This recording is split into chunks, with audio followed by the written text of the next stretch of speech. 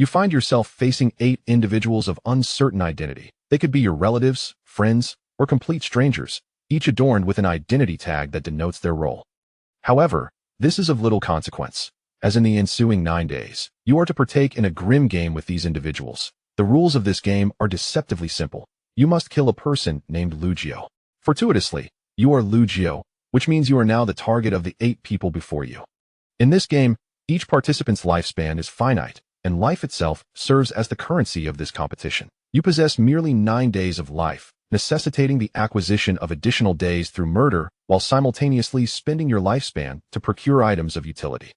You are acutely aware of the pivotal role these items play in the game, and thus you will undoubtedly grapple with moral dilemmas as you contemplate the elimination of each person.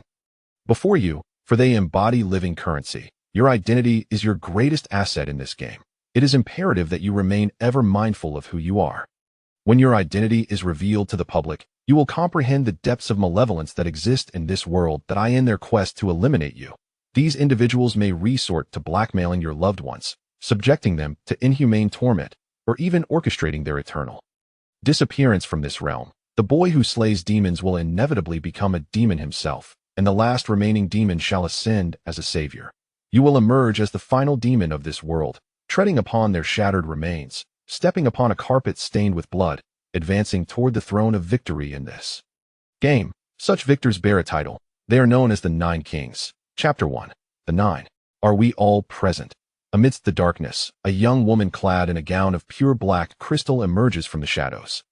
As she approaches, the light behind her gradually illuminates the room, revealing its square shape and distinct medieval aesthetic. A chandelier hangs above, casting a warm, yellow glow upon the round table and the 9 figures cloaked in black robes. Upon her entrance, the wooden door behind her closes automatically, plunging the atmosphere into a palpable tension. Who are you? A raspy, mechanical voice emanates from across the table, devoid of any emotion.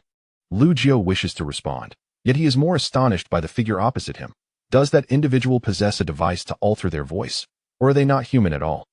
Just a minute prior, Lugio had been seated, engrossed in the television news, only to find the images before him blurring into obscurity. By the time he regained his senses, all was shrouded in darkness.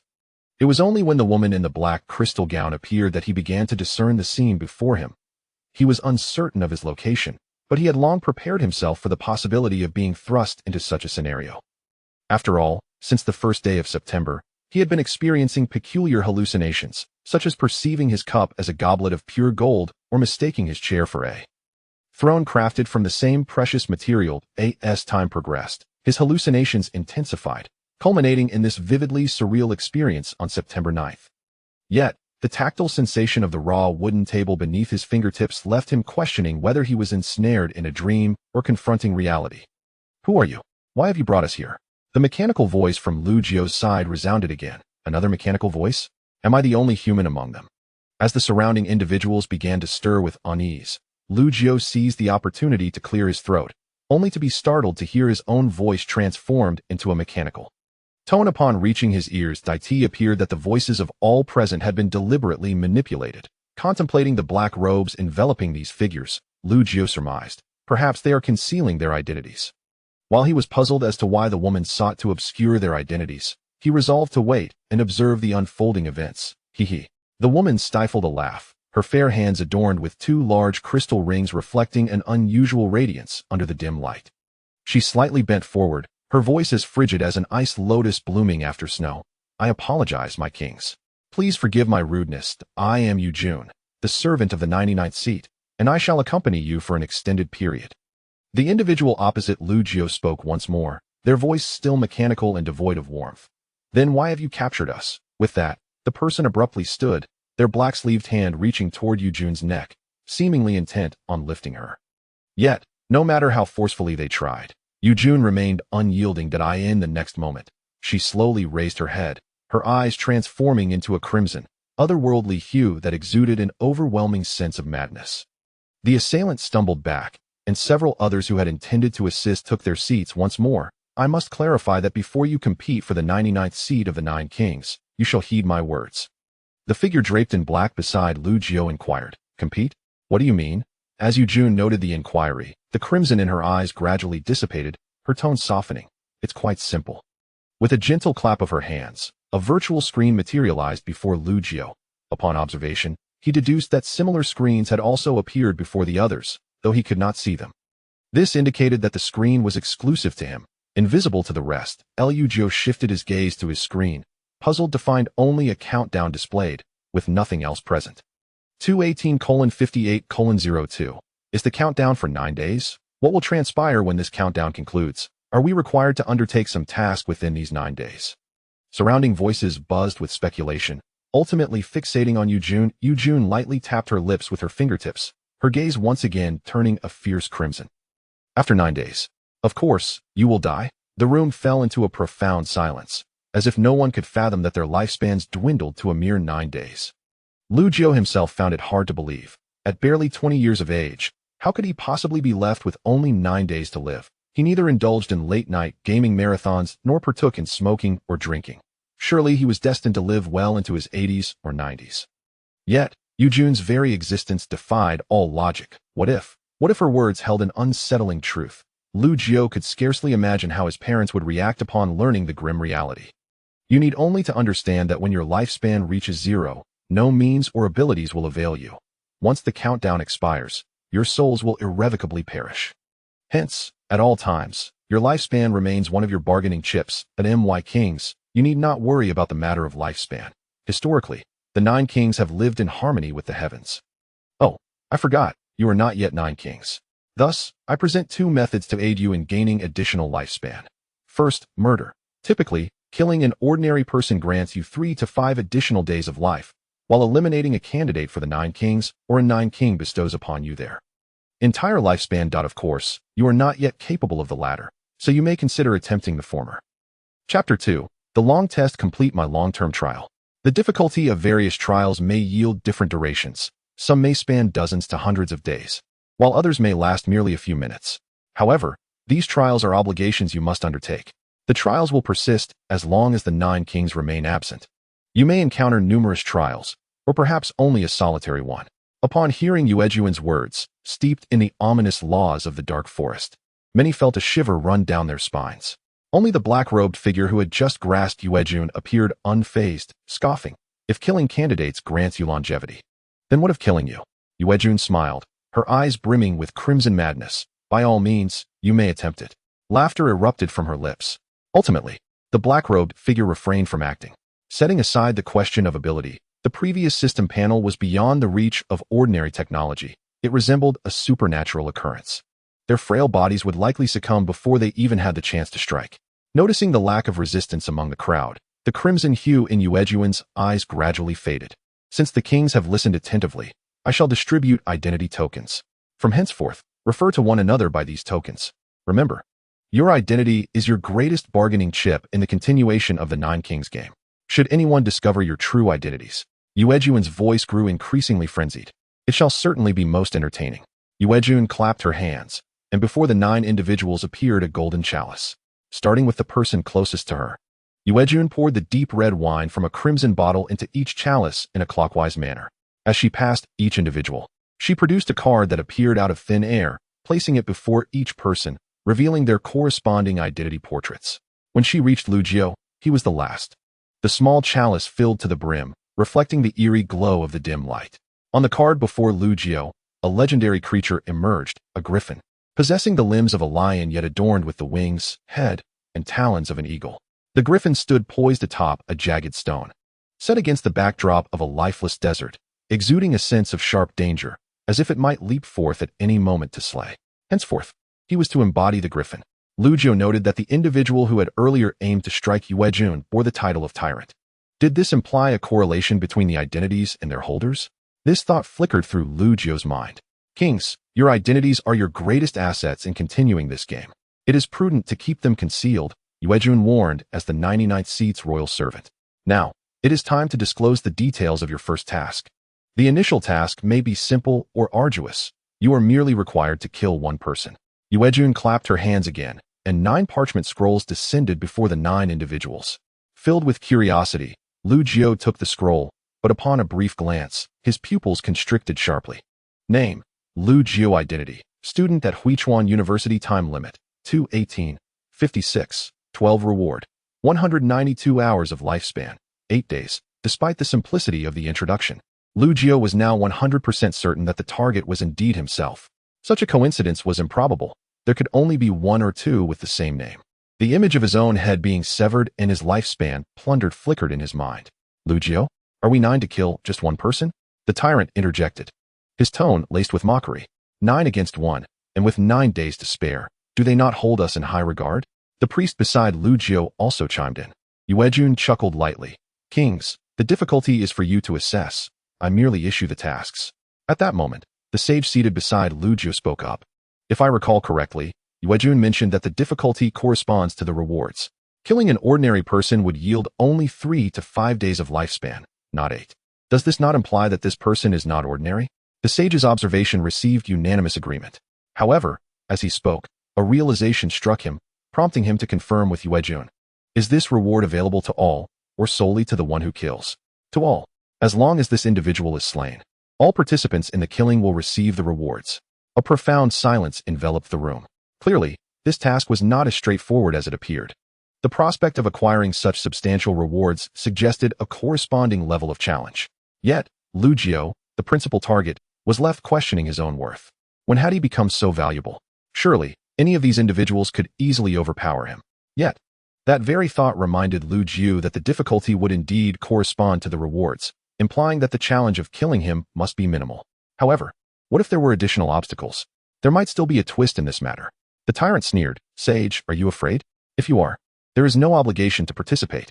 After all, only those who partake in the killing can claim the rewards. You might as well wait for your demise.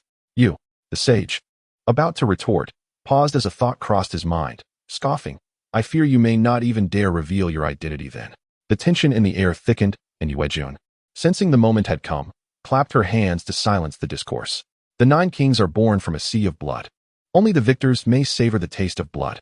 At Yuejun's signal, everyone raised their chalices and consumed the scarlet liquid within. The scene before them was abruptly erased as if by an invisible eraser. The image shattered, culminating in a crisp sound of glass. Lu Jiu found himself back in reality. At this moment, he sat in a chair, the television on the wall still broadcasting the evening news. Recently, multiple murders had surfaced in Huichuan City. Regaining his focus, Lu Jiu discovered that he still clutched the parchment scroll he had obtained from that world. Clearly, everything that had transpired was real. As Lu Jiu glanced once more at the scroll, he was astonished to see that the blank spaces began to fill with text, as if an invisible pen were inscribing every detail. Soon, a period marked the completion of the writing, no new words to follow. Your task is to survive during the pursuit of the other 8. Reward: 288 hours of lifespan, 12 days. Hint 1. This parchment will transform into a random bronze-level item after reading. Hint 2. Among the 8 pursuing you, 1 is an undercover agent. After reading the hints, the scroll spontaneously ignited without flame, ultimately morphing into a bronze-green card. Biomorphic doll disappears upon use, capable of replicating a body identical to that of the user. The body can only follow simple commands and lasts for 10 minutes. To survive for 9 days under the pursuit of 7 others. Lu Jiu began to analyze the current situation and formulate a plan. The candidates who received the task would swiftly identify Lu Jiu of Huichuan University. Perhaps they were already en route from various locations. Time was of the essence. As he contemplated fleeing, a thought struck him. Yuejun had repeatedly emphasized the importance of identity. If he were to leave now, wouldn't that inadvertently reveal his status as a candidate? At that moment, not only would the 7 individuals who sought to hunt him down come after him, but even the undercover agent would join in the pursuit. Although everyone at the meeting seemed reluctant to become one of the 9 kings, he was certain that, under the corrosive influence of human nature, they would soon succumb to it. Thus, he realized that he could neither leave nor act as if he were oblivious to the situation. Even if he were to depart, he would need a legitimate reason to do so. Lu Jiu quickly recalled that today was Wednesday, and classes would resume as usual on Thursday, meaning he could set off as early as tomorrow. Holding the copper-green card in his hand, Lu Jiu felt a twinge of unease. If his sheepskin scroll could transform into a tool, then others could do the same. If someone were to teleport directly into his room, he would be utterly defenseless. Even if he were ultimately suspected, as long as he remained alive, there would still be a chance. Half an hour later, Lu Jiu's presence had vanished from the rental apartment. The television continued to broadcast news, and the moonlight streamed through the window, casting a glow on the disheveled bed. 3 hours later, the sound of a door creaking open echoed from the stairwell of the apartment. Chapter 3. a death occurred. The game officially begins on day 1. 2 loaves of bread. Thank you. At this moment, Lu Jiao was dressed in a gray top and black trousers, attire he typically would not wear, his face concealed by a black mask, rendering him utterly ordinary. The kind of person one would glance at and quickly overlook. Got it. Accepting the bread from the clerk, Lu Jiao paid with cash. For safety's sake, he didn't even take out his phone. He had left everything in the apartment untouched. If someone unfamiliar entered his room, it would suggest he had vanished into thin air. This was precisely the impression Lu Jiao sought to create. The reward for killing him was 8 days of life, which indicated to the other candidates that Lu Jiao was not to be underestimated. Therefore, cultivating the illusion of a sudden disappearance was far preferable to a panicked escape. Next, Lu Jiao intended to leave Huichuan, heading to a town further away from the city. Naturally, if possible, he would prefer to exit the province altogether, distancing himself as much as he could. The candidates aiming to kill him likely had not yet gathered, and since this mission required a group effort, they would harbor many reservations until they devised a strategy, granting him ample opportunity. With this in mind, Lu Jiao hurried towards the nearest subway station. There was indeed a subway station near Huichuan University, and Lu Jiao was only 2 or 3 stops away, needing to take the train in the opposite direction to increase the distance from danger. However, as he swiped his subway card and entered the train, he suddenly sensed that something was amiss. Behind him, it felt as though someone was watching him. Turning around, Lu Jiao could not identify the source of that gaze. Lu Jiao? At that moment, a familiar voice called out from his side, laced with surprise and uncertainty. Turning, Lu Jiao found his classmate Zhou Jin standing before him, accompanied by several friends he was close with. Lu Jiao, it's really you. I thought something had happened to you. Happened? Lu Jiao felt a hint of confusion. Thankfully, Zhou Jin approached him, explaining, you missed the 8 a.m. class today. Our class monitor and study committee member tried calling you countless times, but you never picked up. Oh, my phone got wet last night, and I overslept this morning, so I figured it was too late to go anyway. Zhou Jin's expression turned envious as he responded, Ah, you're lucky. You perform well academically, so people are always willing to speak on your behalf, unlike me. By the way, since I've found you, you should quickly report to the counselor. Though Zhou Jin's words seemed entirely normal, Lu Jiao sensed something was off in the other's demeanor. Out of curiosity, he asked, did something happen? A classmate of Zhou Jin, unable to contain themselves, chimed in, Lu Jiao, are you living under a rock? Something major happened last night, and you really know nothing? Zhou Jin quickly silenced the talkative friend, stating, didn't you hear? Lu Jiao's phone got wet. Besides, he doesn't live on campus. So how could he know what happened last night? Seeing Lu Jiao's puzzled expression, Zhou Jin leaned in and whispered, last night, someone died at school. And the 2 who died even shared your name. Lu Jiao's pupils constricted, and in that instant, he grasped the gravity of the situation. Clearly, the mission released by Yu Jun provided only names and identities, without any physical descriptions, making it impossible to ascertain the targets directly. However, this did not hinder their ability to strike.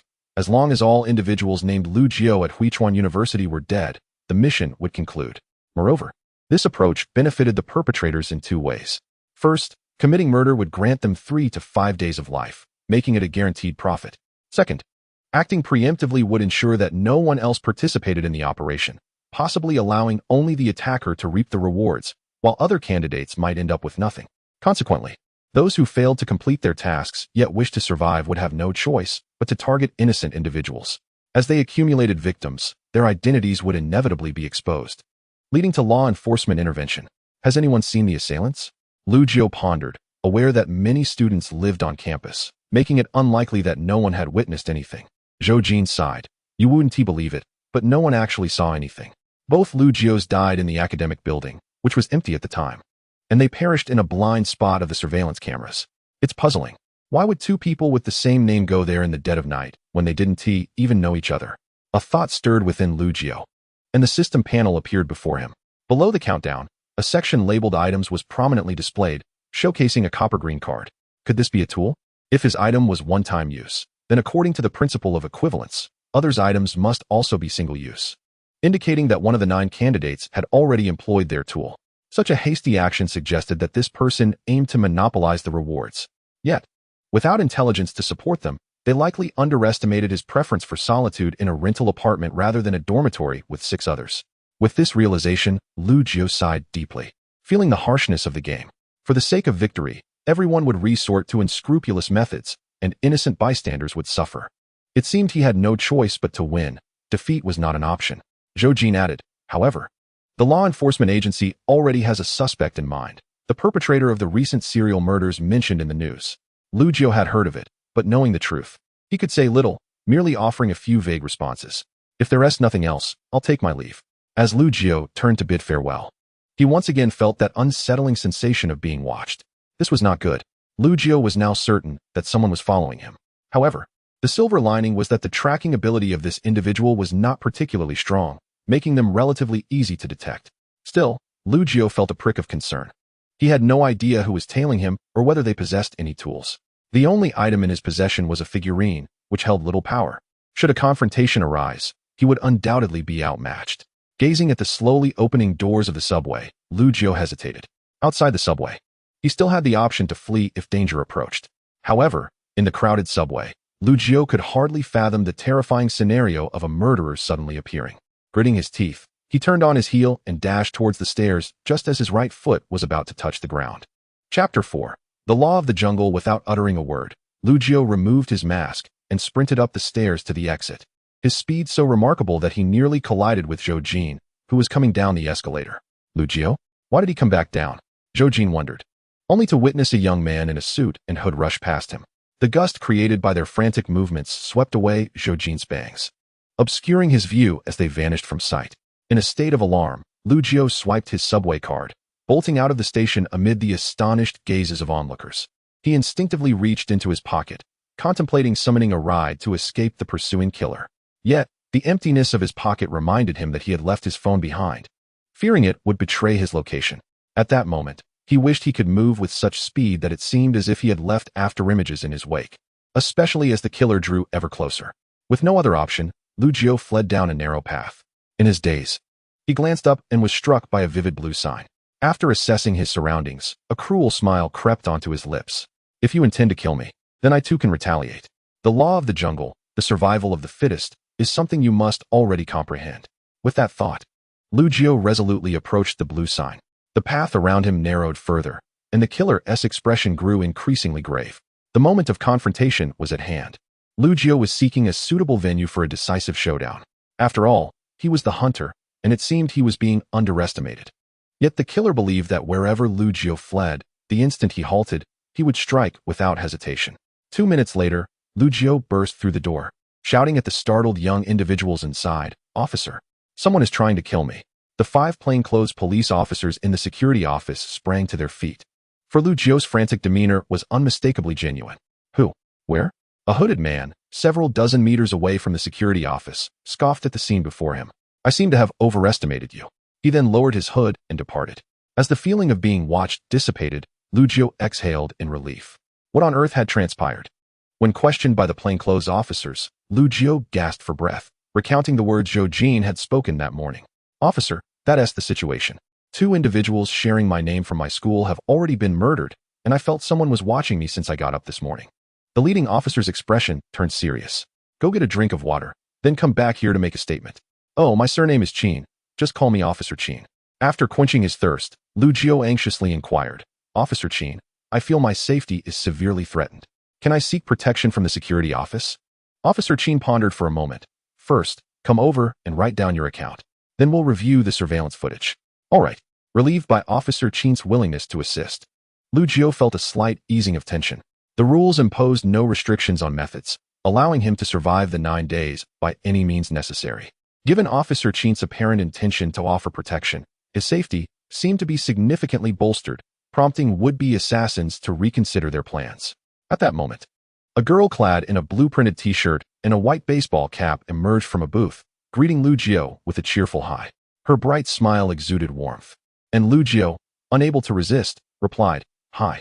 Before he could process the interaction, the girl approached him with long strides and playfully patted his shoulder. That story was quite captivating. Do you have more? Story? I assure you, sister, I am speaking nothing but the truth. How could I deceive you? Lu Jiu hastily denied. Nonetheless, regardless of his explanations, the officers nearby quietly set down their pens, obstructing his exit. A wave of unease washed over Lu Jiu, leading him to awkwardly inquire, what's going on? The girl leaned forward, her chin resting on her hand, her eyes fixed on Lu Jiu with a mischievous glint. You mentioned that 2 individuals sharing your name have died, So you fear becoming the next victim, correct? Lu Jiu gulped. Yes, what of it? But you said you went to the subway, yet you were too scared to board, is that right? Uh-huh. She tapped her chin, her gaze darting around. That's strange. If someone was watching you, why did you choose to go to the subway first instead of coming to the security office? Lu Jiu had not anticipated such a minor flaw would be uncovered. Normally, individuals at the security office should have believed him immediately. Furthermore, he had indeed been frantic, leaving no room for error. However, this girl seemed to approach the situation with skepticism from the outset, which allowed her to easily spot the inconsistency in his account. Noticing the officer's stances, Lu Jiu realized he had acted hastily. In a world where the Nine Kings game existed, there were undoubtedly others with extraordinary abilities. If he managed to evade the pursuit of the Nine Kings candidates only to be targeted by other superhumans, he would be in dire straits. I thought I was mistaken at first. I was uncertain. But when I stepped onto the subway, I saw that man's eyes. They were fierce and truly terrified me. At this juncture, Officer Chin interjected, Sir, I believe he is telling the truth, and we all witnessed his panic upon entering. Despite Officer Chin's support, the girl remained chin in hand, wearing a knowing smile, clearly unconvinced by Lu Jiu's claims. Officer Chin, panic is a skill that can be feigned. Perhaps this person is not anxious due to being pursued. The 5 officers fell silent, as the girl's argument held considerable weight. Suddenly, her playful smile vanished, yet her hand remained propped under her chin. However, it seems you have passed this round. Just as Lu Jiu was about to breathe a sigh of relief, the girl added, Now, we can proceed to the next stage. A sense of foreboding surged within Lu Jiu. Secure the door and bring this individual in. I need to conduct a lie detector test. Lu Jiu's expression changed dramatically. Chapter 5. The Nine Kings Game, a lie detector test? The mere utterance of those words from the girl sealed Lu Jiu's fate. The lie detection she spoke of was far from mediocre. It could discern the truth from falsehood. If these individuals discovered he was involved in the Nine Kings game, his situation would be utterly disastrous. His identity was the greatest bargaining chip in continuing the game. A phrase echoed in Lu Jiu's mind. Now that the circumstances have reached their peak, with my abilities, I am no match for the killer. If I do not enter the security office, I will not survive. I must devise a strategy to navigate this predicament. Once inside the designated room, Lu Jiu encountered another girl clad in a blue-printed t-shirt. However, unlike the previous girl, this one sported a print featuring a fearsome tiger. Li Yambing. Just now you saw my younger sister Li Qiaoyan. Li Yambing stood up with a calm demeanor, exuding an aura that felt as piercing as -38 degrees. In stark contrast to the vivacious temperament of Li Qiaoyan. I am Lu Jiu. Lu Jiu instinctively reached out, yet received no response from Li Yambing. Instead, it was Li Qiaoyan who shook his hand. Well then, little Lu Jiu, we shall proceed with the lie detection. You have one last chance. If you confess voluntarily, I will go easy on you, Li Qiaoyan said, her face adorned with a mischievous smile. Just as Lu Jiu was about to nod, his face flushed. May I use the restroom first? It's a bit urgent. The restroom? Li Qiaoyan looked at him in suspicion. It was at this moment that Li Yambing seemed to sense something and spoke up. Let him go. You frightened him. At her words, Lu Jiu's face reddened even more, and he hurriedly dashed out, leaving Li Qiaoyan looking bewildered. 2 minutes later, Lu Jiu returned from the restroom. The moment he entered, Li Yambing, seated at the table, couldn't help but exclaim in surprise. What is it, sister? Li Yambing waved her hand dismissively, signaling him to sit down, and finally asked, Are you certain you did not lie just now? Yes. In the next moment, the atmosphere surrounding Li Yambing suddenly shifted. Her eyes transformed into a dark golden hue, and an overwhelming force pressed down on Lu Jiu, making it difficult for him to breathe. Do you know about the Jiuwang game? Lu Jiu's heart skipped a beat. He had anticipated that the interrogation would delve into the details of the story he had just fabricated, but he never expected such an explosive question right off the bat. Did he know about the Jiuwang game? He himself was a candidate for the Jiuwang. What more was there to say? Yet, just as the thought of lying flickered in his mind, a pair of dark golden eyes surged into his consciousness. An intense pressure enveloped his mind, as if the instant he entertained the notion of deceit, his brain would shatter. Lu Jiu attempted to divert his attention, pondering whether he could cleverly shift the topic through questioning. However, no matter his efforts, the oppressive force in his mind lingered obstinately. As he felt the urge to blurt out the truth, Lu Jiu swiftly issued a command to his body. He slowly lowered his head, intertwining his fingers beneath his chin. I do not know about the Jiuwang game.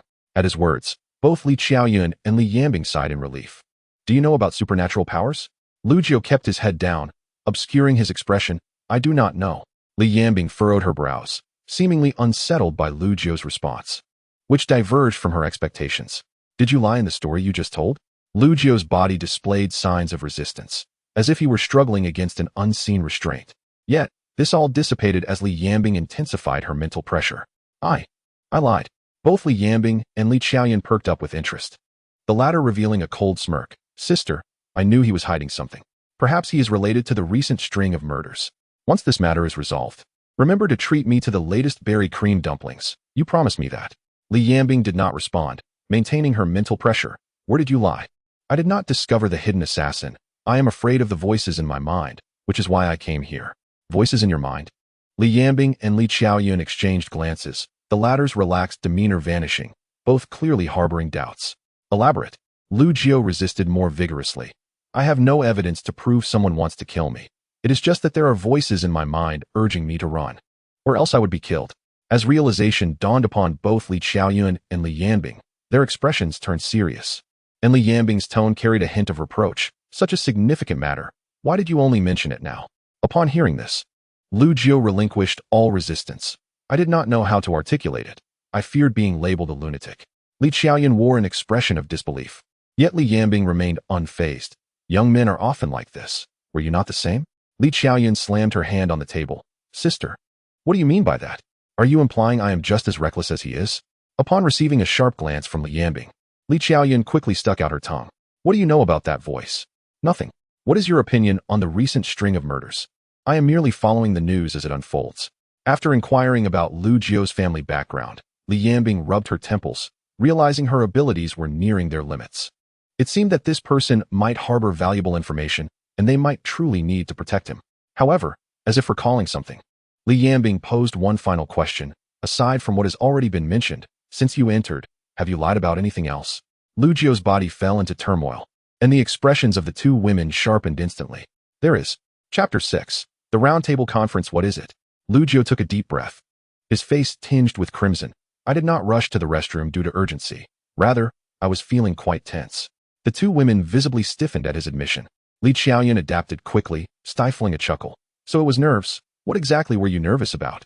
He didn't mention needing the restroom when he saw me. Only when he saw you. Should I ask what the reason is? Li Yambing massaged her temples, wishing to say nothing further. Once Li Yambing retracted her imposing aura, Lu Jio felt an immediate release, as if reborn. What just happened? Lu Jio lowered his head, his voice tinged with fatigue. You will sign a confidentiality agreement shortly. Qiaoyan will explain everything. Lu Jio rose, wiping the sweat from his brow. I'm a bit thirsty. I'll go get a drink. With that, he opened the door and swiftly made his way to the restroom. 5 seconds later, Lu Jio emerged, but this time he held his head high, no longer looking down.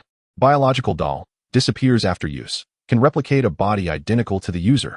This body can only follow simple commands and last for 10 minutes. Lu Jio had not anticipated that the limitation of the doll would save his life.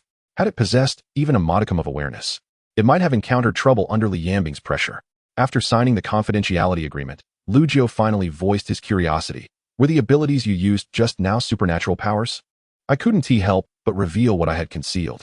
Indeed, there are many individuals with supernatural abilities in this world, concealing their true nature behind an ordinary facade.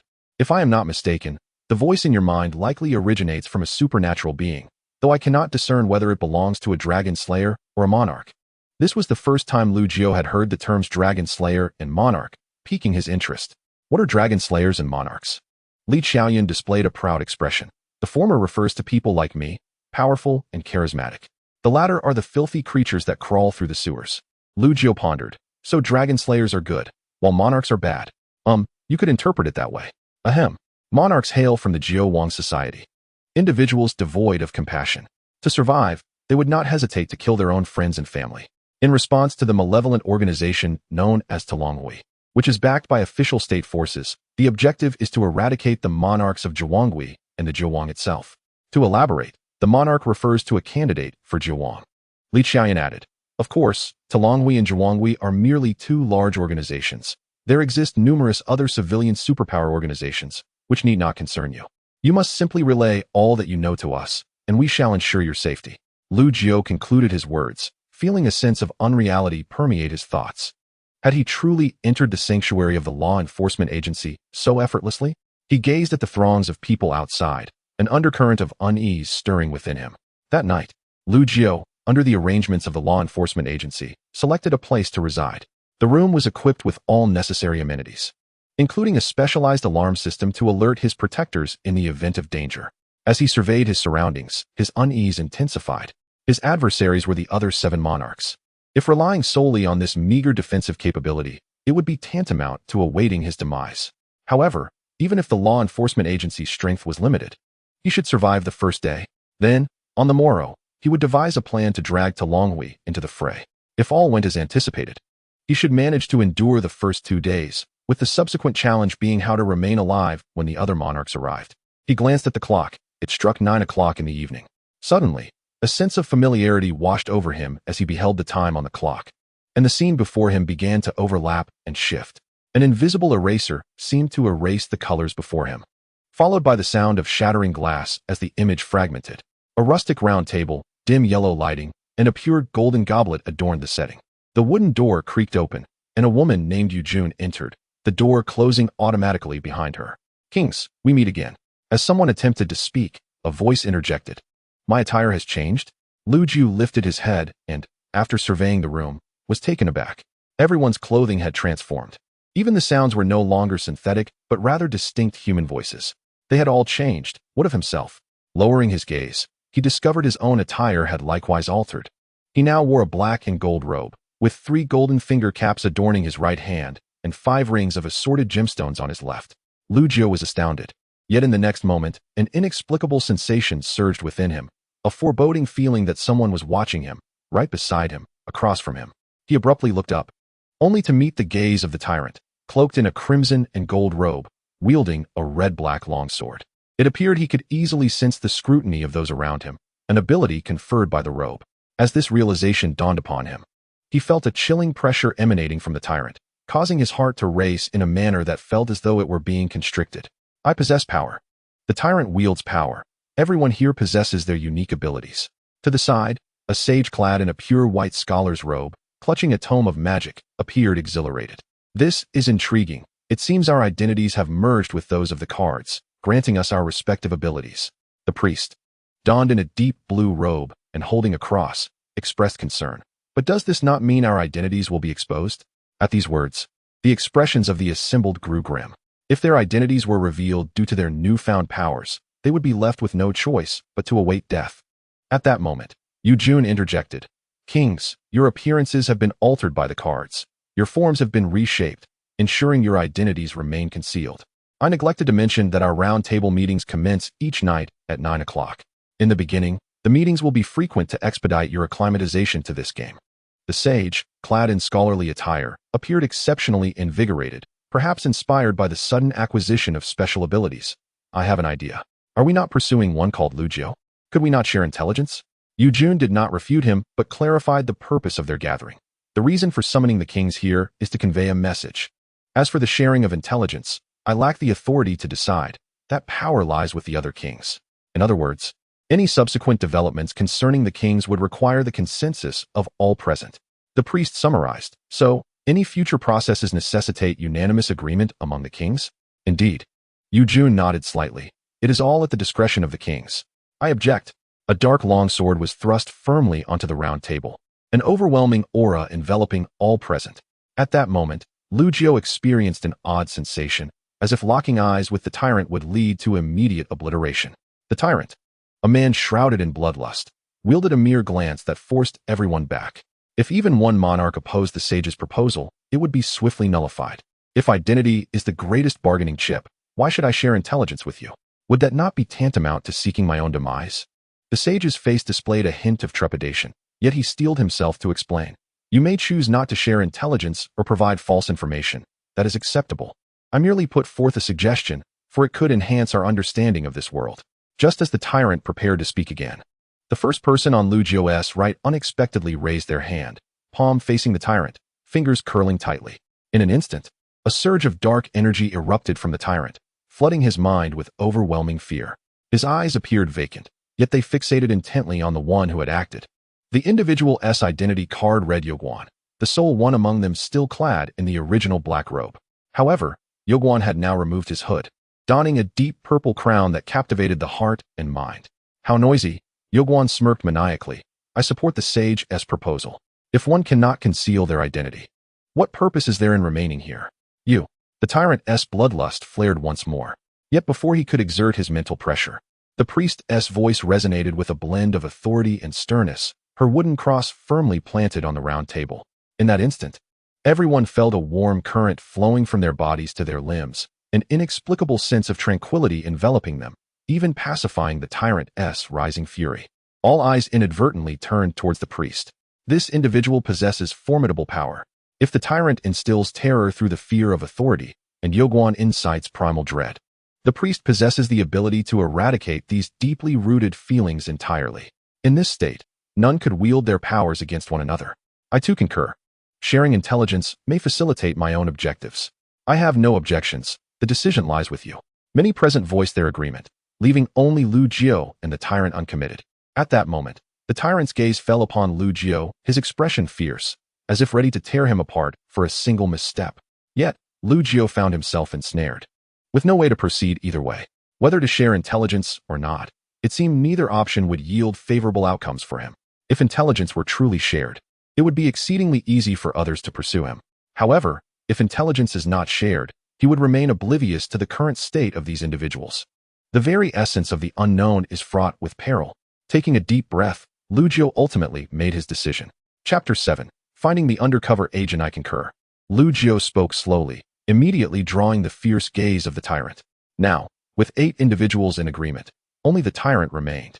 It was anticipated that the tyrant would vehemently oppose and dismiss the notion entirely.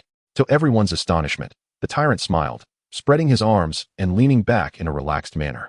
Interesting, it seems none of you are novices. The others were perplexed by his words, but Lu Jiao's expression darkened.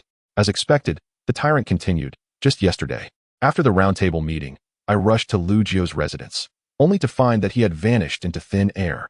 The room showed no signs of having been hastily vacated, as if he disappeared the moment our mission was announced. The tyrant's statements were quite disjointed, leaving many confused. Are you saying you know who Lu Jiao is? One queried. But there are so many people at Huichuan University. What if there are others with the same name? Indeed, someone pointed out. How can you be certain that the Lu Jiao you intend to eliminate is the one we require for the mission? Facing the crowd's skepticism, the tyrant remained unperturbed. Of course, I cannot be sure that he is the target. I merely intend to eliminate every Lu Jiao at Huichuan University. That way, the mission is bound to succeed. A chill coursed through Lu Jiao.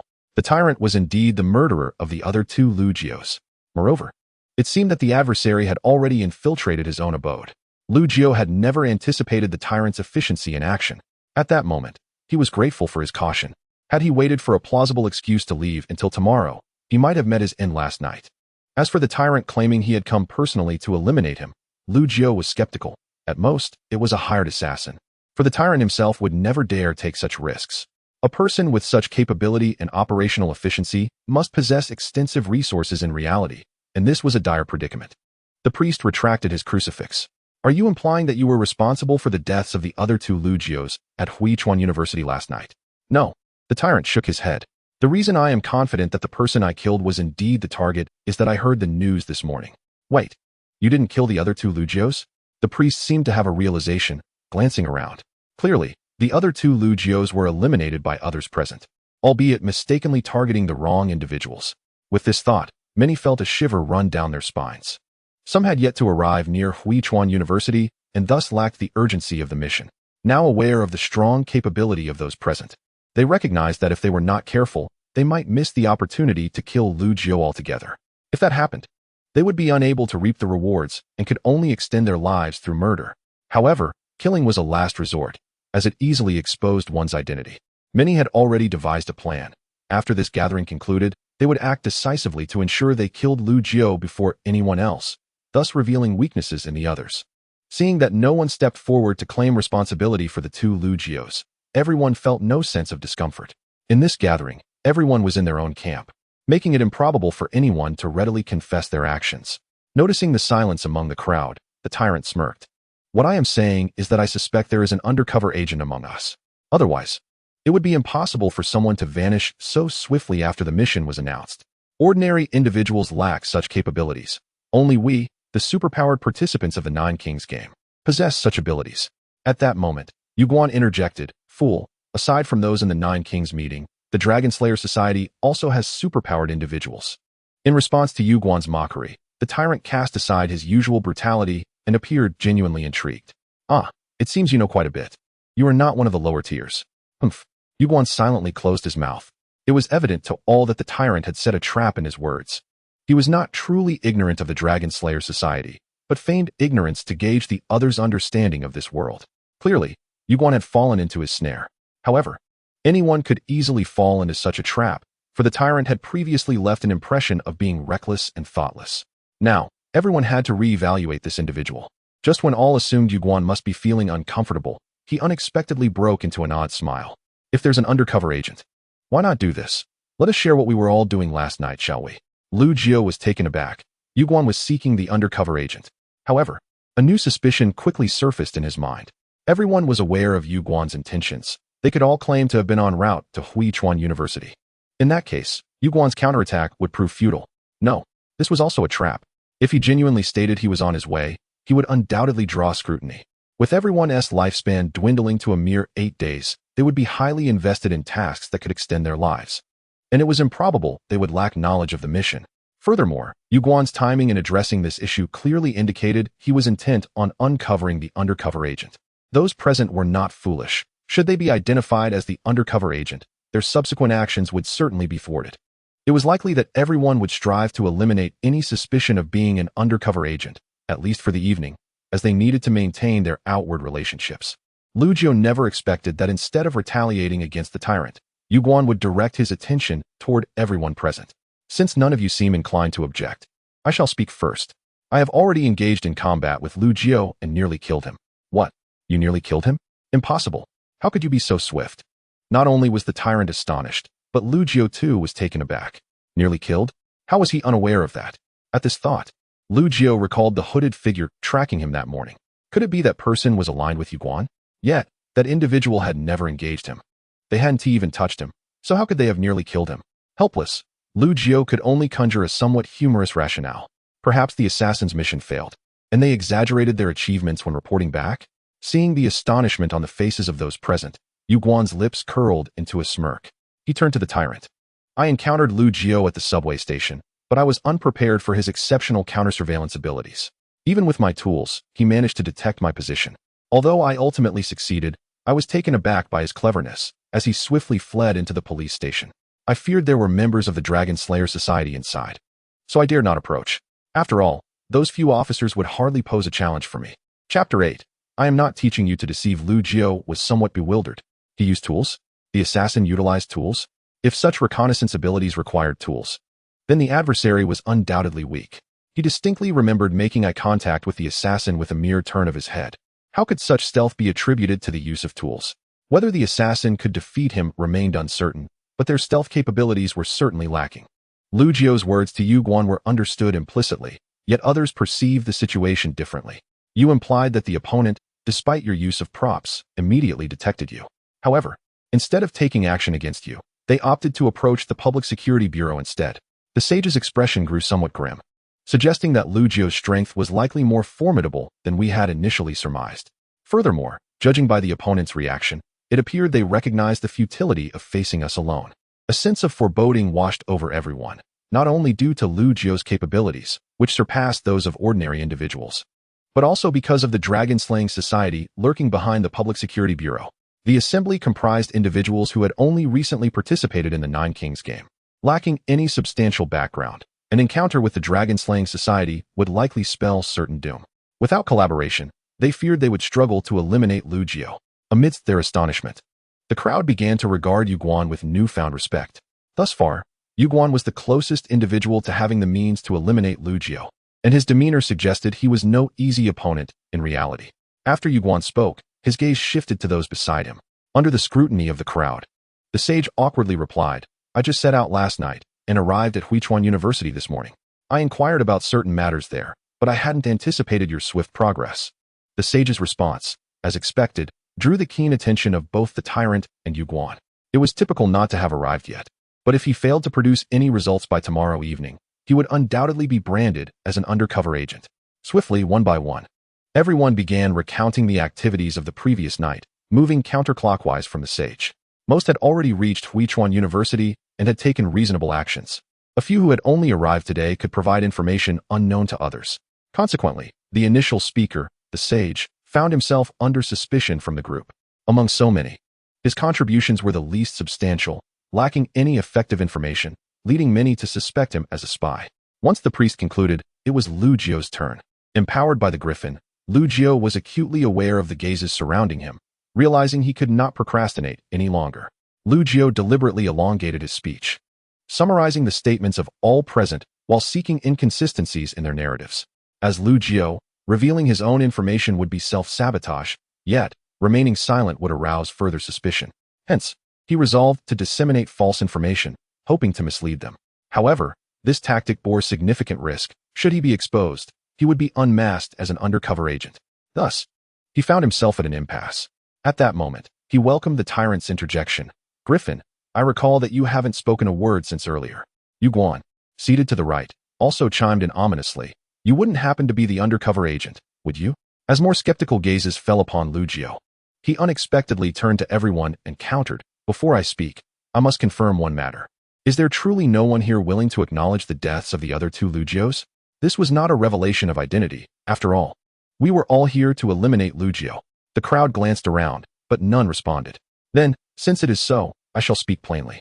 Those two individuals sharing my name were not killed by me. However, I did witness the scene of the crime." Upon hearing this, Lu Jio's gaze sharpened, absorbing the minutiae of everyone's movements. As anticipated, his words elicited two individuals to betray subtle signs of unease. One was the tyrant, the other the sage. Both reacted slightly upon his revelation. Those uninvolved would display no reaction, merely confusion. Yet, participants in the affair would respond differently. After noting the peculiar reactions of these two, Lu Jio found himself bewildered. Why were there two? Were both of them involved? The tyrant's excitement was palpable. "You witnessed the scene? Who is it? Speak quickly." Yu Guan's expression morphed into a wild grin. "It seems someone here is in trouble. Let me guess, who could it be?" The sage remained silent, diligently recording notes in his spellbook, his expression betraying a hint of eagerness. "Did you see how it was done? Or what props were used?" Seeing the impatience of the crowd, Lu Jio scoffed. "Why should I divulge who acted? You." No one expected Lu Jio to divulge only part of the information. Yet delving deeper proved futile. His identity was a significant bargaining chip. Now that Lu Jio possessed leverage, why would he share it with them? Scanning the faces before him, he took in every expression, murmuring to himself. Curious, the sage and the tyrant's reactions seem quite normal. The sage appears inquisitive about many matters, while the tyrant instinctively desires to witness death. Might I be overthinking this? Amidst the mounting tension directed at Lu Jio, the priest on the left remained remarkably composed. "Griffin, you were just lying, weren't you?" Lu Jio's pupils constricted, nearly forgetting the presence of this calm individual beside him. It seemed that during his earlier speech, she had been observing him closely, discerning some discrepancy. "So what if I lied?" Lu Jio conceded without hesitation. Denial would be futile since everyone had witnessed the priest's formidable powers and recognized her exceptional calmness. Moreover, this was not an unacknowledgeable matter. In fact, such an admission could foster a more authentic perception of an outsider. "I merely intended to test you all, hoping to uncover the identity of the perpetrator. After all, I only arrived today and am not well acquainted with Lu Jio, so I sought some information from your midst. How dare you toy with us?" The tyrant seethed. Yu Guan and the sage remained largely unfazed, their gazes toward Lu Jio devoid of suspicion. To them, this was the essence of a genuine individual, with a dwindling lifespan. The urgency to fulfill the mission without the ability to teleport to Huichuan University rendered such a ruse reasonable. Yet, the priest, who had questioned Lu Jio, now regarded him with newfound intrigue, perhaps due to his audacity or for reasons yet unknown. After a brief exchange, Yujun finally set down her ceramic cup. "Have you all finished? If so, it is my turn to speak." Chapter 9. Those embarrassing voices began as Yujun addressed the assembly, allowing Lu Jio to breathe a sigh of relief. It seemed he had successfully deceived everyone. But he alone understood that while he had evaded detection today, any failure to produce tangible results by tomorrow would lead to being branded as an undercover agent. His predicament was scarcely better than that of the sage. The purpose of this gathering was primarily to familiarize everyone with the new features. After speaking, Yujun gently clapped her hands, and the system panel appeared before all. "The shop has been opened." With the system's announcement, a new button labeled Shop appeared beneath the original countdown interface. Upon clicking, 3 items materialized in his list. The Reaper's Dagger, silver, Price, 216 hours. Life potion, bronze. Price, 99 hours. Invisibility potion, bronze. Price, 49 hours. Left Lu Jiao in disbelief at the exorbitant prices displayed in the shop. With merely around 190 hours of life remaining, he found it disconcerting that the Reaper's dagger was more costly than his very existence. The shop refreshed its inventory daily, and one could purchase items if desired. However, it is important to note that while common items in the shop are infinite, high-level and special items are limited in supply, with their appearance being exceedingly rare. Some items are available only in singular quantities. Once purchased, they cannot be acquired by others. Of course, if the buyer is slain by someone not affiliated with the Jiao Hui, the item will return to the shop. Curiously, a sage inquired, "What if the buyer is killed by someone from the Jiao Hui?" Yu Jun's eyes curved slightly downward, exuding a smile tinged with madness. "In that case, everything will be taken away, including their life. I eagerly anticipate the day when you all engage in rampant slaughter over high-level items. I find that scene utterly exhilarating." Ha ha ha. As she spoke, a glint of insanity colored Yu Jun's pupils, her complexion taking on an unusual flush, seemingly entranced by some feeling. "The kings, by drinking from the chalice of blood, shall return to reality. I look forward to our meeting tomorrow." Unbeknownst to Lu Jiao, the golden goblet before everyone had been filled with the same blood wine as the previous day. Under the dim yellow light, Lu Jiao caught sight of his own reflection swirling within the crimson liquid. It appeared foreign, even his gaze starkly different from his real self. Consequently, he confidently lifted the blood wine and consumed it in one gulp. With the delicate sound of glass shattering, Lu Jiao returned to reality. Gazing at the empty glass in his hand, he murmured to himself, "I have entered the Jiao Hui in spirit, while my physical body remains in reality. If someone were to attack me now, I would be utterly defenseless." It seemed he would need to find a more secure location next time. Upon checking his system and body, Lu Jiao swiftly noticed peculiarities within himself. His gaze seemed to perceive intricate details he had previously overlooked. For instance, the wooden table before him, which he had initially only glanced at, now revealed its grain and dust upon closer inspection. Furthermore, he felt a noticeable increase in his strength when he swung his arm. It was as if the power of the griffin had manifested in reality. Nevertheless, compared to the strength he possessed within the Jiao Hui, his capabilities in the real world were considerably diminished. Lu Jiao drew the curtains, closed the book he had previously opened, and prepared to shut the glass door leading to the balcony. Presently, he resided not in his home, but in a temporary dwelling arranged by the dragon-slaying guild. The guild explained that if the individual intending to kill him was indeed the recent serial killer, relocating to a rental property closer to the precinct was imperative. This way, reinforcements could arrive significantly faster than if he were at home. Lu Jiao had no objections. He welcomed the idea of residing within the precinct itself, as with so many wanting to kill him, how could he possibly sleep soundly? As he contemplated that tonight would be his last peaceful night and resolved to rest well, Lu Jiao's ears perked up. The abilities granted by the griffin heightened his senses, allowing him to detect things he would usually overlook. For instance, he heard strange noises emanating from the tenant across the balcony, despite their windows and curtains being tightly shut. Wait, could it be Lu Jiao's face flushed slightly? Could it be the bedroom over there? Choosing this place as a bedroom. Conducting such activities at this hour could easily lead to discovery. With that thought, Lu Jiao decided to listen a little longer. After all, for a third-year college student yet to graduate, this was a rare learning opportunity. Approximately 5 minutes later, the sounds gradually diminished until only intermittent gasps remained. Just as Lu Jiao resigned himself to returning to sleep, he involuntarily twitched his nose. A familiar scent wafted through the air, slightly metallic and sweet. Suddenly, the curtains across the way were drawn, revealing a lavishly adorned large bed within. A woman clad in pajamas lay there, and the opulent atmosphere of the room made Lu Jiao feel a twinge of shame. However, what he beheld next left him utterly stunned. On the grand bed, a sharp knife used for slicing fruit was plunged deep into the woman's abdomen. Lu Jiao felt as if he were in a state of disbelief, unable to comprehend the scene before him. Yet, no matter how he looked, the blood oozing from the knife was undeniably real. Panic set in as Lu Jiao instinctively took a couple of steps back, only to notice a disheveled man with a beard emerging from the side, observing him with interest. Seemingly noticing Lu Jiao's stupor, the man provocatively dragged his hand across his throat before vanishing from the room in an instant. Where had he gone? There was no need to ponder. Having seen the man's face, it was clear he had come to kill him. Lu Jiao took a deep breath and bellowed into the empty air, "There has been a murder." Without hesitation, he rushed back to his room and pressed the emergency call button. "Someone is trying to kill me. Officer Chen's voice crackled through the phone. We heard your voice. We are on our way. According to the escape route I provided earlier, hold on for 1 minute. Lu Jiao did not hang up, darting towards another room without a second thought, even losing a slipper along the way. He had no intention of retrieving it, as Officer Chen had indicated. There was an escape route within the room, and if he fled upward through it, he should be able to buy some time. Yet, just as he was about to open the escape door, the front door of the rental began to rattle violently, indicating that his pursuer had arrived. Lu Jiao had no time to consider how swiftly the man moved. In the next moment, a dagger thrust through the wooden door, creating a small hole.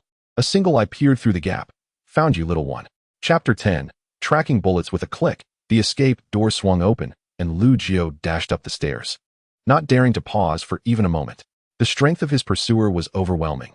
He estimated that within half a minute, the door could be forcibly torn down. And at that speed, the man would surely catch up to him quickly.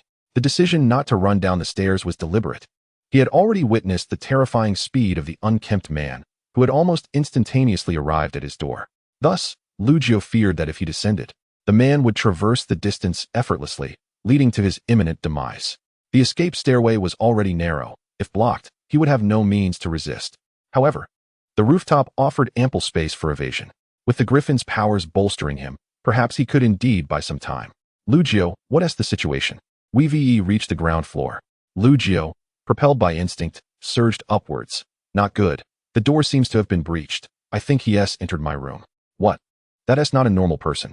The voice belonged to Officer Li Xiaowu, who spoke softly beside Officer Chen. Don't say anything else at this moment.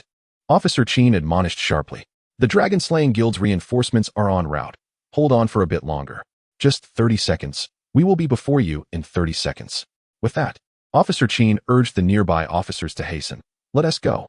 30. Lu Jiao never anticipated that he would move with such swiftness. In less than 10 seconds, he ascended 3 flights of stairs in one breath. Upon opening the balcony door, only 20 seconds remained. Lu Jiao could already hear the voices of the police officers below. Yet he felt a wave of despair as he noticed the scruffy, bearded man staring at him from less than 10 steps away. Little one, what are you afraid of? Come here to uncle, it won't hurt. Lu Jiao paid no heed to the man's incessant chatter and executed a roll to evade the bearded man's initial assault. 18. Lu Jiao inwardly cursed the slow passage of time. At this rate, he would be finished before the countdown reached 20 seconds. You're quite fast, aren't you, little one? The bearded man licked his lips, preparing for another attack. With the enhancement from the Griffin, Lu Jiao's gaze quickly settled on a nearby rooftop that seemed within reach for a leap. However, before he could make a move, the bearded man closed the distance with astonishing speed, appearing before him as a mere blur. Were it not for the augmented strength and reflexes he had gained, he would have been a lifeless corpse by now. The bearded man stared in disbelief at the knife embedded in the wall, clearly unprepared for Lu Jiao's evasion. You're not too shabby yourself. Killing you might just complete my lifespan. Lu Jiao had no time to ponder the man's identity. Seizing the moment while the man muttered to himself, he climbed onto the railing and leapt down. Under normal circumstances, he would never dare such a feat. For the instant he crossed the railing, his brain would scream of danger. Yet this time, a shocking thought crossed Lu Jiao's mind. He could fly over. Of course, he did not soar. Instead, he collided with the unforgiving concrete floor, acquiring several bruises in the process. The bearded man looked down at Lu Jiao with a cold smile, then suddenly leapt down, landing gracefully. 11. Lu Jiao struggled to utter those 2 words, his eyes instantly catching a fleeting shadow. Not good.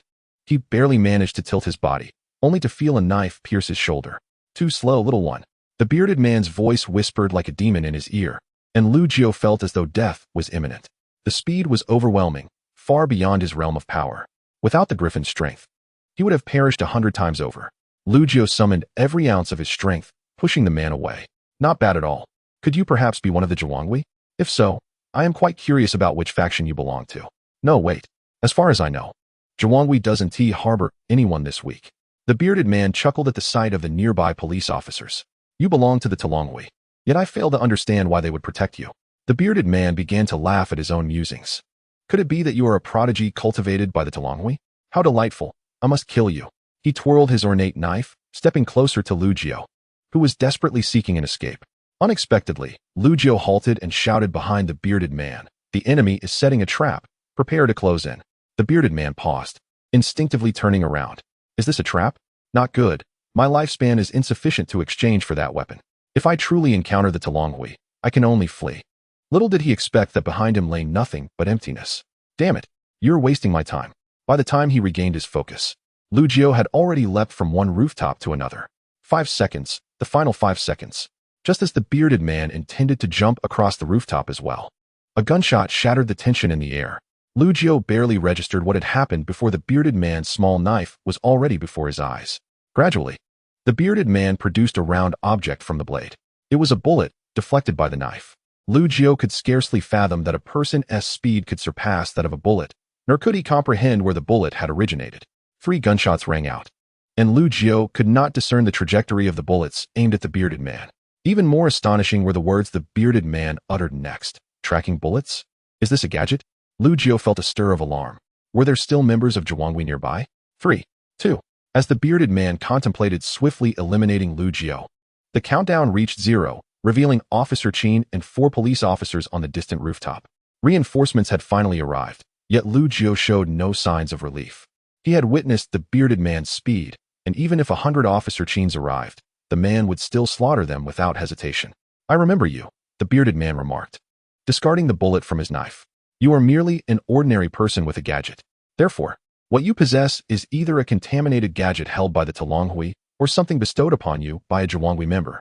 However, since you are from the Public Security Bureau, it must be the contaminated gadget of the Talonghui. Little one, I can hardly wait to kill you and cleanse the gadget of its contamination. Then, it shall belong to me. Chapter 11. What is he waiting for? Just as the situation reached a critical juncture, a tiger's roar echoed from afar, causing everyone present to instinctively shield their foreheads. Once the roar subsided, the crowd regained their composure. The Talonghui members were drawing near. Lu Jiao felt a surge of joy, but as he observed the bearded man's actions, his heart sank.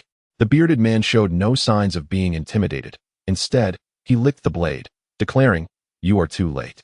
With 5 of us here, killing you will just suffice to purchase that weapon." Without hesitation, he lunged toward Officer Qin and the others. The Talonghui members were too slow. Given the bearded man's speed, he could swiftly dispatch all the officers. Damn it, where is the promised protection? Why are we relying on these ordinary people? Had I known, I would never have come to the Public Security Bureau. Lu Jiao cursed as he jumped back to the previous rooftop. He needed to return and assist, otherwise, if Officer Qin and the others perished, he would also be unable to escape. However, as someone without any real strength, he had no means of resistance. Going there would only lead to his demise. He had to devise a clever plan. Recalling the trajectory of the tracking bullets and the bearded man's movements, he pondered. If he had a gun. No, he didn't need one. Lu Jiao glanced at the rain-soaked fragments of bricks scattered on the ground. Perhaps he could give it a try. Gunshots rang out in rapid succession as Officer Qin firmly gripped his handgun, relentlessly firing the tracking bullets. Yet, each bullet was ultimately blocked by the bearded man. Lu Jiao, why have you returned? Hurry and run. Officer Qin's forehead was slick with sweat, clearly frightened by the bearded man's agility. Evading bullets was one thing, but catching them was another. Lu Jiao had no time to explain. He picked up a piece of the shattered brick and fixated his gaze on the bearded man. Although the bearded man moved swiftly, as long as Lu Jiao could discern his intentions, with the keen observational prowess granted by the griffin, he would surely strike true. Another tiger's roar reverberated through the air, compelling everyone to cover their heads once more. The Talonghui members were drawing closer. Within 10 seconds, reinforcements would arrive. Yet, what troubled Lu Jiao was why the bearded man had yet to make a move. The man could eliminate everyone here with a mere flick of his finger. Yet he hesitated. Lu Jiao's unease deepened. Suddenly, an unsettling thought surged into his mind. After such a long period of inaction, what was he waiting for? Besides the dragon-slaying society behind him, who else could it be? Recalling the behavior of the bearded man earlier, Lu Jiao suddenly shouted, "Run!" Officer Qin and the others were completely baffled, still brandishing their weapons to subdue the bearded man, seemingly having the upper hand. Lu Jiao was eager to flee, but these individuals had come to rescue him. He steeled himself, concentrating his spirit, gradually casting aside the pain in his shoulder. As he observed the corners of the bearded man's mouth curl upward, Lu Jiao realized it was happening.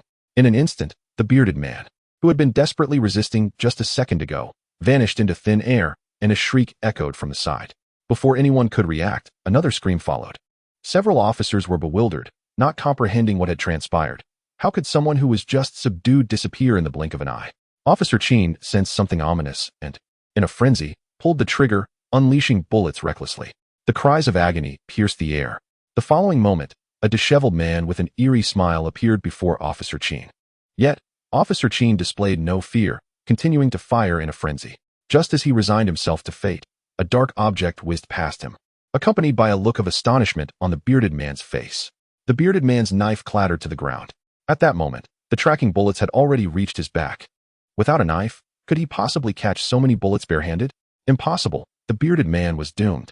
A trace of relief flickered across Officer Chin's face. Everything was about to conclude, but in the next instant, to everyone's astonishment, the bearded man vanished once more. Vanished into thin air. The bullets rained down on Officer Chin, blood splattering everywhere. In that moment, time seemed to freeze. Officer Chin fell back in disbelief.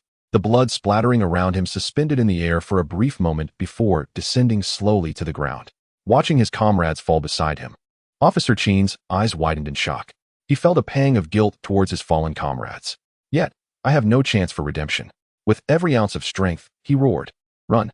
The sound of the knife slicing through the chests of the last two teammates echoed as a stream of blood blossomed in the air. Officer Chin's eyes remained open until his last breath. He regretted the solemn promises he had made to his comrades. "With me here, you will be safe." He had broken his word. A long sigh resonated in Officer Chin's mind. In reality, the bearded man licked the blade of his knife, snatching the gun from Officer Chin's grasp. However, he was taken aback. Despite Officer Chin being dead, those hands did not release the gun's grip. Therefore, he sheathed his knife, and Officer Chin's 10 fingers were severed at the roots. Good things are mine now. Just as the bearded man bent to retrieve the gun, a system notification appeared before his eyes. This gun belonged to the Jiao Wang Society? The emergence of a Jiao Wang Society item in the precinct was truly intriguing. Turning around, the bearded man gazed at Lu Jiao. "Youngster, you weren't my original target, but thanks to you, I have directly acquired this divine blade." Lu Jiao retreated slowly until he found himself against the rooftop railing, suddenly taken aback. One more step back, and he would perish. However, compared to dying at the hands of this man, he preferred to choose his own demise. Thus, he climbed onto the railing, standing at the edge of the rooftop. "Oh, thinking of suicide? But I doubt you have the courage." The bearded man flashed before Lu Jiao, his concealed right hand suddenly gripping tightly. In the void, a bizarre blood sword was drawn forth. In an instant, the heavens and earth changed hue, a bolt of crimson lightning striking down upon the sword, imbuing it with an immense and terrifying power. Yet just as the blade was about to approach Lu Jiao's neck, his body plummeted first. Interesting. The last words he heard were this phrase, as scenes of the bearded man's rampage flooded his mind. All of this seemed to have originated from him. Given a choice, he would rather not seek refuge in the precinct. This was his trial. He should not involve others. He yearned to slay the demon before him, but found himself incapable. If only there were a chance. However, that chance was forever lost. Chapter 12. The change of hands. A roar echoed. It was the third tiger's roar, yet it had lost all significance. Although the shadow loomed overhead, the individual was already deceased. Just as Lu Jiao was about to fall to the ground, a white tiger's phantom appeared on the wall, darting up it like a gecko. With one final leap, it caught Lu Jiao midair. A smirk played at the corners of Lu Jiao's mouth as his eyelids grew heavy. It was over. Time. Noon, 12 o'clock. Lu Jiao awakened from his unconsciousness. As he opened his eyes, the glaring brightness of the ceiling lights blinded him, reminiscent of the 5 individuals who had perished before him, and he dared not look. Gradually adjusting to the light, he instinctively touched his shoulder, only to be dumbfounded. The shoulder was healed? So soon? Instinctively, he sprang from the bed, slipping on his shoes, and after confirming his body was intact, he pushed open the door. The cacophony outside piqued his curiosity, but upon opening the door, he was met with a young man seated on a stool, fists clenched tightly. Hearing the noise, the young man stood, his gaze fixed intently on Lu Jiao. "It's because of you. You caused their deaths." The young man lunged at Lu Jiao, shoving him against the wall and preparing to strike him with a punch. Given Lu Jiao's current abilities, he could easily evade it. However, the corridor's surveillance camera quelled that thought. "If it weren't for you, Officer Chin wouldn't have died. You are the one who caused their demise." Lu Jiao took a punch to the face, yet showed no sign of resistance. Given the young man's demeanor, he likely belonged to Officer Chin's team. Claiming that Lu Jiao was responsible for Officer Chin's death seemed somewhat justified. At that moment, a middle-aged man accompanied by several individuals approached. Lu Jiao did not recognize this man, but upon seeing him, the young man suppressed his anger, uttering, "Director Xiong." The middle-aged man grasped a fiery-haired individual, disregarding his protests, and tossed him to the ground, right before Lu Jiao. 5 individuals. Each had perished at the hands of that murderer. The individual had deliberately waited until the final moments to act. This was a blatant provocation. How can you call yourself a leader? If you had acted even a few seconds sooner, they would still be alive.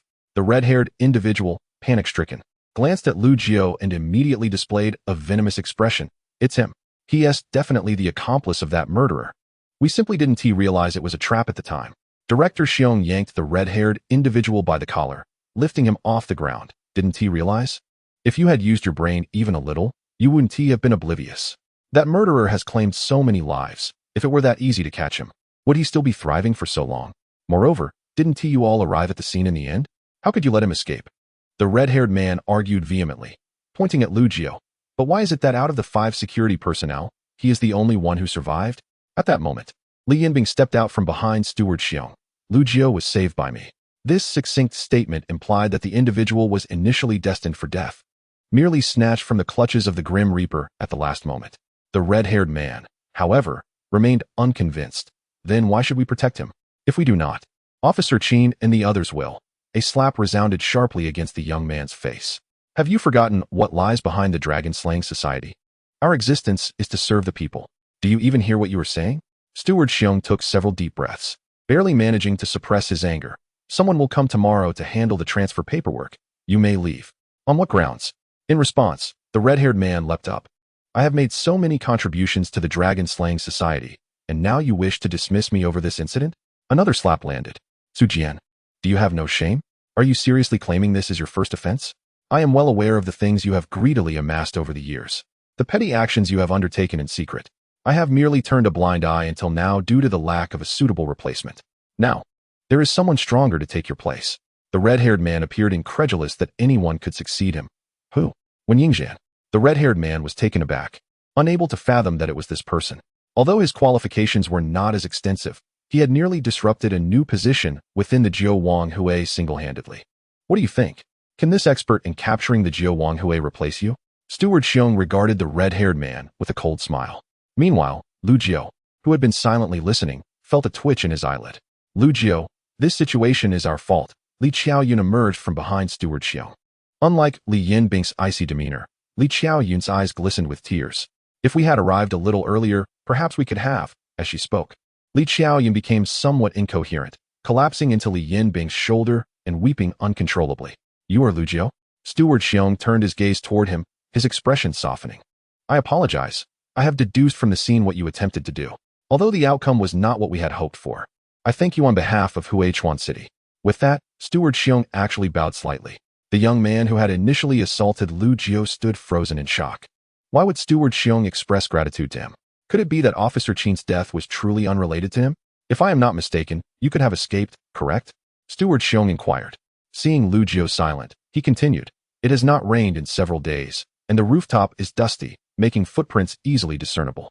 You jumped twice. But on the third rooftop, your footprints turned back.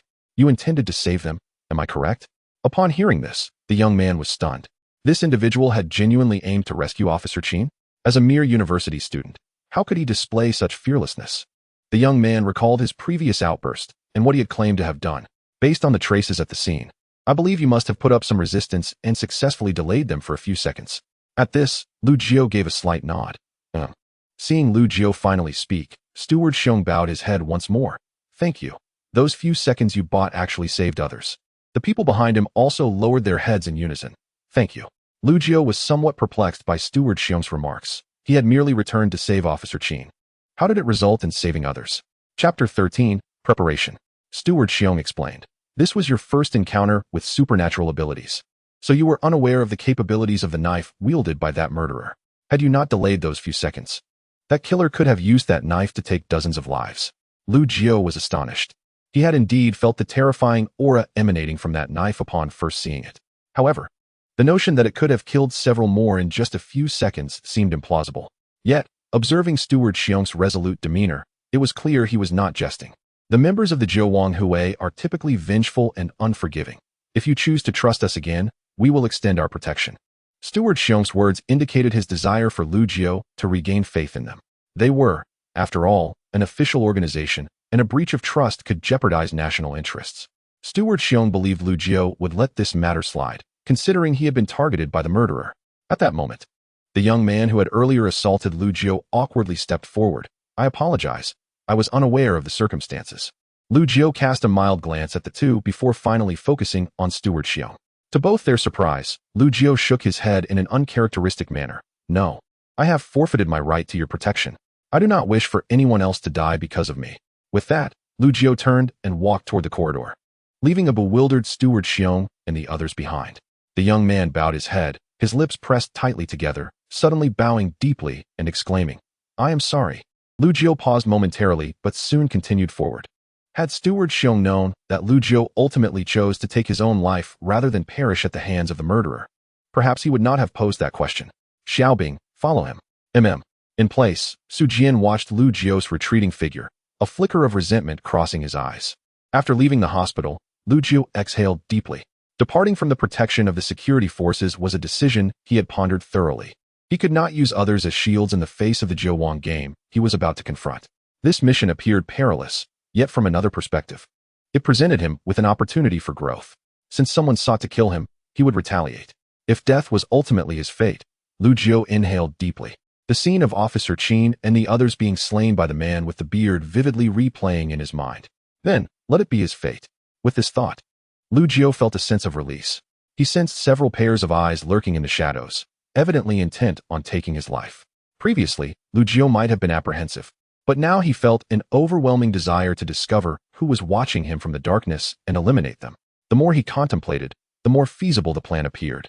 All the assassins sent after him had their masters, and this master was likely someone from the Jiuwang Hui.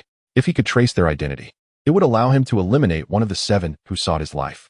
Moreover, even if he could not eliminate them, he could utilize the information at hand to sow discord among the members of the Jiuwang Hui. However, before that, he needed to devise an escape route. Calling forth the system panel, the newly refreshed shop items appeared before him. Strong Acid Potion, Bronze, price, 49 hours. Strength Potion, Bronze, price, 49 hours. Life Potion, Bronze, price, 99 hours. Focusing his thoughts on these items, Lu Jiu immediately discerned the details. The potions were all single-use items. The Strong Acid Potion exhibited significant corrosiveness upon contact with any substance, qualifying it as a weapon of sorts. The Strength Elixir can enhance one's physical power by 50% within 10 minutes, appearing exceptionally useful. However, under the current circumstances, once consumed, it necessitates engaging in close combat. Were it possible, Lu Jiu would avoid melee altogether. For the impression left by the bearded man was indelibly etched in his mind. He realized he lacked even the capacity for resistance against someone of such caliber. The Life Potion, on the other hand, facilitates the rapid healing of wounds, restoring the body to its original state as long as the injuries are not severe. This description evokes a striking resemblance to how Lu Jiu felt upon waking this morning. Could it be that the Dragon Slayer possesses a life potion as well? Lu Jiu silently closed the system interface. With 8 days remaining until the task's conclusion, his survival would ensure the rewards from the successful mission would enable his continued existence. He understood that purchasing items from the store was not an option unless absolutely necessary. Otherwise, he would be left with no choice but to resort to murder for survival. Lu Jiu recognized that killing for life is a precarious path. Once it begins, it is likely to lead to a cycle of reliance on such acts. In that case, how would he differ from the bearded man, who was addicted to acquiring artifacts? At this moment, Lu Jiu closed his eyes and assessed the gazes around him. 1, 2, 3. There should be only 3 visible, while others likely remained concealed. Their presence in the shadows hinted at a lack of absolute confidence, which equated to a deficiency in strength. In a bare-handed confrontation, the odds would at best be 3 to 7 against him. He could not face 3 adversaries simultaneously, so his immediate objective was to devise a method to isolate his pursuers. Additionally, he needed to enhance his chances of victory in combat, which necessitated acquiring a weapon. 5 minutes later, Lu Jiu successfully evaded one of his pursuers amidst the throng of people and procured a few items. The first was a machete, allegedly an imported weapon from abroad.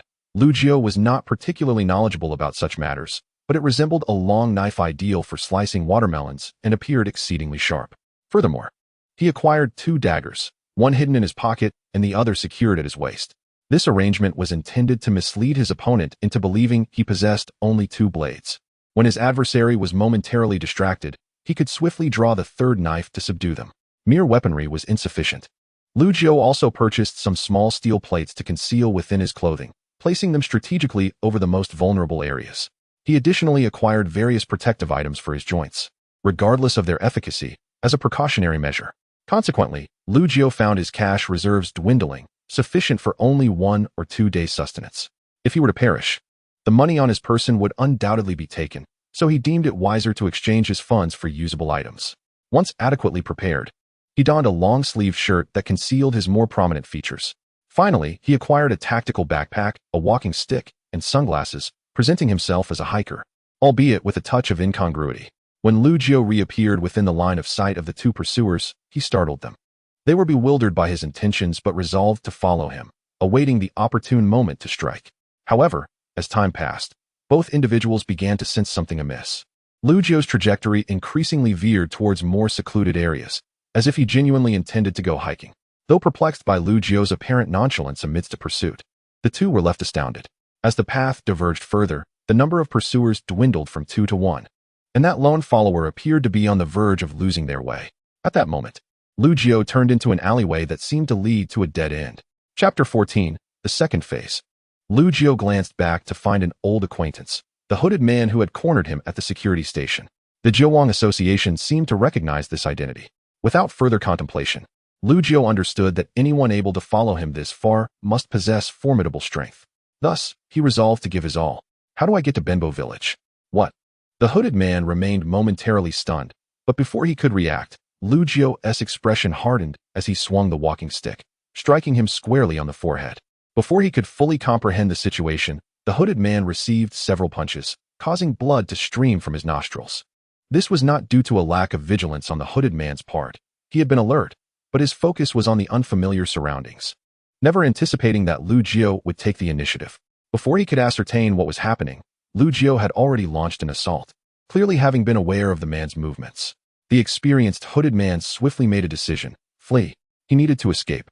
In a location where he could barely remember the layout, engaging in combat posed the risk of encountering individuals he should avoid, even if he emerged victorious. However, Lu Jiu would not grant him that opportunity. Armed to the teeth, he believed it would be utterly humiliating to allow his opponent to escape. Consequently, Lu Jiu discarded the walking stick and seized the machete from his backpack, bringing it down toward the man's head. A deep gash appeared instantly on the man's forehead, and his hood was dislodged, revealing a pale face. Yet, for the sake of convenience, Lu Jiu decided to continue referring to him as the hooded man. After sustaining several blows, both Lu Jiu and the hooded man were astonished. Lu Jiu thought, is he really so difficult to kill? He is practically a bloody mess. Yet he shows no signs of stopping. Meanwhile, the hooded man pondered, I seem to have lost my way. How do I get back? Ultimately, after enduring dozens of strikes, the hooded man appeared to grow impatient and retaliated with a punch aimed at Lu Jiu. This punch was delivered with considerable speed, but Lu Jiu adeptly evaded it, countering with 2 strikes to the man's arm. At this point, the hooded man truly resembled a bloodied figure, yet he continued to move with unnerving vitality. Are you even human? Lu Jiu could no longer contain his frustration. If he continued to strike without achieving a kill, he would become more frightened than his adversary. This was truly vexing. Did the hooded man wish for death? I'm in a good mood today. If you point me in the right direction, I will let you go. Lu Jiu began to suspect the man had lost his sanity. Despite having the upper hand, the hooded man had the audacity to mock him. Seeing that Lu Jiu showed no signs of relenting, the hooded man grew increasingly impatient. If you wish to die so badly, I will risk exposure to ensure your demise. With that, the hooded man initiated his counterattack. He executed a sweeping kick that narrowly missed Lu Jiu's head, causing a cold sweat to break out on Lu Jiu's brow. Come on, weren't you eager to kill me? The hooded man sneered as he retaliated. With both hands plunged into his pockets, he produced 2 brass knuckles. These were no ordinary finger guards. They were equipped with blades, which replaced the original spikes with lethal edges. Each time he swung, a whiff of bloodlust emanated from the blades. Tools. Lu Jiu gasped in shock. He had anticipated the hooded man might possess considerable strength, but he had never expected him to wield such equipment. According to the earlier comments from the bearded man, it was either that someone from the Zhuang Association had granted him access to such items, or that he possessed tools tainted with dark energy. Of course, there was also the possibility that this individual was indeed Yoguan, and that he had acquired these implements through bloodshed. Regardless of the scenario, Lu Jiu understood that he must eliminate this foe. Yet, after the hooded man unleashed 3 rapid punches, the thought of fleeing began to surface in Lu Jiu's mind. The man's speed was at least double his own. Several attacks from the opponent landed directly on him, Had he not been armed to the teeth, he would surely have been injured by now. It turns out that he came prepared, but what good does that do? The hooded man cackled ominously, declaring that he came solely to kill him. If not for his unfamiliarity with the surroundings and fear of encountering significant trouble, he would have already struck him down. Suddenly, he changed his mind. Fleeing was not his style. He preferred to engage in a genuine confrontation. With that, his fist surged toward Lugio's forehead. The hooded man wielded a knuckle duster with blades, and should he connect, it would likely spell the end for Lugio. Lugio sidestepped just in time, narrowly evading the punch. When he regained his senses, he realized his sunglasses were shattered into 2 pieces. Weighing his options, Lugio soon discerned that he might not be a match for the hooded man. Even with his extensive armament, he might meet his end here. But was retreat truly an option? Lugio felt a pang of reluctance. If he fled this time, he would only find himself fleeing again in the future. Moreover, this was his first encounter with the assassin lurking behind him. If he showed weakness now, he would be viewed as easy prey, inviting further troubles ahead. He resolved to fight back. Despite being slower than the hooded man, Lugio swung his machete with all his might. This time, he failed to strike the hooded man, and instead, his right hand was seized. Panic surged through Lugio as he realized the gravity of the situation. In the next moment, a sharp blade whisked dangerously close overhead, severing a few strands of hair. It was a narrow escape.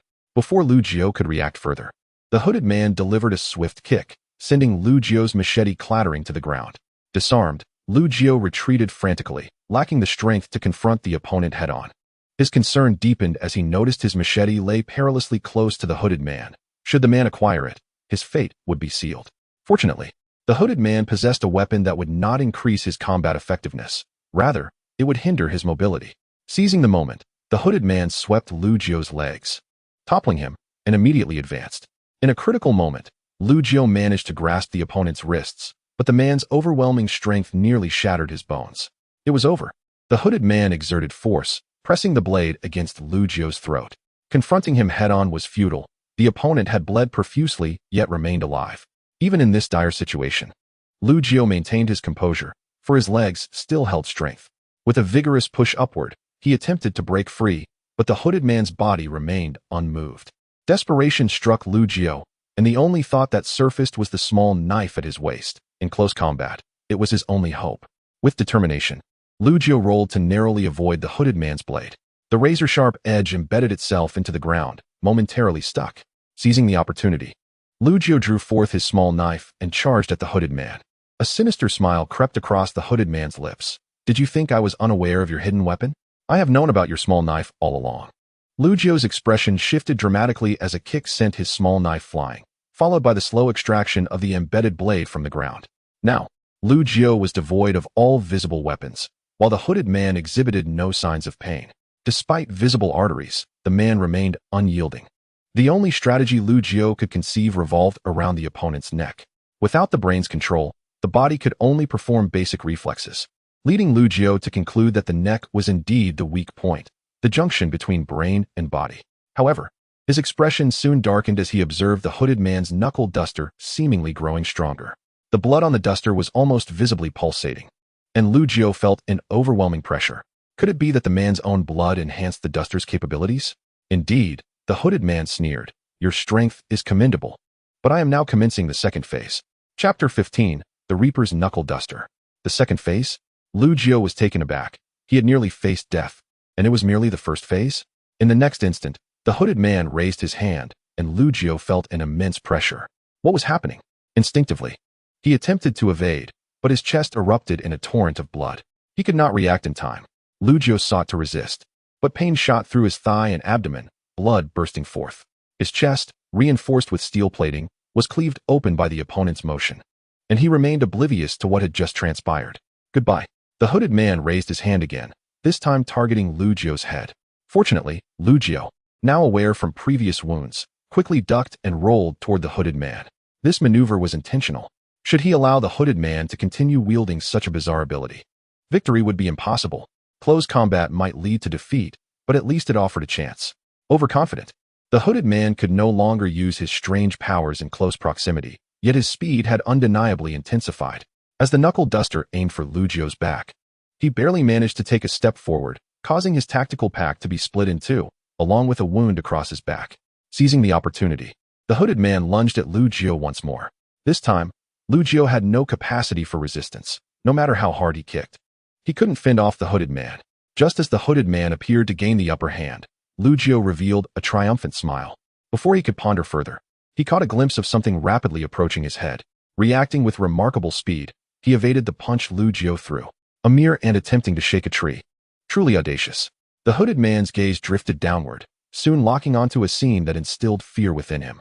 Lu Jiao had somehow produced another small knife, plunging it into the hooded man's neck. How could this be? His speed far surpassed that of his opponent. How could Lu Jiao strike him while he remained unaware? Unbeknownst to him, Lu Jiao had previously faced an even stronger adversary, the bearded man. The lightning-fast bearded man had also been struck due to Lu Jiao's anticipation of his movements. How could the hooded man possibly evade?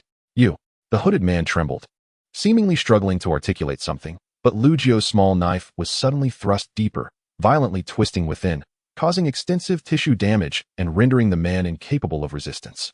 Just as Lu Jiao believed it was all coming to an end, the hooded man refused to yield, channeling all his strength into the knuckle duster and fiercely driving it toward Lu Jiao's heart. Alarmed, Lu Jiao found his arms unresponsive. It appeared he could only endure this blow. With a sickening sound, the hooded man beheld his knuckle duster embedded in Lu Jiao's heart, a smirk of triumph gracing his lips. I have won. With that, the hooded man's lifeless body collapsed onto Lu Jiao. Gasping for breath, Lu Jiao felt the world around him blur. In that moment, he regretted his reckless endeavor. Fear gripped him. He did not wish to die. He still had parents, loved ones. What would become of them if he perished like this? Cannot die, cannot die. Lu Jiao summoned his final willpower to forcefully push away the hooded man, extracting the blade from his finger. At that moment, a metallic clink resonated as several small steel plates fell from his chest. Wait, did I forget something? I had affixed steel plates to my vital areas. The more fragile the area, the more plates I applied. Even though I had been sliced in half by the hooded man's peculiar methods earlier, the steel plates remained intact. Realizing this, Lu Jiao continued to control his right hand to touch his wounds. To his astonishment, his injuries were surprisingly superficial. There was still a chance. He contemplated whether he could stand and reach the nearest hospital, but blood gushed from his wounds like a fountain, and his consciousness grew increasingly hazy. He would not last until that moment. At present, there was only one last resort. Lu Jiao opened the system shop, gazing at the life potion displayed. In the face of imminent death, he grasped the vial and uncapped it, pouring the liquid into his mouth. His lifespan was deducted. Lu Jiao fell into a deep slumber. After several seconds, his wounds healed rapidly, and once the potion's effects completely dissipated, he was nearly as he had been before, except for the deep knife wound on his chest, which the life potion could not mend. The rest of his body had returned to its original state. Moments later, Lu Jiao awoke. Instinctively, he reached for his heart. He was healed. Lu Jiao was taken aback. Such severe injuries had healed completely? After a thorough examination of his body, he gradually understood the principle behind the life potion. The potion seemed to accelerate self-healing by tapping into one's latent potential. Although the wounds had closed, there were lingering effects, and the repaired wounds remained fragile, requiring extensive care. Regardless, the mere fact of survival was miraculous. Lu Jiao removed the steel plates affixed to his chest, finally realizing why he had survived. Had I retained the original number of plates, I would surely have perished. However, due to the opponent's earlier strikes, my plates had slipped down, resulting in a doubled layer of protection. Thankfully, when applying the plates, I had not adhered them too tightly to allow for bodily flexibility. Otherwise, I would have truly met my end. Lu Jiao stood up, casually adjusting his clothing and discarding unnecessary items, before finally directing his gaze towards the hooded man. After exerting such effort to eliminate him, he must retrieve some benefit from the corpse. Soon, through his search, Lu Jiao discovered several items on the hooded man: a password-locked phone, a finger blade, and a business card. He could sell the phone, though it likely held little value, so he decided to keep it in hopes of finding someone to unlock it. Upon touching the finger blade, the system immediately provided a prompt. Reaper finger blade, bronze, contaminated. Due to contamination, cannot be stored in the inventory, but can be cleansed with a purification potion. Description: the Reaper finger blade can absorb blood energy to unlock bloodblade abilities, though it is highly draining. Reaper family, 16, Chapter 16, Transaction Bloodblade?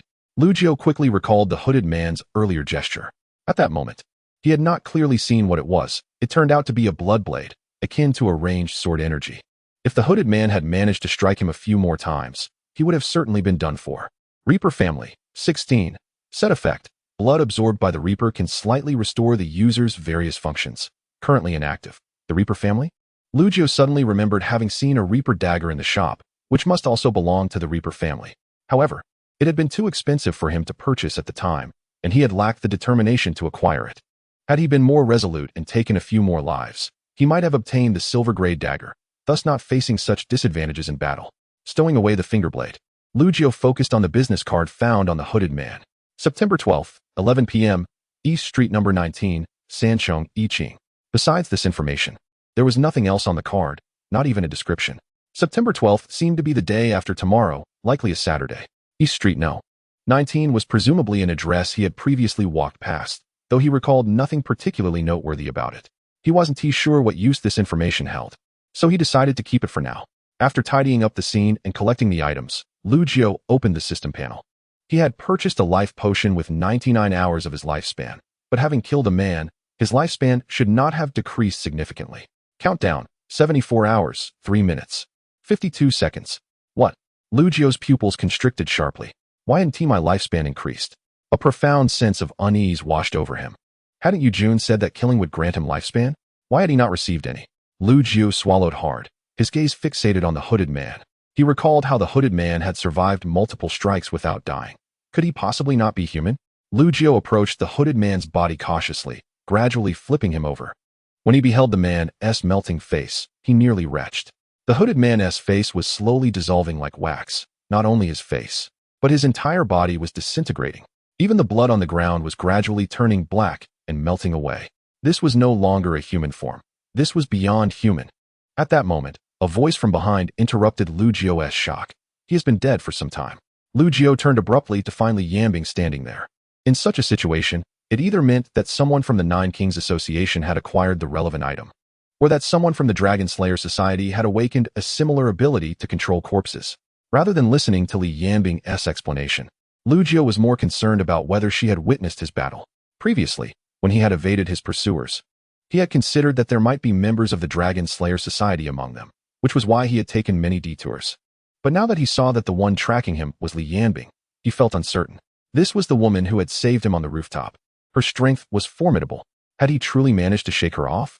Without warning, Li Yanbing's expressionless gaze swept over him, her dark golden pupils emanating a powerful aura of intimidation. Did you lie during our first meeting? Although Li Yanbing did not activate her lie detection ability, Lucio felt as though she had seen through everything. Thus, he admitted, yes. Her question indicated that she had long harbored suspicions about him. Yet, the fact that she had not yet acted was an opportunity for him. He was certain that this person was far stronger than the hooded man and could easily eliminate him. He had no means to resist. So what was the truth? Lucio pondered for a moment, and a new story emerged in his mind. He could not reveal that he was a member of the Nine Kings Association. Even until the very end, he would insist that he was not one of them. Actually, around 9 o'clock on the night of September 9th, I suddenly received a message from a stranger, warning me that someone would come to kill me and informing me that many assassins would flood into Huichuan University to hunt me down. Initially, I was skeptical, but when several items inexplicably appeared in my possession and I was teleported away in the next moment, my disbelief transformed into acceptance. The reason I hurried to the subway was a blend of hope and naivety. I thought that if I left the vicinity of Huichuan University, I would be safe. However, I was unaware that someone had been trailing me all along. I could have boarded the subway, yet I feared that in the crowded car, should my pursuer act, it would endanger everyone aboard. Thus, I sought refuge at the security office. Until I encountered you and Li Qiaoyun, I doubted your ability to protect me. But your display of extraordinary power instilled a sense of possibility. What I did not anticipate was the eventual outcome. Li Yanbing's expression remained inscrutable. It was unclear whether she believed me or not. After a prolonged silence, she replied, "You are likely considered a target in the Zhuang game, and many will pursue you. However, I did not foresee you voluntarily relinquishing protection to confront these individuals on your own. Are you not afraid of death?" Lucio forced a smile. Who knows? Perhaps I am simply someone who enjoys showing off. This sentiment seemed familiar to Li Yanbing, as a faint smirk tugged at her lips. Regardless of the truth of your words or how you deceived me during the interrogation, I need to extract value from you. Lucio gazed at Li Yanbing for an extended moment, seemingly grasping her intent. What do you require of me? Without further ado, Li Yanbing stated, I need results. What? Lucio initially thought he had misheard, but upon reflection, it appeared she was seeking a promotion. Whose results do you seek? The serial killers? You are the only one to have survived his grasp. You have seen his visage and are familiar with his methods. I require information on him. And once I acquire it, you must not divulge it to anyone else. Lu Jiu had already suspected the identity of the bearded man. Now, with confirmation, he felt little turmoil, his gaze calm like still waters. Very well. I can provide you with his appearance and methods, and additionally, I can offer you another piece of information regarding the murderer at no charge. Li Yambing displayed a hint of surprise, a rare expression on her otherwise stoic face. That individual has procured a blood sword. It is extraordinarily powerful, beyond description. Initially, Lu Jiu believed this to be mere ordinary intelligence, as Li Yambing and her associates had likely witnessed it during his rooftop encounter. To his astonishment, Li Yambing reacted with shock, questioning what? Lu Jiu, puzzled, asked, "Did you not know? Or did he deliberately conceal this from you? When he attacked me, he made no effort to hide the blood sword." Li Yambing inhaled deeply.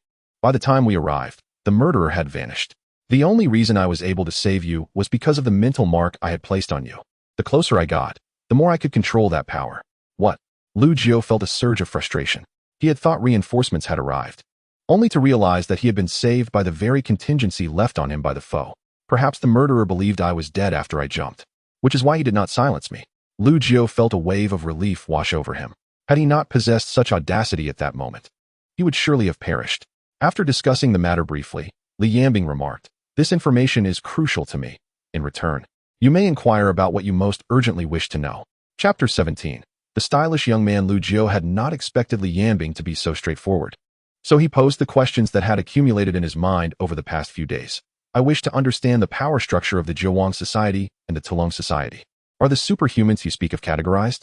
In response, Li Yambing displayed a flicker of disappointment, as if Lu Jiu's questions were not to her liking.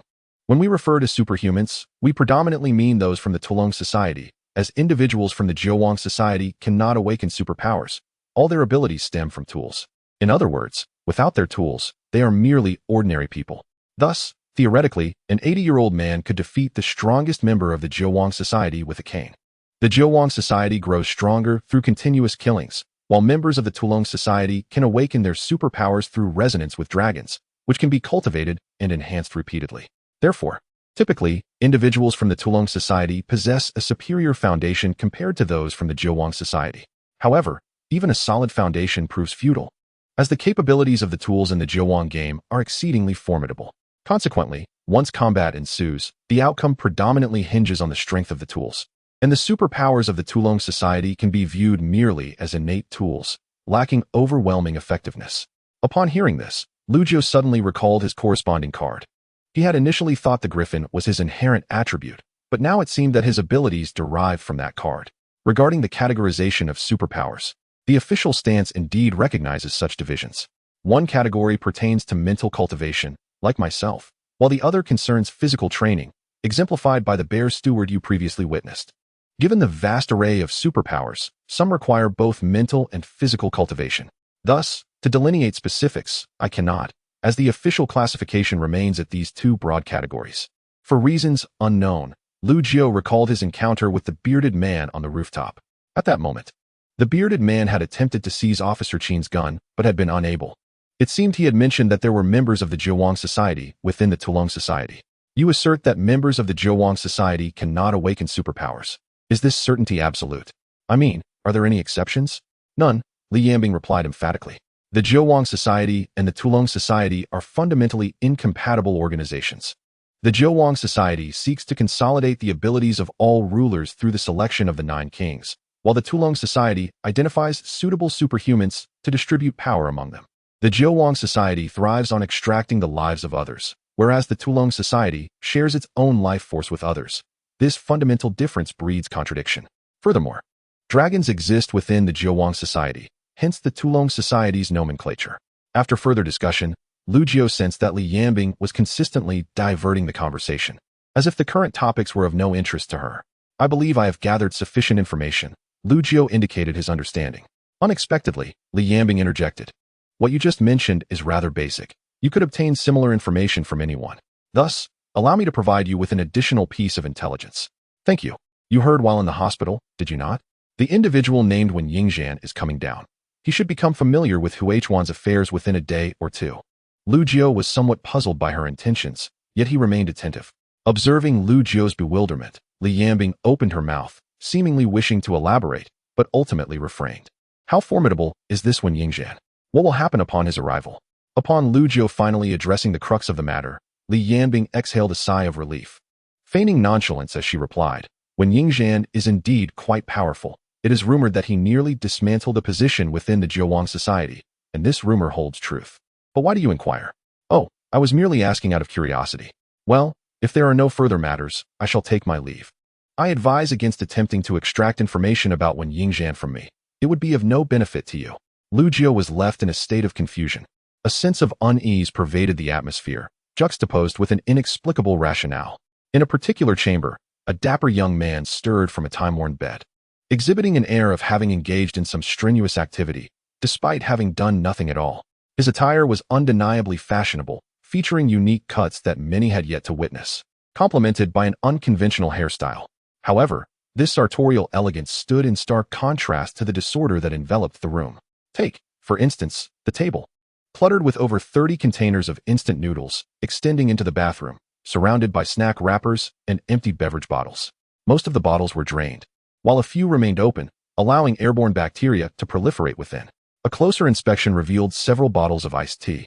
Darkened to an inky hue due to prolonged exposure to the air, their surfaces crowned with gray bubbles, reminiscent of a disheartening sight one might encounter on a Thursday afternoon after school. Should a careless rodent stumble upon this aged concoction hidden beneath the sofa, it would likely meet its demise by the following day. From the shoe rack to the kitchen, scenes of peculiar fascination awaited. Disposable bags and various packaging materials were crammed from the shoe rack into the kitchen. Ascending the grease-stained walls, a palm-sized spider resided. In this otherwise distressing environment, one sanctuary remained, the computer desk. In stark contrast to the surrounding chaos, the desk stood remarkably tidy, devoid of any debris, a testament to the young man's resolve to not let his surroundings hinder his performance. After tidying his disheveled hair, he sat before the computer, instinctively powering it on, uncertain of the purpose but convinced that it was the right action. Simultaneously, he summoned the system panel, only to be met with a grim realization upon seeing the countdown. How could it be that he was still alive? He repeatedly checked, but the countdown remained unchanged. Lu Jiao had truly not perished. How could it be? Given his grievous injuries? Reflecting on the recent events, a forgotten detail surfaced. At least 2 individuals had been shadowing Lu Jiao on the road, of which he was merely one. Most gazes were laden with murderous intent, save for one that bore no emotional fluctuation, appearing merely as an indifferent observer. Could that individual have been protecting Lu Jiao, intervening to save him after his own demise? This was the only conclusion he could draw. For the Jiawang Hui might indeed have an undercover operative aiding Lu Jiao. Cursing under his breath, he felt a rush of anger. The body he controlled still bore a prop, which Lu Jiao likely had retrieved. Yet, revenge now seemed unattainable. He feared his identity would be exposed. Thus he had scarcely interacted with the corpse. His initial plan had been to slay Lu Jiao and reclaim the prop. But observing the relentless countdown stirred a burgeoning anxiety within him. Upon its completion, he would meet his end. Instinctively, he clicked on the desktop's green bubble, his gaze fixating on a user named Fanqing Xiaolaw. In a moment of desperation, he typed, "Hey, I have a retake soon. If I fail, I'll have to retake the course. Aren't you worried?" Chapter 18. 2 matters upon receiving a message. The young man's internal struggle dissipated. "Are you still in this?" He typed, "I'll swing by your place in a few days for some tutoring." Fanqing Xiaolaw replied with a mischievous smile. "Are you sure you want to be tutoring me instead?" He retorted, "Come on, am I that kind of person?" "Yes, you are." "That's nonsense. I'm a very upright individual. By the way, my relatives are treating us to dinner tonight. How about I introduce you to them?" As soon as he read the message, he pressed the backspace key. "No, I have other plans tonight." "Really? You're always busy lately, even avoiding offline meetings. I miss you. Are you secretly meeting someone else?" "I won't allow that. You're too good to belong to anyone but me. I want to hold you every night and never let you go." Tension gripped his jaw, his fists clenched involuntarily, and his eyes reddened. "Can I ask you something?" "Go ahead. Why do you like me so much?" "I'm just a useless person." "Stop right there. Don't speak ill of yourself like that. You're exceptional, far surpassing many. Why do you always respond like this?" "I've told you, I'm really not that great." Without warning, he typed 3 words. "I'm sorry." "Apologies for what?" "You haven't done anything wrong. You wouldn't even dare harm a chicken." "Well, I'll say sorry too. Remember, in my eyes, you are the most outstanding. You must never say otherwise." Before she could send another message, he abruptly shut his phone. How could she ever grasp the true meaning behind those 3 words? She never would. Casting one last glance at the countdown, he murmured, "I'm sorry, but I must survive for your sake." Given his current abilities, it was inconceivable to eliminate Lu Jiao. His only chance at survival lay in taking a life. "I don't wish to do this," he lamented, a single tear escaping his eye. Yet as he wiped it away, his resolve solidified. He opened a drawer, retrieving a business card. September 12th, 11 p.m., Dongjia 19, Sanchong, Yiqing. It was here he had acquired his first weapon, albeit accruing substantial debt in the process. Yet, none of that mattered. He had to survive and would find a way to repay the debts later. He glanced at the latest gaming rig on his desk, bowing his head in apology. "Forgive me, old friend, I must rely on you." Half an hour later, he had packed everything, leaving behind a mound of refuse. With a wry smile, he called for a cleaning service. As a habitual truant, seldom emerging from his room, the state of his surroundings was the best he could manage. He boxed up his entire computer setup and, as he departed, merely ajar the door, yet this small act momentarily roused him from his despondency, prompting a forgotten thought. The individual he had controlled also possessed an entry ticket. Might Lu Jiao be headed there as well? Clenching his fists, he vowed, "I better not see you." Lu Jiao faced 2 dilemmas. First, having purchased a life potion, his lifespan had been reduced by 99 hours. If he failed to take a life within the stipulated time, he would perish in this very place. Second, he had nearly depleted his funds, leaving just enough for a meal or 2. Lu Jiao was inherently someone who preferred to make payments using green bubbles. It was already a miracle for him to possess a few paper bills. Just a few hours prior, he was worried about his impending demise, leading him to inadvertently overspend. Now, he faced a grim reality. He could either await the inevitable punishment from the system or succumb to starvation, resulting in a decline in his physical capabilities, ultimately leading to his demise at the hands of an assassin. The thought of borrowing money crossed his mind, but it only brought a bitter smile to his face. At school, he had merely acquaintances, unable to even recognize his classmates. The only person he had any semblance of connection with was Zhou Jin. Yet he had no idea how to reach out, having forgotten her phone number. Contacting his parents was out of the question, and returning to school seemed like a dead end. His best choice now appeared to be to feign his disappearance, as any further contact with them would only bring them harm. After much contemplation, Lu Jiao realized a harsh truth. He seemed to have no channels through which to acquire money. Was he truly left with no option but to resort to murder? For Lu Jiao, killing held 2 advantages. First, the assassin might possess valuables that could be sold for a considerable sum. Furthermore, the act of killing itself could extend his lifespan, potentially resolving both of his pressing issues. If they sought to kill him, he would retaliate. There was no dilemma in that. He was certain that there were no pursuers nearby, but with the passage of time or a change in location, he would undoubtedly attract several. Now armed with a weapon, his strength had significantly increased. Should he encounter the hooded man again, he could likely end the confrontation with a single, lethal strike. As long as those who wished him dead remained unaware of his newfound power, they would undoubtedly suffer great losses. Glimpsing at the phone snatched from the hooded man, he noted the screen displayed the time as 7 o'clock in the evening. The 9 kings were preparing to commence, and as others remained oblivious to his possession of a formidable tool. Seizing the next couple of hours to eliminate a few individuals seemed like a foolproof venture. However, before proceeding, he needed to confirm 2 matters. Lu Jiao rose and departed the area, approaching a household's drainage pipe. As expected, several rats, roughly the size of cats, emerged, sniffing for food. With his current strength, he could easily capture one, yet he hesitated, instead focusing on the largest rat. In this suburban area, nearby houses harbored their share of rodents. During the daytime, the rats remained hidden, while at night, they ventured out, leaving humans to sleep. Thus, a delicate balance existed between humans and rats. As long as the rats did not invade their homes, humans would not intervene, for such efforts often proved futile. With swift precision, Lu Jiao seized his claw and struck at one of the rats. The blade's sharpness swiftly cleaved the creature in 2, sending the others scurrying in fright. Ignoring their flight, he watched as the rat's blood was absorbed by his claw. It turned out that the blood required was not solely human. Animal blood sufficed, albeit at a slower charging rate. Had the hooded man's claw been fully charged from the outset, Lu Jiao would have had no means to resist. This hooded figure was likely not Youguan, but rather one of Youguan's pawns. The fact that the claw was not charged suggested that Youguan had not engaged in murder while controlling this body. Lu Jiao chuckled softly. It seemed that the fearsome reputation of the 9 kings was merely a facade. Perhaps they had never even harmed a chicken in reality. Half an hour later, Lu Jiao left the suburbs, arriving in a bustling city. Instantly, he noticed numerous eyes upon him, all belonging to those intent on his assassination, already calculating their moves. However, he paid them no heed, instead entering an unremarkable phone repair shop that he recalled from memory. His first priority was to verify the capabilities of the claw, and the second matter was to be addressed here. Upon entering, the shopkeeper greeted him immediately. Lu Jiao had rearmed himself with the remaining materials from his tactical backpack, even donning a mask. "I have a phone, but I've forgotten the password. Could you assist me in unlocking it?" Lu Jiao spoke in a subdued tone. Unlocking a phone.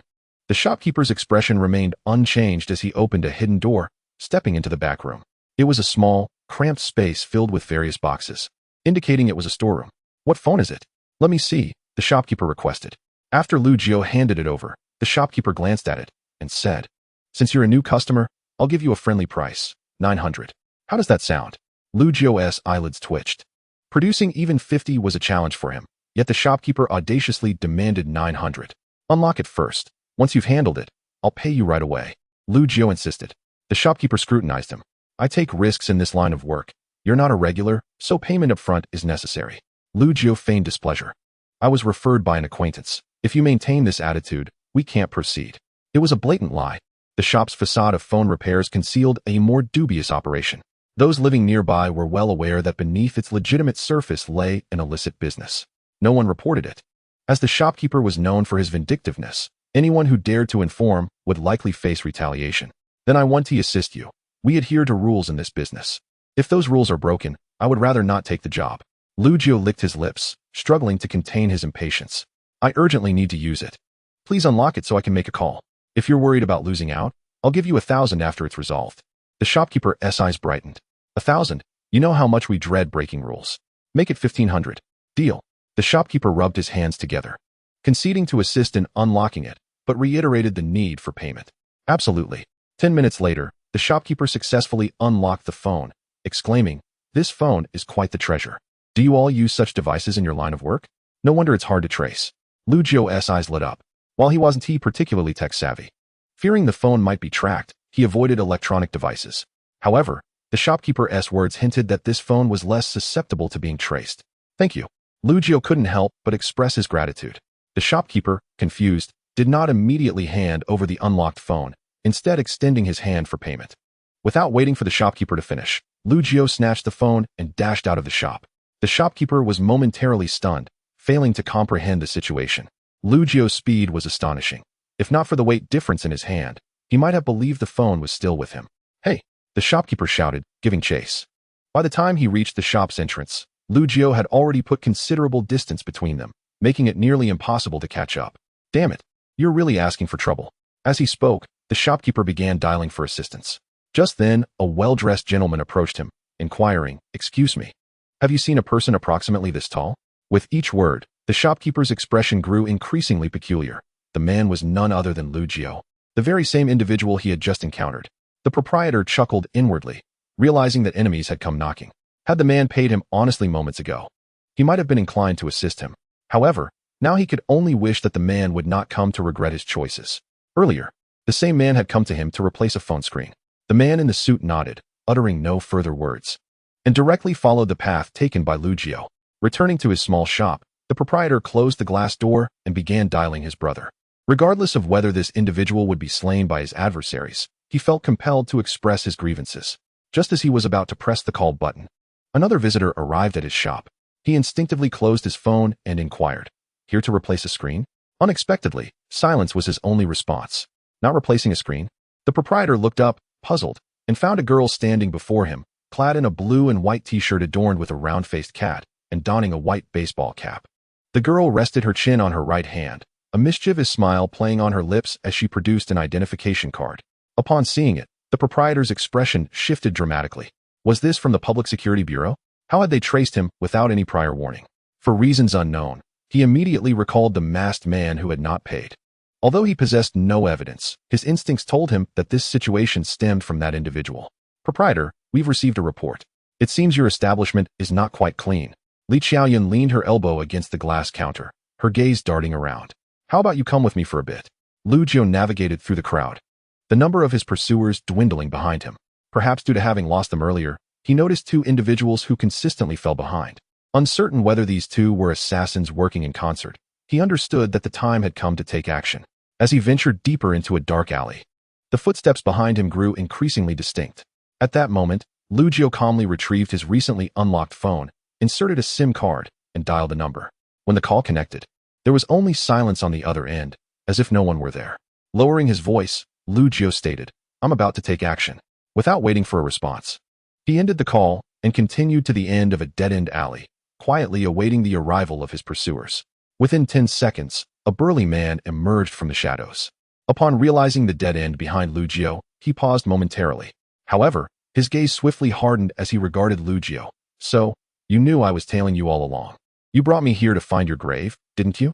Before the man could utter more words, rhythmic footsteps echoed from behind him. A sense of foreboding washed over him. Could this be a trap? Had his adversary lured him here for a pincer attack? Soon, a man in a suit, wearing sunglasses, entered his line of sight. The alley was illuminated by a solitary street lamp, casting shadows that obscured the features of both the suited man and Lucio. "Do you intend to kill me?" The burly man laughed heartily. "I've walked this path for years. Do you think I'm afraid of death? If you're coming for me, then let's do this together." With that, the man clenched his fists, adopting a fighting stance toward the two. The man in the suit did not even spare a glance at the burly man, addressing Lucio instead. "Lucio, I'm not here to kill you. I merely wish to ask you to accompany me." Both Lucio and the burly man were taken aback by this statement. Lucio was certain he did not recognize this individual, yet why was he being invited to go somewhere? Suddenly, Lucio recalled the hints from the parchment. Could it be that an undercover informant was trying to relay a message, hoping to discuss matters of collaboration? A cautious thought crossed his mind. The burly man, perplexed, looked toward the suited man. "You're not here to kill me? I'm not interested in you." The suited man replied coldly. "Perfect, then hand Lucio over to me, and I want to lay a finger on you." As the burly man edged away from the suited man and moved closer to Lucio, the next moment, something pressed against his forehead. "Don't move. Lucio must come with me." The burly man, startled, turned his head. A dark barrel of a gun was now aimed at his temple. Cold sweat beaded on his forehead. Having spent years on the streets, he had only briefly handled a gun while selling flour abroad, and after being betrayed by his brothers, he had been forced to flee back home without ever using it. Now, he sought to obtain such weapons domestically, but the channels were scarce. Rumor had it that the dragon-slaying society enforced stringent controls over firearms, with only the affluent possessing them. Who was this individual before him, and who lurked behind him? Suddenly, the burly man felt as though he had been set up by his employer. He had merely intended to kill someone and escape with the money. Yet now, could Lucio truly be capable of such a deed? Chapter 20. The suited thug. "Why should I accompany you?" Lucio, exercising caution, sought confirmation. The suited man replied, "I cannot say. You only need to know that I mean you no harm." Although the suited man displayed no murderous intent, Lucio sensed something amiss. If he truly wished to spare him, why not appear openly and clarify matters instead of waiting until now? "I do not trust you," Lucio firmly declined. Perhaps Lucio's excessive caution inspired a hint of exasperation in the suited man's expression. "Lucio, someone seeks to kill you. I am here to take you away. Please come out. If I truly wished to kill you, I would have done so already." The sincerity in the suited man's voice was apparent, especially since he wielded a gun. Taking Lucio's life would indeed be a simple task. Yet Lucio had come specifically to deal with the stalkers behind him. At this moment, the suited man claimed to be there to protect him, making it challenging for Lucio to believe. Thus, he needed a means to ascertain the truth of the man's words. "Very well, kill him and hand me the gun, and I will believe you." The suited man responded. "Step out a little. I fear you won't be able to see. Once I eliminate this man, I will immediately hand you the gun. You must kill him first. Then I shall come out." The burly man, with a gun pointed at him, could hardly fathom that he had become a mere pawn in the hands of these two. Was his life truly so worthless? "You have 5 seconds. Without waiting for the suited man to respond, Lucio began to count down. 3, 2, 1. The sound of a bullet clattering to the ground rang out, yet the gun was no longer aimed at the burly man, but rather at Lucio, concealed in the shadows. As expected, Lucio remained unscathed, prompting him to raise his hand instantaneously. The suited man, having missed his shot, was about to pull the trigger again when he suddenly felt his body tilt backward, the scene shifting from the alley to the overhead light. "Did I fall?" The suited man pondered, still in disbelief, when a sudden, intense pain in his lower body engulfed his consciousness. The burly man watched in shock as the suited man was cleaved in two, his own body also severed. Astonishment filled his eyes. He had long heard tales of superhumans, Yet he had never believed them, dismissing them as mere rumors. No matter how formidable one might be, a peanut could still be consumed. But now, the power displayed by Lu Jiu surpassed that of a gun by far. Was this the strength of a superhuman? In just an instant, he had dispatched both adversaries. As he faced his demise, a flicker of rage surged within him. The employer did not claim that the opponent was merely an inexperienced university student. How could he possibly possess extraordinary abilities? You expect a man nearing 40 to eliminate someone of that caliber? This is outrageous. Capital, you have triumphed. Lu Jiu gazed at the scene before him, feeling a tinge of astonishment. The bloodblade of the Reaper Tiger was unleashed based on a percentage, with each strike utilizing 3/4 of the remaining vitality. Thus, the initial bloodblade was the most potent, with subsequent strikes diminishing in strength until they could no longer be executed. It must be acknowledged that the power exhibited by a fully charged bloodblade significantly exceeded Lu Jiu's expectations. Lu Jiu approached the burly man and the suited individual, beginning to search their bodies. The act of killing was for this moment. Otherwise, he would find himself without means to sustain himself. Soon, Lu Jiu discovered 2 small gold bars, a butterfly knife, and finally, a blade hidden within the sole of the suited man's shoe. It was undeniable that while the burly man possessed few items, the weapons were strategically effective. If the burly man managed to engage him in close combat, Lu Jiu was uncertain of his chances of victory. Subsequently, Lu Jiu retrieved a silenced pistol, a magazine containing 8 bullets, and a locked mobile phone from the suited man. Confirming that the 2 men had no further possessions, Lu Jiu hastily departed. The small gold bars would sustain him for an extended period. The butterfly knife could serve as his primary weapon, and the silenced pistol could act as an unexpected means of attack. As for the locked mobile phone, Lu Jiu was eager to find someone to decrypt it and discover its contents. However, it appeared that his employer had already been apprehended, leaving him without a channel to unlock the phone. 5 minutes later, a young woman clad in a t-shirt adorned with a tiger print arrived at the scene. She cast a glance at the 2 dismembered corpses on the ground, her eyes twitching slightly. After a moment, she took out her phone and snapped several photos before stepping forward to crush the bodies beneath her feet, seemingly to fabricate a false narrative. Do. Li Yambing dialed a number, and upon connecting, she immediately stated, I accidentally killed 2 individuals, one of whom is likely the previously wanted criminal, and the other is associated with the suited thug. Shouldn't we consider wrapping this up? Li Yambing's gaze remained calm, betraying no emotions. At precisely 9 o'clock, accompanied by the sound of an eraser removing colors and the shattering of glass, the scene transitioned to a dimly lit, antique room. Yujun stepped out from behind the wooden door and bowed to the 9 individuals seated at the round table. Lords, we meet again. Today, I have a matter to discuss with you, though I shall wait until you have concluded your discussions before I speak. With that, Yujun nonchalantly took a seat in the corner of the room, lifting a porcelain cup to admire its intricate patterns with great interest. The tyrant, unable to contain his impatience, rose abruptly, his tone somewhat irritable. I simply wish to know one thing. Is Lu Jiu dead or alive? Based on the current task progress, Lu Jiu should still be alive. The sage opened a spellbook, searching for previously noted annotations. Still alive? How could 9 individuals fail to kill a single person? Even if Lu Jiu is not an ordinary person, are you all truly ordinary? I suspect there is more than one undercover agent among us. Many are simply coasting along. As the tyrant spoke, he directed his ire at everyone present, seemingly attempting to exert pressure on any potential infiltrators. At that moment, the priest intervened, and as the cross landed on the table, the tyrant's oppressive aura remained, yet failed to instill fear. Instead, a sense of compassion arose within everyone. You, the tyrant pointed angrily at the priest. I am trying to flush out the undercover agent. Why did you intervene? Are you the infiltrator?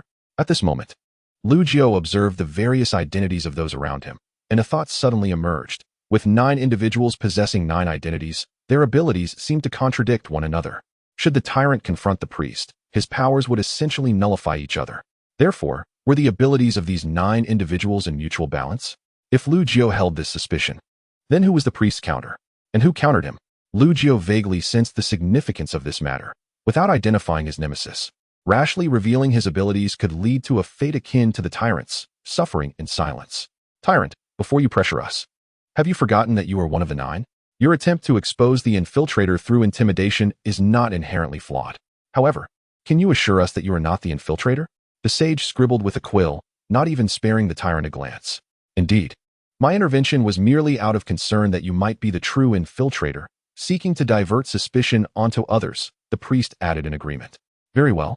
The tyrant slowly sat down, his eyes scanning each individual present with a fierce glare. As stated yesterday, we must report our progress daily. Let us begin with you. The tyrant pointed at the sage. No one objected. After all, it was evident that the sage had the most inquiries. Following a counterclockwise order, Lu Jiu occupied the second-to-last position, with Yuguan at the very end. As everyone fixed their gaze intently upon them, the sage leisurely closed the spell book. Squinting as he surveyed the assembly, "This suits me perfectly. I too wish to share the proper gameplay of this game with everyone." Chapter 21. 2 Correct Approaches Proper Gameplay? Everyone, including Lu Jiu, expressed confusion. Wasn't the current method correct? 9 individuals attempting to eliminate Lu Jiu. What could be more straightforward? Stop dawdling and quit with the suspense. The tyrant urged, using his black sword to rap impatiently on the table. Unperturbed, the sage replied, "It is not that I am withholding information. Rather, I possess 2 methods of gameplay. If I were to reveal them directly, I fear no one here would comprehend." The perceptive among them could sense the sage's latter statement was somewhat boastful, yet his words genuinely piqued everyone's interest. Not only was there a correct method, but 2 as well. One could not help but wonder what the sage had in store. Do you all remember the parchment we received at the beginning? It detailed Lu Jiu's identity, did it not? What then? The tyrant continued to press the sage. Yet, the sage merely shot him a cold glance, choosing silence. What is this? Am I not allowed to ask a question? This remark drew the discontent of all present. Everyone was eager to hear the story, and his interruption rendered it impossible for anyone to listen. Was he simply seeking trouble? Noticing the growing tension, the tyrant quietly sheathed his black sword, casting a warning glare at everyone. "Look at me again, and I shall pluck your eyes from their sockets." Clearly, the tyrant was a man of discernment. After the sage had vented everyone's frustrations, he continued, "What I want you to focus on is not the parchment itself, but rather the scene we encountered at that moment. Does anyone recall what Yujun said back then?" Upon hearing this, many turned their gazes toward Yujun, who also withdrew her previously indifferent demeanor, setting down her ceramic cup to focus on the sage. This action greatly pleased the sage. Compared to capturing the interest of those around him, the fact that Yujun, the orchestrator of this game, was intrigued by him brought him the purest sense of satisfaction. Lu Jiu reminisced about the scene from that time, pondering every word uttered by Yue Juan, yet he remained perplexed about the sage's true intentions. No one present could respond to the sage's remarks, prompting him to continue speaking for himself. Yue Juan once stated that all participants in the killing would receive rewards. Does everyone recall this? The tyrant scoffed disdainfully. "Huh, so that's what this is about. Do you think we are fools? Of course, we remember." The sage retorted without hesitation, "No, you do not remember." The moment he spoke, all eyes turned to him with a murderous intensity. "For the sake of others present, I shall reluctantly allow you to continue for a while," the tyrant responded, his demeanor unflinching. The sage pressed on, "If everyone remembers that statement, then surely you all understand its implications. The key lies in the participation in the killing and the rewards. Ponder this further. Are you suggesting that we need to join forces?" The priestess interjected, clearly grasping the sage's intentions. Rather than directly informing everyone, the sage emphasized the task's rules to highlight the importance of collaboration. This approach proved effective, as many appeared visibly intrigued. For numerous individuals, forming alliances represented a favorable choice, as rewards would be shared and everyone could benefit. Indeed, but what I wish to convey extends beyond this, the sage continued, leaving the crowd in a state of confusion. Had he not been advocating for collaboration? What more could he possibly wish to express? The audience struggled to conceive of anything beyond the need for unity. Friends, if we follow this line of reasoning, have you not noticed a critical issue? The tyrant, impatient, interjected, "What line of reasoning? Why can't you just be direct?" Suddenly, a hand slammed onto the round table, followed by another hand raised, palm directed at the tyrant. Yoguan had made his move, staring coldly at the tyrant. "If you keep talking, I will end you right now." The tyrant was momentarily taken aback, but quickly retaliated by hurling his black sword towards Yoguan. He detested being provoked, and the sage might be tolerable, but he wouldn't allow this individual to challenge him. His anger surged, seemingly unwilling to relent without subduing Yoguan. Just as the black sword was about to strike, 2 slender fingers deftly intercepted it, revealing Yue Juan, who had stealthily positioned herself behind Yoguan. "Until the true kings arrive, you must heed my words," Yue Juan stated icily. "Here, you may utilize any abilities, but you must not inflict harm upon one another. Should you defy this, I will not hesitate to impose penalties. Those who transgress the rules would bring punishment upon all present. Do you comprehend my meaning, kings?" The crowd regained their composure, beginning to digest the implications hidden within her words. If one person violates the rules, all must face the consequences. This notion would undoubtedly cultivate animosity towards the transgressor. Lu Jiao swiftly grasped Yue Jun's intentions. It was not a targeted punishment, but rather a collective one. This meant that everyone must consciously adhere to order, intervening immediately should they witness others inflicting harm. Thus, was this not the very reason for the existence of various counterbalancing abilities among them? Once the attendees absorbed Yue Jun's hint, the sage finally spoke. Consider this. There are 9 of us here. If all 9 partake in the plan to eliminate Lu Jiao, then each of us would receive a reward. When we sum these rewards, we discover a staggering pool of 1,728 hours of lifespan. Friends, does this figure not raise any concerns? After a moment of contemplation, the priestess chimed in. Are you implying that the rewards correspond to the difficulty, suggesting that the challenge of killing Lu Jiao is, in fact, 9-fold? Clever, the sage acknowledged. This also elucidates why, despite the collective efforts of the 9, Lu Jiao remains unscathed. We had misjudged the task's difficulty from the outset. Our endeavors were solitary, making it impossible to eliminate Lu Jiao. Hence, collaboration is the first gameplay I wish to propose. The audience was once again stirred. Indeed, the sage possessed a unique way with words. He refrained from divulging the conclusion outright, instead leading everyone through a series of logical steps that fostered a sense of participation. Each individual had contemplated this matter for an extended period, and upon the conclusion's revelation, they wholeheartedly accepted it, even believing it aligned closely with their own deductions, thus naturally embracing the conclusion. In truth, every thought and idea had been guided solely by the sage. Their reflections were entirely based on the sage's design, allowing them to ponder only what he wished them to consider. Lu Jiao began to discern the nature of the sage's abilities. Yet, it appeared that none among them exhibited powers that could decisively counter the sage's. The tyrant's suppression ability could be one, and Yoguan's fear-inducing power another, though neither was expressly aimed at controlling the sage, serving at most as support. After all, during the sage's discourse, the tyrant had been entirely unable to utilize his suppression ability. As for the priestess, Lu Jiao harbored serious doubts that the individuals present possessed abilities solely for counteracting one another. Perhaps they also had powers that could enhance each other. The priestess's ability could instill calmness, while the sage's could guide others' thoughts. The calmer one became, the easier it was to think, and the more one thought, the easier it was to escape unexamined emotions. And what of himself? What was his most formidable ability? Lu Jiao remained uncertain, though he could sense that the griffin had bestowed upon him keen insight and the capacity to influence others. Beyond that, he was still in the dark. As the crowd digested the sage's words, someone posed a question. If that is the first gameplay, what is the second? Chapter 22. The sage's proposition. The second gameplay is, in fact, quite simple. I merely need to mention it for you to understand. The second gameplay builds upon the first, with the sage poised to introduce the second gameplay. Everyone was fully attentive. The reward pool of 1,728 hours seemed unquestionable, yet the methodology for obtaining it likely eluded their thoughts. If 9 individuals were to undertake the task, surely some would contribute more effort, while others less. This disparity led to a pressing question. Why should those who exert similar effort receive the same rewards? Thus, to ensure fairness, this game must harbor hidden rules unknown to us. The sage's reasoning was compelling, drawing everyone deeper into his line of thought. Suddenly, the priestess interjected. Are you suggesting the presence of a mole? The moment the term mole was uttered, everyone comprehended its significance. Although the sage's words had merely articulated thoughts that had already crossed their minds, his structured presentation rendered the game's rules remarkably clear. Precisely, the sage affirmed. To ensure that everyone's contributions align, introducing a mole would deter anyone from slacking off, for should they do so, no one would receive rewards, ultimately leading to their own detriment. Lu Jiao observed the expressions of those present, their eyes flickering rapidly. The sage's 2 proposed gameplays had effectively galvanized everyone to consider the implications of moles and alliances, placing Lu Jiao at a distinct disadvantage. As a participant in this game, he found himself powerless to thwart the sage's maneuvers. For doing so would only risk revealing his own vulnerabilities.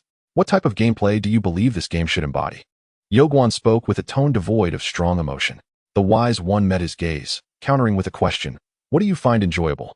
After a moment of contemplation, Yoguan replied. Personally, I believe the likelihood of an undercover agent is much greater. The tyrant, unusually restrained, concurred with Yoguan's perspective. There must certainly be an undercover agent involved. It's beyond doubt. Indeed, the probability of an undercover agent is slightly higher. Otherwise, this game would be rather dull, someone chimed in. The wise one smiled. So, do you all understand my point? This task appears to be a collaborative one, yet it resembles a competitive endeavor. On the surface, those intent on eliminating Lu Jiao and those secretly assisting him belong to two distinct factions. These factions will ultimately divide the prize pool of 1,728 hours. Lu Jiao observed the growing number of individuals who began to trust the Wise One's words, feeling a pang of anxiety within. The Wise One's extensive discourse, while delineating a couple of gameplay styles, was essentially a ploy to guide those present to consider the possibility of an undercover agent. If these individuals were allowed to continue their search, both he and the other undercover agent would undoubtedly be exposed, leading to dire consequences. He had to act decisively, and his strike must target the opponent's vital artery. Otherwise, if he merely uttered trivial remarks, he would be labeled the undercover agent. All right, everyone, since you grasp my intention, I shall not squander any more time. I have arrived on site today, yet I did not issue any assassination orders against Lu Jiao, nor did I seek his whereabouts. My sole endeavor throughout the day was one thing. As the Wise One spoke the first half of his statement, many began to regard him with increasing hostility. The earlier assertions could be deemed credible, as they resonated with the audience. But the sudden declaration of his inactivity today seemed to inversely suggest to everyone that he himself was the slacker. Please, do not be alarmed. Allow me to finish my explanation. Today, I visited Hui Chuan Dashue, inquiring among Lu Jiao's classmates about his usual conduct and actions, thus gaining a rudimentary understanding of the individual.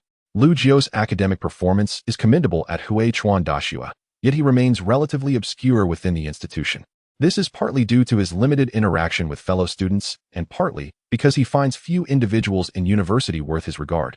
What I wish to convey is that Lu Jiao is accustomed to solitude, holding high expectations of those around him. He seldom engages in conversation with anyone he deems unworthy. Hence, following this line of reasoning, if someone has caught Lu Jiao's attention, that person must indeed be exceptional.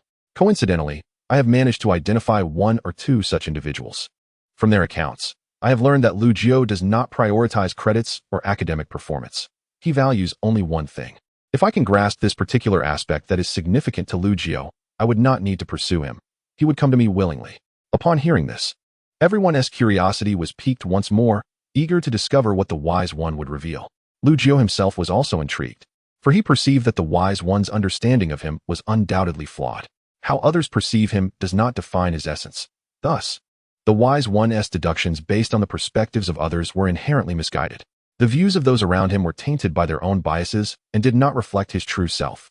At Hui Chuan Dashue, Lu Jiao cherishes but one thing, his teacher. According to those around him, Lu Jiao shares a close relationship with a teacher from whom he frequently seeks guidance. Whenever that teacher requests something of him, he is generally inclined to comply. Therefore, my proposition is this. Instead of solely pursuing the assassin route, why not directly approach Lu Jiao's teacher and have them summon him back? What do you think? Regardless of whether the Wise One has indeed been slacking, the information he provided is sufficient for him to survive the night. For if the Wise One were an undercover agent, he could not possibly divulge such details. Revealing Lu Jiao's vulnerability in such a manner would be tantamount to courting disaster. Ah, I see now, you have passed my test. The tyrant cast a more lenient gaze upon the Wise One, seemingly acknowledging him. The others present shared a similar sentiment, while only Lu Jiao found amusement in the situation. The Wise One's information was indeed accurate. He had a teacher at school who imparted a wealth of knowledge, and their relationship was genuinely strong. However, relying solely on that teacher to call him back seems rather naive of the Wise One. While Lu Jiao pondered a solution, the keen insight bestowed by the Griffin allowed him to notice an unusual expression on the face of one individual present, the priestess, seated to his left. A flicker of anger crossed her features when the Wise One mentioned using a teacher to lure Lu Jiao back. Yet, her inherent composure swiftly quelled that fury, restoring her calm demeanor. What is this all about? Lu Jiao pinched the bridge of his nose. Everyone present harbored some degree of suspicion. Yet, even aware of their questionable nature, he felt incapable of deciphering their psychological motives through mere details. Unless he could anticipate their intentions, just as he had done with the bearded man, using foresight to disrupt them at a crucial moment. If a hunter knows where his prey intends to flee, he will set traps along the way, capturing it effortlessly. This exemplifies a thought process rooted in intention, a quintessential hunter's mentality. Lu Jiao gradually discovered that his understanding of this mindset was exceptionally astute. Perhaps the abilities granted to him by the Griffin encompassed aspects of cognitive patterns as well. The priestess's anger undoubtedly stemmed from her disapproval of the Wise One's assertions. If the priestess were an undercover agent, She would find the Wise One's revelation of his weakness troubling, as she would need to devise a strategy to protect herself. Her ire seemed more a reflection of her disdain for the Wise One's actions than anything else. Thus, it is unlikely that she is an undercover agent. As for the Wise One, his true intentions remain shrouded in mystery. He possesses numerous ambiguous traits, yet he has undeniably contributed, clarifying the group's thoughts and providing valuable information. This does not appear to align with the profile of an undercover agent. Therefore, since he does not seem to fit that mold, Lu Jiu felt emboldened to take decisive action. Just as everyone prepared to respond to the Wise One, adorned with 5 jeweled rings, Lu Jiu finally made his move. He leisurely retrieved the ring from his pinky finger, raising it above his head to scrutinize it attentively. This action immediately drew the attention of others, as they were all engrossed in contemplating the validity of the Wise One's statements, only to find Lu Jiu distracted. In such a critical moment, he dares to lose focus? Griffin, what is your perspective? The Wise One posed a timely inquiry. Lu Jiu deliberately elongated his tone, stating, I believe you are spouting nonsense. The Wise One's expression froze, and the collective reaction of the crowd transformed into a tapestry of intrigue. Ha! The tyrant erupted in laughter, rising to his feet, pointing an accusatory finger at Lu Jiu. At this moment, he boldly interjected, declaring, If you are not the undercover agent, who is? Ladies and gentlemen, there is no need to heed his words any longer. He is merely sowing discord among us. Many in the assembly harbored a similar sentiment, for Lu Jiu's timing was indeed too convenient. Why? Just as the Wise One hinted at a solution, did Lu Jiu choose to speak up? This was a blatant attempt to undermine the Wise One's message. However, if the Wise One was acutely aware of this and Lu Jiu persisted in his actions, it could only mean he was the undercover agent. Intriguingly, I am quite eager to hear the excuses you might concoct to smooth over this situation. The wise sage chuckled heartily while simultaneously applying pressure on Lu Jiu. Among all present, the only individual who did not exert pressure on Lu Jiu was the priest seated to his left, who had remained silent ever since the sage proposed his method. Have you all not noticed?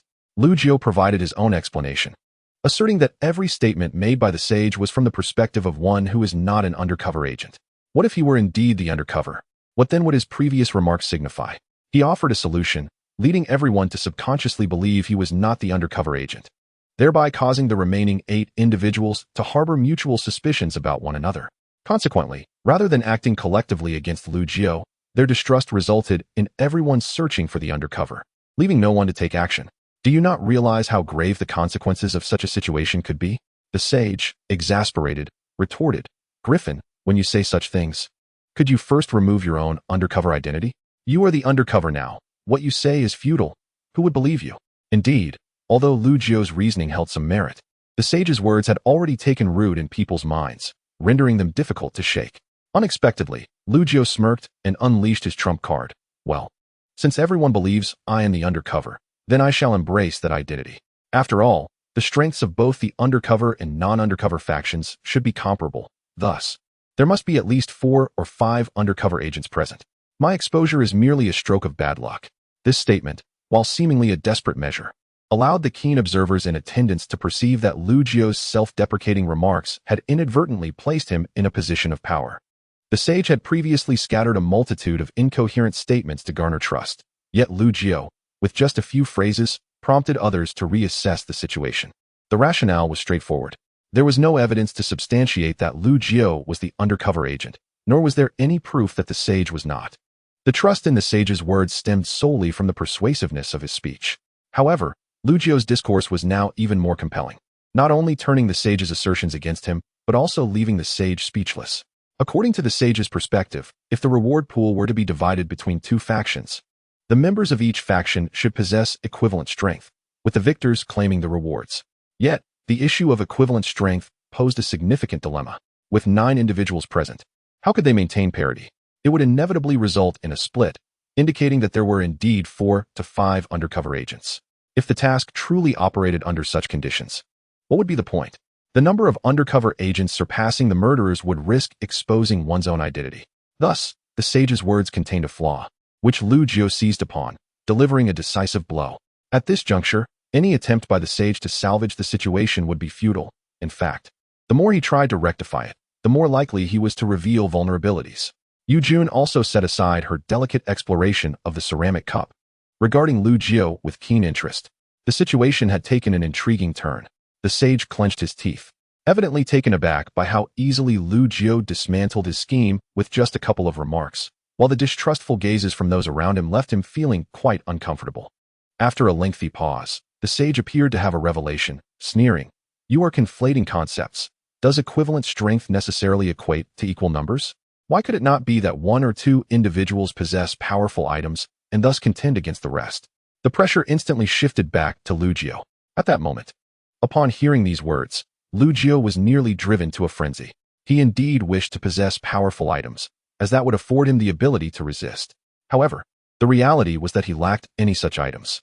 He was on the verge of exploding with frustration, for his role as the undercover agent left him without powerful tools. Yet, if he were to utter such sentiments, it would surely spell his doom. Alas, he could not articulate his grievances, cursing the game designers 1,000 times in his heart. Subconsciously, he glanced at Yujun, only to meet her enigmatic gaze, which startled him into silence. Surely, she could not have discerned his thoughts. No, those were merely fleeting musings. I apologize. Lu Jiu remained unfazed by the sage's murderous glare, articulating each word deliberately. "So, you acknowledge that the undercovers may possess powerful items, then? Why not share what you know?" The sage's expression shifted once more, hastily responding, "I merely suggested that this is a possibility. How could I, not being an undercover, ascertain whether this is the case?" "Oh, so you imply that 4 or 5 undercovers could indeed exist, given that you are not truly an undercover agent." The sage extended a trembling finger toward Lu Jiu. This was truly an insurmountable predicament. After all the sage's elaborate discourse, he found himself unable to substantiate the veracity of his previous statements, only to be ensnared once again by Lu Jiu, falling further into disarray. The tyrant, after weighing the situation, cast a skeptical glance at the sage. "Sage, if you cannot provide an explanation, then you are the new undercover." Upon hearing this, the sage nearly spat blood in disbelief. "Nay, you fickle turncoat. I shall confront you." Chapter 24. The first encounter. Every gaze fell upon the sage, brimming with distrust. Although the crowd had not entirely bought into Lu Jiu's identity, the fact remained that Lu Jiu had never claimed to be anything other than an undercover agent from the moment he spoke, thereby evading any identity-related pressures. The sage, however, had conducted himself throughout this entire interaction as if to convey to everyone that he was not the undercover agent, asserting that he was fit to lead this mission. Consequently, while Lu Jiu may have been a target of suspicion, the primary doubts lay firmly upon the sage. As suspicion spread, more individuals began to identify the inconsistencies in the sage's statements, raising questions one after another. Witnessing the sage on the verge of being overwhelmed by the collective push of dissent, he finally retaliated. Taking a deep breath, he cast a cold glare at Lu Jiu. "Very well, since you wish to play this way, I shall indulge you until the end. However, I shall modify the rules of this game. Let us determine who has rendered the most valuable contributions." Upon hearing this, the assembly recalled how Lu Jiu had extracted information from everyone through deception the previous day. Should the sage's proposed rules prevail, Lu Jiu would undoubtedly face defeat. This was a blatant trap. If Lu Jiu refrained from participating, he would appear guilty. Conversely, if he accepted, he would play directly into the sage's hands, allowing his prior contributions to overshadow him. What decision would Lu Jiu make under such circumstances? The spectators were filled with curiosity. Nonetheless, most believed that Lu Jiu would sidestep the sage's pitfall and instead dig a new one for the sage to fall into. This appeared to be the optimal strategy. Although the final outcome might result in mutual destruction, both parties would at least experience some gains and losses, which was the best outcome achievable. No one could emerge victorious unscathed. Merely stepping forward was a commendable feat to everyone's surprise. Lu Jiu made what appeared to be a reckless decision in the eyes of all. "Very well, I shall play along, though I fear you might flee mid-game." Seeing that Lu Jiu had indeed taken the bait, the sage erupted in laughter. "Ha, what is there to fear? If we are to play, let us play. Do you truly believe I am afraid of you? Griffin, based on what you stated yesterday, I could identify numerous issues. Your audacious act of extracting information from others without effort is not only discomforting to me, but to everyone present." Although the sage had not actively contributed the previous day, he at least had not resorted to such blatant theft of others' intelligence. Since yesterday, everyone was equally matched. Let us directly discuss today's matters. I have provided methods for contemplation and infiltration, yet you seem to have contributed nothing of substance. You merely rambled incoherently, uttering words that obscure rather than clarify. And beyond that, you have not offered anything of value. Am I mistaken in my assessment?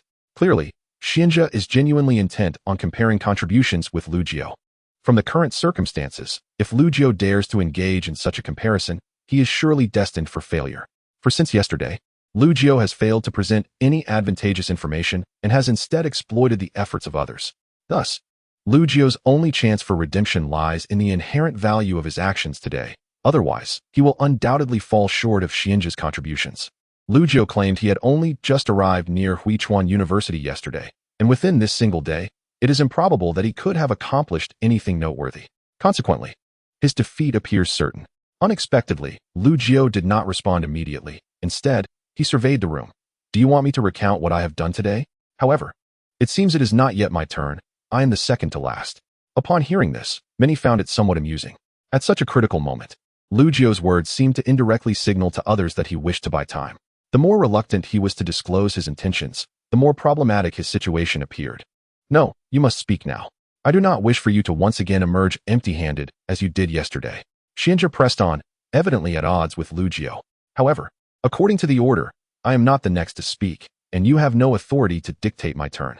Xianjia scoffed, glancing around at the assembly. Ladies and gentlemen, may I ask for your indulgence? Since Xiao wishes to speak second, shall we grant him that privilege? Agreement rippled through the crowd, and Xianjia's lips curled into a subtle smile.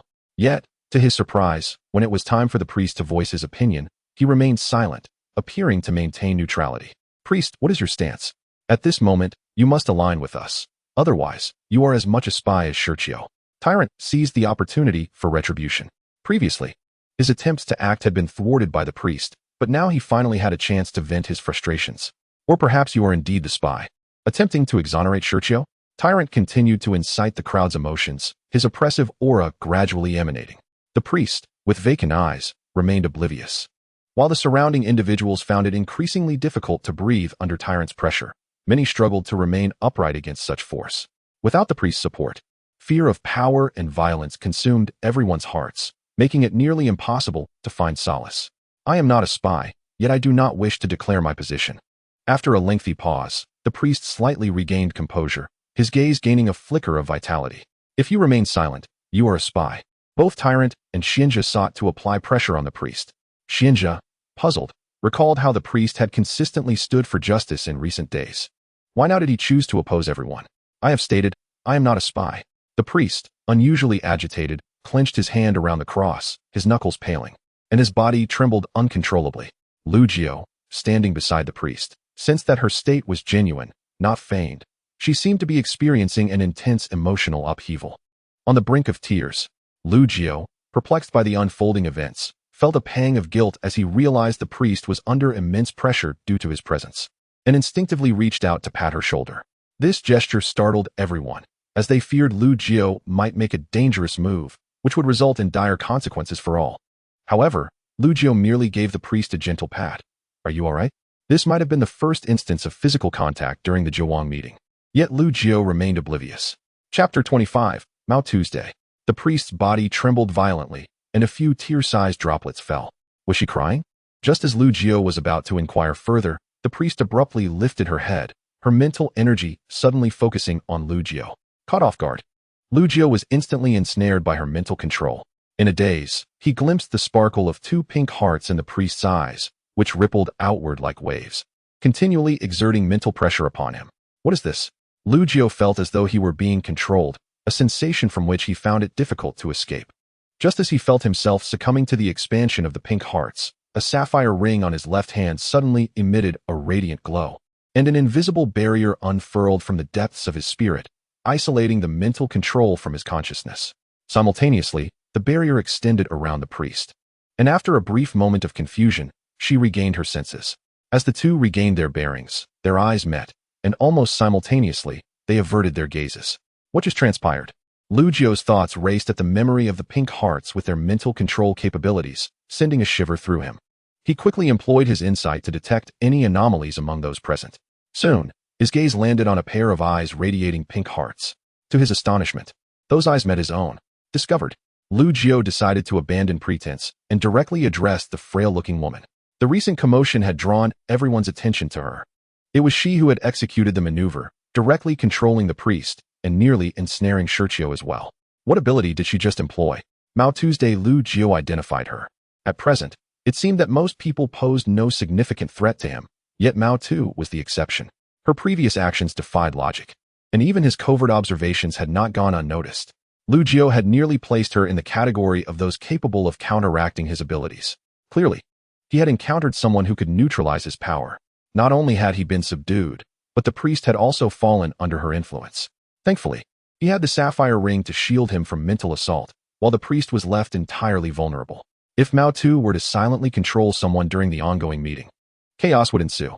The entire meeting's rhythm would shift to align with her whims, leaving no room for escape. Please, do not look at me.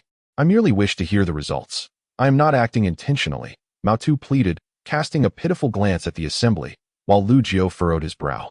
He had likely been the sole observer of her subtle maneuver. This individual is feigning innocence. Ha ha ha, it is of no consequence.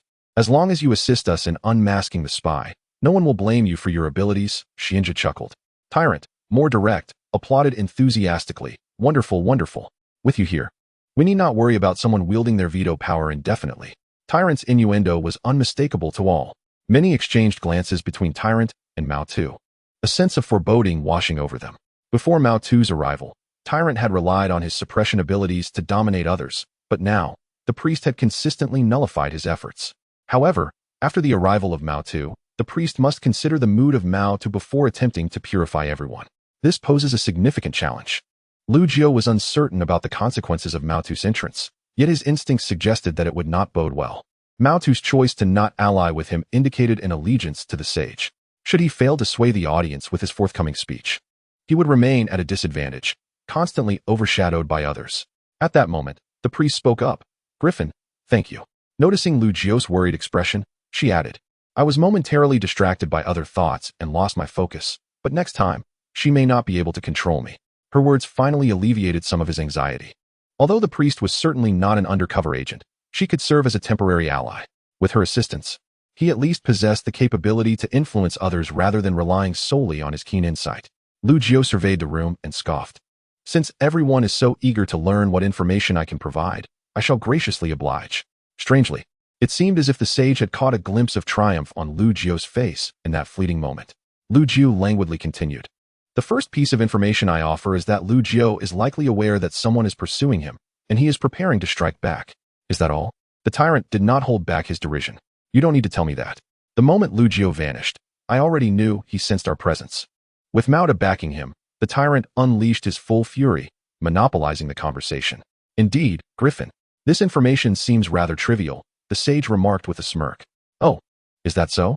Lu Jiu shifted the tone of his discourse. But what if I were to say that Lu Jiu may be covertly colluding with the Dragon-Slaying Society? Would you believe it? I'm sorry, but that information appears to be common knowledge. I recall that Miss Mao Tu informed us of this just yesterday. Even Lu Jiu's current departure from the protection of the Dragon-Slaying Society was verified through inquiries. The sage pressed further, thus, what you've mentioned may already be outdated information, rendering it quite useless at present. Lu Jiu smiled nonchalantly. Indeed, since you all acknowledge this as outdated information, my subsequent remarks shall emerge as new. At his words, the expressions of those present shifted slightly. Was Lu Jiu harboring some assurance in his statements? Let us reassess the currently known information. Your latest intelligence suggests that Lu Jiu has indeed severed ties with the protection of the Dragon-Slaying Society and is now seeking ways to escape his pursuers alone, correct? Lu Jiu scanned the crowd for confirmation. Yo Guan seemed poised to speak, but hesitated, perhaps fearing that revealing too much could expose his true identity. Silence, it seems, confirmed his suspicion. Lu Jiu smirked. Now, pay close attention. Lu Jiu has not truly abandoned the protection of the Dragon-Slaying Society. He is merely acting as bait to lure us, the members of the Nine Kings Society, into a trap. The assembly fell into a moment of silence, contemplating the veracity of Lu Jiu's assertion. Soon, the restless Yoguan spoke up. What evidence do you have to substantiate your claim? Chapter 26. Are you serious? Evidence. Lu Jiu wore a face that conveyed disbelief. Yoguan found himself momentarily at a loss for words, fearing he may have revealed too much with his question. Indeed, where was the evidence? The tyrant echoed the skepticism. Many others joined in, while only the sage silently opened a spell book, jotting down notes with a feather quill. Evidence, evidence, evidence. Lu Jiu repeated the term thrice, casting doubt in the minds of those present, mirroring Yoguan's uncertainty. Young man, just tell us directly. I'm not clever enough to grasp all this, Mauta interjected, her pink pupils radiating psychic energy. Lu Jiao averted his gaze from her eyes and continued. I cannot provide any evidence to support this information. Then are you not merely lying? Someone jeered. Lying? Are you serious? Lu Jiao's expression mirrored disbelief. The tyrant, growing impatient with Lu Jiao's riddles, slammed his black sword onto the table. What trickery are you up to? Just speak plainly. Ah, how disappointing. I had expected more from you, Lu Jiao retorted calmly, presenting a series of probing questions. First, what pretext had Lu Jiao used to secure protection from the dragon-slaying society? Secondly, why could he leave at will after gaining their protection? Lastly, were they unaware that the dragon-slaying society was preparing to cleanse Huichuan City? His trio of inquiries left the attendees momentarily stunned. Soon, they realized the awkward truth. None of them could provide an answer. The dragon-slaying society and the Nine Kings Society were fundamentally opposed. They would not be foolish enough to seek news from the dragon-slaying society openly. If they did, they would likely find their ranks considerably diminished by day's end. Even if someone had connections to the dragon-slaying society, discovering the existence of the Nine Kings Society would prompt immediate hostility. According to Li Yanbing, the dragon-slaying society held an absolute enmity towards the Nine Kings Society. Any encounter would undoubtedly erupt into violence without hesitation. Lu Jiao's confidence in their ignorance stemmed from one fundamental truth. He was Lu Jiao himself. No one understood him better than he did. While his information might raise caution among others, his current objective was to dismantle the alliances of those present, ensuring that everyone returned to their individual pursuits. Should they unite, he would swiftly find himself in peril. Furthermore, the line between truth and falsehood was ever blurring. Inserting a modicum of deception amidst genuine intelligence would likely go unnoticed. Ladies and gentlemen, if your intelligence capabilities are limited to this, I fear that collaborating with you would be my greatest folly. I would be better off acting alone than being hampered by your incompetence. The tyrant was visibly displeased. Griffin, what do you mean by that? Do you think you can absolve yourself of the suspicion of being an undercover agent with just a few words? Undercover agent? Have I not already acknowledged that I am one? I have no intention of exonerating myself, Lu Jiao replied mockingly. You. The tyrant appeared on the verge of fury, prompting the priest to swiftly cast a calming spell over the assembly. Lu Jiao was unperturbed, articulating each word with precision. If you do not even know the reason Lu Jiao is under the protection of law enforcement, then all your actions against him are destined to fail, potentially leading to the dragon-slaying society seizing incriminating evidence against you. So pray tell, was Lu Jiao placed under the protection of law enforcement due to guarding the gates? The sage, now devoid of his earlier arrogance, engaged Lu Jiao in a composed dialogue. Lu Jiao had been waiting for this question. Is anyone aware of the recent serial murders in Huichuan City? I have some knowledge, the priest replied.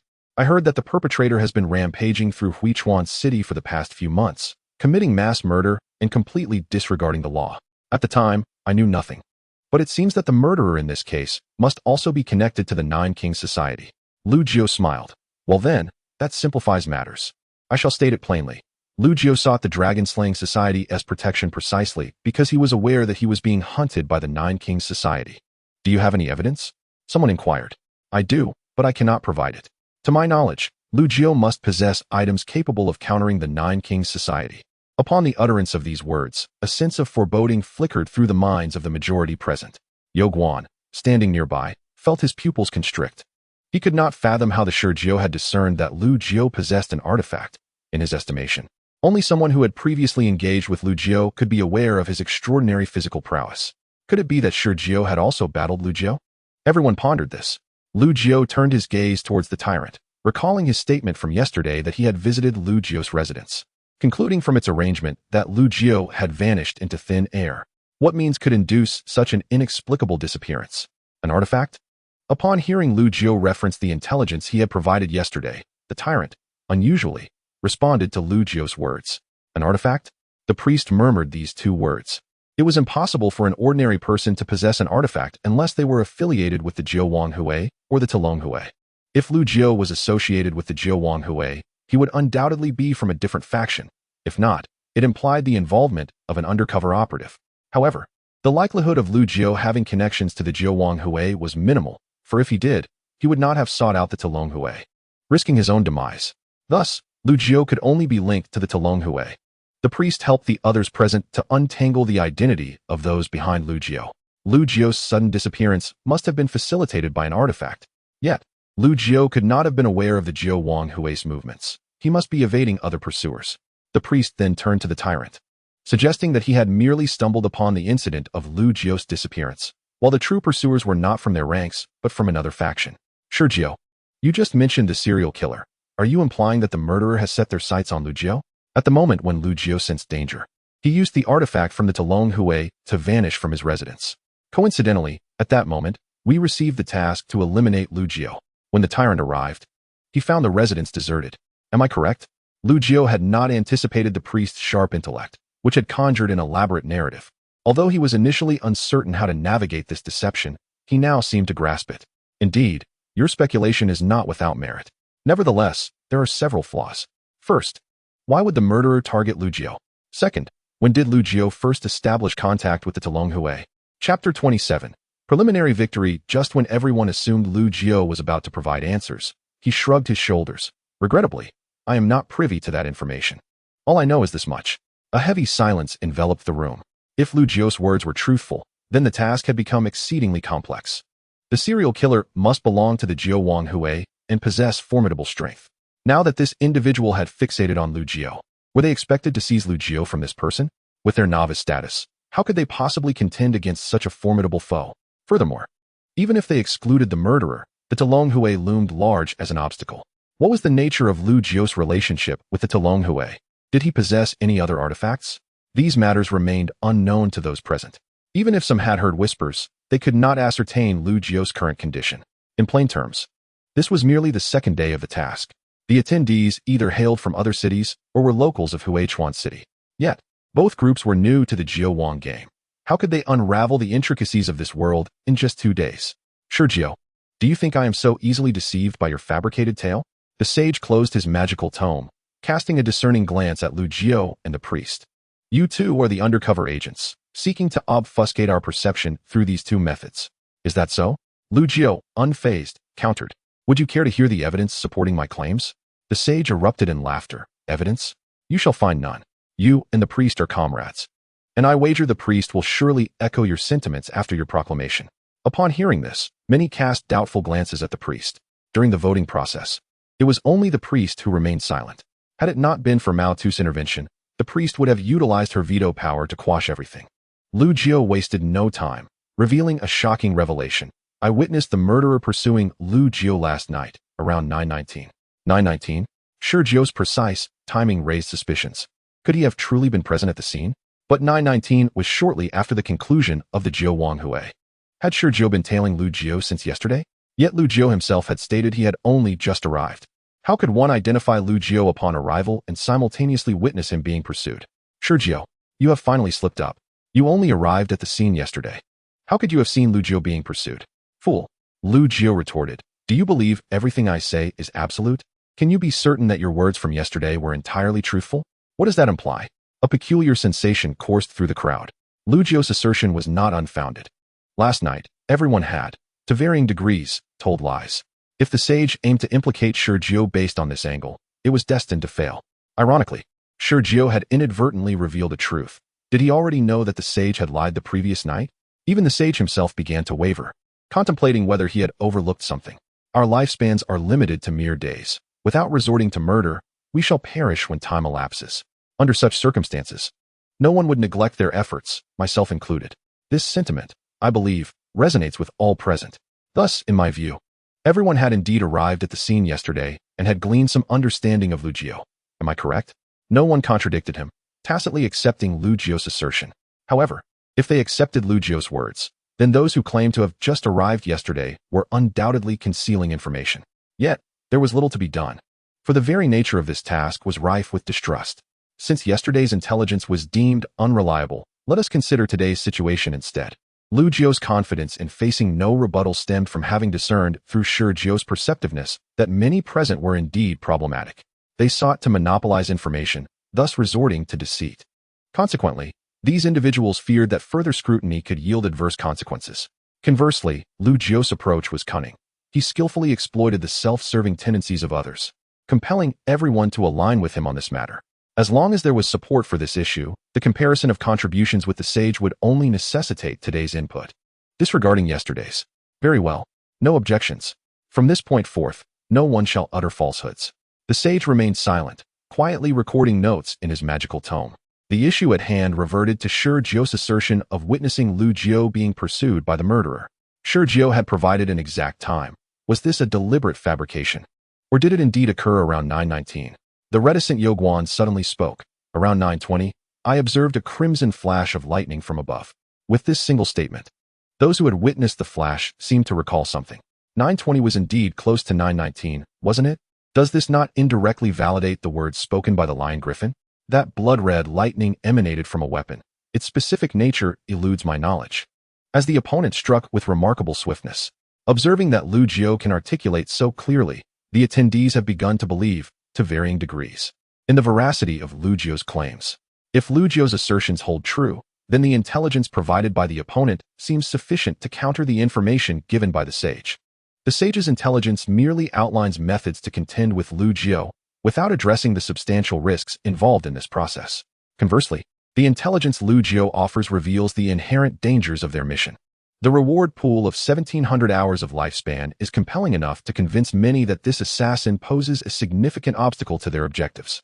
Lion Griffin, despite your proclamations, you lack an overwhelming advantage. The tyrant, with rare introspection, cradled his forehead in thought. Indeed, this is insufficient. Relying solely on these assertions to sway us to your side appears inadequate. There is no rush. Lu Jiu continued, I can provide further intelligence. The assassin I dispatched has been slain, and his last message indicated that Lu Jiu may possess offensive artifacts. Yuguan's pupils dilated in alarm. Could the offensive artifact be the Reaper's Claw? At least when he struck Lu Jiu, there were no visible signs of artifact usage on Lu Jiu. I find myself inclined to believe the Lion Griffin's words. Yuguan stepped forward. If possible, he would welcome more information regarding Lu Jiu from the Lion Griffin, as this would bolster his chances for revenge. With Yuguan's alignment, many began to waver in their convictions. The choice now lay between believing the sage or the Lion Griffin, and a misstep could significantly diminish one's influence in future discussions. Each individual possesses inherent attributes that can counteract others. If targeted, one may find themselves rendered voiceless. Gradually, more individuals began to align with Lu Jiu. While some still perceived merit in the sage's assertions, their numbers were scant. Ultimately, including Lu Jiu, 6 individuals stood in support of him, while the sage was flanked by only 2 others. Chapter 28. Peng. Subsequently, the surrounding individuals began to recount the intelligence they could provide today. Following the initial order of discussion, the atmosphere within the Nine Kings assembly had shifted subtly due to the interventions of Lu Jiu and the sage. Since Lu Jiu shared his intelligence, the sage had remained reticent, seemingly devoid of words. The tyrant, often dismissive of others, had aligned with Lu Jiu.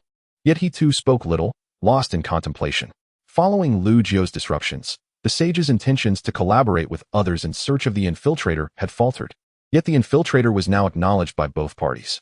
Everyone tacitly accepted the infiltrator's existence, yet none were willing to cooperate further, as they could not ascertain the infiltrator's numbers. Thus, everyone remained in their respective camps. However, this situation would not endure long. As lifespans dwindled, many would succumb to despair. In such a moment, even the most formidable capabilities would fail to deter one desperately seeking survival. Kings, have you all spoken? Yu Jun finally rose to address the gathering. The final segment of the Nine Kings assembly was upon them. Since all have spoken, I wish to remind everyone that tomorrow evening there will be a mandatory game for all participants. This game will not be overly challenging. Yet the victor will have the privilege to name any individual and pose a question. Yu Jun paused, and the individual pointed out must respond truthfully. The hands gripping the golden goblet stilled, and the scene before them seemed to lose its color, as if an invisible eraser had swept across the tableau. The sound of shattering glass imminent. Lu Jiu swiftly scanned the faces around him. Shock, disbelief, anxiety, trepidation, unease, and timidity. Moreover, the slight upward curl of the sage's lips. Lion Griffin, the game has concluded. Observing the sage's subtle gestures, Lu Jiu discerned that the sage had prepared a formidable strike. With a crash, the scene shattered, and Lu Jiu found himself back in reality. He was seated upon the concrete floor, his back slightly hunched, the hem of his garment brushing the ground, collecting a fine layer of dust and sand that left faint gray marks on his attire. This predicament is troublesome. Lu Jiu never anticipated that Yu Jun would orchestrate such a maneuver at the last possible moment. According to his original plan, he could have delayed for 3 or 4 days, allowing him to redirect the conversation toward collaboration, thus obscuring his previous actions. Even if someone recognized discrepancies in his earlier conduct, they would likely attribute it to his failure to comprehend the situation. However, now, with Yu Jun's intervention, Lu Jiu found himself cornered. He and the sage stood in stark opposition, with all present aware that one of them must be a falsehood. Thus, should others triumph in the game, they would be entitled to question him and the sage without restraint. The sage remained unperturbed, for his guise bore no semblance of an infiltrator. Lu Jiu, however, faced a different reality. Should he be confronted with particularly probing inquiries, he risked revealing inconsistencies that could incite suspicion. Furthermore, even if no one questioned him directly about Lu Jiu, they could inquire whether he had previously lied or interrogate his motives. Once such questions were posed, Lu Jiu would be inexorably exposed. Damn it, what is this nonsense? Yu Jun had not mentioned any games at the commencement of this task, merely stating there was something to address. This was clearly a calculated trap. Tomorrow night's game must be won. Only through victory can he preserve his identity. Only through triumph can he maintain control over the roundtable discussions. Yet, the path to victory is far from straightforward. Those who claim to stand by his side are not entirely convinced. Each harbors their own intentions.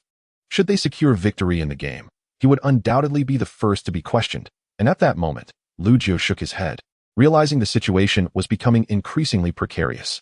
He had already taken 2 lives, earning himself 144 hours of lifespan. Even if the mission were to fail now, he would not perish. Yet, to fail the mission, he must first face death. Thus, for Lu Jiu, the paramount concern remains how to survive the remaining hours. Once the mission concludes, the bounty on his head would dissipate, allowing him to evade danger with relative ease. News of his slaying 2 individuals would soon reach the ears of other monarchs, complicating his attempts to lure and eliminate others moving forward. Nevertheless, he could not afford to remain idle. Inaction would only lead to his demise, akin to a frog being boiled alive. Just then, Lu Jiu's phone rang. Hello. Who is this? On the other end, a voice deliberately lowered in pitch responded. Is this teacher Peng Guian? Yes. May I ask who you are? You need not know my identity. Simply understand that this call bears benefits for you. What? At that moment, Peng Guian was at home. Entirely unfamiliar with the voice on the line and uncertain of the caller's intentions. As for the alleged benefits, she instinctively assumed it was a scam call. Do not be hasty to hang up. The voice resonated once more, seemingly aware of the precise moment when Peng Guian would hang up the phone. I know your mother is suffering from a terminal illness. Have you not considered how to cure her? Peng Guian's countenance darkened. How do you know? It matters not how we know. You merely need to understand that we are here to assist you. The voice continued. We possess the means to restore your mother to health. Do you believe us? Anger surged within Peng Guian. How absurd. I do not even know who you are. How could I possibly trust your words? Whether you believe us or not is not our concern. What we wish to convey is that our medical expertise is undoubtedly exceptional, surpassing at least the renowned hospitals you have previously visited, both domestically and abroad. Peng Guian's expression shifted. How did they know she had sought treatment at an overseas hospital? She had confided in so few about this matter. How could they? The voice continued. We do not require you to undertake anything particularly arduous. We only ask that you help us contact someone. Who? A student of yours, by the name of Lu Jiu. At this, Peng Guian fell silent for an extended period. Her tone laced with fury. What do you intend to do with him? Do not be angry. We merely wish to invite him to dinner. We would not harm him. Furthermore, you only need to meet with Lu Jiu with our assistance and exchange a few words. Seeing that Peng Guian remained unresponsive, the voice continued to entice her. If you wish to resolve your mother's memory issues, unconventional methods must be employed. If that is insufficient, we can provide you with several 100,000 as a small gift. Once more, Peng Guian fell silent, her grip on the phone trembling uncontrollably. It seems you need a little more time. Before midnight, if you can provide a response, I will immediately transfer the funds to your bank account and arrange for the necessary medication to be delivered to you. A dial tone followed, the line having been disconnected. At that moment, Peng Guian felt as though she were being crushed by an invisible hand, her body collapsing to the ground as she gasped for breath. She attempted to struggle to her feet, only to find herself utterly incapable. Despite only needing to support herself with her hands, they felt devoid of strength. Guian, what are you doing down there? A familiar voice called out. Peng Guian weakly turned her gaze and, indeed, saw her mother, Ying. Mom, I'm fine. Nevertheless, she did not rise. Guian, the ground is cold. You should get up. Ying approached to pull at Peng Guian's clothing. To her surprise, Peng Guian clung to the ground, unwilling to stand. Mom, do you still remember my name? At some point, tears filled Peng Guian's eyes as she looked at Ying with desperation. You are Guian, right? What is it? What is my surname? You are Guian, so of course. Your surname is Gue. Anger bubbled within Peng Gayan as she laughed incredulously. My surname is Peng. I am your daughter. Have you forgotten even this? Daughter? Upon hearing those words, Yi Ying's emotional state faltered. Did I not say? I do not have a daughter. I have no daughter. I am not your daughter? Then who am I? The last flicker of hope vanished from Peng Gayan's eyes. Once again, that same expression. Why? Why can you not remember? I am your daughter. I am the daughter you take pride in. Everything I have achieved is because of you, Mom. Please, I beseech you to remember. I am truly kneeling before you. If I have made any mistakes, just tell me. I am your daughter. Peng Gayan collapsed entirely to the ground, tears streaming uncontrollably. Beside her, Yi Ying observed the scene, devoid of any excessive emotion, only an oppressive sympathy that rendered one breathless. Gayan, are you truly all right? If you are unwell, I can take you to the hospital. Peng Gayan felt utterly hopeless. The sensation of crashing to rock bottom overwhelmed her. If I am not your daughter, then why do you call me Gayan? Unable to sustain her inner defenses any longer, Peng Gayan lay completely on the ground. After a long while, she slowly rose, dialing the phone number she had just called. In that moment, her gaze turned entirely bleak. Chapter 29. The net tightens. The other end of the line was enveloped in interminable silence, as if no one were present. Lu Jiu was somewhat perplexed as to why Li Yanbing had called him at such a time. Did the two individuals he had just killed pose a problem? Lu Jiu, Li Yanbing's voice emerged, grave and stern. You have crossed paths with the suited thugs, and they will not let you off easily. Suited thugs? Lu Jiu's expression was one of utter bewilderment, unsure of what Li Yanbing was referring to. The person you killed was wearing a suit. He belonged to the suited thugs. They are a murderous organization that will do anything for money. If a task fails, they will not relent, but will send more people until you are dead. A chill swept through Lu Jiu's heart. What kind of predicament was this? Now, the other 8 individuals were scheming to end his life. And now these suited thugs had inexplicably become his enemies. Lu Jiu felt that continuing in this manner was not a viable option. Quite frankly, whether more or fewer assassins came after him would yield the same result. However, if fewer assassins came and more friends came, the outcome would be entirely different. What do you intend to do? Lu Jiu resolved to seek assistance from those in power. However, he did not require the aid of the official dragon-slaying society. He merely needed Li Yanbing's support.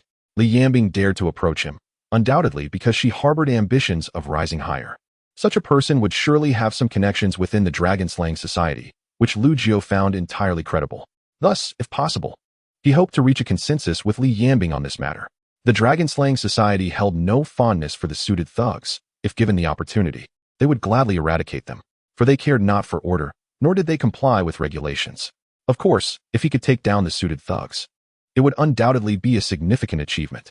Therefore, if possible, he sought Li Yanbing's assistance. In return, she could exchange for something of her choosing from him.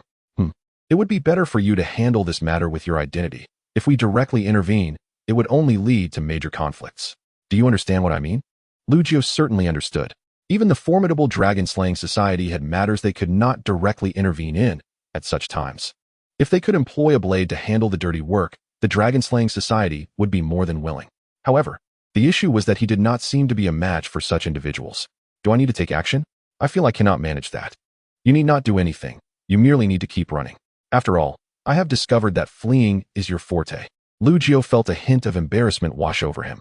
But they are armed. How many are there? For reasons unknown, Lu Jiu felt that something was amiss.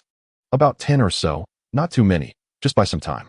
Lu Jiu replied, I have revealed your information to them, so you have no choice but to comply. The dial tone followed, leaving Lu Jiu in a state of confusion. The time was now 9:30 in the evening, and if possible, Lu Jiu hoped to find a place to rest. However, at this moment, Lu Jiu found himself unable to sleep. In the headquarters of the suit thugs, the Black Boss ended his calls, issuing commands to his subordinates, before turning his attention to those present. The employer's offer is 100,000, correct? Indeed. But only if the target is dead. They will add another 100,000. The Black Boss paused, contemplating, sent a message to them, stating that the target is not so easily eliminated. They must increase their offer. At least an additional 200,000. No, at least 500,000 more. After all, it appears that the other party possesses some advantageous tools. Boss, is it really appropriate to deploy so many people this time? Their price is minimal. It simply doesn't add up. The Black Boss raised an eyebrow slightly. Do you believe this is suitable? No, I did not express such a sentiment. The Black Boss scoffed. The reason for sending out so many men is merely to prevent others from intervening. Others intervening? The Black Boss replied nonchalantly. If I am not mistaken, Our employer is likely someone from the Zhou Wanghui. They seek victory in this game, thus hoping we will take action. Have you forgotten? After Lu Jiao eliminated our men, there was still a wanted criminal lying beside him. Having access to a wanted criminal indicates considerable power. One subordinate hesitated. So, is the young master of that group truly from the Zhou Wanghui? Before he could finish, the black boss slapped him. How many times must I remind you? It is against industry rules to inquire about our employer. The subordinate appeared anxious and uneasy. At that moment, another subordinate approached with a mobile phone, presenting it to the black boss. Boss, we have news about Lu Jiao, but we almost lost track of him. The other party seems to possess the means to detect us. Almost lost track? The black boss's expression darkened. I have allotted you 3 hours. If you cannot secure him within that time, you may leave. Yes, the subordinate hurriedly exited. As those present contemplated speaking further, a knock echoed at the door. Who is it? The black boss instinctively sensed something amiss. Ordinarily, the entrance would be guarded. If someone wished to enter, the subordinates would promptly open the door rather than knock decorously. The black boss exchanged a glance with a nearby subordinate and retrieved a rifle from behind the sofa. In the headquarters, everyone was typically equipped with at least a small handgun, which were hard to procure. It is well known that the Long Dragon Society and the Public Security Bureau maintain strict control over firearms. To wield a gun and survive under such circumstances necessitates substantial strength. As a major force entrenched in Huichuan City, the suit thugs are rivaled only by the Air Mu and the Evil Man Valley. Air Mu is a national and even global intelligence agency, while Evil Man Valley is a gang that spans half the country. In comparison, the suit thugs seem somewhat modest, as they are merely a municipal group. Many underestimate them for this reason.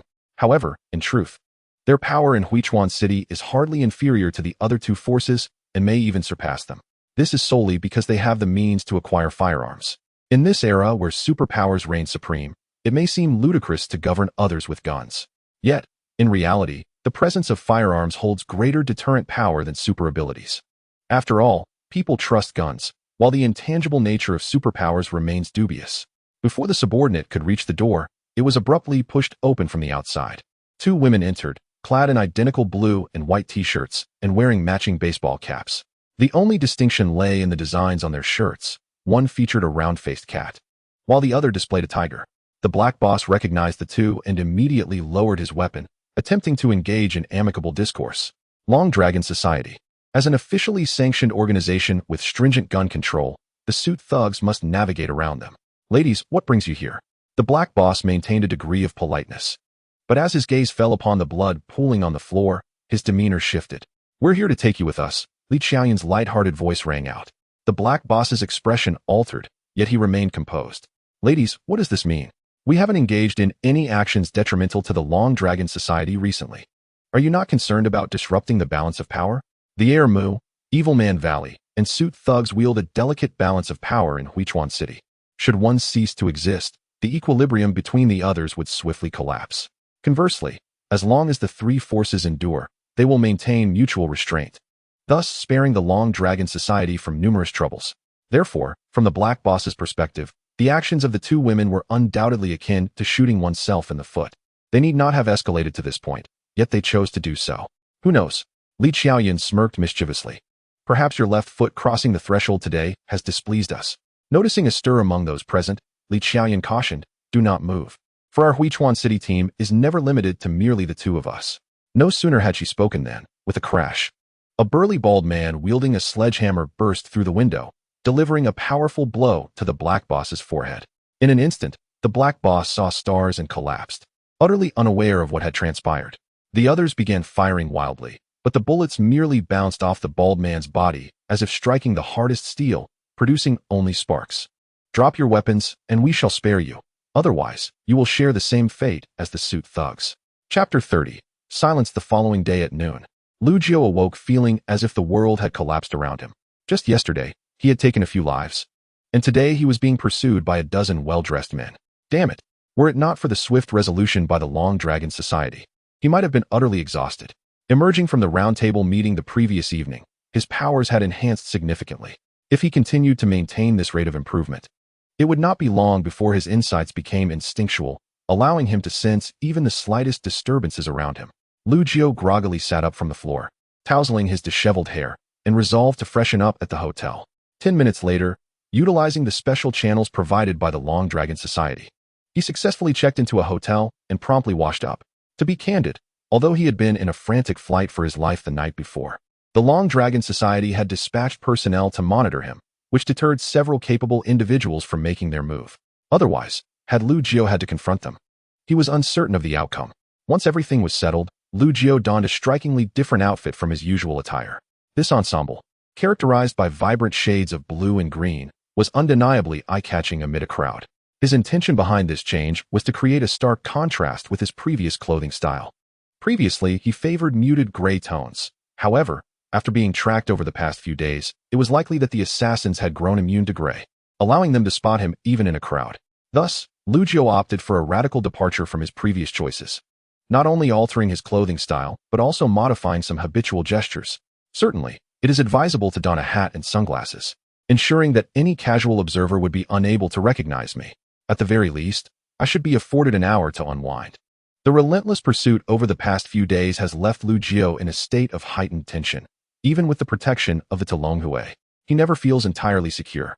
Thus, he plans to indulge in some sustenance before embarking on his next hunting endeavor. From the moment I took the life of my first victim, there has been no turning back. Lu Jiao let out a bitter chuckle as he dialed a number on his mobile phone. I wish to take an hour of respite. Consider it a reward for last night. What do you think? His tone was laden with despondency. Li Yanbing seemed poised to respond, yet ultimately conceded, very well. But only for an hour.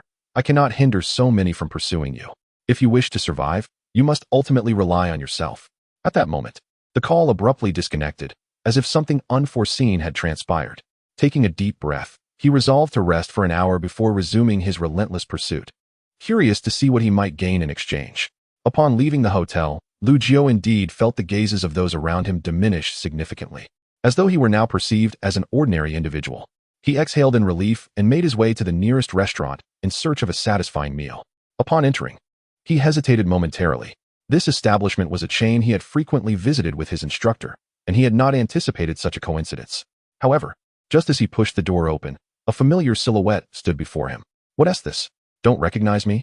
Noticing Lu Jiao's momentary stupor, the individual playfully tapped his forehead. Come on, today on me. Lu Jiao was not merely stunned, he was completely frozen. How could his teacher, Peng Guiyan, be here? Shouldn't he be in class at this hour? Lu Jiao sensed something amiss, yet his instincts assured him that no one was watching him. Could it be merely a figment of my imagination, a coincidence to encounter Peng Guiyan today? Just as he contemplated exiting, Peng Guiyan had already guided him to a table adorned with 2 bowls and a pair of chopsticks. This was clearly intended for 2. Lu Jiao's unease intensified. This situation could not be a mere happenstance. He was undoubtedly ensnared in a trap. Yet, no matter how he pondered, he could not fathom how the orchestrators had managed this. He had changed his attire and had no one tailing him. Why had he inexplicably found himself here? Unexpectedly meeting his teacher? As thoughts raced through his mind, one name emerged, Xianjia. It was indeed Xianjia who had leaked information about his teacher the previous night. Could he be the one behind this? Lu Jiao was uncertain, but knew he was caught in a web of deception and wondered if it was still possible to make a swift escape. Sit down. I've been waiting for you for quite some time. Waiting for quite some time. Lu Jiao's heart remained steady. Yes, perhaps for about an hour. Aren't you supposed to be teaching others? How is it you have time to seek me out? Peng Guiyan sighed and took a seat. I am teaching my students. And you, too, are my student. What on earth was happening? With Peng Guiyan seated, Lu Jiao could no longer contain his curiosity. Peng Guiyan did not respond, but summoned a waiter to serve the food. Let us eat first. You appear rather exhausted. Though the words were spoken, Lu Jiao found himself devoid of appetite. He had hoped to relax during this hour, yet now his mind was a taut string, perceiving any individual nearby as a potential threat. Observing this, Peng Guiyan placed a piece of meat in Lu Jiao's bowl. Lu Jiao, I am your teacher. Do you not trust me? It's not that I don't trust you, Lu Jiao began, but his gaze suddenly caught a motion from Peng Guiyan's left hand. It appeared as though he was making some peculiar gestures, yet his hand ultimately rested on the bowl. Should anyone nearby have witnessed Peng Guiyan's earlier actions, they might have thought he was simply experiencing a cramp in his hand. However, Lu Jiao interpreted it differently. He was well acquainted with his teacher, which heightened his vigilance. For Peng Guiyan was an exceptional educator, always supportive of his students. His presence here suggested that even he was powerless and must obey the directives of those behind the scenes. In a moment of clarity, Lu Jiao grasped the significance of the gesture. Peng Guiyan often employed mind maps to aid students' comprehension, creating unique symbols that conveyed meaning at a glance. The primary advantage of such symbols lay in their ability to condense vast amounts of text, with the same symbol implying different meanings in various contexts. The gesture he had just made resembled a hand with the palm facing down, while the other hand's finger rested atop it. Why the need for silence? Lu Jiu glanced around once more, yet he still felt no eyes upon him. Was it merely my misperception? He felt as though Penguin was attempting to convey a warning. I should be able to discern the gaze of an ordinary person instantly. Thus, there truly are no common individuals monitoring me. But could it be that members of the dwindling Hui are present? The extraordinary abilities of the dwindling Hui could potentially allow them to bypass my perceptive abilities or employ some device to obscure my insight. Perhaps I have been too careless. If I anticipate being hunted, then those prior encounters were merely appetizers. Other sovereigns, in pursuit of their objectives, would undoubtedly aim to eliminate me, regardless of the cost. The subsequent assassins would only grow stronger until, in the end, I would be unable to withstand their onslaught. Lu Jiu fell into contemplation, awaiting Penguin's next gesture, murmuring, "Teacher, I understand your words. I merely wish to know why you are here." Chapter 31. Caught in the Snare. Penguin smiled. "I am simply fulfilling a request. I bear you no ill will." The gesture conveyed, "Return to school, the sooner, the better." With a wry smile, Lu Jiu lowered his head, attempting to shield his eyes from the scrutiny of others. "It seems I truly cannot escape, can I? This is unavoidable. If you accompany me, you will assist me in alleviating my burdens while also expediting the resolution of certain matters." The gesture indicated, "There is something at school." Something? What is it?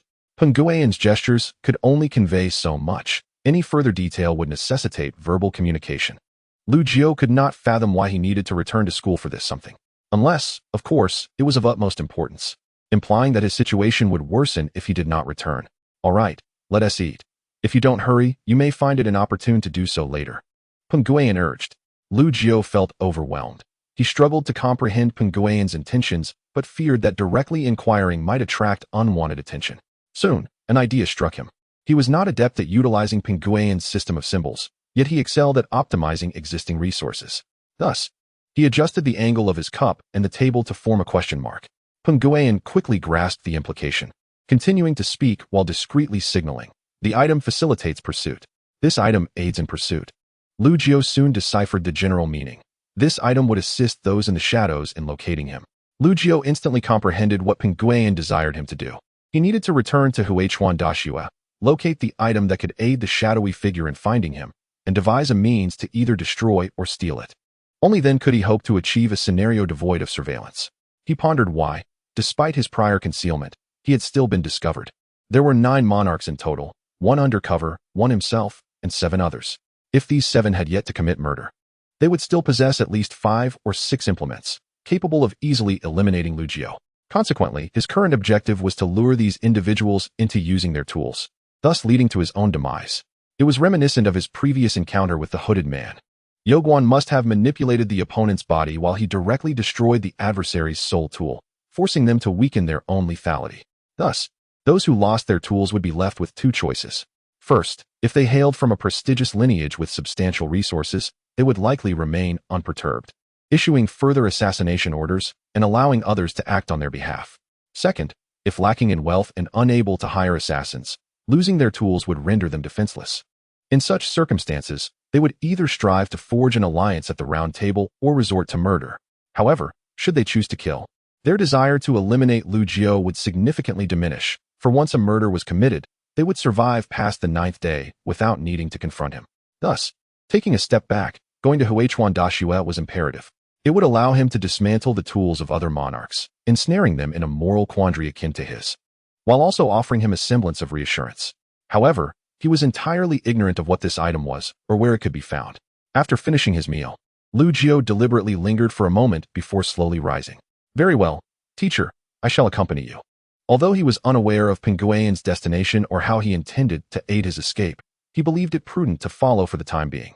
Soon, Lu Jiu trailed Penguin out of the dining hall, following the signs to an undisclosed location. With each step, he sensed something amiss. His suspicion was not directed at Penguin, but rather at the seemingly hasty nature of the entire process. If he were the mastermind, would he allow a teacher with whom he shared such a close bond to lead him into the clutches of the enemy? Certainly not. He would ensure that more eyes were watching, keeping both himself and Penguin under strict surveillance. Though Lu Jiu remained oblivious to why the opponent had not revealed themselves and instead sent Peng Guian, it suddenly dawned upon him that he had overlooked something crucial. At that moment, he felt a wave of dizziness wash over him, his legs growing weak. He realized he had fallen into a trap. The last image before his eyes was of Peng Guian's dull, colorless gaze. He had never seen such a look in his teacher's eyes. Had the teacher truly turned against him? How ironic that his closest mentor would ultimately betray him for the sake of self-interest. He could not blame his teacher. He could only fault himself for being ensnared by Peng Guian's veiled insinuations. Just moments ago, he had been fantasizing about how his teacher might assist him in returning to school, but now the harsh reality struck him. Human nature was insidious. He was merely a novice who had committed murder less than half an hour prior, entirely unacquainted with the intricacies of this world. However, if given the chance, he vowed never to trust anyone who had once been kind to him, not even friends or family. Yet, while contemplating these thoughts, he had forgotten that he had few friends or family to begin with and overlooked that anyone who could become his friend had undergone his rigorous scrutiny. But now, none of that mattered anymore. At Huichuan Dashua, Qing Daoji and her friends were engaged in a campus run. According to the latest regulations of Huichuan Dashua, an average of at least 2 kilometers per day was required to meet the standard. To be frank, this had become quite a burden for many male students who preferred to remain in their dorms playing video games, with their eyes glued to screens. They would either be logging in or drifting off to sleep, leaving little time for such activities. Consequently, many loathed the campus run, deeming it a sheer waste of time. Perhaps if the campus run were canceled today, they could ascend to the top of the leaderboard by tomorrow. Among the many who despised the campus run, Qing Daoji was an exception. As a diligent student who rarely touched video games, her daily routine revolved around the library and dining hall. The time she spent in her dormitory was equivalent to the hours most spent in the library. Each morning upon awakening, her mind would automatically conjure a detailed agenda for the day, down to the hour and minute. With her family unable to provide, she had no choice but to strive tirelessly to create her own opportunities. Of course, her diligence in studies also harbored a small ulterior motive, although no one was privy to it. A few days prior, when the bizarre murder case at Huichuan Dashua unfolded, it nearly terrified her. 2 individuals named Lu Jiu had died simultaneously in the same location. That day, she had unusually abandoned all her academic tasks to inquire about the identities of the deceased Lu Jios. Fortunately, a classmate named Zhou Jin provided her with all the necessary information, allowing her to breathe a sigh of relief. Thankfully, it was not that Lu Jiu. Had it been him, she would have likely crumbled under the weight of despair. Chapter 32. Disappearance in the past couple of days. Qing Daoji had been gathering information about Lu Jiu, causing her academic performance to slip slightly. However, there was little she could do when her mind was in turmoil. Everything felt chaotic. The only way to regain her normalcy might be to see him again, even if from a distance. As she ran, lost in her thoughts, she suddenly spotted an individual lying in the grass. This person's bold fashion choices, characterized by contrasting colors and vibrant hues, made them instantly recognizable. Lu Jiu? Qing Daoji questioned her own perception. According to her teachers, had Lu Jiu not gone missing? How could he suddenly appear here? A wave of foreboding washed over her. No, please, not now. After finally reuniting, it couldn't possibly be. Just as Qing Daoji prepared to approach, Lu Jiu sprang up from the ground. Literally sprang up. His eyes were filled with wariness, revealing a hint of resentment and anger. Coincidentally, he locked eyes with Qing Daoji. Without uttering a word, Lu Jiu withdrew a finger claw from his pocket, poised to strike. Thankfully, a moment of clarity prevented him from acting rashly, allowing him to regain composure. The scythe finger claw remained intact. Had the teacher Lu Jiu not discovered any wounds on himself, nor anything amiss? Even his clothing was unscathed, dispelling some of the bizarre thoughts swirling in his mind. If that were the case, where had the teacher gone? Who are you? Lu Jiu questioned warily, scrutinizing Qing Daoji, feeling an unsettling familiarity, as if he had encountered her before. Why you are Lu Jiu? Qing Daoji's neck flushed with heat, her ears burning. Yes. Lu Jiu was about to nod when he abruptly changed his demeanor, stating, "Actually, I am not Lu Jiu. I am Lu Shi, no. I am Lu Qi." Without a hint of embarrassment, Lu Jiu quickly inquired, "Have you seen teacher Peng Guian?" The unexpected topic interrupted Qing Daoji's thoughts. Peng Guian? She is a teacher at Huichuan University. Are you familiar with Huichuan University? Lu Jiu glanced around and suddenly realized, isn't this Huichuan University?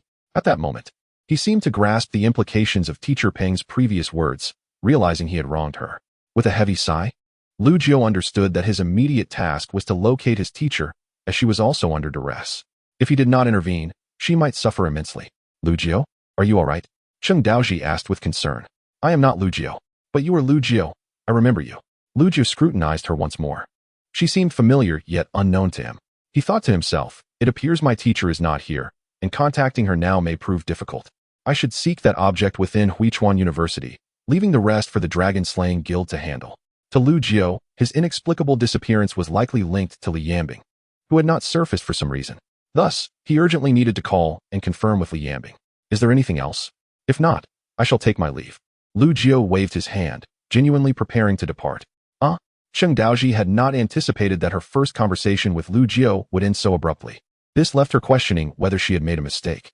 No, Cheng Daoji decided to be brave and asked, could you tell me where you've been recently? Lu Jiao tilted his head, observing Cheng Daoji before responding with a firm, I cannot. With that, he decisively turned and left.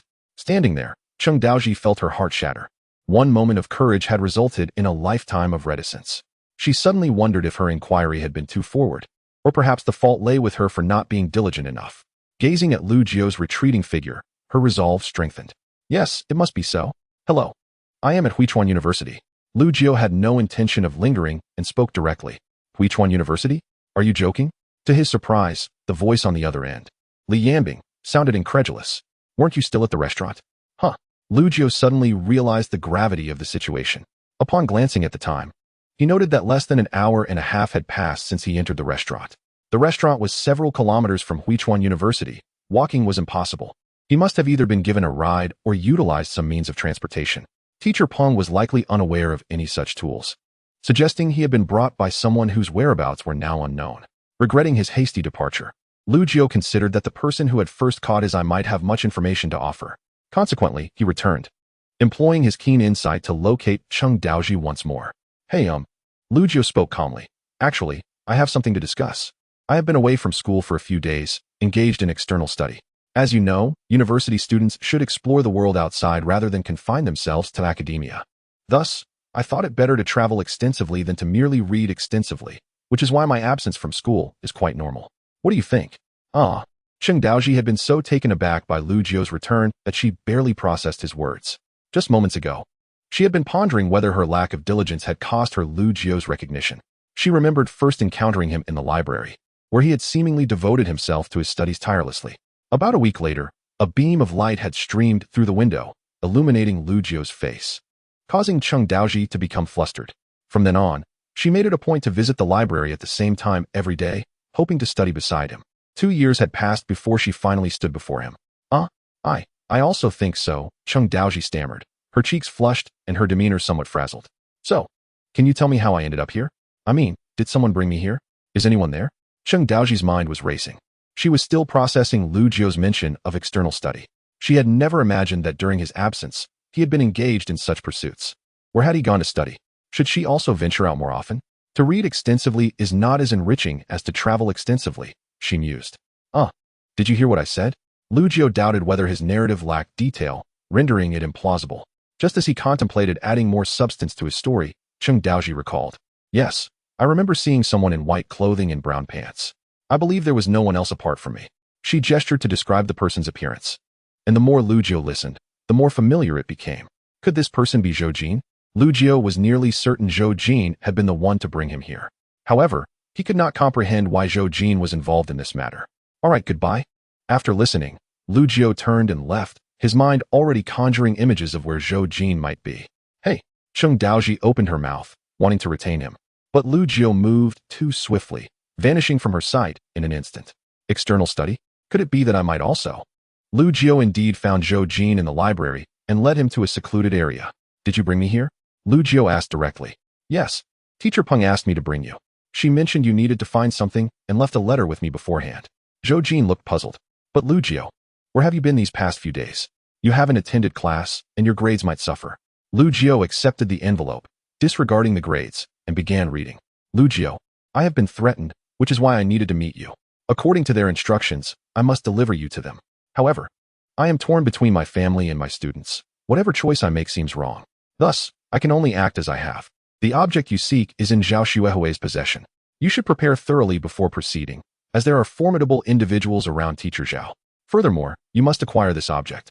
For those with whom I made a deal will always know your whereabouts. and I cannot predict their actions.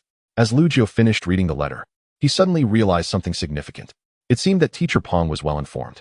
The pauses in her writing and the circumstances of their previous meeting indicated that she possessed considerable knowledge. This revelation sent Lu Jiao's thoughts racing. Is it possible that Peng Guiyan is also affiliated with the Jiao Wang Hui, or perhaps another small organization? Has Peng Guiyan decided to confront the situation directly? Lu Jiao, what did the teacher write? I am completely unaware of what has transpired. Everything in the past few days feels peculiarly ominous, as if something dreadful is about to occur. Lu Jiao, with a contemplative expression yet a smile on his face, replied. The teacher said that even if I do not return to school, I will still receive high marks for the final exam. Really? Is that true? Indeed. Otherwise the teacher would have been furious by now due to my absence. Is that even permissible?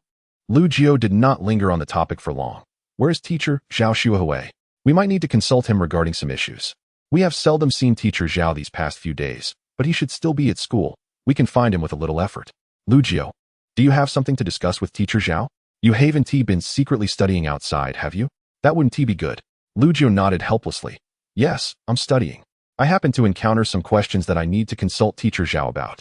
Just as Lu Jiao intended to deflect the conversation with these words, Zhou Jin suddenly grasped his arm with an expression of grave concern.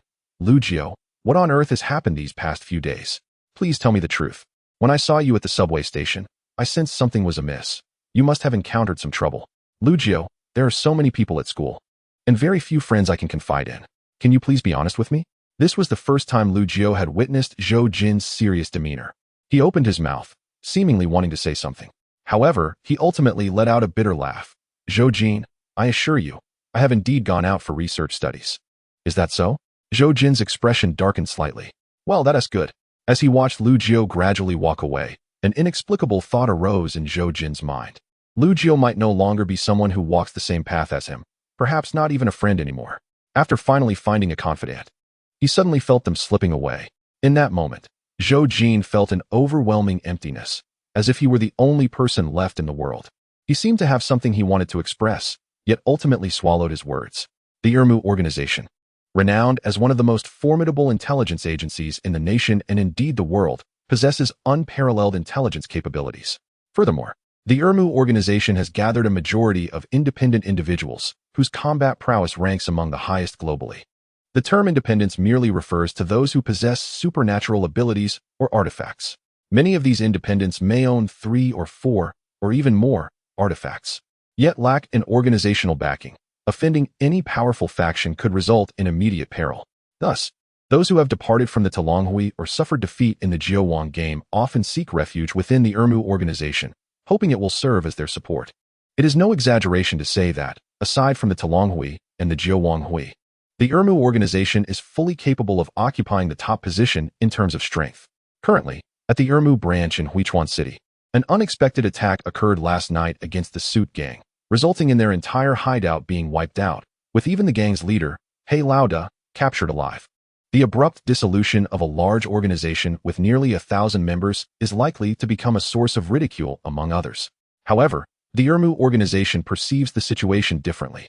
Based on their intelligence, the sudden disappearance of the Suit Gang is largely attributed to the Talonghui. Members of the Talonghui maintain strict control over firearms, while the Suit Gang relied on them to establish their foothold in Huichuan. Hence, after years of planning, the Talonghui decisively eradicated the Suit Gang last night. With the Suit Gang's downfall, the power dynamics in Huichuan City shifted dramatically. The previously stable triad of powers has been disrupted, leading to a flurry of activity among various factions. Some individuals are joining the Irmu organization, while others flock to the Aran Valley organization. And yet others attempt to form their own substantial forces to fill the void left by the Suit Gang. For the Irmu organization, this moment presents an opportune chance to unify the factions in Huichuan City. With the Suit Gang out of the picture, they can now proceed without restraint against the Aran Valley. Within a month, the Aran Valley is sure to fall. Hello? The head of the Irmu branch in Huichuan City, Dai Xingye, answered a call. Director, something has gone wrong. What has happened? Speak clearly. Dai Xingye detests hearing the phrase something has gone wrong. As an intelligence organization, they typically operate by selling information and engaging in private assignments, thus maintaining a generally amicable attitude towards their clients. Consequently, they are most cautious about uttering the phrase something has gone wrong in front of clients, fearing it may raise concerns. Over time, This phrase has evolved into an unspoken agreement to avoid unnecessary mention. Therefore, Dai Xingye is now exceedingly irate. If their clients were to learn of this phrase, it would spell disaster. It truly is a problem. Director, we were assigned a murder task. To ensure caution, we invited the target's teacher to assist in the operation. So your original plan was to use this teacher to effortlessly lure the target away. And then what happened? Then things went awry. That teacher seems to have an extraordinary background, possibly connected to the Jiao Wanghui. She has nearly halved our team for this mission. We seem to have provoked someone formidable. What? Dai Xingye stood upright in shock. This is a genuine crisis. Typically, a standard assassination mission requires a configuration of around 10 individuals. Losing half of that number is a significant blow. However, what troubles Dai Xingye more than the loss of those 5 individuals is the realization that they may have genuinely angered someone powerful. From what he gathered, it appears the opposing party has identified their personnel and eliminated them. As an intelligence organization, how could they be so easily located by others? This indicates the teacher possesses considerable strength. Before Dai Xingye could contemplate a solution, more dreadful news came through. It's bad. Another one has died. Damn it. Couldn't you have extracted the personnel first? Are you using them as live targets? No, Director. It appears she has sustained injuries. We are currently surrounding her. Injured? Dai Xingye felt a slight relief. Thankfully, this individual isn't strong enough to wipe out 10 people. If she could effortlessly dismantle their entire operational force, he would truly be compelled to apologize in person. What were you thinking? Couldn't you have conducted a thorough investigation before the operation? We did conduct a thorough investigation. She is just an ordinary teacher and should have no connection to any supernatural forces. Are you suggesting that the opponent seemingly gained strength unexpectedly? Dai Xingye rubbed his temples. Just as he started to feel relieved, the situation took a turn for the worse.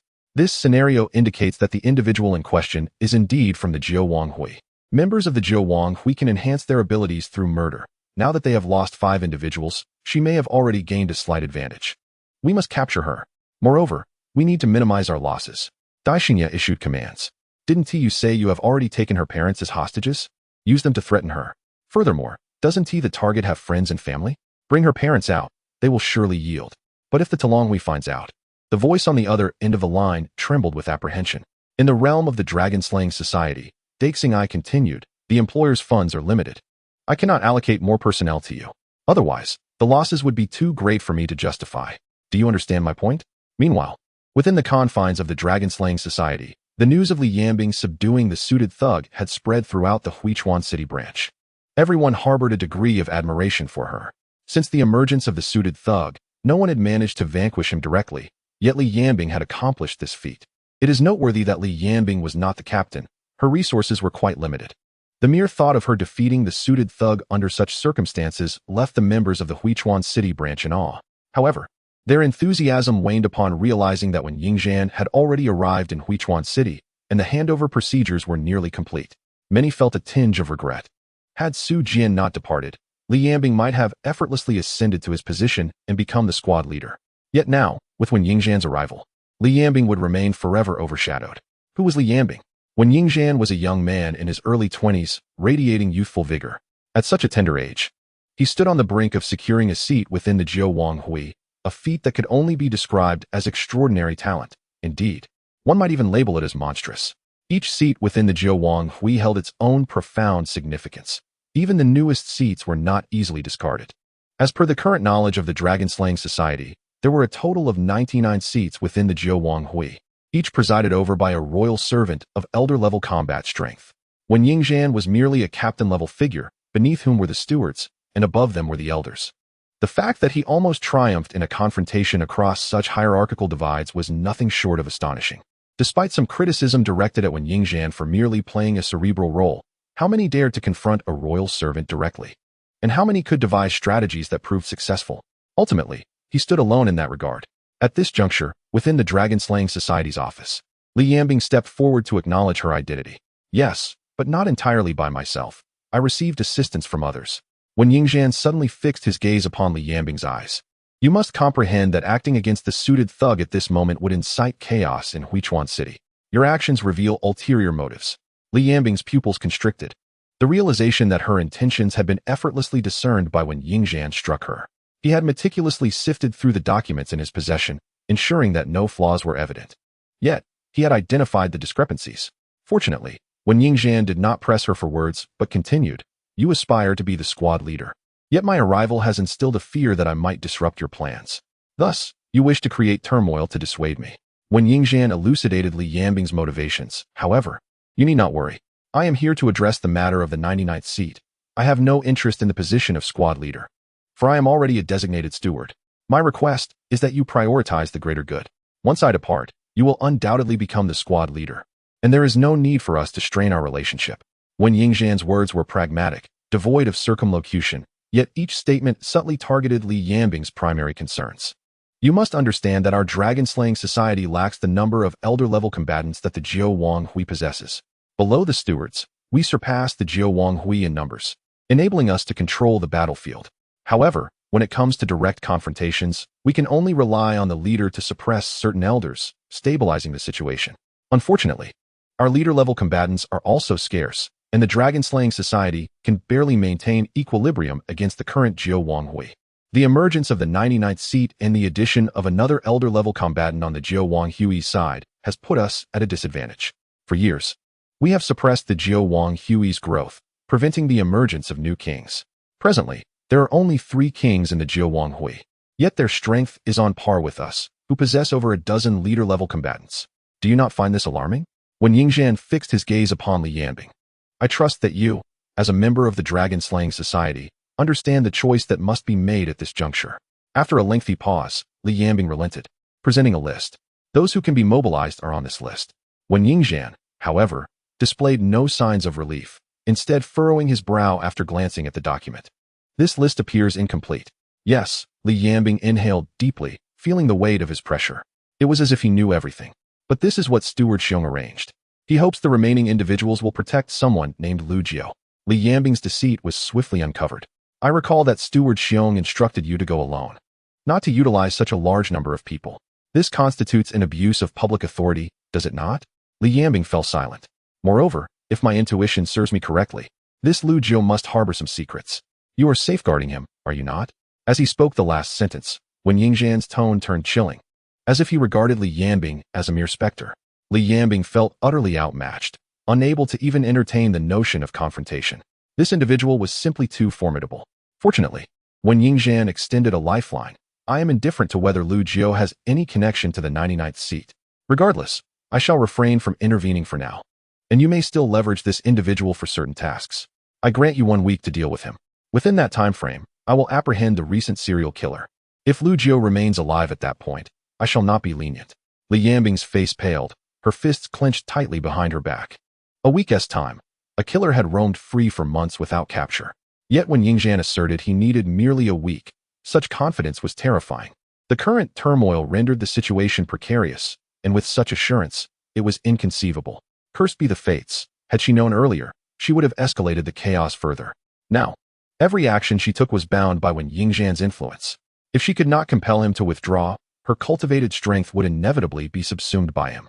As the narrative unfolds, we find Lu Jiao traversing the path towards Professor Zhao Xuehui's office, inquiring of Zhou Jin. "Was it the professor who instructed you to escort me to Huichuan University? If so, why did you unceremoniously deposit me on the grass?" Zhou Jin, somewhat embarrassed, replied, "The professor said it was imperative that no one else discovered your arrival at Huichuan University, as it could prove perilous. Thus, I dared not take you elsewhere and could only set you down by the roadside to await your awakening." Lu Jiao comprehended Peng Guian's intentions, yet he couldn't shake off the feeling that this plan was rather hasty. If he were to remain unconscious, would he not simply perish? Ascending to the 3rd floor, with less than 100 meters separating him from teacher Zhao Xuehui's office, Lu Jiao slowed his pace. Peng Guian had mentioned that there were individuals around Zhao Xuehui, compelling him to be on high alert. However, he found it puzzling that he had not encountered any apparent dangers along the way. Could it be that Peng Guian had erred? At that moment, an unexpected occurrence transpired. With his keen insight, Lu Jiao noticed an escalating commotion nearby, as if a growing number of people were converging towards him. Casting a glance at Zhou Jin's expression, he confirmed that the ordinary Zhou Jin was oblivious to the surrounding disturbances. "Zhou Jin, I need you to do something for me," Lu Jiao stated, fixating on the cracks in the floor tiles without lifting his gaze. "What is it?" Zhou Jin responded promptly, his attention piqued by Lu Jiao's request for assistance.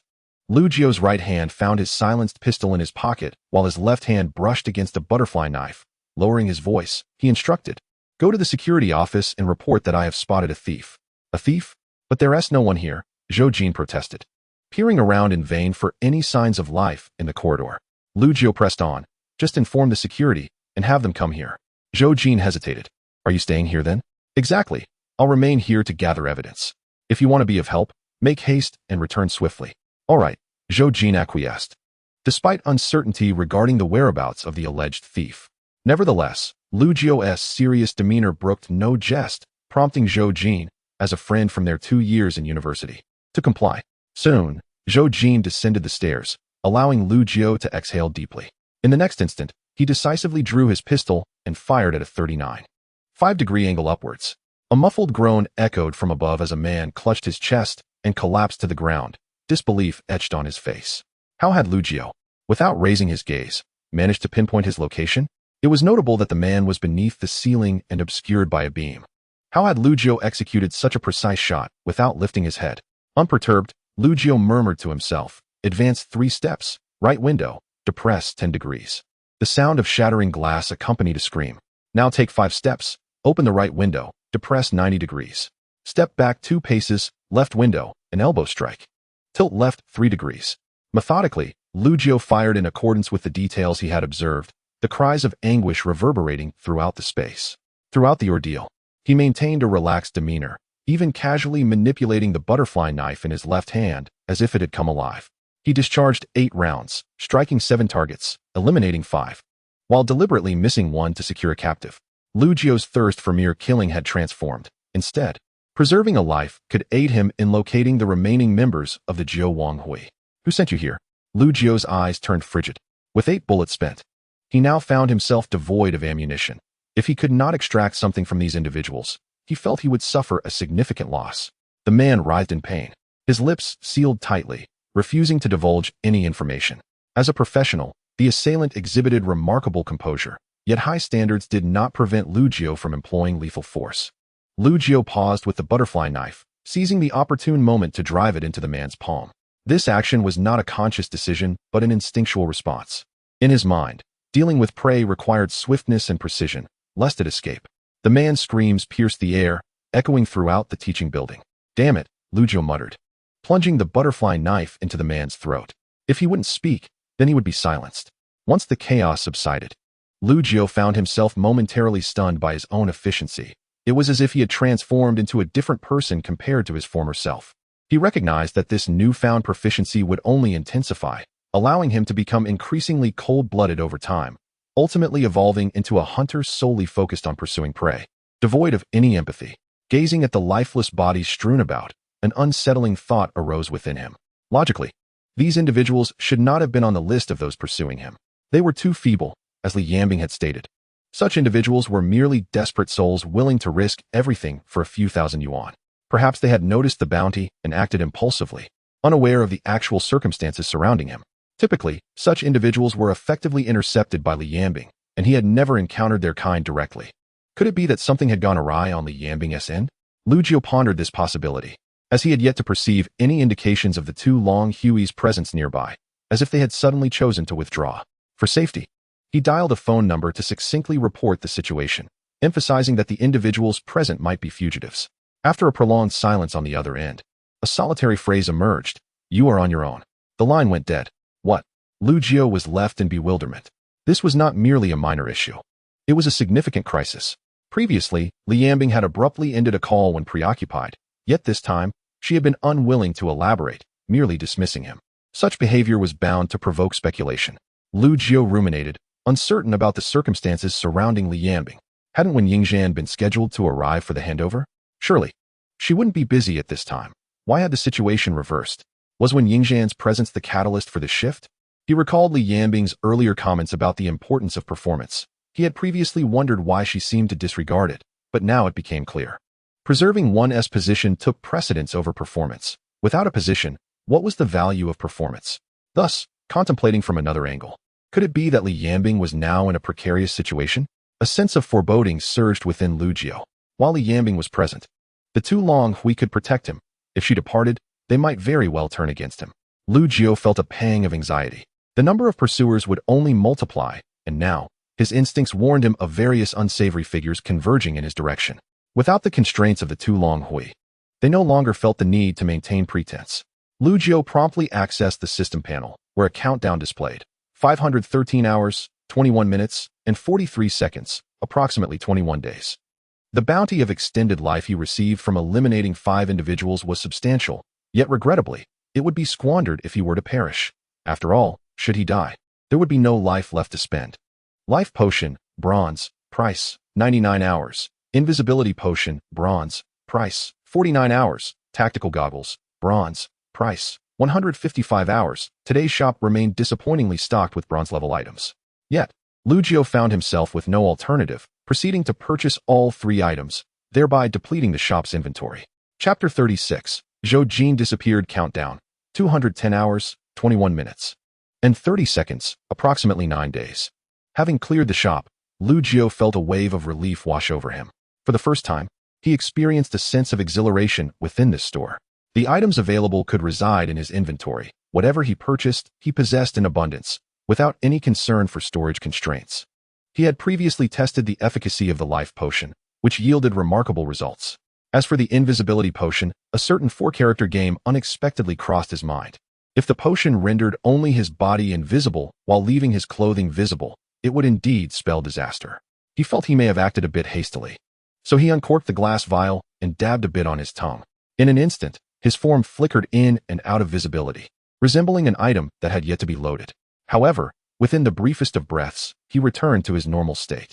It appeared that this invisibility did more than merely conceal the body.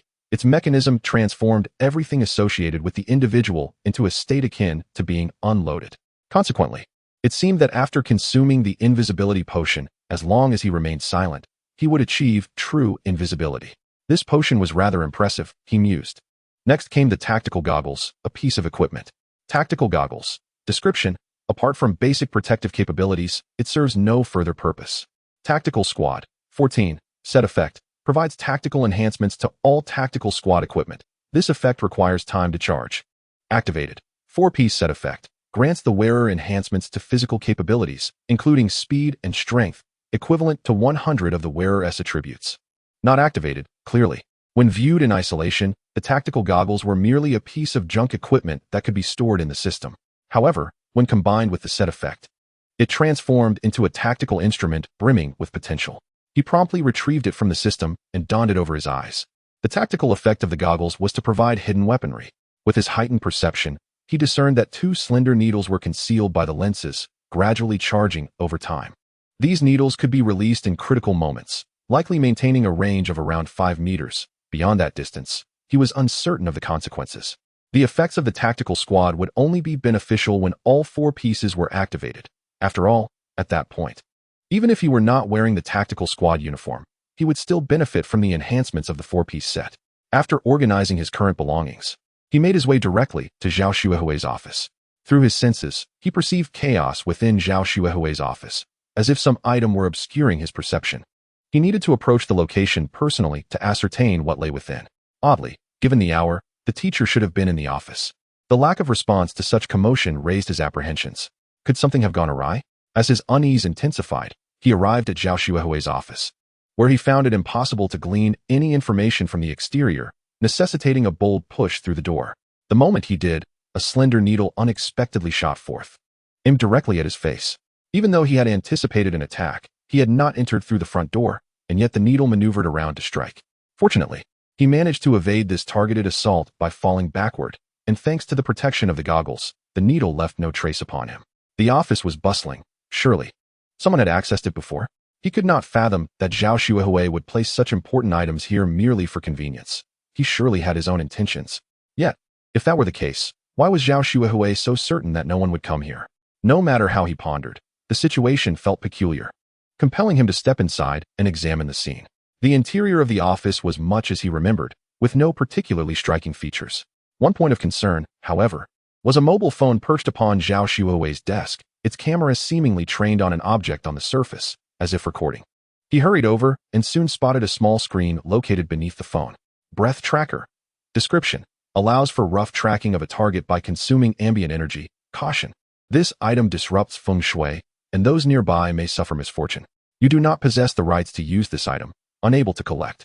As he gazed at the text that appeared on the screen alongside the open camera, realization dawned upon him. Could it be that the individual behind him was using this device to track him? By leveraging the camera on the phone, they could monitor his location in real time. In this manner, the item would not adversely affect its user, yet the user could still exploit its capabilities. Without further ado, he snatched the phone away. Though he no longer lacked funds, he would readily accept a mobile phone offered to him. As for the breath tracker, he could not claim it. But he could consider relocating the desk, albeit it held little significance.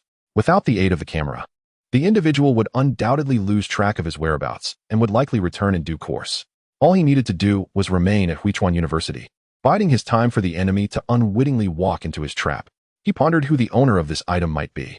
Could it be one of the individuals from the roundtable meeting? Lost in thought, he suddenly recalled his harvesting tiger. This item was currently in a contaminated state, preventing it from being stored in his inventory. What could possibly contaminate the breath tracker? If he could identify such a substance, he would acquire yet another tool. He was genuinely eager to obtain this item, for aside from bringing misfortune to those nearby, it posed no substantial harm. Moreover, if he possessed it, he would certainly not place it in such a crowded location. It was clearly a trap. Just as he entertained this thought, his countenance shifted abruptly. Clap, clap, clap.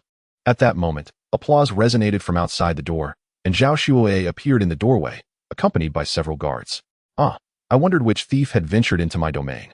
So it is you, Lu Jiu. Lu Jiu felt somewhat dazed. He was aware of someone approaching him, but had not anticipated Zhao Shuoe would be the one. Most critically, was it not he who had summoned the guards? How had he suddenly become the thief in this scenario? In a flash, Lu Jiu recalled the breath tracker before him. Could this be the handiwork of that device? He suddenly reconsidered his earlier favorable assessment of the breath tracker. Upon reflection, it made sense that the teacher would not remain here. Had he lingered for an hour or two, the consequences would have been dire. Thus, this space had effectively become a natural no-man's land, devoid of visitors, allowing any issues to go unnoticed. Lu Jiu had practically pieced together the situation, but now he faced the pressing dilemma of how to explain himself and how to escape. The very individuals he had enlisted had turned against him. Where could he seek justice for this? Wait. Lu Jiu abruptly noted that Zhou Jin was conspicuously absent from the group. Where could they have gone at such a critical moment? Uncertain, he blurted out, "Where is Zhou Jin? What have you done to him?" Chapter 37, Ambush. Perhaps due to the emotional tone of Lu Jiu's voice, Zhao Shuehui momentarily faltered. "Zhou Jin? What do you mean?" Lu Jiu was equally taken aback. Did the expression on his face indicate ignorance of Zhou Jin, or was he unaware of Zhou Jin's recent activities? The situation was perplexing. It was Zhou Jin who had gone to find the guard, yet now the guard had arrived while his own people were nowhere to be seen. There was no time for Lu Jiu to ponder, for Zhao Shuehui, who was behind the mask, had already issued a command. "Capture Lu Jiu. Do not let him escape." The guards rushed in from outside, but Lu Jiu refrained from using lethal force, dispatching them swiftly with ease. Zhao Shuehui had intended to assert his authority with a few words, but he was entirely unprepared for the sight of Lu Jiu effortlessly knocking down one of his men. As if it were a mere jest, in no time, Lu Jiu stood before Zhao Shuehui, seizing him with a firm grip. "Teacher, we have only known each other for less than a semester. Why would you wish to harm me?" Zhao Shuehui's face was a mask of terror, his lips trembling. Unable to articulate a response. "It wasn't me. I was coerced. Please spare me, I beg you." In Lu Jiu's eyes, there was not a flicker of compassion. Given the choice, he would have preferred to eliminate Zhao Shuehui outright, but in the current circumstances, that would be too lenient. He was deeply intrigued by the owner of the breath tracker, and thus, if circumstances permitted, he would keep Zhao Shuehui alive to assist him in uncovering the puppet master behind this scheme. Just then, a synchronized sound of footsteps approached from the side. In Lu Jiu's perception, 5 individuals emerged from the staircase and soon stood before him. They were clad in white martial arts uniforms, their expressions betraying a lethal intent. "Here they come," Lu Jiu thought, casually tossing Zhao Shuei aside as a butterfly knife materialized in his left hand. To be frank, during these past few days of being hunted, Lu Jiu had encountered various individuals of differing identities, yet the appearance of these 5 was unprecedented. A careful observation of their movements revealed a perfectly coordinated rhythm. Their stances were meticulously arranged. Should he act impulsively, he would likely find himself surrounded by the remaining 4. Lu Jiu had contemplated employing the Reaper's Claw, yet its consumption was considerable. If he were to unleash Bloodblade immediately, what if additional foes arrived whom he could not contend with? "You are Lu Jiu, correct?"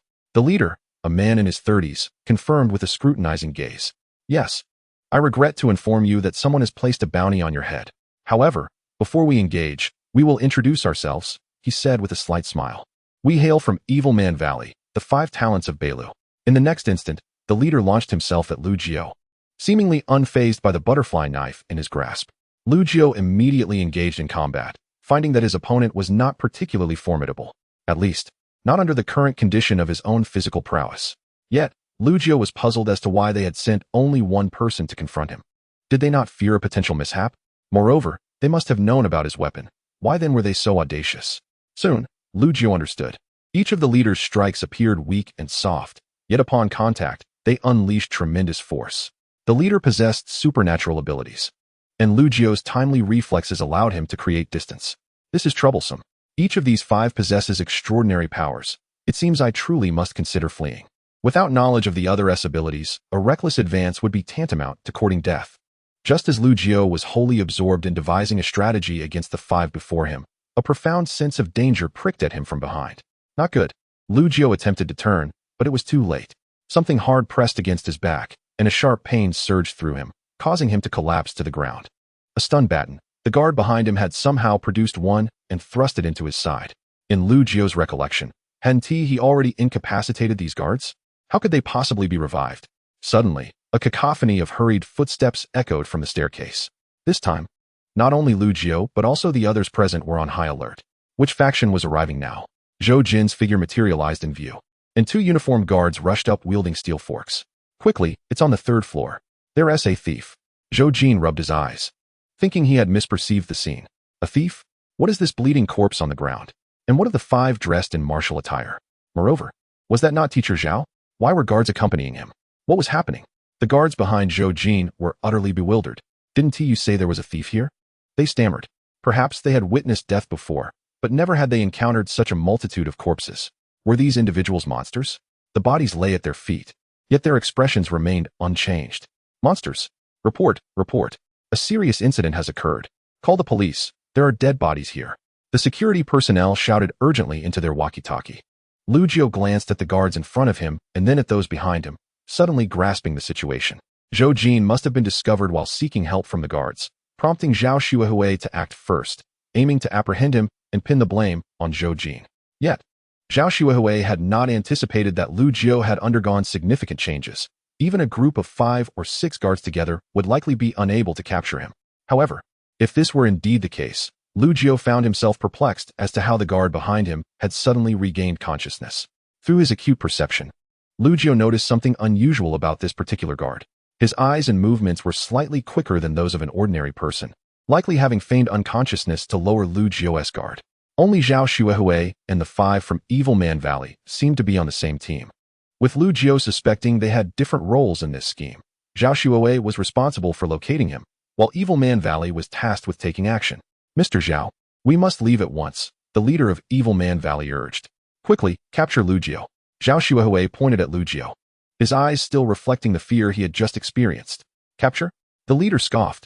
I'm afraid, Mr. Zhao, your objective diverges from ours. Our mission is to eliminate him. Under the guard's electric assault, Lu Jiao was rendered paralyzed, helplessly watching as the leader approached with a knife in hand. Lu Jiao had not anticipated this outcome. He had believed himself capable of evading these 5, yet he had underestimated their intent to deny him any chance of escape. Despite their absolute confidence, they had resorted to this treacherous ambush, leaving him with bitter regret. Chapter 38. The Fiery Combination Technique. Lu Jiao. Zhou Jin noticed Lu Jiao, now restrained and bewildered. He could not fathom why Lu Jiao had incurred the wrath of these individuals, but Lu Jiao was, after all, one of the few friends he had made during his university years. How could he stand idly by as they attempted to take Lu Jiao away? Who are you? Why do you wish to abduct Lu Jiao? Abduct? One of the members from Evil Man Valley chuckled darkly. Indeed, we intend to take Lu Jiao, but it is his life we seek. Life? Zhou Jin's expression turned grave. These individuals plan to commit murder in broad daylight. Hey, someone help. He is from our school. Zhou Jin implored the 2 individuals beside him to charge forward, but while they moved forward, their hearts were filled with trepidation. Which of these people is easy to provoke? The corpses on the ground serve as a stark warning. They ascended to what was essentially a death sentence. Yet who else could take their place if they did not? The 2 exchanged glances, and one, resolute, charged forward with a steel fork in hand. Zhou Jin did not lag behind, following closely. He understood, well, that with only 3 of them, facing 5 or 6 adversaries at once was utterly impossible. Thus, they must strike them down one by one. Zhou Jin was not skilled in martial arts nor trained in self-defense, but his mind was sharp. He seized the moment and lunged at the nearest assailant. Simultaneously, the 2 guards grasped the implication and hastily armed themselves with steel forks. They were equipped, and even though their opponents appeared formidable in numbers, fear was unwarranted. The more they contemplated, the more their confidence surged. What was there to fear? Surely, if a confrontation ensued, victory would be theirs. However, the subsequent scene left Zhou Jin and the guards utterly dumbfounded. One of the thugs from Gu stepped forward, his presence swelling with an overwhelming aura, his muscles expanding with the audible cracking of bones. In the blink of an eye, the man who stood at 1.7 meters surged to 2 meters, then 3, until he reached the ceiling, pausing only when he could grow no taller. Such arrogance. He effortlessly seized one of the guard's steel forks and with an unyielding grip, crushed it to splinters. The guards were rendered speechless, unable to articulate a coherent thought. The inexplicable transformation in size and strength was beyond comprehension. Could this truly be human? They felt their worldview being shattered, their previous understanding of many things collapsing in this moment. Zhou Jin was no exception. He could not fathom the existence of such beings in this world. Recalling the recent disappearance of Lu Jiao and the events of several days prior, he sensed he was grasping at something yet held nothing tangible. They were doomed. What had begun as a manageable situation, where distance could have facilitated an escape, had turned dire. Now, flight was no longer an option. The notion of taking them down one by one was absurd. Just as the giant prepared to deliver a fatal blow to the 3, Lu Jiao seized the opportunity of their momentary distraction, breaking free from the guard behind him and hurling a butterfly knife at the giant. The blade struck the giant's thigh, blood gushing forth, yet the brute seemed oblivious, casually snatching the knife and crushing it effortlessly. Lu Jiao was not surprised. After all, the butterfly knife was merely a common blade, incapable of inflicting harm on such beings. With his hands plunged into his pockets, he slowly withdrew the Reaper's knuckle. The thugs from Gu finally regained their composure and hastily regrouped. Even the towering giant turned, presenting his back to Zhou Jin and the others, clearly perceiving Lu Jiao's weapon as a greater threat than these ordinary individuals. Lu Jiao, run. They are not ordinary people, Zhou Jin urged, feeling a surge of anxiety as all attention turned to Lu Jiao, having encountered the giant up close. He knew well that the brute's ability to snap a steel fork barehanded was a basic feat. How could an ordinary person like Lu Jiao possibly contend with them? The best course of action was to flee while the 3 of them bought time until reinforcements arrived. Faced with the synchronized formation, Lu Jiao refrained from attacking. Instead, he incapacitated the guard behind him, the blade mercilessly slicing through the man's throat. Blood pooled around the blade, emanating a palpable ferocity. With his charge complete, Lu Jiao raised his hand and unleashed the blood blade towards the 5 adversaries. The Reaper's knuckle was his most formidable weapon at this stage, and its use signified Lu Jiao's full commitment. The 5 thugs, now assembled, mistook Lu Jiao's gesture as a signal for a grand attack. They had previously debated whether their combined efforts would be excessive. The elder had replied that it would not. Only when they acted together could they ensnare their prey. They were born on the same day, sharing abilities that complemented one another. They could face even stronger opponents and prevail. Now, their defensive stance was solidified. No matter how much force Lu Jiao exerted, they could deflect it using Taiji to neutralize his power. Yet, to their astonishment, Lu Jiao merely raised his hand, and a wave of imminent danger surged through them, causing their hearts to flutter with trepidation. A sense of foreboding enveloped them all. In the next moment, the blood blade struck their Taiji stance with formidable force. They had blocked it. The elder was elated. Although they could not perceive how the blood blade had approached, they had indeed managed to intercept it. But the very next instant, the elder and his 4 companions' expressions darkened. Quick dodge. As they evaded, the elder manipulated the Taiji stance to angle the trajectory of the blood blade, barely stabilizing their position.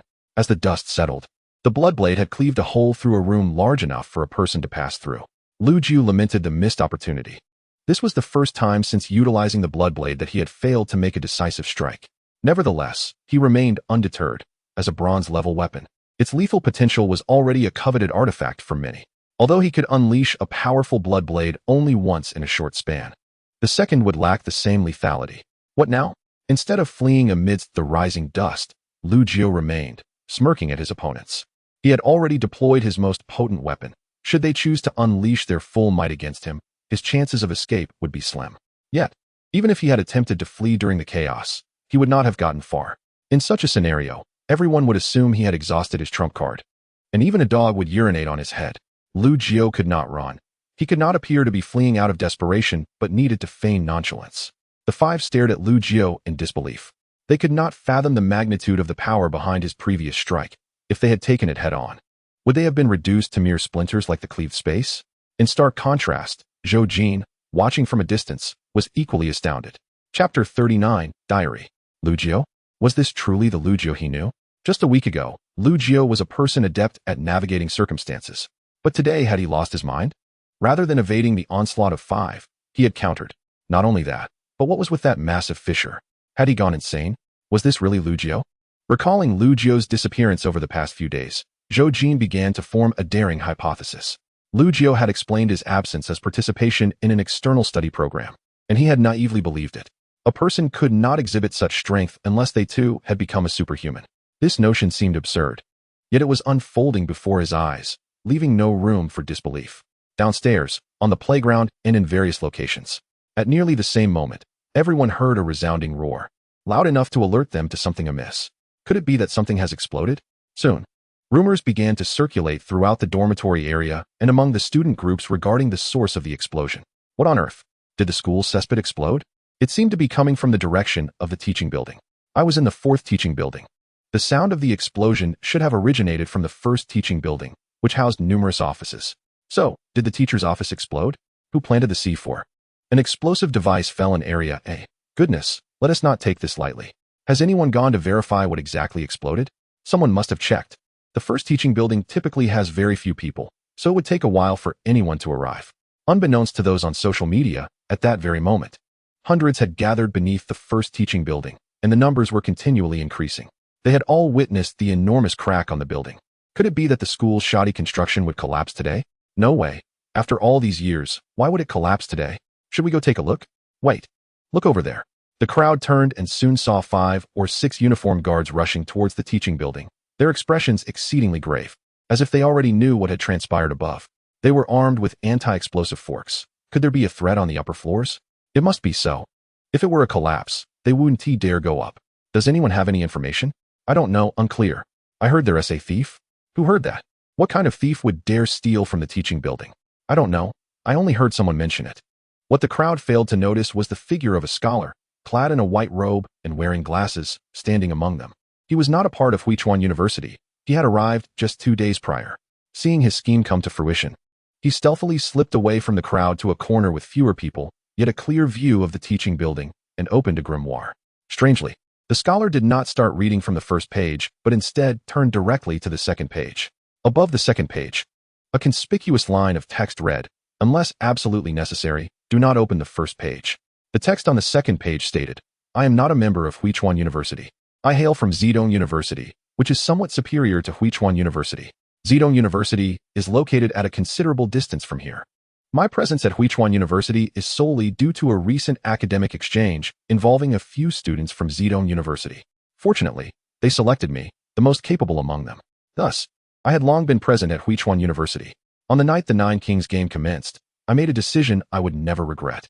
That night, I employed a device that could gather all individuals named Lu Jiao within a certain vicinity.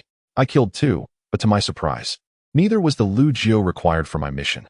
Consequently, the true target I needed to eliminate was the remaining Lu Jiao, who had already left the school. On the first official day, I realized I had lost sight of Lu Jiao. After eliminating the 2 imposters, it seemed I could no longer locate the true Lu Jiao. Furthermore, I had drawn the attention of the security forces and the dragon-slaying society, forcing me to discreetly gather information within the school. On the first night, a person named Tyrant shared a crucial piece of information with everyone. It appeared that Lu Jiao was aware someone was attempting to kill him, and thus he had vanished from his home. He suspected there was an undercover agent in this mission. I concurred with Tyrant's assertion. I did not believe this mission could be so straightforward, so I began to complicate matters. In doing so, I indeed uncovered several pieces of information. However, I had no opportunity to voice my findings that first night. I could only wait until the following day. It is worth noting that on the first night, an individual known as Griffin posed a perplexing question to those present. How did the 2 individuals named Lu Jiao meet their demise? Were they among the 9? I was somewhat taken aback. It was only the first day, and these individuals were already so quick to gather information. Even more unexpectedly, Griffin claimed to have witnessed who had killed the two Lugios. I felt a pang of anxiety, unable to utter a word. From the perspective of the third day, my behavior at that time seemed rather abnormal. I wondered if anyone had noticed. Subsequently, silence fell over the group, and the topic was mysteriously abandoned. It turned out that Griffin's words were merely a ruse. He did not know who had killed the two Lugios and was only attempting to gain some advantage. I should have glossed over this topic, but I discovered a flaw in his statement. Griffin claimed he was new to Huichuan University and lacked intelligence, which was why he resorted to deception. Yet, this was the most significant issue. How could one newly arrived at Huichuan University be aware of its affairs? If he had no connections within Huichuan University, it would be impossible for him to acquire such knowledge so swiftly. I concluded that Griffin was acquainted with someone from Huichuan University. Either he had a slight connection to the institution, much like myself, or he was indeed a member of Huichuan University. I was more inclined to believe the latter, as my instincts had never failed me. At that moment, I resolved to investigate the interpersonal relationships of the Lugio who had not perished at Huichuan University, hoping to uncover Griffin's true identity. The following day, during my inquiries at the school, I did manage to unearth some information. One individual was a teacher named Peng Guyan, and the other was Zhou Jin. The former was Lu Jio's instructor, while the latter was Lu Jio's friend. Through subtle inquiries with various individuals, I gradually learned about Lu Jio's character and even discovered that he shared a close relationship with Peng Guyan. I had formulated a plan in my mind and subsequently contacted the world's largest intelligence organization, ERMO. On the second evening, I presented this information at a roundtable meeting. Initially, everything unfolded according to my desired scenario, and by the end, nearly everyone believed my words. At that time, one of the most crucial actions I undertook was to steer everyone toward contemplating the complexities of this mission. A task lasting 9 days offered a reward of merely 8 days of life, a paltry sum indeed. Therefore, I intended to encourage everyone to unite and devise a strategy. Tyrant had mentioned that there could be an undercover agent within the roundtable meeting, and such an agent would undoubtedly oppose our collaboration. Thus, anyone who dared to step forward, regardless of who they were, would certainly be the undercover agent. Fortunately, someone did indeed emerge, and that person was none other than Griffin, the very individual I had long suspected. I felt like a genius, as if I had penetrated the very fabric of the situation. Chapter 40. Your Majesty. Before I could utter a word, Griffin pointed directly at me and accused me of being the undercover agent. At that moment, I could hardly contain my laughter.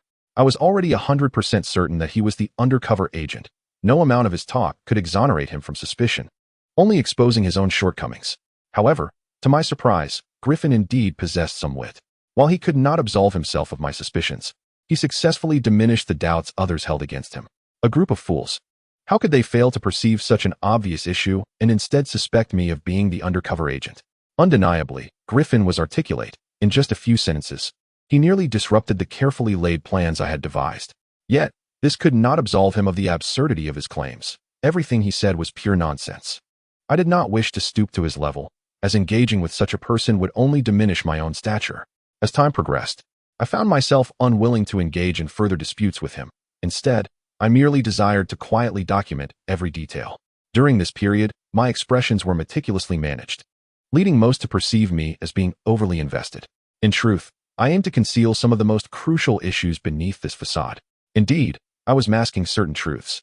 I previously mentioned that the lion Griffin nearly disrupted my plans, but regrettably, he failed to do so entirely, resulting in my scheme ultimately succeeding. My ability lies in guiding others to think in alignment with my own mind. Therefore, I proposed two approaches to this mission. Superficially, it appeared as though I sought collaboration or the identification of an undercover agent, while in reality, I only needed to instill the belief that this task was far from simple. The mission announced by Yuejun is a paradox. With a lifespan of 9 days, one must complete the task to earn an additional 8 days. I, however, have already secured 6 days by eliminating 2 individuals. I have 2 interpretations for this. Either there are hidden rewards and concealed levels, or the mission encourages murder. Survival hinges upon taking lives, and once one embarks down this treacherous path, there is no turning back. I have already fallen into this trap, yet I remain indifferent. My objective is to ascend to the rank of 9 kings, and minor ethical sacrifices will not disrupt the grand scheme. After departing from the roundtable meeting, I sought out my informants to initiate my plan. The first step was to draw Peng Guyan into the fold. Success. The second step involved personally tracking Lu Jiu based on the latest intelligence from my informants. thereby orchestrating an encounter between Peng Guiyan and Lu Jiao. Success. The third step required my informants to escort Lu Jiao to Huichuan University. Failure. Ordinary intelligence could not possibly return Lu Jiao to Huichuan University, as it is a hub of conflict and peril. Thus, having Peng Guiyan lower Lu Jiao's guard and ultimately deliver him to my informants was the optimal choice. To my astonishment, Peng Guiyan betrayed us at the last moment.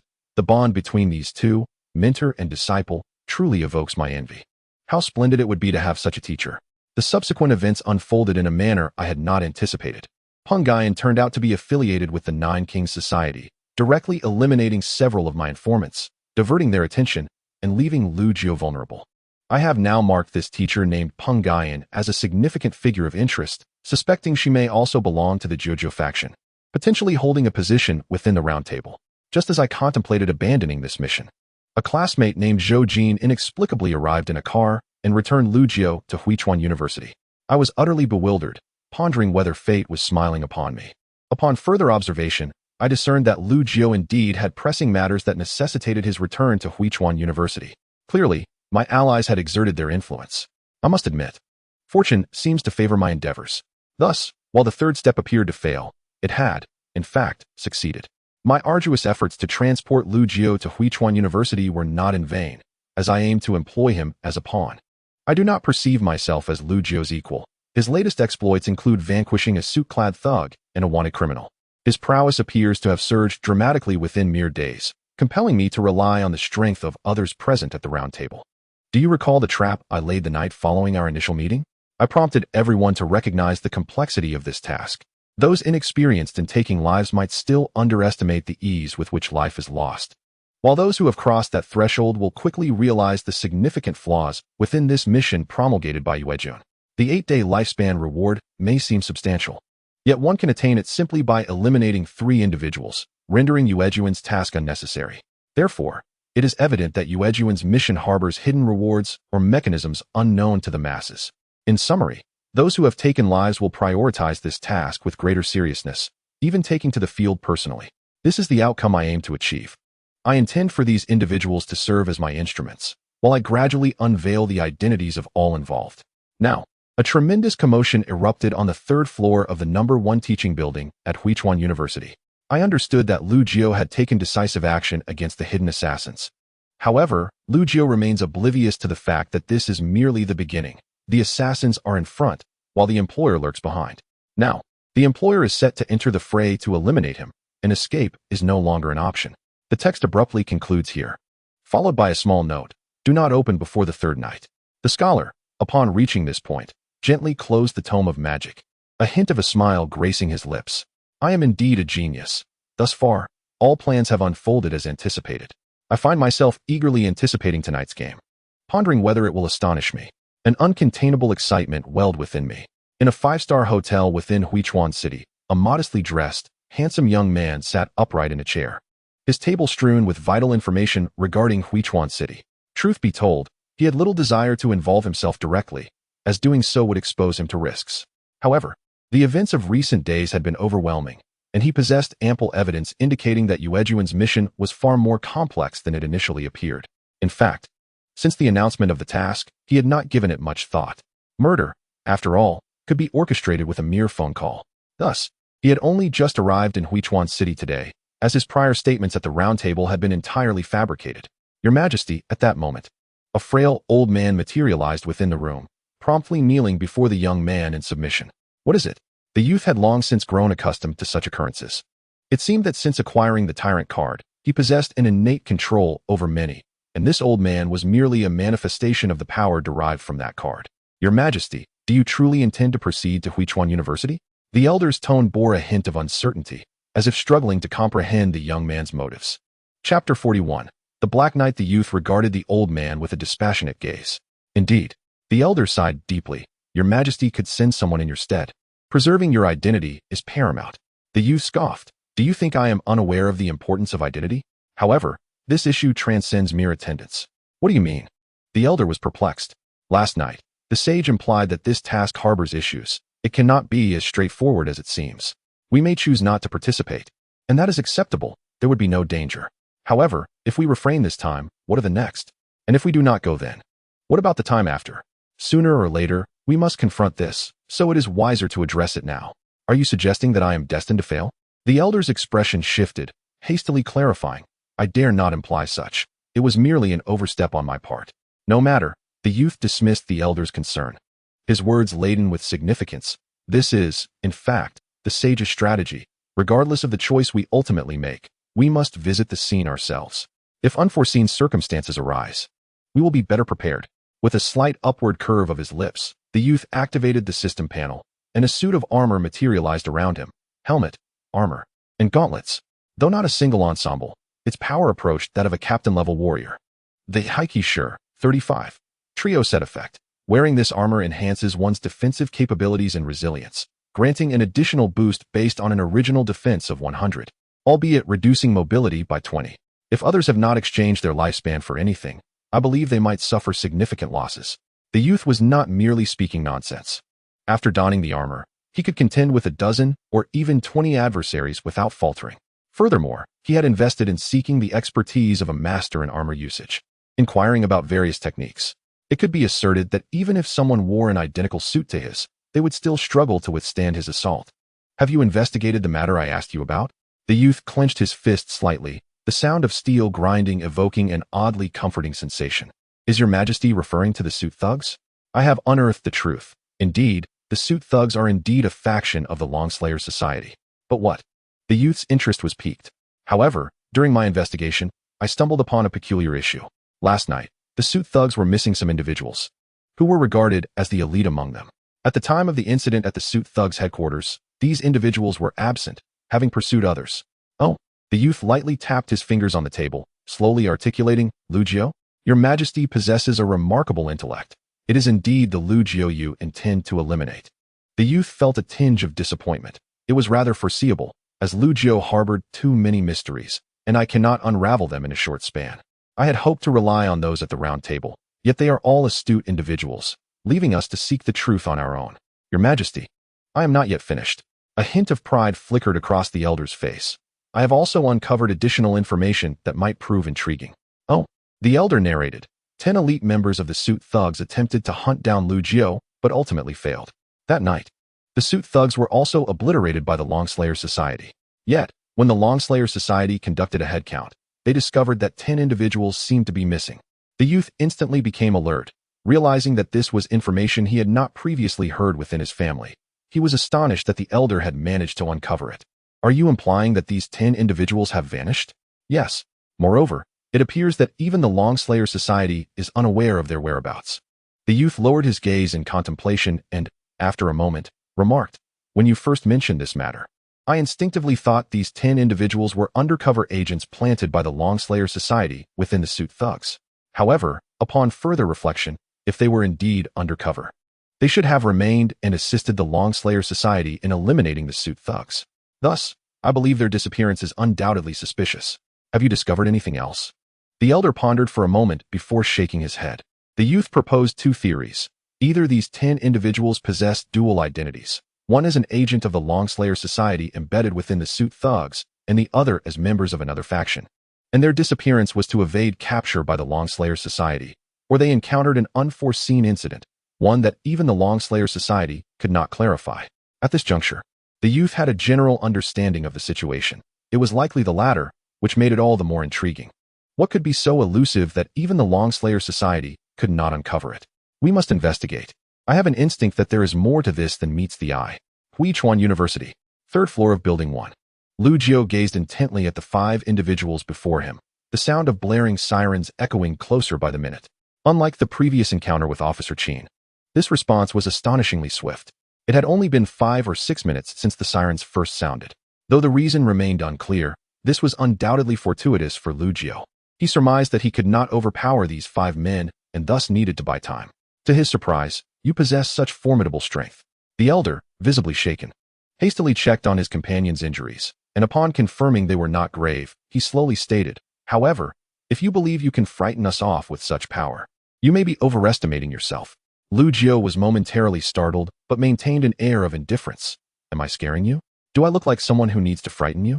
As he spoke, he deliberately waved the Reaper S finger. You.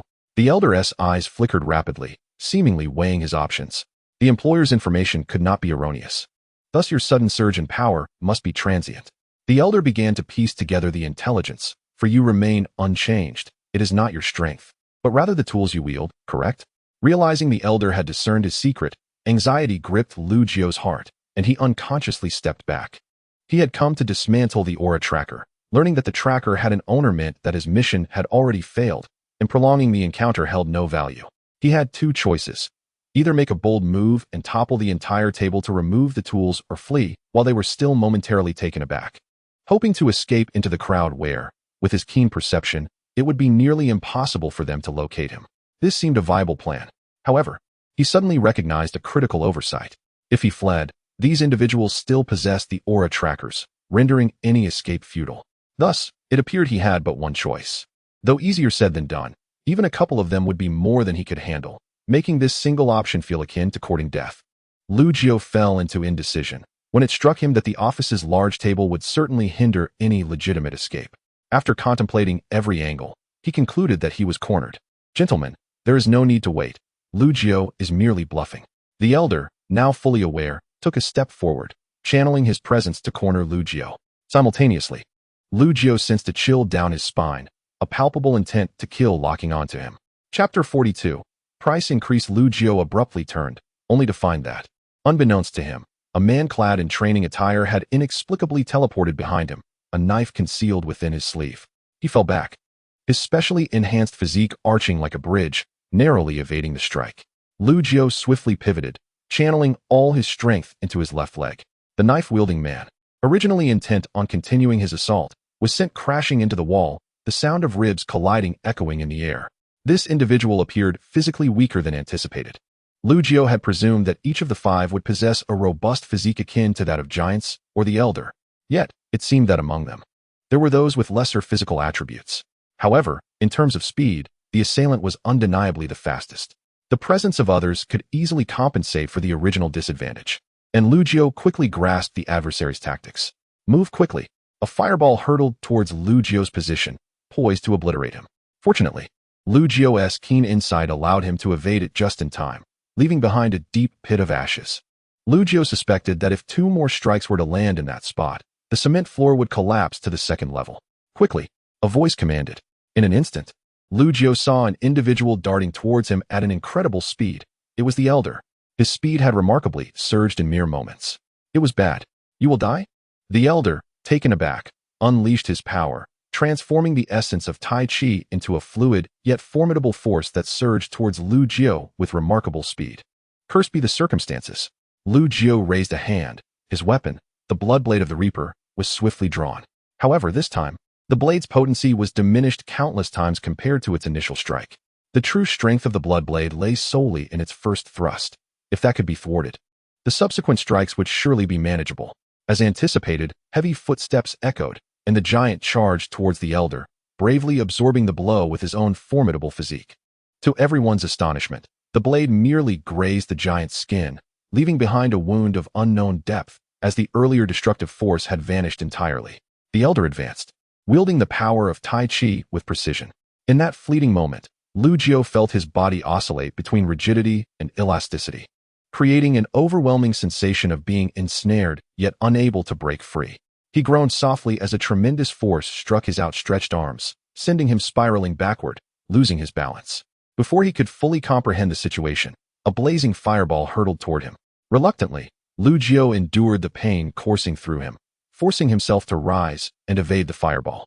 The five adversaries coordinated their efforts flawlessly, leaving him no opportunity for escape. In the previous encounter, the giant, possessing the highest physical prowess, had absorbed all his attacks. The elder, despite initially lacking the ability to match Lu Jio, had adapted to deliver powerful blows in rapid succession. What troubled Lu Jio most, however, was the individual stationed at the back, continuously launching fireballs. Although none of the fireballs had struck him, they exerted an immense pressure on his available space, leaving him nowhere to evade. In desperation, he resolved to endure the elder's relentless assault. A sudden thought crossed his mind. Without hesitation, he feigned reaching into his pocket while discreetly retrieving a vial of potion. The invisibility elixir. Once consumed, it would grant him 10 minutes of invisibility, during which Provided he remained silent and refrained from attacking, he would remain undetected. In swift gulps, Lu Jiu drank the potion, and his form began to shift as if the world itself had encountered a glitch. One moment he appeared normal, the next, he vanished entirely. Where had he gone? The five felt a jolt of surprise. How could a seemingly intact individual simply disappear? The elder radiated his Tai Chi energy, yet failed to capture Lu Jiu's presence. He had truly vanished. How could this be? Had he fled, or had something else transpired? Clearly, the five were merely ordinary individuals newly awakened to their powers. Possessing almost no understanding of the mysterious organization, Jiu Wang Hui, and were utterly bewildered by the unfolding events.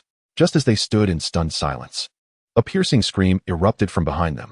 To their shock, it was the fireball wielder at the rear of their formation. At that moment, the blood blade had pierced his abdomen, leaving a grievous wound. Had he not sensed something amiss beforehand, the blade would have surely penetrated his heart. Feeling the overwhelming surge of bloodlust from the Reaper's blade, Lu Jiu, cloaked in invisibility, smiled faintly and plunged the blade into the unfortunate man's body once more. The remaining four were gripped by terror at the sight.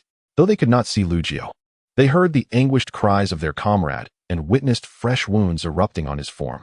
"Stop this at once," the elder shouted hysterically, propelling himself toward Lu Jiu's location like a cannonball. Clearly, Lu Jiu's attack had compromised his position, and the elder sought to take advantage of this opportunity to eliminate him. Unfazed, Lu Jiu executed a swift teleportation, appearing before another adversary, who was none other than the one who had previously uttered the word rapid. This individual seemed to bestow various enhancements upon his allies, rendering him physically fragile, akin to the fireball thrower. However, just as Lu Jiu prepared to strike, the figure before him flickered and vanished, replaced by a man concealing a dagger within his sleeve.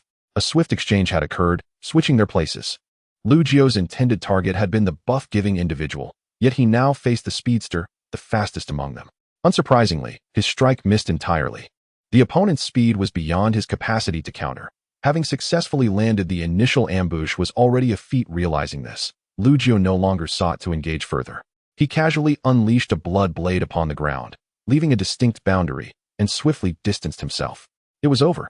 Dust billowed as the five refrained from pursuing Lu Jiu immediately, their concern shifting to the fireball wielder's injuries. "Are you all right?" The elder, as the leader of the group, was the first to inquire about his comrade. The situation had unfolded so suddenly that they could hardly comprehend Lu Jiu's actions. Had they been aware of the potency of his abilities, they would have approached the encounter with far greater caution. Yet, based on their previous battles, few could withstand the full might of their five-member team. Lu Jiu not only thwarted their efforts, but had also managed to escape, which was nothing short of miraculous. It was crucial to note that their employer had only compensated enough for 2 or 3 individuals, while the others had been included as an afterthought. Under normal circumstances, such combat capability would have exceeded expectations. Yet it was precisely this overflow of power that had saved their lives.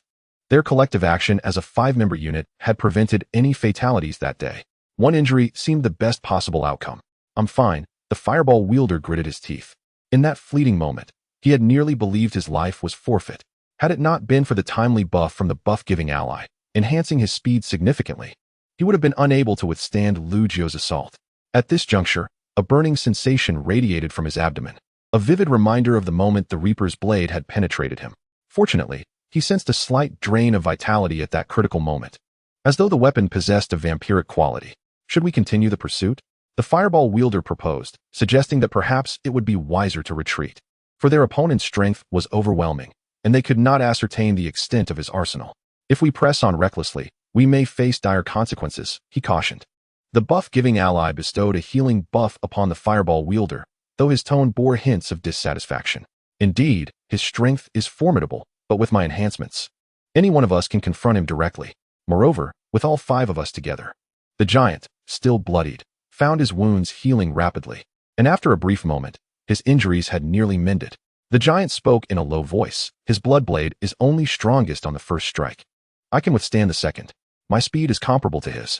The 5 were unwilling to concede defeat, for they believed that Lu Jiu's prowess stemmed from his arsenal of extraordinary items rather than his innate abilities. They were confident that in a direct confrontation, they could subdue him. "Enough," the elder interjected. As the leader, he held absolute authority in decision-making. Confronted with various pressures, the elder stated directly, "There is no need for discussion. This matter is non-negotiable. The opponent's strength is beyond our estimation, and we cannot undertake this task. To pay 400,000 for a single life is not worth risking our own. Observing the discontent amongst the crowd, he continued in a serious tone. I am not jesting. I am your elder brother, and it is my duty to protect you. Therefore, if any of you require financial assistance, do not hesitate to inform me. I will provide it directly. Silence enveloped the room. Although they were not born of the same parents, they hailed from the same village, having shared the same birth date. Fortuitously, they came to know one another, ultimately forming an unbreakable bond akin to the oath of the peach garden. Their elder brother had always treated them with kindness, even enduring hunger to ensure they had enough to eat during their most destitute times. Yet, this kindness burdened them with an overwhelming sense of indebtedness, compelling them to undertake various tasks to improve their elder brother's circumstances. Thus, when he spoke these words, no one present dared to refute him. At that moment, the elder's phone rang, displaying the caller ID, employer.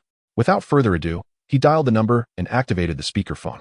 Hello, we cannot take on this job. Seek another. To his surprise, before he could hang up, a deliberately altered voice responded. Increase the offer to 1,200,000. Furthermore, I can assist you during the operation. Should any issues arise, feel free to reach out to me. I will help you resolve them. The sudden tripling of the price left everyone present in shock. 1,200,000 was no trivial sum. Their earnings from such tasks were inherently unstable, often leading to periods of inactivity lasting months. If they could not earn sufficient funds from a single job, their finances would not suffice to cover their expenses. In the realm of Evil Man Valley, performance rankings were periodically assessed. Poor rankings could lead to expulsion from the valley's protective aegis. Those with inadequate performance-seeking protection were required to pay a protection fee. This group of 5, seldom engaged in killing, belonged to the latter category. Only by paying the protection fee could they remain within Evil Man Valley. Without it, they would attract the attention of the dragon-slaying society. One fateful day, they might find themselves captured by the society and imprisoned, leaving their families uncared for. How long could they endure in such a predicament? Chapter 43. The price of survival. Lu Jiu was captured by the dragon-slaying society. Li Yambing arranged for him to meet Li Qiaoyun, intending to clarify the current situation through her. In the interrogation room, Lu Jiu gazed across at Li Qiaoyun, momentarily transported back to that first day when he was pursued by a hooded man and sought refuge at the police station. At that time, he had sat in this very spot, facing Li Yambing, who had subjected him to psychological pressure. He recalled how he had summoned his defensive puppet to enhance the authenticity of his act, only for it to be seen through in the end. Over the course of 3 days, he had taken lives, more than one. Even the hooded man who had hunted him down fell victim to his hands. The surreal sensation left Lu Jiu with an uncanny impression of having transformed into an entirely different person.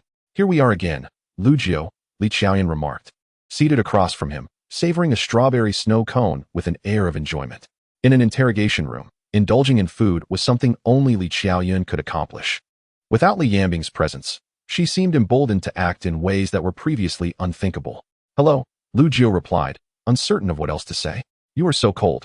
Just like my sister, Li Qiaoyun continued nonchalantly, but I wonder if you are as stubborn as she is. I often tell her not to focus solely on performance.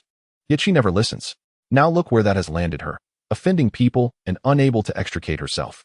Lu Jiu pondered, scrutinizing the ceiling-mounted camera, and tentatively inquired, is it Wen Yingzhan? Rest assured, the camera is off, Li Qiaoyun replied, relishing her treat, appearing anything but serious about the matter at hand. Is he truly that formidable? Although he harbored suspicions, Li Yambing's repeated warnings indicated that it signified much. Li Qiaoyun's lips bore remnants of pink ice cream, resembling froth from brushing teeth. Of course, Wen Yingzhan is already aware that you are problematic and is planning to send me to eliminate you. Lu Jiu sat upright, alarmed. They wouldn't intend to act now, would they? The absence of a camera and the closed door, coupled with Li Qiaoyun's nonchalant demeanor, left him feeling uneasy. Do not fret, Lu Jiu, I am merely jesting. Li Qiaoyun flashed a mischievous grin, placing her snow cone aside and licking the remnants from her lips, resting her chin on her hand. However, it is true that Wen Yingzhan intends to kill you, so you can rest easy on that front. Lu Jiu felt at a loss for words. Wen Yingzhan will capture the murderer within a week. He has given my sister a week's time. If, after a week, you are still alive and well, he will take matters into his own hands. Lu Jiu considered this. So what do you both plan for me? What to do? Li Qiaoyun's eyes sparkled with mischief. Shouldn't that be a question for you? What can I do? I am the one being hunted, not you. If you die, my sister will merely perceive it as losing a useful pawn. So what should I do? Lu Jiu was taken aback. The decision-making power had reverted to him. I I certainly need protection, otherwise, I am doomed. Without protection, do not harbor any delusions. Then provide me with some defensive tools, perhaps a firearm or something, anything that would allow me to survive. Forget about weapons. The Dragon-Slaying Society would need to infiltrate the Nine Kings Society to obtain them. Do you not realize how stringent the Dragon-Slaying Society's regulations on firearms are? After contemplating for a while, Lu Jiu slowly uttered, "Then how do I survive?" "It's quite simple," Li Qiaoyan replied matter-of-factly. "Just leave Huichuan City, this place of turmoil. No one will be able to pursue you." In that moment, Lu Jiu comprehended Li Yanbing's intentions. She had sent Li Qiaoyan to convey her desire for him to remain hidden. As long as he concealed himself, Wen Yingzhan would be unable to act against him. Furthermore, he could evade the pursuit of the Nine Kings Society. This was indeed a splendid suggestion. Had it been the Lu Jiu of the first day, he would have readily agreed. However, after having taken lives, his mindset had irrevocably altered, and with each member of the Round Table harboring their own agendas, leaving the familiar confines of Huichuan City would only expedite his demise.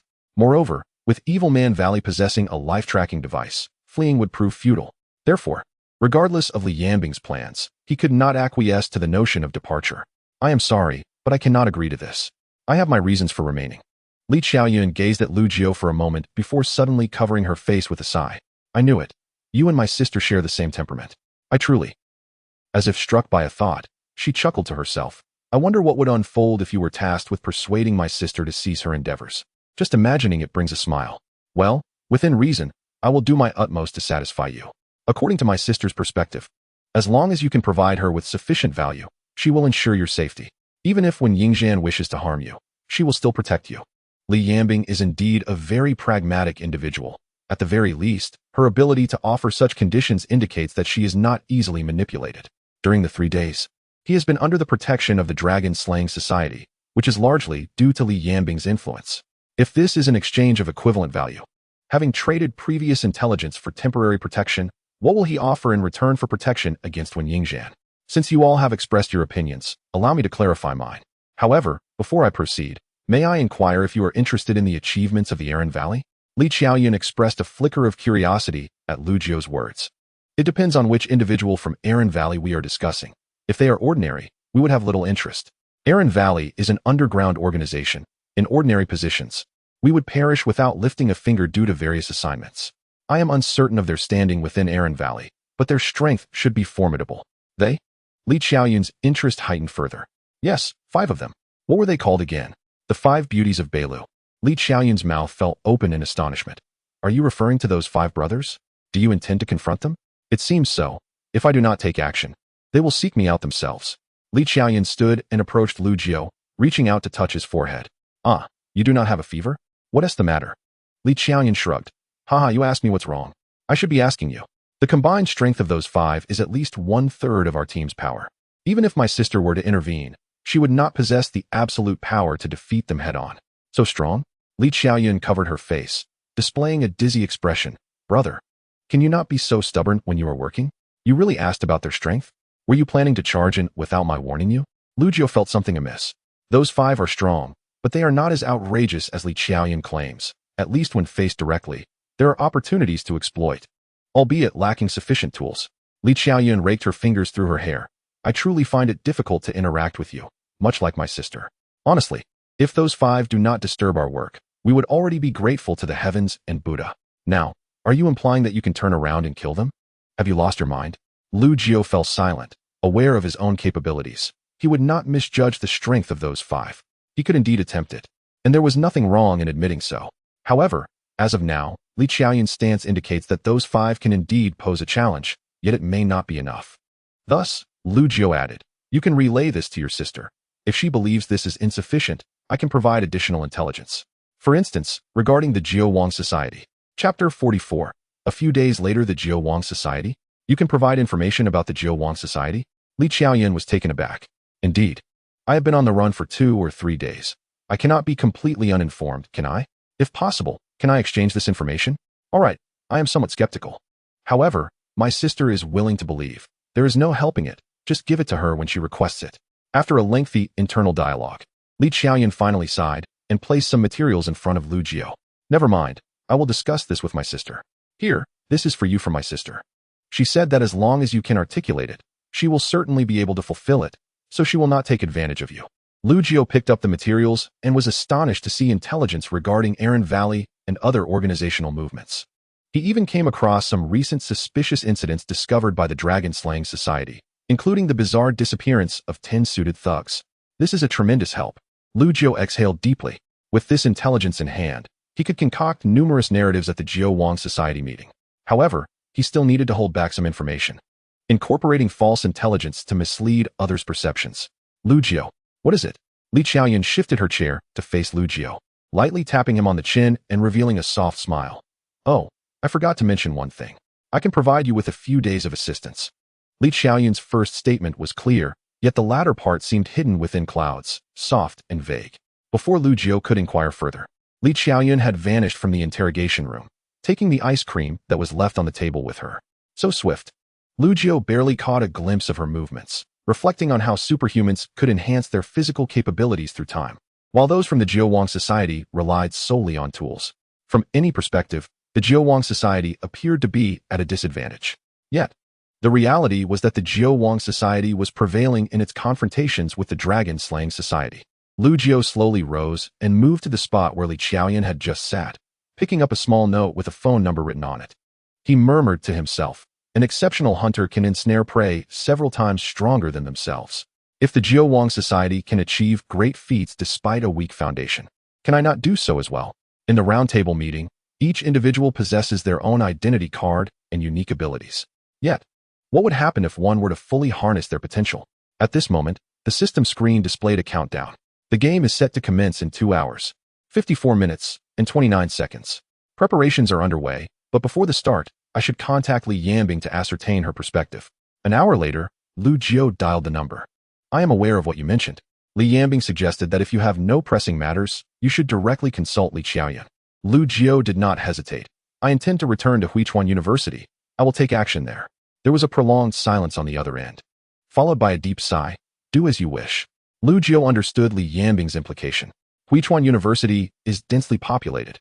If he were to act there, it would likely affect many innocent bystanders, and the Dragon Slaying Society and the Public Security Bureau would certainly face repercussions.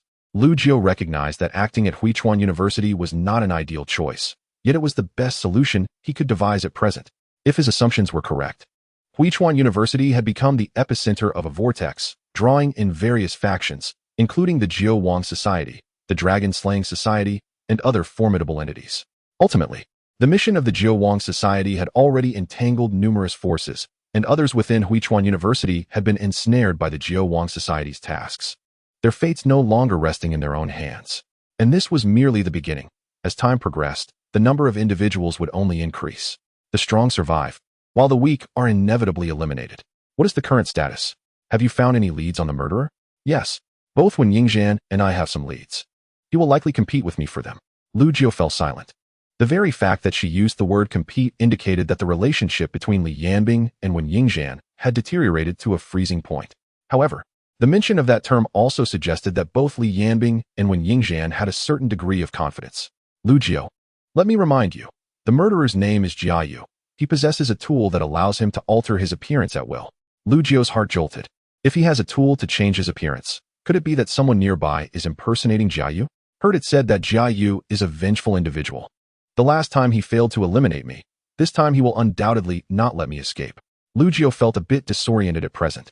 Initially, he had intended to visit Huichuan University to see if he could unearth the identities of a few individuals, but it seemed that such a plan was now futile. Is there anything else? If not, please refrain from seeking me out. Wait, Lu Jiu hastily interrupted. There is indeed something else. A faintly enigmatic smile graced his lips as he continued. By the way, your sister mentioned that I should take some time. Is that true? Silence enveloped them. A suffocating stillness. If she encounters trouble, you shall too. The busy signal in his ear made Lu Jiu realize that Li Qiaoyun had indeed been sent by Li Yanbing to temporarily assist him. However, it was evident from her words that Li Yanbing held Li Qiaoyun in high regard. Perhaps it was due to the bond of sisterhood? Lu Jiu pondered this notion. Nightfall approached. Less than an hour remained before the game officially commenced. In Beilu City, within a certain residence, Lu Ping'an, Chun Liping, and Lu Simei were gathered around the dining table, partaking in a meal. Lu Ping'an, Lu Jiu's father, spoke up. I just received a call from the school. They informed me that Lu Jiao had just returned when he suddenly vanished. What trouble is my brother up to now? Lu Ximei gaped in astonishment. This year, Lu Ximei had just begun her university journey, yet she did not enroll in Lu Jiao's Huichuan University, opting instead for the second-tier Beilu University, albeit still one of the nation's top institutions. Initially, she had intended to apply to Huichuan University, but fell short by a single point and was subsequently rejected. Lu Ximei found her brother's recent actions perplexing. Throughout her life, Lu Jiao had served as her role model. Much of her motivation during the college entrance examination stemmed from him. Perhaps she yearned to surpass him, yet always fell just short, particularly when she learned that Lu Jiao's scores could have granted him admission to a more prestigious institution.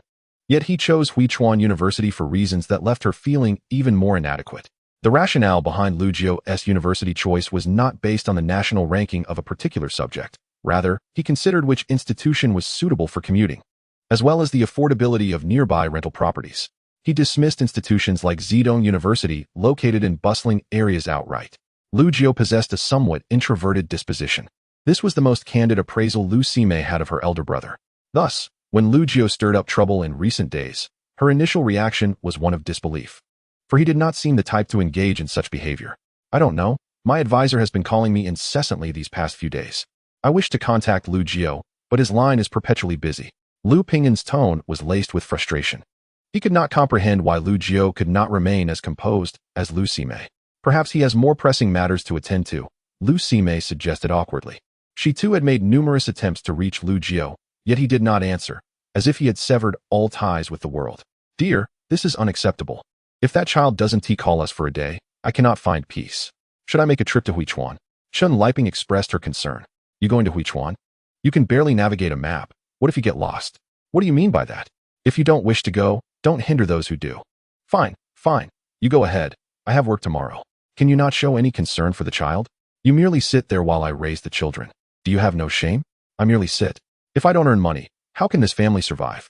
As the tension escalated, Lu Ximei quickly intervened. Stop. As the last remaining peacemaker in the family, she feared that her absence would lead to an outright brawl between the two, ultimately resulting in the destruction of their home. Fine, I'll go. Is that satisfactory? Coincidentally, tomorrow is Sunday. A taxi ride from Beilu City to Huichuan City takes merely an hour and a half, which is relatively quick from a certain perspective. Chapter 45, The Man in the Trench Coat. Is this the residence of Lu Jiao's parents? What shall we do when we arrive? Isn't it simple? There are only ordinary people inside. We can just charge in and be done with it. What else is there to consider? What if something goes awry? Have you forgotten about that fellow named Peng Guiyan? Enough about Peng Guiyan. He is an exception. We cannot possibly be that unlucky twice. Fortune will surely favor us at some point. But what if? What if the people inside escape while we are talking? If we fail the mission, it won't merely be a matter of luck. Among the remaining 4 individuals tasked with this operation, 2 were assigned to monitor Peng Guiyan, while the other 2 were to take action against Peng Guiyan and Lu Jiao's parents. Peng Guiyan had already succeeded on his end, and he had mentioned he would voluntarily surrender. As for Lu Jiao, once they entered the door, everything would come to an end. When the time came to report back, they could weave a little lie for the employer, and the task would be deemed complete. Move, don't linger. One individual finally lost patience, darting out from the alley to knock on the door. Who is it? The voice of Lu Ximei resonated from within. We would like to inquire whether Lu Jiao is home. We are looking for Lu Jiao. Lu Jiao? Lu Ximei's eyes flickered. Upon hearing this, Lu Pingyan couldn't help but grin. See, I told you there was no need to search for that boy. You simply wouldn't listen. They are here looking for Lu Jiao, and you have no clue where he is. So what are you boasting about? What am I boasting about? They wouldn't have come knocking if they weren't aware of Lu Jiao's situation. We can just ask them directly, can't we? What a fool. Chen Liping, upon hearing this, became indignant. I'm a fool? You have no idea what they are here for, yet you speak so lightly. Why don't you go ahead and open the door? Fine, I'll open it, but if I obtained any information about Lu Jiao, I wouldn't disclose a single thing to you. Humph. Lu Pingyan, feeling somewhat petulant, stood up to open the door, only to be stopped by Lu Ximei beside him. What do you intend to do? Lu Pingyan, in his usual carefree manner, began to speak, but Lu Ximei shot him a glance. Looking for my brother? What do you need him for? Lu Ximei responded to the voice at the door. Chen Liping, noticing this, hurriedly whispered to Lu Ximei, inquiring what was amiss. But Lu Ximei merely placed her finger to her lips, signaling for silence. Your brother owes us money. If Lu Jiao is not home, we would appreciate it if you could let us in to resolve this matter. My brother owes you money? Surely you jest. My brother seldom borrows money. The individuals outside grew somewhat anxious. Is that so? We have a contract right here, and now that it is overdue, I can take him to court. Upon hearing this, both Lu Pingyan and Chun Liping's expressions darkened, with the latter wanting to confront those outside directly, but was also restrained by Lu Sime. Lu Sime, unfazed, replied, "Are you planning to sue my brother? That sounds splendid. I have the same intention. When my brother was at home, he would force me to complete my homework daily, even discovering the assignments I had secretly hidden at a friend's house. I thought to burn the homework as if it were waste paper and act as if I were oblivious. Instead, he bought me a new book along with a practice workbook. With a brother like that, do you think he is worth keeping? Therefore, you might as well proceed with suing him. Outside, what is the matter now? Is there anything else? If so, just call my brother. If not, we shall continue our meal. Outside, inside, outside, we possess information about Lu Jiao. Open the door quickly." Lu Sime and the others were taken aback. The pretense was over. Their adversaries had laid their cards on the table. It is evident that the individuals outside are undoubtedly aware of something significant. Should they choose to open the door, it would play directly into their hands. We absolutely cannot open the door. As Lu Sime contemplated this, Lu Pingyan attempted to shake off her grasp to open the door. Lu Sime grew anxious. Typically, Lu Pingyan is carefree with their 2 children. At this moment, must he persist in his nonchalance? Opening the door could lead to disaster. Lu Sime whispered a warning, suggesting that if the people outside truly possess information about her brother, they might intend to use them to threaten him. Chun Liping gazed at Lu Sime with a worried expression, feeling somewhat indecisive. Her excessive concern rendered her unable to act rationally. Lu Pingyan quietly remarked, "We are currently unaware of Lu Jiao's condition.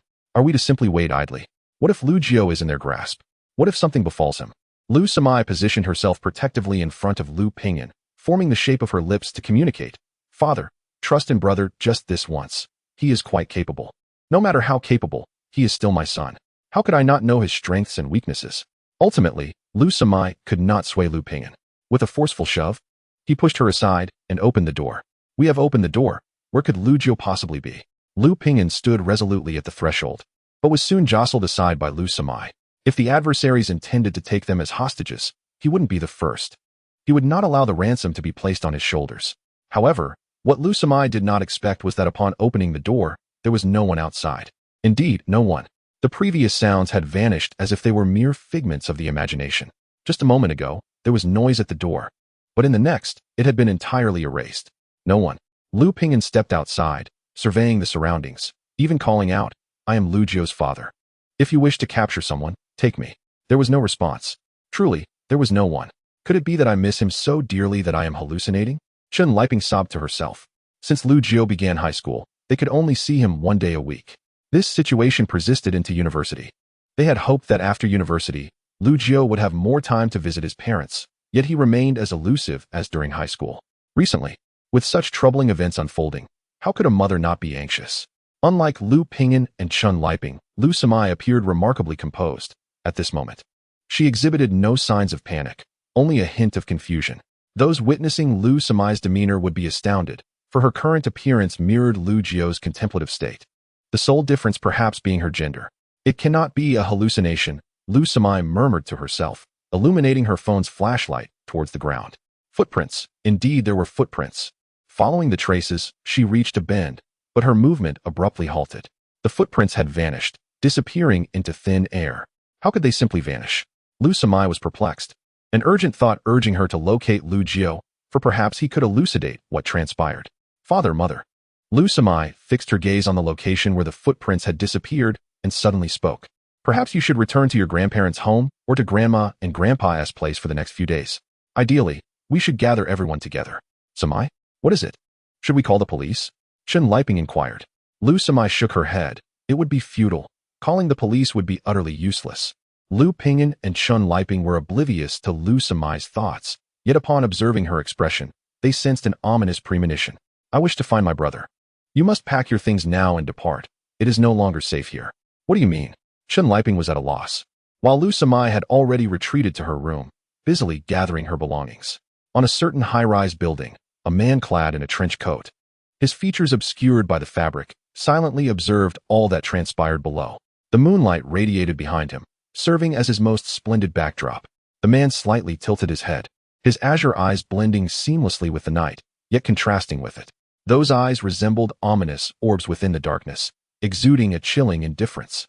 Shadow, he intoned in a low voice, his face devoid of superfluous emotion, as if he had become immune to the world's sentiments. I am here. From the shadows emerged a grotesque figure, a pure black humanoid creature lacking facial features, with only limbs and a neck, vaguely resembling a human form. It seems you have forgotten something. The shadow promptly knelt and bowed. My oversight was unintentional. It was my negligence. The trench-coated man displayed no emotion. Very well. You are not a deity, and oversights happen. I shall overlook this instance. Thank you for your grace, my master. The shadow suddenly spoke. Master, this is the ninth life. Should you take action, even if the elders of 99 seats stand in your way, you could undoubtedly eliminate Lugio. Why grant him an opportunity? The trench-coated man chuckled softly. You do not comprehend. This is a prior agreement I made with him. I will grant him 9 days. After that, I shall act. 9 days. Then, my master need only wait and need not intervene in these trivial matters. These are not trivial matters.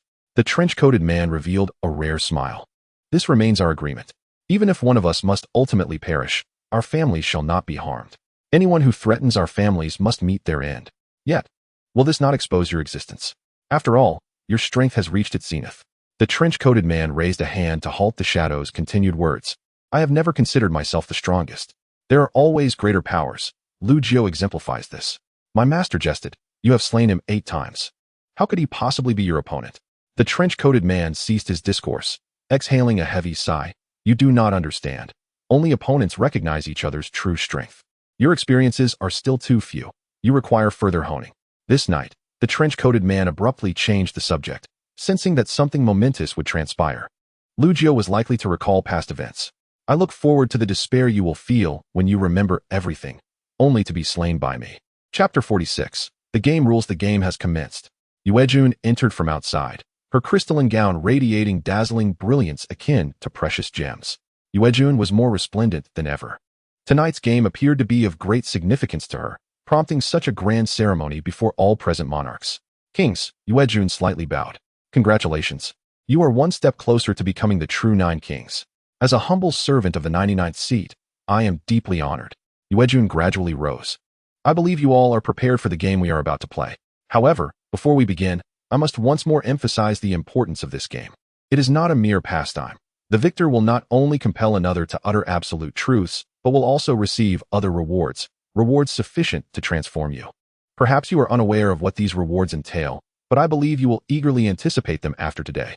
Now, please allow me to outline the rules of this game. The dim yellow light above the round table suddenly darkened, and in the shadows, a pair of blood-red pupils stood out remarkably, under the gaze of those crimson eyes. A deck of playing cards rested in the hands of Yuejun. Today, the group would engage in a game of rock, paper, scissors. Rock, paper, scissors? Everyone present was taken aback. They had all prepared thoroughly, expecting a cerebral clash that would undoubtedly involve mathematics and calculations worthy of the intellectual challenge. Little did they anticipate that the game would be the childhood classic of rock, paper, scissors. Allow me to elucidate the rules of the game. At the commencement, each participant will receive 5 cards, which must include at least one of each: rock, paper, and scissors. The original deck comprises 27 cards, with 9 cards each of rock, paper, and scissors. Subsequently, 3 blank cards and 9 neutral cards will be added to the original deck, along with 2 additional cards each of rock, paper, and scissors. Thus, the final 2 cards drawn by each player may potentially be blank cards, neutral cards, or the original rock, paper, or scissors. The blank card serves as a cheat. If an opponent plays an original card, rock, paper, or scissors, the player with the blank card immediately loses. Conversely, if the opponent plays a neutral card, regardless of its state, the blank card is declared the winner, and the holder of the blank card earns 2 points. If both players play blank cards, the round results in a tie, and no points are awarded. The neutral card is a versatile card that can transform into rock, paper, or scissors, thereby presenting various states. If an opponent plays scissors and you play a transformed rock, the neutral card is deemed the winner, and so forth. Conversely, if the transformed card is countered, the original card prevails. It is crucial to note that if an opponent plays an original card that matches the state of the transformed neutral card, such as rock against rock, the one using the neutral card wins. In instances of a tie between transformed cards, such as scissors against scissors, it is considered a draw, with no points counted. Yuejun surveyed the room, her scarlet eyes seemingly able to perceive the expressions on everyone's faces. Lords, This is the role of all the cards. Is there anything I have not made clear? Silence ensued as everyone mulled over her words. Clearly, this was no ordinary game of rock, paper, scissors, but rather an upgraded version, rock, paper, scissors taken to a new level. The original cards possess inherent countering properties, and the introduction of special and neutral cards further enhances these dynamics. The original cards counter blank cards counter neutral cards, and neutral cards, to some extent, counter original cards. From a comprehensive perspective, the neutral cards appear to be the most advantageous and strategically significant among the special cards. When disregarding the blank cards, neutral cards provide a decisive advantage over original cards. Typically, if one plays solely with original cards, the probability of winning is 1 in 3. However, if one's original cards are transformed into neutral cards, the winning probability escalates to 2 in 3, an impressive 67 chance of victory.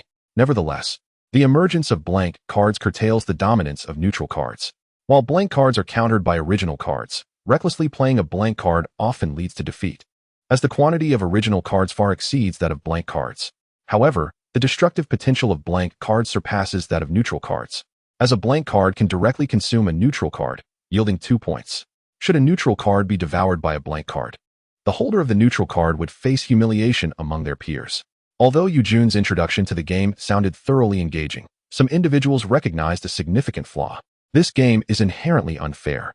Aside from the mandatory rock, paper, and scissors cards, only 12 of the remaining 18 cards are special. This implies that some players may end up with 5 original cards, while others might possess 3 original cards alongside 2 special cards. Having special cards affords greater maneuverability. Yet if mishandled, 2 special cards may ultimately become a liability that leads to one's downfall. Moreover, the neutral cards are exceedingly overpowered.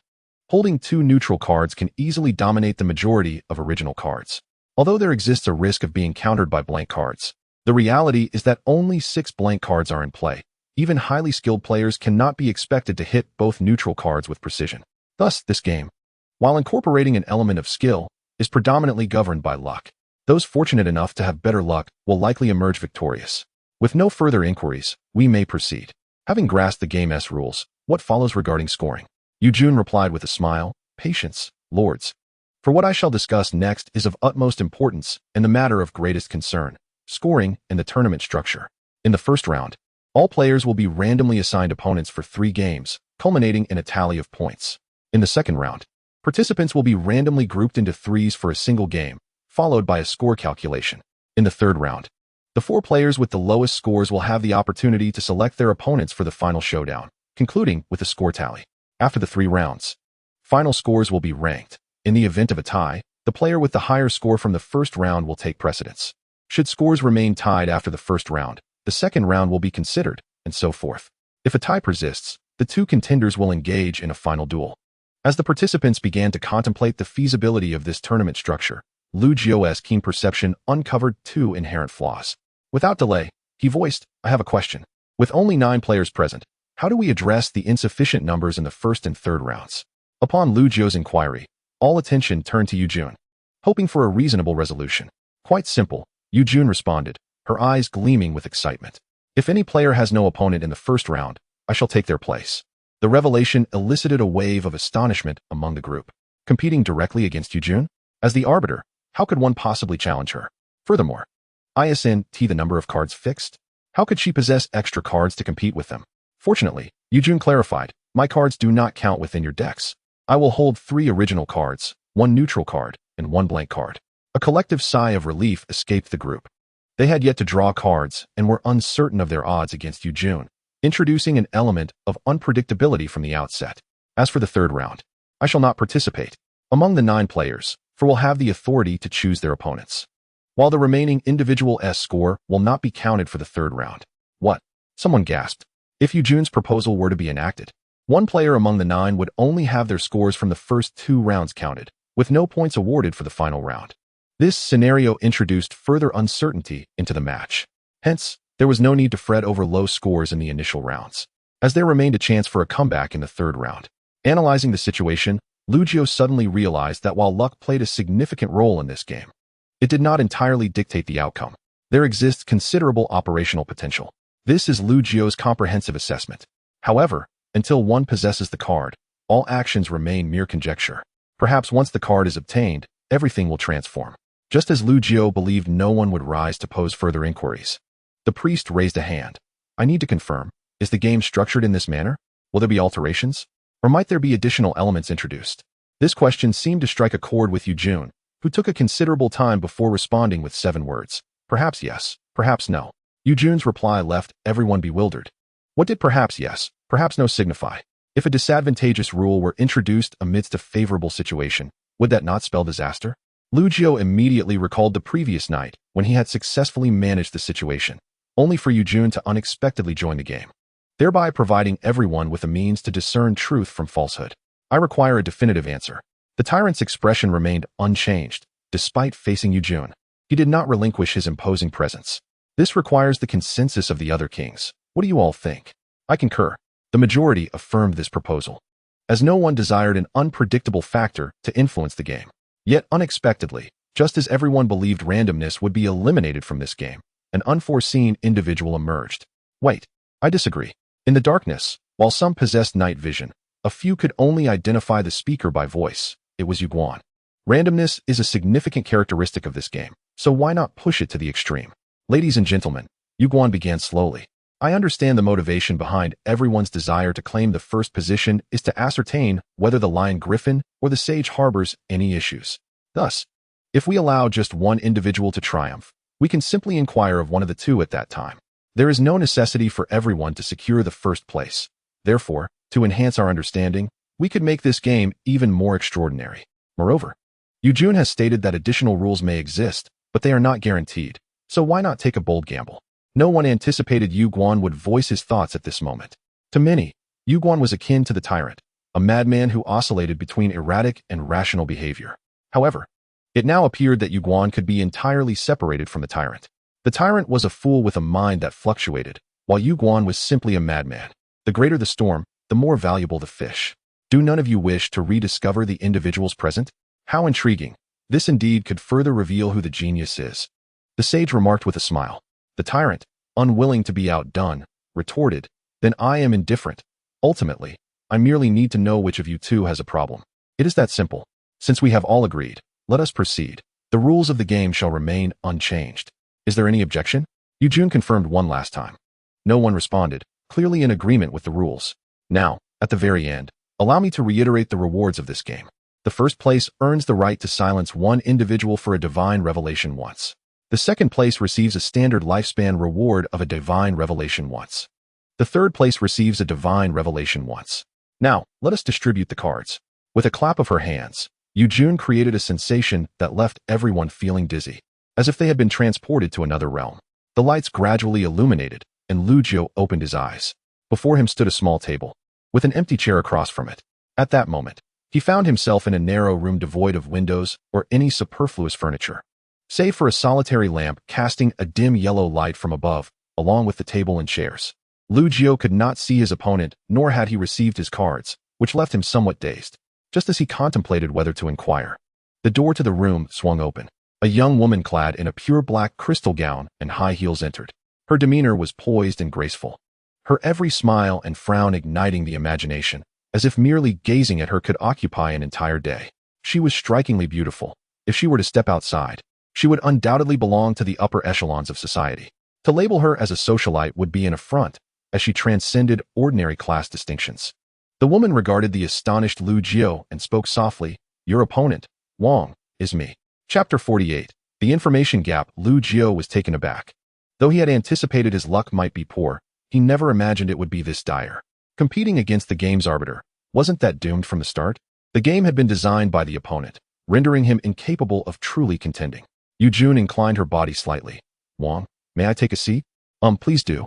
Lu Jiu replied, flustered, already contemplating how to achieve a more graceful exit from the impending doom. After all, Yujun held 3 foundational original cards, 1 plain kill card, and 1 blank card. Her card varieties were extensive, implying numerous potential outcomes. Winning would undoubtedly prove challenging. With a gentle clap of her hands after sitting down, Yujun produced 5 cards face down on the table between them, leaving both players unaware of their faces. "Wang, I too am bound by the rules. I cannot cheat. Nor can anyone else," Yujun clarified. Lu Jiu, still uncertain about how to cheat in this game, asked, Can abilities granted by identity cards be utilized? Yes. Those are your inherent abilities. I have no authority to interfere. Lu Jiu understood now. However, a significant issue loomed. If everyone could employ their abilities, what would happen when the second and third rounds collided with those who countered his own powers? Would he not be doomed? In such a scenario, every action could be seen through, leaving him utterly powerless. Wang, please examine your cards. Lu Jiu refocused his thoughts, shifting his gaze to the card backs, slowly lifting the 5 cards into his hands. 3 original cards, rock, scissors, and paper, 1 scissors card, and another scissors card. As he beheld these 5 cards, he felt utterly baffled. All 5 were original cards? What was he to do with that? Possessing 5 original cards implied a lack of counter against special cards. Should the opponent play a plain kill card, it would essentially secure a point. Moreover, with 2 being original scissors cards, his options for variation would be limited. Rock and paper, once played, would be expended. Should he be left with 3 scissors cards in the end, it would mean certain death. Consequently, the first round could only feature scissors.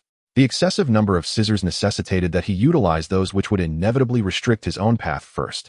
He remained uncertain of what Yujun would play, but fortunately, he did not have a plain kill card, thus not needing to worry about the blank card. This meant Yujun possessed 1 ineffective card, leaving only 4 that could inflict damage upon him. Particularly concerning was the plain kill card. If the opponent transformed their plain kill card into scissors in the first round, would he not be finished? Lu Jiu felt the situation was precarious. Winning a round ordinarily awarded 1 point. Only when a blank card eliminated a plain kill card would it yield 2 points. The final rankings would consider the scores from the initial round in the event of a tie, meaning he must secure the highest score in the first round. Yujun drew a card with the back facing up and placed it in front of her. King, have you decided what to play? Lu Jiu fixed his gaze on the tightly covered card back, unable to discern its identity. Although he possessed absolute insight, it did not grant him the ability to penetrate the card's back to see the hidden image. Thus, he could only leave the outcome of the first round to fate.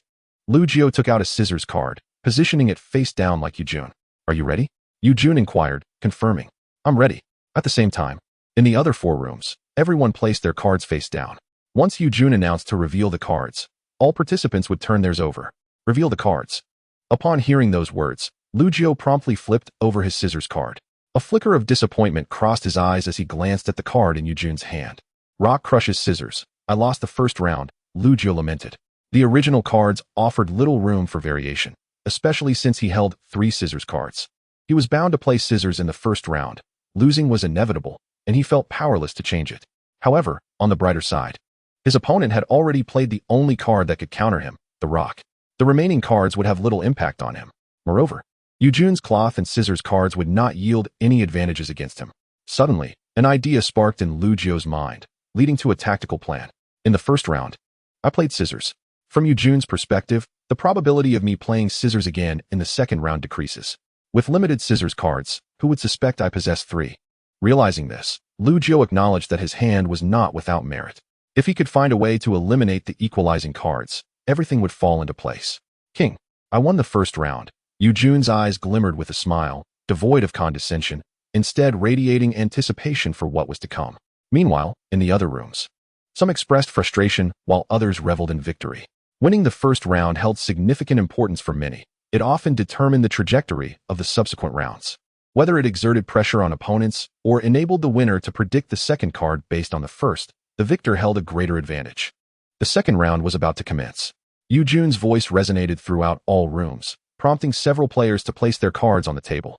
Lu Jiu glanced at Yujun, who had already positioned her card, and an unexpected thought emerged, prompting him to speak. I have a question. Please, go ahead. May I inquire if there is something peculiar about the Jotian task you issued? Yujun smiled knowingly, just as Lu Jiu contemplated approaching the matter from another angle. Yujun interjected with a grin. King, we are merely playing a game. There are certain matters I cannot divulge unless you emerge victorious. Victorious? Lu Jiu momentarily faltered. Winning would grant him the opportunity to elicit responses from Yujun? Wait.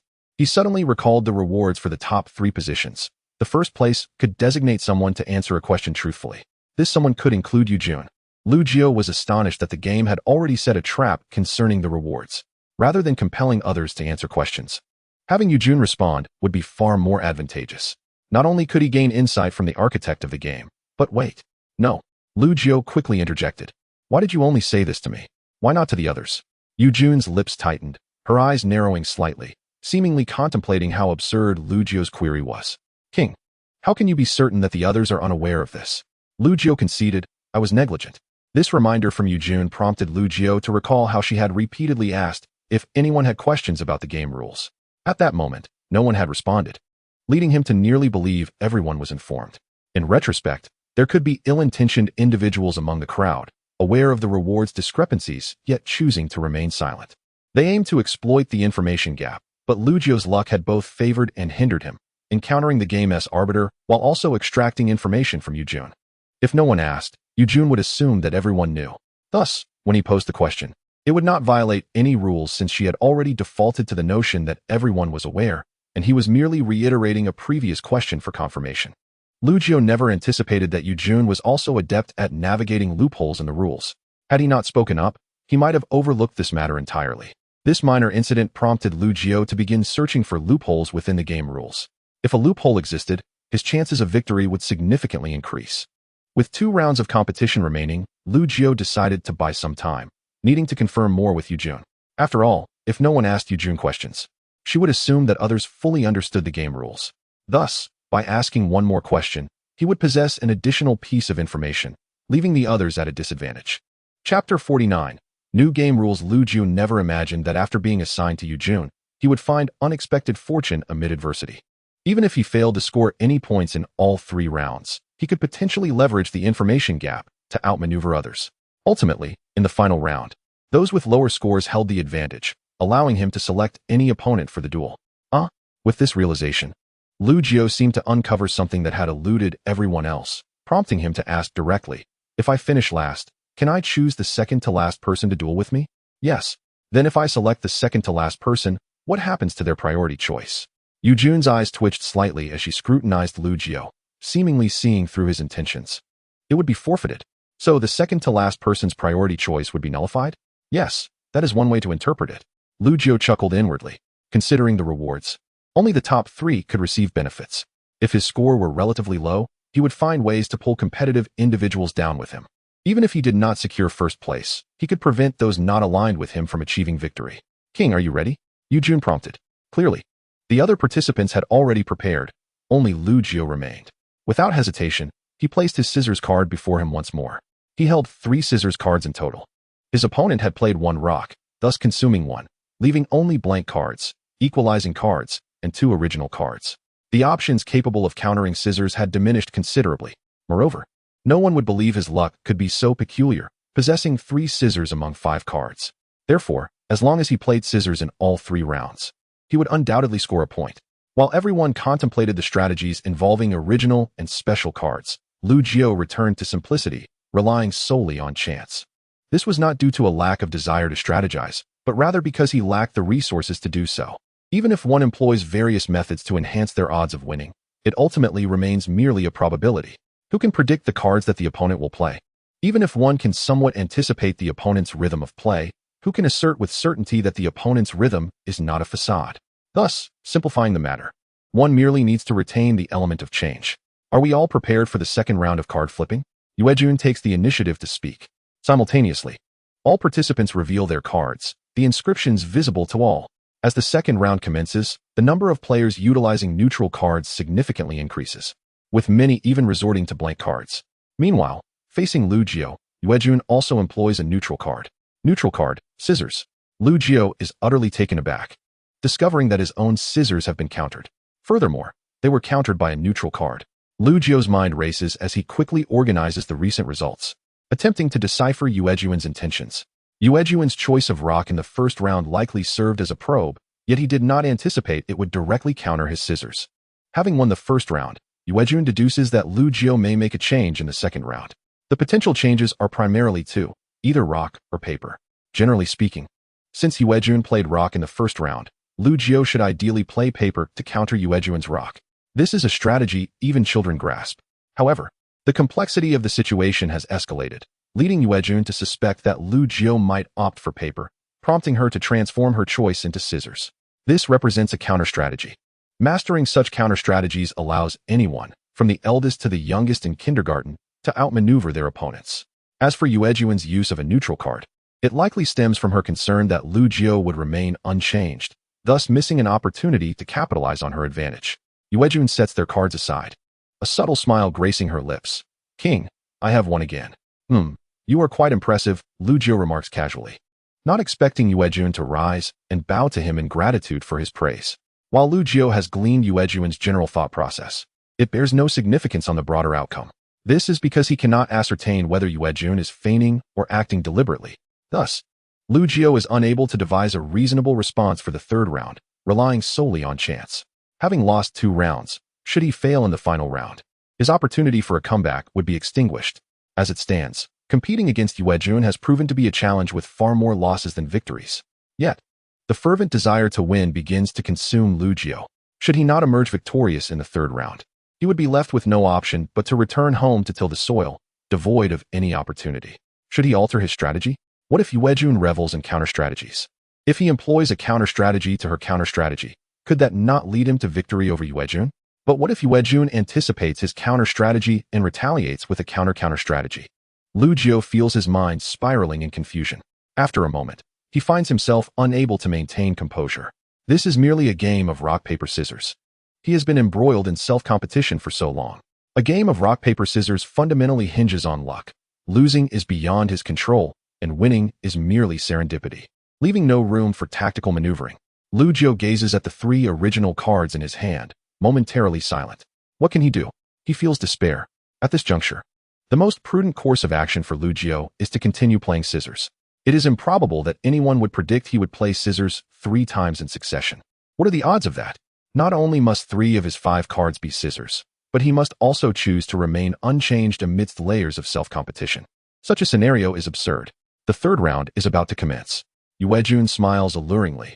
If an onlooker were present, they might liken it to a ravenous tiger ready to pounce. However, Lu Jiu is wholly unconcerned. He places his fate in the hands of Providence. 3 scissors, surely. He cannot lose all 3 times. Should he fail to win, he would consider reporting Yuejun for cheating. His current probability of winning with scissors stands at 2/3, equivalent to that of rock, yet he believes Yuejun would not suspect him of wielding 3 scissors. As the third round unfolds, Lu Jiu's gaze remains fixed on the card that Yuejun reveals, his heart still in turmoil. Do not lose, do not lose. Lu Jiu begins to invoke the names of deities, regardless of efficacy, hoping for divine intervention. If possible, he wishes to approach the divine with utmost reverence, pleading for just one victory. Just one will suffice. If fervor could translate to points, Lu Jiu believes he has already amassed 100, 1,000. In this moment, he is devoid of extraneous emotions. He is merely cognizant of his predicament as a gambler. By the end, Lu Jiu's inner voice is a desperate howl. Just then, as Yuejun prepares to reveal her card, she abruptly halts and instructs everyone to cease their card revealing. Pause for a moment. A new game rule is being introduced. Chapter 50, Rules for the Second Round. This is the final rule for this game. No additional rules will emerge thereafter. The words resonate in many hearts. The frenzied notion of Yogwan has finally materialized at this moment. Now, everyone becomes a gambler. Should this new rule prove unfavorable for the majority, many will face dire consequences, while only Yogwan and a select few will find joy. Listening to Yuejun's words, Lu Jiu feels his heart constrict. Why not reveal the cards first before discussing this? The new rule is straightforward. Starting from the second game, each player has only one opportunity to voluntarily exchange a card. After utilizing this opportunity, one may compel any player to exchange one card. Once exchanged, it cannot be retracted. Each player may only initiate one exchange, but passive exchanges may occur indefinitely, allowing the same individual to be exchanged multiple times. Now, let the game continue. The new rule is not as chaotic as many had anticipated, nor does it target any specific individual. It merely indicates that those with poor luck will face repeated misfortunes, subjected to relentless exchanges. Most crucially, after exchanging cards, no one knows what they have received. Only the individual themselves is aware. Thus, it remains a game of luck. After Yuejun finishes her explanation, players gradually begin to reveal their cards. Joy and despair abound, yet these outcomes are of no concern to Lu Jiu. Just as Yuejun is about to unveil her card, Lu Jiu interjects, "Hold on. As long as the cards on the table remain unrevealed, they may be altered." This is a hidden rule Yuejun had previously discussed with Lu Jiu, unbeknownst to the others. In that brief moment, Lu Jiu has conceived a new strategy. While rock, paper, scissors is a game of chance, he can still alter something. What if he speaks to disrupt the opponent's choice? This falls within the realm of the rules since nothing prohibits verbal interference. With that in mind, Lu Jiu directly asks Yuejun, "What do you think my next card will be?" Yuejun pauses, her hand hovering over her card. "What is it?" "I am contemplating that you have not disclosed all the rules to everyone, nor have you indicated which loopholes can be exploited and which cannot. Therefore, I am considering that if I inquire about the card in your hand, it also falls within the scope of the rules, does it not?" "Yes, and then?" Yuejun gracefully accepted the challenge. Given her penchant for exploiting loopholes in the rules, it was only natural that she permitted Lu Jiu to do the same. "Thus, the card you hold, is it a blank card?" Yuejun replied with an impassive expression. "Wang, since you inquired, may I ask what card you have played?" "Of course. But since I asked first, would you mind answering me first?" "But I already said, would you believe me?" "Certainly, why would I not believe you?" Lu Jiu's countenance radiated an air of certainty, as if saying, "As long as you speak, I shall believe." Yuejun studied Lu Jiu intently for a moment, then suddenly smiled. "What if I said my card is indeed a blank card? What would yours be?" "Mine?" Lu Jiu smirked. "What do you think it is?" Yuejun, with a cunning smile, replied, "I believe it is the original card." Lu Jiu remained indifferent, pondering whether Yuejun genuinely knew or feigned ignorance. He remarked nonchalantly, "Then aren't you effectively giving me the opportunity? Who knows? Perhaps Wang's luck is simply unfortunate, and I might just want to grant you a slight chance." As Lu Jiu pressed for more, he felt as if Yuejun had opened her third eye, sensing she knew precisely what card he held. However, an unexpected turn of events occurred when Yuejun shifted her stance. "I initially intended to give you a chance, but now, I have changed my mind." To Lu Jiu's astonishment, Yuejun withdrew the card she had placed on the table, replacing it with a new one. "Wang, I wager that this card is one you cannot handle." Lu Jiu scoffed. Unfazed, "Is that so? Then let us count down to reveal our cards." "Very well. 3, 2, 1. Lu Jiu flipped over his card first, revealing the preemptively chosen scissors. Upon seeing the scissors, Yuejun appeared momentarily stunned, but slowly unveiled her card, which turned out to be a blank card. The original card devoured the blank card, resulting in Lu Jiu's victory. Yuejun had claimed her first card was blank, yet why was this one the true blank card? "What was your previous card?" Lu Jiu had spoken earlier merely to disrupt Yuejun's thought process, inadvertently succeeding. It is essential to remember that rock, paper, scissors is a game of chance. One cannot predict another's predictions, as one remains unaware if the opponent has anticipated their own. Thus, often, when one aims to win, their mind becomes a battlefield of conflicting thoughts. By the time the cards are revealed, one realizes the opponent's play is not at all what they had imagined, merely a self-inflicted performance. In that moment, Lu Jiu discerned the secret of the game. While he could not guarantee victory in every round, he could at least maneuver his opponent into a state of mental conflict. Once overthought, what should be a simple game transforms into a challenging ordeal, complicating matters for oneself. Yuejun had drawn the card she initially intended to play, a fabric card. This meant that even if she had played her earlier card, she would still face defeat. "I did not anticipate you would possess 3 scissors. So after your second scissors play, I suspected you might choose either cloth or rock. My choice of cloth was based on the belief that upon witnessing my second scissors after transformation, you would surely contemplate how to counter my card, thus opting for rock. In reality, my second round scissors were intended as a trap, hoping you would think my scissors had a different arrangement, perhaps for the third round. Consequently, I assumed you would play rock to defeat my scissors. Yet, I did not foresee that all 3 of your cards were original scissors." Upon hearing Yuejun's explanation, Lu Jiu grasped her intent. It turned out that Yuejun had set a trap, leading him to believe she would play scissors in the third round, while he, lacking any special cards, could not fathom such an occurrence. This misalignment of information resulted in both parties engaging in a game against themselves, completely unaware of the cards in each other's hands. "I switched to a blank card because your sudden words made me feel you were scheming. I suspected your card was a killing card, a transformed scissors aiming to consume my 2 original cards." Lu Jiu understood. His disruptive tactics seemed to have been effective, proving that he could utilize this approach in the subsequent rounds. However, before leaving the room, Lu Jiu made sure to seize the final opportunity to pose a question to Yuejun. "I have a question. Can I compel anyone to exchange their scissors card?" "No. Can I point to a specific card and declare I wish to swap it?" Yuejun nodded. "That is permissible, but once you exchange, there is no turning back." "What if many individuals simultaneously force me to exchange a card? Surely, I cannot split one card in half." Yuejun pinched her brow. From the outset, Lu Jiu had asked numerous questions regarding the rules. Yuejun exhibited no signs of impatience. In fact, the more queries Lu Jiu posed, the more eager she became for the next question he might ask. It wasn't until Lu Jiu posed this seemingly bug-like question that Yuejun finally fell silent. After a lengthy pause, she slowly replied, "If many individuals simultaneously compel you to exchange a card, then their rights to exchange will be nullified.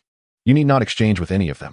Lu Jiu continued to inquire until time had significantly elapsed, at which point he closed his mouth. With a clap of her hands, Yuejun summoned Lu Jiu and the others back to the round table. The chandelier above the table remained dark, shrouding the area in obscurity. Lu Jiu noticed that his cards had vanished, yet he could still sense their positions. He could summon them back at will, though this was not the opportune moment. Lu Jiu suspected that the lights being off at the round table was a precaution against anyone peeking at others' cards. While it could not entirely prevent it, it would thwart any identity cards lacking night vision capabilities. Wong, the first round has concluded, and I have distributed the score rankings to everyone. Upon hearing this, Lu Jiu accessed the system and indeed found the score rankings displayed. First place, Tianping, 2 points. Second place, Jiasai, 2 points. Third place, Yoguan, 1 point. Ninth place, Shizhu, 1 point. The standings were clear at a glance. Lu Jiu had initially believed someone would secure 3 points, which would leave him with little opportunity. Achieving first place effectively locked in the lead, as points were not easily obtained. Establishing an early advantage made it difficult to catch up later. Tianping. That individual existed in Lu Jiu's memory, though they rarely took the lead, primarily serving as a background NPC. He did not expect them to soar ahead in this first match. As for Jiasai, her second place finish seemed reasonable, as her exceptional composure allowed her to avoid unnecessary mental conflict, opting to act decisively instead. As for his own last position, Lu Jiu attributed it to his delayed card reveal. Everyone else had already shown their cards, while he had chosen to take his time for a more cautious approach. The second round of competition would involve groups of 3 competing against one another. The trio possesses both conspicuous advantages and evident drawbacks. Firstly, if they manage to dominate the game, they can secure 2 points in one fell swoop, thereby surpassing many competitors. However, the presence of 3 players introduces an element of uncertainty. If their cards happen to counter each other, the result will be a stalemate, leaving them without any points in the subsequent round, which is quite absurd. Lu Jiu harbored doubts that the eventual victor might only accumulate 2 or 3 points, with minimal differences among them. What if someone in the trio played a neutralizing card? Lu Jiu's contemplation was not without reason, with only his original cards in hand. If both opponents played neutralizing cards, he would be left utterly defeated. Fortunately, someone had raised this concern. Yuejun provided a simplistic analogy. The gameplay among 3 players resembles a food chain, as long as the chain is not closed. One player can monopolize the victory while the others score nothing. For instance, if one player holds a transformed rock, another a transformed scissors, and the last an original scissors, the transformed rock would emerge victorious, earning 2 points while the others score nothing. If there are 2 transformed rocks and 1 original scissors, each transformed rock would receive 1 point. However, if a closed food chain occurs, such as with a blank card, a transformed rock, and an original rock, it results in a draw. Upon hearing this, Lu Jiu felt a chill in his heart. With his current cards, he appeared to be at a distinct disadvantage. In a 3-player match, many would undoubtedly resort to neutralizing cards, and holding on to 2 original cards was tantamount to courting disaster.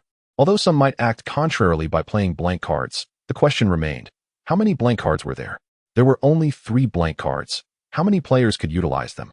Conversely, there were a total of 9 neutralizing cards, making it evident that those wielding original cards were at a disadvantage. Fortunately, Yuejun proposed a third option, card exchange. In Chapter 51, discussing collaboration, Lu Jiu felt that his cards would not confer any advantages in the subsequent 2 matches. The sole opportunity for an advantage lay in exchanging cards.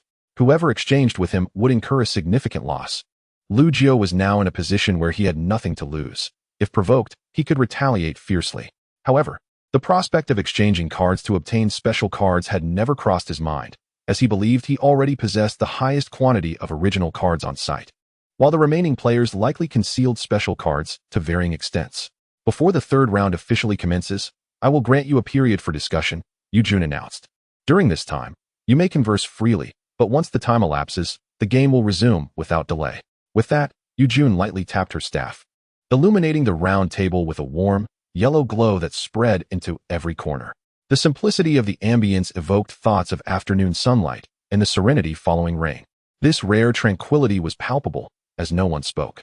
Shall we continue discussing our actions today, as previously agreed? Tyrant broke the silence, drawing everyone's thoughts back to the matter at hand. There were 6 days remaining, Within this time frame, they must eliminate Lu Jiu. If Lu Jiu remained alive, their victories would amount to naught. Minor victories could obscure one's vision. As long as the overarching strategy was intact, numerous failures in between could still lead to success. The completion of their task depended solely on the outcome, disregarding the process. Thus, daily discussions were essential to track Lu Jiu's movements effectively. Since no one has anything to add, I shall begin. Tyrant claimed the floor, proceeding counterclockwise. His position was third to the left of Lu Jiu, with the second being Mao Tu and the first being the priestess. Following those three was Tyrant himself. Being among the first to speak today was not advantageous for Lu Jiu. If his fabricated narrative was insufficiently convincing, he would likely be exposed. Suddenly, as everyone was lost in their thoughts, Tyrant's black longsword slammed onto the round table, exuding a dark aura that enveloped everyone present. Instantly, all felt as though they were being scrutinized by something terrifying. The priestess acted swiftly, thrusting her wooden cross onto the table, enveloping everyone in purifying energy, including Lu Jiu. All experienced a sensation akin to narrowly escaping death, as if facing judgment from a king one moment and being rescued by a divine entity the next. This unutterable feeling of salvation allowed Lu Jiu and the others to exhale deeply. No one understood Tyrant's intentions, but his furious gaze indicated his ire. Was he enraged by having been sabotaged and only securing a single point? You again. Tyrant glared furiously at the priestess. Each time he attempted to act, she was always the first to intervene. He could not comprehend why the priestess opposed him despite their lack of enmity. If one were to claim she was an undercover agent, it would make sense in terms of actions, but rationally, that seemed implausible. How could there be such an overt undercover agent? The priestess's icy demeanor offered no acknowledgement of Tyrant's presence. Tyrant took a deep breath, expecting Mao Tu to take action, especially since Mao Tu had disrupted the priestess's actions the previous night. However, today, Mao Tu did not align with him, leaving him feeling isolated. Every time he sought to take initiative, he encountered inexplicable obstacles. This sensation was reminiscent of a princely struggle where one or two individuals would consistently attempt to claim credit, yet he was unable to surpass them. Very well. Tyrant muttered 3 affirmations, clearly reflecting his suppressed frustration. I am trying to converse with you all. He relinquished his longsword. Lu Jiu is still alive, is he not? What else could it be? Responded Yu Guan. The sage remained somewhat silent today. His demeanor suggested ill intentions, but it was unclear what he was plotting. I am unaware of what you all partake in daily. Lu Jiu was merely an ordinary person with some props. If such minimal strength can withstand numerous assassination attempts, I have reason to suspect that your daily discussions are mere fabrications. Just 3 days ago, he was an ordinary individual. Yet you have inadvertently nurtured him into a formidable adversary. I am also aware of Lu Jiu's actions today at Shihuan University. Even the Northern 5 talents were unable to eliminate Lu Jiu. Do you still wish to linger here idly? Tyrant's words resonated with undeniable logic. Many present harbored intentions of idleness, for exerting their full strength would risk exposing their identities, potentially jeopardizing their missions, while also compromising their own identities. As Lu Jiu listened to Tyrant's words, he felt an inexplicable sense of unease, as if he had caught a glimpse of Tyrant's underlying message, yet simultaneously harbored concern. Everyone, let us join forces. After uttering this statement, an oppressive silence enveloped the room once more, with many glancing at the sage, who had remained mute since the beginning. The sage spoke not a word, for he had already faced defeat in the previous confrontation, supported only by 3 individuals. Thus, even if he were to speak, it would hold little significance. Surely, you do not wish for some to reap rewards merely by idling, do you? Neither do I. I have no desire to engage in such thankless endeavors, as it may jeopardize my own identity. However, the rapid growth of Lu Jiu is no longer a matter for us to decide whether to collaborate or not. If we allow Lu Jiu to develop for a while longer, even the combined efforts of the 8 of us would be insufficient to defeat him. Therefore, I intend to take the initiative in forming this team and will oversee every operation. Yu Guan smirked with a hint of mockery, suggesting that my lengthy discourse was merely an invitation for you to benefit alone. What do you say? Shall I allow you to command every action while you lead this team? Yu Guan fell silent, seemingly devoid of common ground with this tyrant, who was quick to anger. At this moment, the atmosphere once again descended into silence. Among the round table, some individuals were particularly vocal, while others preferred to remain reticent. No one could compel them to act against their will.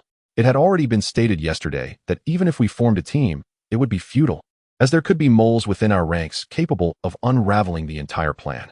From this perspective, Lu Jiu's defeat of the sage yesterday was indeed a wise choice, for it resulted in no one stepping forward when the tyrant proposed collaboration today. A bunch of fools. The tyrant seethed with anger. Despite his explicit declaration, these 8 imbeciles remained indifferent. What of moles? Are they not aware that Lu Jiu's growth rate is far more terrifying than any mole? According to the latest intelligence, Lu Jiu not only withstood the pursuit of the 5 beauties of Bailu, but also managed to injure one of them, while escaping unscathed. Such prowess must be addressed without delay. While a mole could potentially leak our plans, how can you be certain that I won't devise tasks that test for moles? Ladies and gentlemen, I believe none of you are more adept at strategizing than I am, so rest assured, I will uncover the mole. The priest countered. This is not a matter of skill, but rather a lack of indisputable evidence among us to prove we are not moles. We cannot entrust our lives to someone whose identity remains unknown. Certainly, Yoguan added, if possible, would you be willing to reveal your own identity? If not, then let us agree to remain silent. You. The tyrant's eyes widened, his finger pointing accusingly at Yoguan. Suddenly, the tyrant exhaled deeply. Fine. I am willing to disclose my identity in reality. Chapter 52. Before the storm. Upon hearing this from the tyrant, everyone was taken aback, including Yue Juan, who slightly lifted her head. If the tyrant truly revealed his identity, he would essentially be surrendering his life. Identity is the greatest bargaining chip in this game. Without it, how could he contend? Many turned their gazes towards Lu Jiu, while others looked to the sage, eager to hear their thoughts. Lu Jiu felt a headache coming on. He had initially thought that after subduing the sage yesterday, it would take at least 5 or 6 days for them to consider collaboration. At that time, it would be too late for everyone to react, and Lu Jiu would surely find a way to survive. But now, things were different. It was only the 3rd night, and the tyrant was willing to reveal his identity, even eager to collaborate directly. This was troublesome. If he intended to suppress the tyrant, he might very well have to stake his own identity on the line. Inflicting 1,000 in damage while harming oneself 800 times was not a risk Lu Jiu was willing to take. An unspoken agreement. Both Lu Jiu and the sage remained silent, seemingly accepting this reality. If the tyrant truly intended to disclose his identity, then collaboration was not out of the question. It was worth a try. There was no need for anyone to worry about me employing tricks, whether it is true or false. You will be able to discern it once I reveal my identity. Now, I ask, does anyone oppose my call for collaboration? Still, no one spoke. Just as the tyrant was about to make a decision, someone finally spoke up. This individual was a stranger, one who typically remained silent unless it was a critical moment. He was a man toying with a golden balance scale, clad in a purple robe, his voice resonating with magnetism. I have a piece of news I wish to share with everyone. I wonder if anyone would like to hear it? This speaker was none other than Tianping. Tianping's manner of speaking was exceptionally composed, his presence harmonious, evoking a refreshing sensation. Seeing no one rebut him, Tianping continued. The dragon-slaying squad in Huichuan has changed its captain. The new arrival is a man named Wen Yingzhan. His track record is nothing short of terrifying. Previously, he managed to displace a seat with less than captain-level strength, nearly causing the disappearance of that position within the Nine Kings Association. I do not believe that any of us, having only just begun, would stand a chance against this individual. Therefore, regarding the proposal for collaboration, I urge everyone to consider it carefully. Furthermore, Tianping turned to the tyrant. While we may be very interested in your identity, I hope you can weigh the implications. It is one thing to expose your identity, but doing so could ensnare us all. If one day you were to perish, you would undoubtedly reveal everything about us. Thus, I do not see your exposure as a beneficial course of action. Since we are all members of the Nine Kings Association, let us resolve our issues in our own manner. We can speculate about each other's identities, but it is best if the Dragon-Slaying Association remains uninformed. Upon hearing Tianping's words, the tyrant appeared momentarily stunned. After a brief pause, he uttered 2 words that took everyone by surprise. Thank you. Tianping chuckled. I must apologize. I cannot quite accept that you are capable of uttering those 2 words. This makes me feel that you are rather insincere. I would prefer you to be a person of temperament and emotion. After all, my words are not meant to assist you. I am merely looking out for myself. Your lives are of little consequence to me. I simply believe that as long as everyone remains alive, I can derive sufficient value from you, and that is all. Tianping's words were starkly pragmatic, yet they resonated deeply with everyone present. Revealing one's identity might indeed foster trust among others and could potentially unearth the mole. However, if the mole were to act out of desperation and sell the information of the 99 seats to the Dragon-Slaying Association with Wen Yingzhan's strength, all 9 of them would meet their demise. Thus, we can reach a consensus. Life and death should remain among us, without the Dragon-Slaying Association intervening, shall we? The priest also stepped forward to support Tianping's statement. Although everyone knew that such verbal promises would likely be violated, at least for now. Before they had fully developed their strengths, they must adhere to such verbal commitments. Just as everyone was about to agree to this statement, Lu Jiu chose that moment to stand up. He was reluctant to undermine the priest's authority, considering the priest had previously assisted him. However, the issue was not about whether to allow the Dragon Slaying Association to intervene, but rather how to prevent them from doing so. As far as he knew, Wen Yingxian's purpose in coming to Huichuan was precisely the 99 seats. Regardless of how well everyone concealed their identities, it would ultimately be meaningless, as Wen Yingxian would surely uncover the truth. Since Tianping had opened the discussion, I shall also speak, Lu Jiu stated. Perhaps some of you are familiar with Wen Yingxian, while others are not, but as Tianping mentioned, Wen Yingxian is indeed formidable and possesses certain means in addressing matters concerning the Nine Kings Association. However, I feel that you have yet to grasp the gravity of the situation. Take the recent murderer in Huichuan City as an example. I believe everyone is well aware of his capabilities. But if you knew that when Yingxian managed to stabilize the situation of the Slaying Dragon Society within a day of his arrival, even formulating a plan against the murderer, would you still be able to remain composed? It seems that when Yingxian has already resolved many issues and is now preparing to take action against us. No matter how well we conceal our identities, we will inevitably be exposed. Rather than deluding ourselves with the notion of preventing the Slaying Dragon Society from learning about our Jashiki, it would be more honest to admit, the victor takes all, and only the fittest survive. Many acknowledge that the words of the Griffin hold a certain truth, yet differing stances yield different counsel. Their current relationship is first that of a united organization, followed by fierce competition. If they were to betray even the Zhuanggui's secrets, victory would come at a tragic cost. However, from the Griffin's perspective, the tasks at hand are rife with rivalry. The notions of undercover agents and alliances are steeped in conflict and bloodshed. The law of survival dictates that the victor rises while the vanquished fall. Rather than discussing these matters, it would be more prudent to focus on how to eliminate Lu Jiu. This competitive atmosphere is precisely what Lu Jiu desires. As long as these individuals refrain from uniting, they are free to act as they please. Even if they all band together in the end, Lu Jiu possesses the means to navigate the chaos to his advantage. After all, 9 individuals do not share a single heart. Each harbors their own thoughts. The tyrant concluded his intelligence briefing, and it was then the turn of the rabbit and the priestess. The former conveyed that they had discovered a particular organization, dispatching them to eliminate Lu Jiu. The latter, however, took a peculiar turn. The priestess did not mention her search for any organization. She simply stated that she was engaged in killing. She claimed that through murder, she would grow stronger, and once sufficiently powerful, she would personally deal with Lu Jiu. Although the priestess had not taken any substantial action that day, her words seemed beyond reproach. Regardless of the veracity of her claims, no one could question the priestess. For no one could challenge the resolve of one striving to grow stronger and survive. This rationale sparked inspiration among several present, who planned to employ new excuses to deflect inquiries, provided they remained consistent. Recalling the intelligence provided by Li Yanbing, Lu Jiu swiftly concocted a myriad of plausible yet dubious reports to bamboozle everyone. No matter how reliable or comprehensive their sources were, they could not match the thoroughness of the Slaying Dragon Society. The society could gather intelligence openly, but these underground factions could not afford to reveal their positions, thus limiting the information they acquired. At this moment, Lu Jiu, having successfully deceived everyone, finally breathed a sigh of relief. Li Yanbing's intelligence proved useful, and he even reserved some additional information to share the following day. Following his position led him to Yoguan, and further down to the sage. To be candid, Lu Jiu sensed something was amiss with the sage today. The latter appeared to be brewing something. Finally, it was my turn. Chapter 53. Identity. The assembly was perplexed as to why, after just a day's absence, the sage seemed utterly deranged.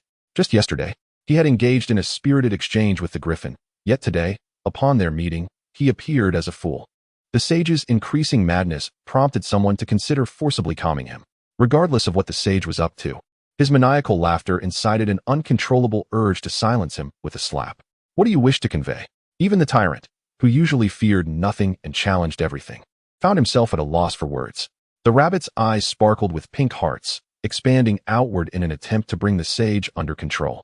Before the others could intervene, the sage excitedly slammed his hands on the table, his piercing gaze sweeping across everyone present. Ladies and gentlemen, the game is over. The rabbit's heart-shaped pupils reverted to their original state. Was the sage not affected by any intense mental shock? Was he merely pretending? Should you continue to shout, I will eliminate you. Yoguan directed his palm towards the sage, instantly alerting everyone in attendance. Indeed, The most effective way to handle a madman is to bring in another madman. Should Yogwan take action, the rest of them would face collective punishment from Yuejun. The priestess forcefully thrust her wooden cross onto the table, unleashing a powerful purifying force that enveloped all present. Everyone experienced a sensation of sanctity and purification.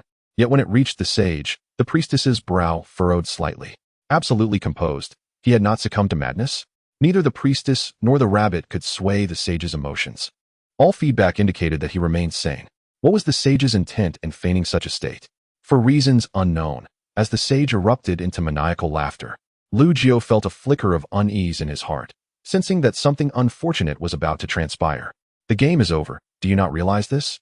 The sage continued to laugh uproariously, seemingly oblivious to the gravity of the situation. At the round table meeting of 9, he was the sole source of laughter, his lunacy echoing throughout the space. Almost everyone focused their gaze upon him, yet the sage showed no sign of embarrassment, instead reveling in a profound sense of satisfaction. In simpler terms, he was enjoying himself. The sage resembled a mad scientist, consumed with jealousy and excitement over the birth of his grand scientific creation. Yogwan could no longer contain himself. As he raised his hand, a dark aura enveloped his palm, a chilling sense of death permeating the hearts of all present. In that moment, anyone who felt the rising sense of mortality couldn't help but recall their parents, relatives, and friends, familiar faces flashing before them like a rapidly revolving lantern. The priestess and the rabbit acted almost simultaneously. As individuals capable of exerting some control over the mind, they knew they must intervene before Yogwan's actions escalated to a point of no return. However, to their astonishment, the dark energy emanating from Yogwan dissipated almost instantaneously, as if the final remnants of smoke were being extinguished. Everyone turned to regard the man holding the balance. The balance. All were taken aback. A third individual with absolute influence over the mind was present. The priestess could invoke purification to induce absolute calm, while the rabbit could incite a mental storm to control opponents. But how did the balance achieve his results? Before the others could recover from their shock, the sage, still cackling madly, suddenly seemed to lose the ability to laugh, freezing in place with a look of confusion in his eyes. He appeared to want to do something, yet his impulse to laugh eluded him. The outlet for his emotional expression had been severed. He could only laugh maniacally in his mind, unable to manifest it through his body. Two madmen, equally matched. How extraordinary. The balance did not respond to the gazes of the crowd, but instead fixated silently on the balance in his hand, seemingly engrossed in some research. Lu Jiu, observing closely, noted that each side of the balance held a swirling, indescribable object, giving the impression of lacking physicality. These two indescribable entities, one originating from the sage and the other from Yogwan, now rested on the balance, perfectly aligned in a state of equilibrium. Regrettably, the left side is a few centimeters short. If it were perfectly balanced, it would be the most exquisite work of art in the world. What have you done? The tyrant appears rather bewildered. The priest, Mao Tu, can be excused. The former often imposes calmness upon him, while the latter has no influence over his intentions at all. Thus, the tyrant frequently finds himself merely obstructing the priest. Now, inexplicably, a Libra has emerged. It is important to note that the tyrant's effect instills a sense of fear concerning the system, thereby imposing a negative state of dread upon others. As long as this state of fear remains unbroken, he can leverage it to compel obedience to his commands. However, the presence of the Libra signifies that at least 3 individuals are capable of restraining him. This realization brings forth an unsettling sensation for the seasoned S1 leader, making him feel as though he is being overshadowed. The tyrant even experiences a fleeting sense of inferiority, beginning to question the strength of the card he holds. Could it be a mere gratuity for topping up his phone? Now, both of you, please temper your wild notions. The Libra coolly surveyed the two. Although the Libra has stripped them of their frenzied powers, his inherent aura of tranquility did not incite animosity within them. This seems to be an innate ability of his, designed to minimize attention directed towards him. A merchant, regardless of the circumstances, will never discard the last shred of dignity. Wise one, speak if you wish. If not, yield the floor to the next. To the right of the wise one stands the Libra, who also appears eager to speak. Lu Jiu observes the unfolding scene, a tinge of unease rising within him. The Libra's abilities seem to hold a certain counterbalance against him. Based on his current perceptive capabilities, it appears that the Libra can directly exchange any attribute possessed by others. Lu Jiu suspects that if the Libra has sufficient leverage and wealth, he could even swap out Lu Jiu's identity card. The thought jolts him, and he wonders if such a power is excessively formidable. Coupled with the Libra's gentle demeanor, it renders him nearly invulnerable to hostility. Lu Jiu begins to search for unique traits among the others. With 8 individuals present, surely one among them can counter the Libra? However, disappointment soon washes over him. As most have already revealed their abilities, he has yet to identify a single identity card capable of counteracting the Libra's powers. The tyrant, Mao Tu, the priest, Yu Guan, the wise one, and even himself appear devoid of any means to counteract the Libra. No, they must possess many latent abilities yet to be awakened. Thus, someone must be able to restrain him. The stronger the Libra grows, the more extraordinary the abilities of those who can counter him will be. This leads Lu Jiu to ponder whether there exists another extraordinary entity among Kuei Niu and Hong Zhuang. In this regard, Lu Jiu can only comfort himself by touching the 5 rings he possesses. Of those 5 gemstone rings, only one has demonstrated its potential. The abilities of the other 4 remain unclear, yet they must offer some compensation for his current vulnerabilities. The wise one struggles, seemingly aware that his ability to elicit laughter has been usurped, rendering him incapable of appearing foolishly merry. This realization strikes him hard, invoking a sense of frustration rooted in the belief that his invention is undeniably powerful, yet goes unappreciated. At this juncture, further words are futile. The game has indeed reached its conclusion. Since you all are so eager to hear my forthcoming words, I shall speak plainly. What I wish to disclose pertains to Lu Jiu's identity. Chapter 54. You are Lu Jiu. Lu Jiu's identity. Is he not merely an ordinary university student? What are you implying? Indeed, that is what the mission states. Some began to voice their doubts. After listening to the wise one's foolish laughter for so long, they were not prepared to be placated by a few casual remarks. They sought substantial information. However, upon hearing the wise one's words, Lu Jiu's heartbeat quickened. An overwhelming sense of unease and danger surged within him. What would happen if a hunter were discovered while stalking its prey? This intriguing question echoed in Lu Jiu's mind. Yet his anxiety lingered. From the corner of his eye, he noticed Mao Tu casting a glance in his direction, seemingly aware of his troubled state of mind. If Mao Tu were to act now, no, she need not take any action. Merely observing his griffin's peculiar behavior would reveal much. Lu Jiu could guarantee that Mao Tu was acutely aware that her abilities could counter him, which is why she frequently regarded him. Much like a cat toying with a mouse, she seemed unconcerned about his potential escape. On the other hand, the wise one's mention of Lu Jiu's identity raised questions about why the griffin had suddenly succumbed to mental disarray. Anyone could detect the anomaly. Fortunately, just as Lu Jiu felt he could no longer maintain his composure, a purifying force enveloped him, allowing him to catch his breath. It was the priest beside him. If Mao Tu could discern the issue, the priest undoubtedly could as well. As for the recently revealed child of the version, the Libra, Lu Jiu felt he had not noticed anything amiss. He was merely adept at exchanges, not at perception. Lu Jiu refrained from offering any explanations, as all understood that once the wise one began to speak, the direction of everyone's thoughts had been altered. He, as the griffin, was merely concerned that the wise one might utter something detrimental to him. Sighing with relief, he realized reality was not as dire as he had imagined. Even if Mao Tu noticed his mental fluctuations, it did not necessarily imply a connection to Lu Jiu. Ladies and gentlemen, if Lu Jiu's identity were truly so simple, would I remain here prolonging the suspense? You would. Yu Guan coldly uttered 3 words. The atmosphere grew undeniably tense. Yet the wise one appeared unfazed by the recent events. Previously, everyone had speculated that Lu Jiu might have established a connection with someone present, granting him the power to resist us. Initially, I shared this belief, but now, I have altered my stance. I propose that Lu Jiu is not merely allied with an undercover operative among us, but rather, he is one of us. At this revelation, all were taken aback. Whether undercover or not, everyone present was stunned. If Lu Jiu were among their ranks, then their first task would essentially be to eliminate one of their own. This would reduce their numbers from 9 to 8. The wise one's hypothesis quickly drew skepticism from many. Yet it was merely skepticism, they did not outright dismiss it, instead contemplating the feasibility of the wise one's assertion. If Lu Jiu were indeed among them, it would clarify why he was growing stronger and why he remained elusive. Lu Jiu gradually emerged from his earlier shock, this time unaffected by the wise one's influence, steadily regaining his composure. His previous mental imbalance was largely a result of the wise one's impact. Now, fortified with caution, he began to devise a solution. The wise one had likely surmised that he was Lu Jiu, and the basis for this assumption was probably the information he had divulged the night prior.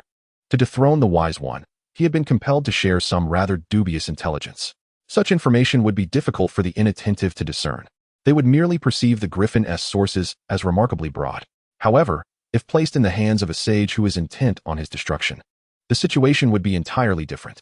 The sage would invariably find fault with everything he said, leading to an instinctive suspicion of all of Lu Jio's actions over time. It was precisely for this reason that the sage identified the flaws in Lu Jio's words, ultimately pinning him against the wall. Discussing this now serves no purpose. The following evening, sharing questionable intelligence would be a last resort. If he were to perish before that night, what would there be to discuss about the third evening? All that remains is to contemplate a remedy. Who is Lu Jio? The tyrant mused aloud. This question lingered in everyone's minds. Should anyone currently possess knowledge of Lu Jio's identity, subsequent actions would become exceedingly straightforward. Indeed, under the watchful gazes of the crowd, the sage relished the moment, his fingers tracing over each individual before settling on one adorned in a black and gold robe, with 5 jeweled rings on the left hand and 3 golden finger coverings on the right. The Griffin? In that fleeting moment, the expressions of all present varied dramatically: shock, disbelief, fury, an intricate tapestry of emotions that Lu Jio absorbed in silence. Among them, 2 individuals exhibited the most pronounced and peculiar changes in expression: the priestess and the Yuguan. The latter's reaction was understandable. Having pilfered the other's belongings, it was a wonder he was not contemplating murder. As for the former, could it be due to his prior assistance to the priestess? Lu Jio deemed that unlikely. While he had indeed aided her before, she had subsequently reciprocated, effectively leveling the scales. Judging by her actions, the priestess could not possibly be a fool. She was merely composed and inclined to repay kindness, not naive. Thus, Lu Jio found himself perplexed by her expression. Faced with the scrutiny of the crowd, Lu Jio maintained his silence. Upon regaining his composure, he realized that when the sage spoke, he likely harbored doubts about whether the Griffin truly was Lu Jio. If the sage possessed absolute certainty, he would have confronted him directly offline rather than making declarations in front of the round table. The sole explanation was that the sage was merely posturing. If this was mere bravado, then his assertions must lack substantial evidence. Where could such evidence originate? Quite simply, from Lu Jio himself, coaxing him to reveal his own shortcomings. Hence, while the sage outwardly appeared to command a wealth of evidence, he was, in truth, waiting for Lu Jio to make a mistake. Should the Griffin become agitated, he would indeed be Lu Jio. Silent, are we? Afraid to reveal your identity? The sage continued to provoke. Yet Lu Jio remained unresponsive. Very well.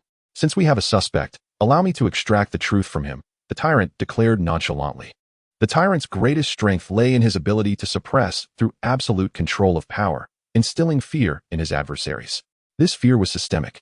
Those who felt it would seek any means to alleviate their anxiety, much like citizens pleading for mercy before an impending execution. Enough, the priestess interjected.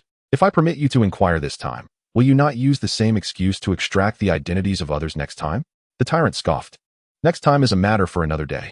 We are addressing the present situation. Although the tyrant's words were dismissive, attempting to trivialize a significant issue, the priestess had struck a crucial nerve. Upon hearing her, everyone involuntarily pondered. Should the tyrant successfully unveil the Griffin's identity, next time they faced a similar predicament, they might find themselves in the same perilous position as the Griffin. No one supported the tyrant's approach, and aside from the priestess defending Lu Jio, no one else spoke up. They were all competitors, and refraining from adding to the fray was already an act of benevolence.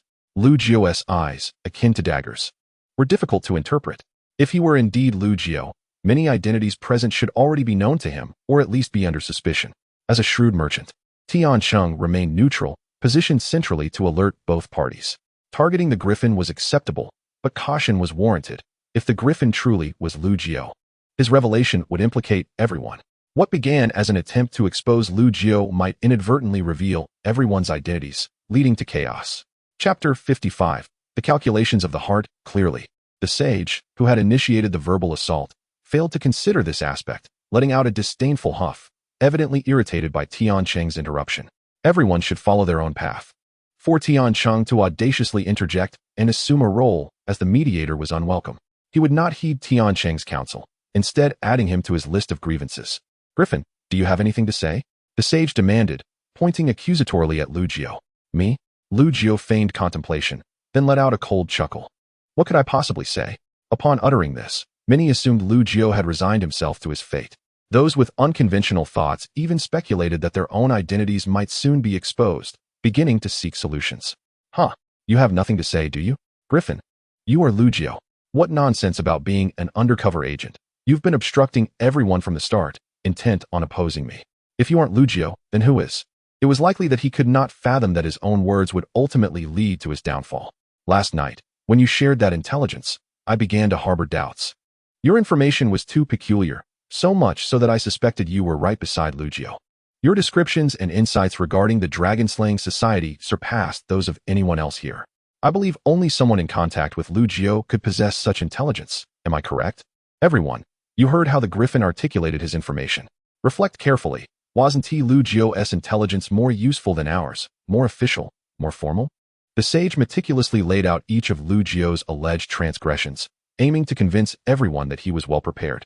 Just then, Lugio's keen perception caught the second individual on the left, the Mao Tuesday. In the roundtable meeting, she was not one to engage in much conversation. Yet her capabilities were beyond estimation. As everyone turned their attention to Lugio, Mao Tu did not gaze back at him, setting herself apart from the rest. Moreover, her actions made it apparent that she was calculating something, which piqued Lugio's curiosity.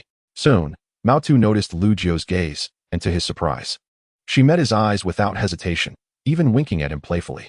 Lugio was uncertain of her intentions, but it was evident they were not benevolent. Perhaps soon, or perhaps in reality, Mao Tu would take action.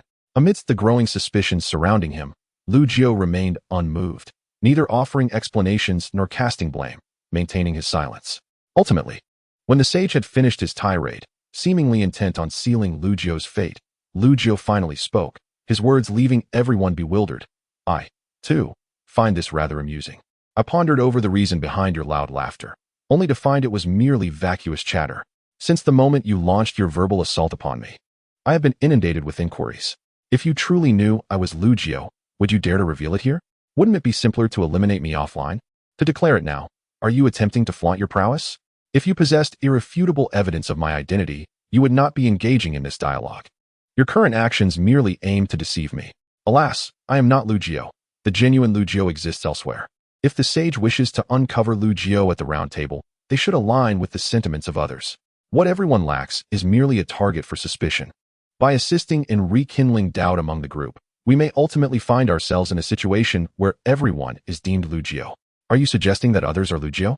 Yo Guan's voice carried a hint of inexplicable emotion, seemingly oblivious to Lugio's words. I do not imply that. Lugio's outward denial subtly guided others to contemplate this possibility. Since the sage has proclaimed Lugio is present, it is evident that everyone is susceptible to suspicion. Griffin, do not presume that your attempts to obfuscate are effective. You are Lugio, and I possess ample evidence. Evidence. What you possess hardly qualifies as evidence. Have you ever seen my visage? You merely assert that I am Lugio. The sage erupted in laughter, declaring my sanity questionable. It is I who claims you are Lugio, and you lack any evidence to prove otherwise. I am offering you the chance to vindicate yourself. Vindicate myself? Upon hearing those words, Lugio chuckled. To vindicate oneself equates to surrendering one's life to another. How can that be called self-vindication? The more one seeks to vindicate, the more precarious their situation becomes. The sage intends to lead him into this pitfall. Must I vindicate myself? Lugio retorted fiercely, asserting my identity is sufficient. Am I to prove that I am my mother's child, not my father's? You are merely shifting the narrative. I am not shifting the narrative. That accusation belongs to you.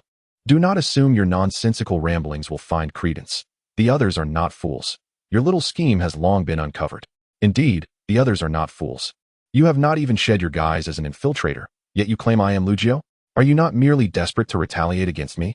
As Griffin and the sage seemed poised for conflict, the priest finally intervened, providing both a calming interlude. Each individual harbored their own thoughts. Some believed Griffin was Lugio, while others did not. Given the circumstances yesterday, the sage could not disprove his status as an infiltrator despite his advantageous position, which strongly suggested he indeed was one. It was difficult for anyone to doubt Lugio's assertion. The sage was merely a cornered animal seeking a scapegoat. Had the sage chosen a different moment to voice these claims, he would have fared infinitely better, as at that time, the others would have trusted him without division. The sage's failure lay in his impatience. Yesterday's defeat loomed large before him. He desperately needed a triumph to validate his capabilities. It was at this juncture that Lugio suddenly discerned a hidden rule within the game: human nature. The Jiuwang game does not reward mere cleverness with victory. Take the sage, for instance. Had he exercised restraint and revealed his bombshell at a critical juncture, everyone would have feared him. However, if he prematurely unveils his bomb, it will not only fail to yield the desired effect, but he may also find himself ensnared by his opponents. Perhaps the others present possess their own vulnerabilities, yet I cannot discern them at this moment. I too have my own. Just as both sides were mired in tension, a timid voice emerged from Lu Jio's side. May I speak? Chapter 56. Griffin's opponent, Mao Tu. Upon hearing that somewhat grating voice, Lu Jio felt a wave of discomfort wash over him. Through Lu Jio's keen observation, Mao Tu posed a threat no less significant than the sage. Consider the last instance when Mao Tu acted without warning. No one noticed when this seemingly inconspicuous figure at the round table suddenly attacked the priest. At that moment, the priest and Mao Tu were essentially strangers, with no animosity between them, yet Mao Tu struck without hesitation. Moreover, he swiftly incapacitated the priest. Had it not been for the latter's gemstone ring, the priest would have perished. Those who act silently against their peers often embody the greatest danger. What do you wish to express? The tyrant stepped forward. In the current situation, it was crucial for the tyrant to extend goodwill towards Mao Tu. Many have emerged to counter him. If he fails to forge alliances now, he will find himself thwarted in his attempts to speak. By allying with Mao Tu, he could counterbalance the priest. Although Mao Tu and the priest's abilities do not entirely negate one another, it is preferable to being silenced by a forced calm when the tyrant seeks to exercise his power. I possess a means to discern who is Lu Jio. Mao Tu spoke in the softest tone, yet the implications of his words were weighty. What is it? The sage appeared to seize the opportunity, hastily inquiring. While I cannot control Griffin to disclose the truth, our ultimate objective is simply to elicit the truth from Griffin, correct? Yes, speak boldly. If anyone dares to harm you, I shall be the first to stand in defense. The tyrant affirmed. Therefore, if we secure the rewards of this game, we can compel Griffin to speak the truth. Do you not agree? HM. After a moment of silence. Ha ha ha. I knew it, Griffin. Your doom is upon you. Many suddenly grasped that they had possessed a method to verify identities from the very beginning. Why had they forgotten it just now? Mao Tu merely reminded everyone of the existence of rewards. Yet they had been so influenced by the sage's capabilities that they failed to recognize the means of confirming identities lay right beside them. This, in turn, subtly indicated that Mao Tu possessed the means to counter the sage. However, the sage was wholly unconcerned. In his eyes, as long as he could topple Lu Jio, everything else was worth the risk. Even if the strategist might cause him considerable trouble in the future, the success of the present outweighed any potential consequences. Griffin, brace yourself for doom. The sage continued to laugh heartily.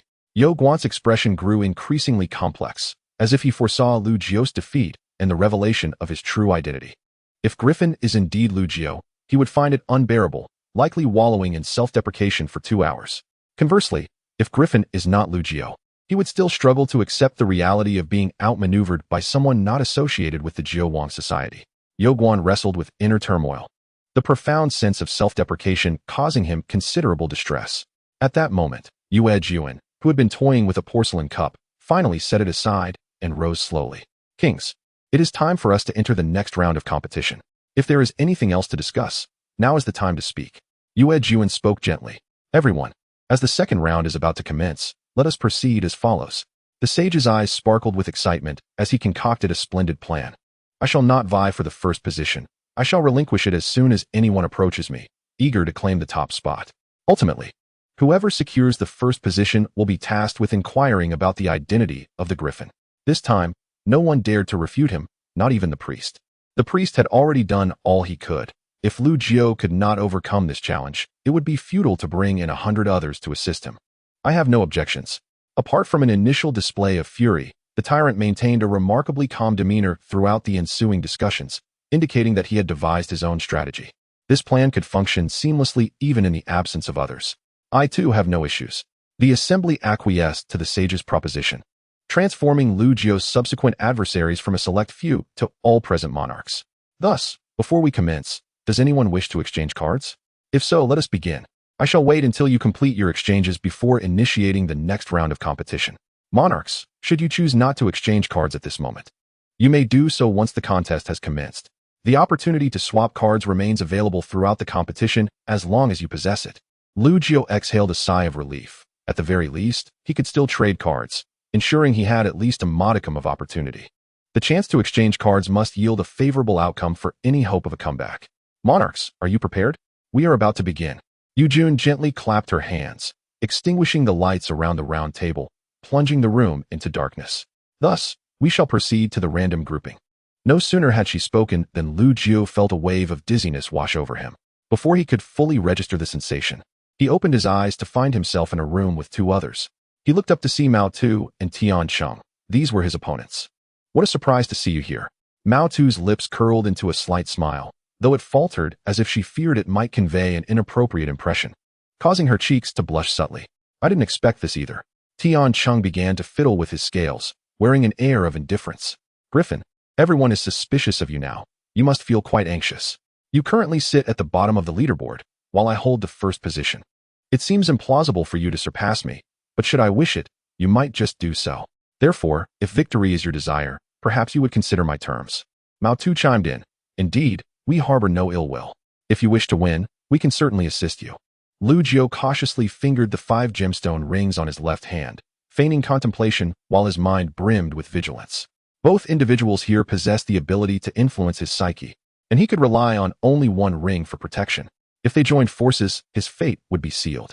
Even if he were to confront Mao Tu and Tian Cheng individually, he doubted his ability to contend with either.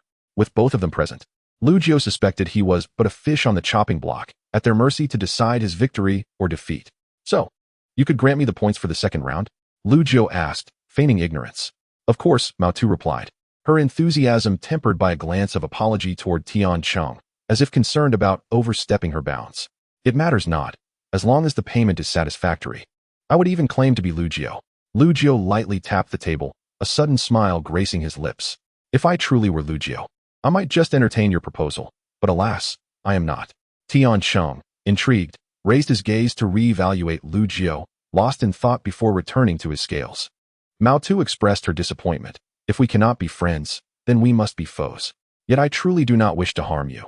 You are so charming and obedient. As she spoke, her hands itched to reach out and pat Lu Jiu's head, and had he not reacted, she might have done just that. Lu Jiu wiped the sweat from his brow. Mao Tu possessed a stealthy control ability, and one misstep could lead to his downfall. I was merely jesting. The second match grants us ample time. Have you both decided what cards to play? Tian Cheng revealed his remaining 2 cards, his fingers tracing their surfaces. Lu Jiu, contemplating the leaderboard scores, suddenly inquired, who was your opponent in the first round? Me? My opponent was the tyrant, Mao Tu replied, raising her right hand softly. Tian Cheng remained silent, merely observing Lu Jiu. Realization dawned on Lu Jiu. I faced you. Jun. Tian Cheng expressed mild surprise. My opponent was the priest. The priest? Lu Jiu nearly doubted his ears. The first place was Tian Cheng, the second was the priest. Both had 2 points, making it implausible for them to have faced each other in the first round. With only 3 matches, how could there be 4 points? Did one of you use a blank card? Lu Jiu suddenly understood. Indeed, guess who might have used a blank card? Mao Tu asked curiously. Could it be the priestess? Lu Jiu pondered. He contemplated that while the priestess was adept at strategic thinking, Tian Cheng's enigmatic demeanor suggested that he could very well be the one to exploit a blank card. However, to Lu Jiu's surprise, Tian Cheng dismissed this notion outright. Not at all. The priestess is not as simple as we imagine. Her inaction does not imply she cannot intervene. I won 2 rounds against her. Yet she ultimately leveled the score. Tian Cheng succinctly recounted his gameplay, without revealing the cards he had employed. Lu Jiu and Mao Tu also summarized their matches, though all details were simplified to conceal their strategic tendencies and habits.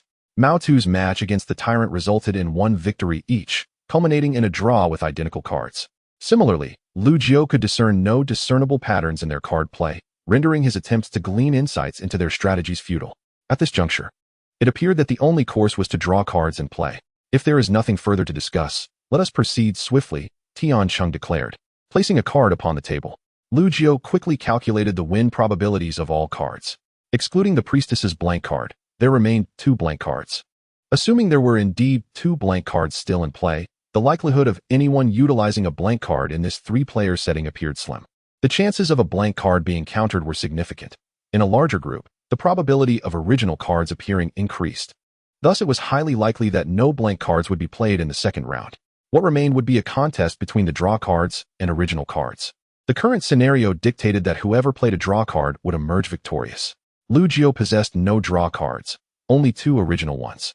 In the absence of any information regarding his opponent's tendencies, the probability of losing remained equal regardless of which card he played. Nevertheless, Lu Jiu was not one to concede easily. During his previous match against Yujun, he had already devised his own card-playing philosophy. Since this game fundamentally hinged upon luck, it warranted a strategy befitting a game of chance.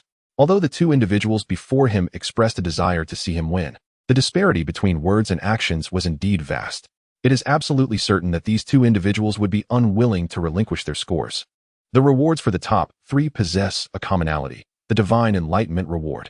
Although the true nature of this divine enlightenment remains shrouded in mystery, Lu Jiu can assure that both individuals are undoubtedly intrigued by this reward, particularly Tianqin, whose acumen for value is likely the highest among the nine. Thus, based solely on this observation, Lu Jiu is able to discern Tianqin's objective. His aim is at least second place, with a strong possibility of achieving first. Therefore, it is inevitable that Tianqin will utilize the best cards at his disposal to secure victory in this round.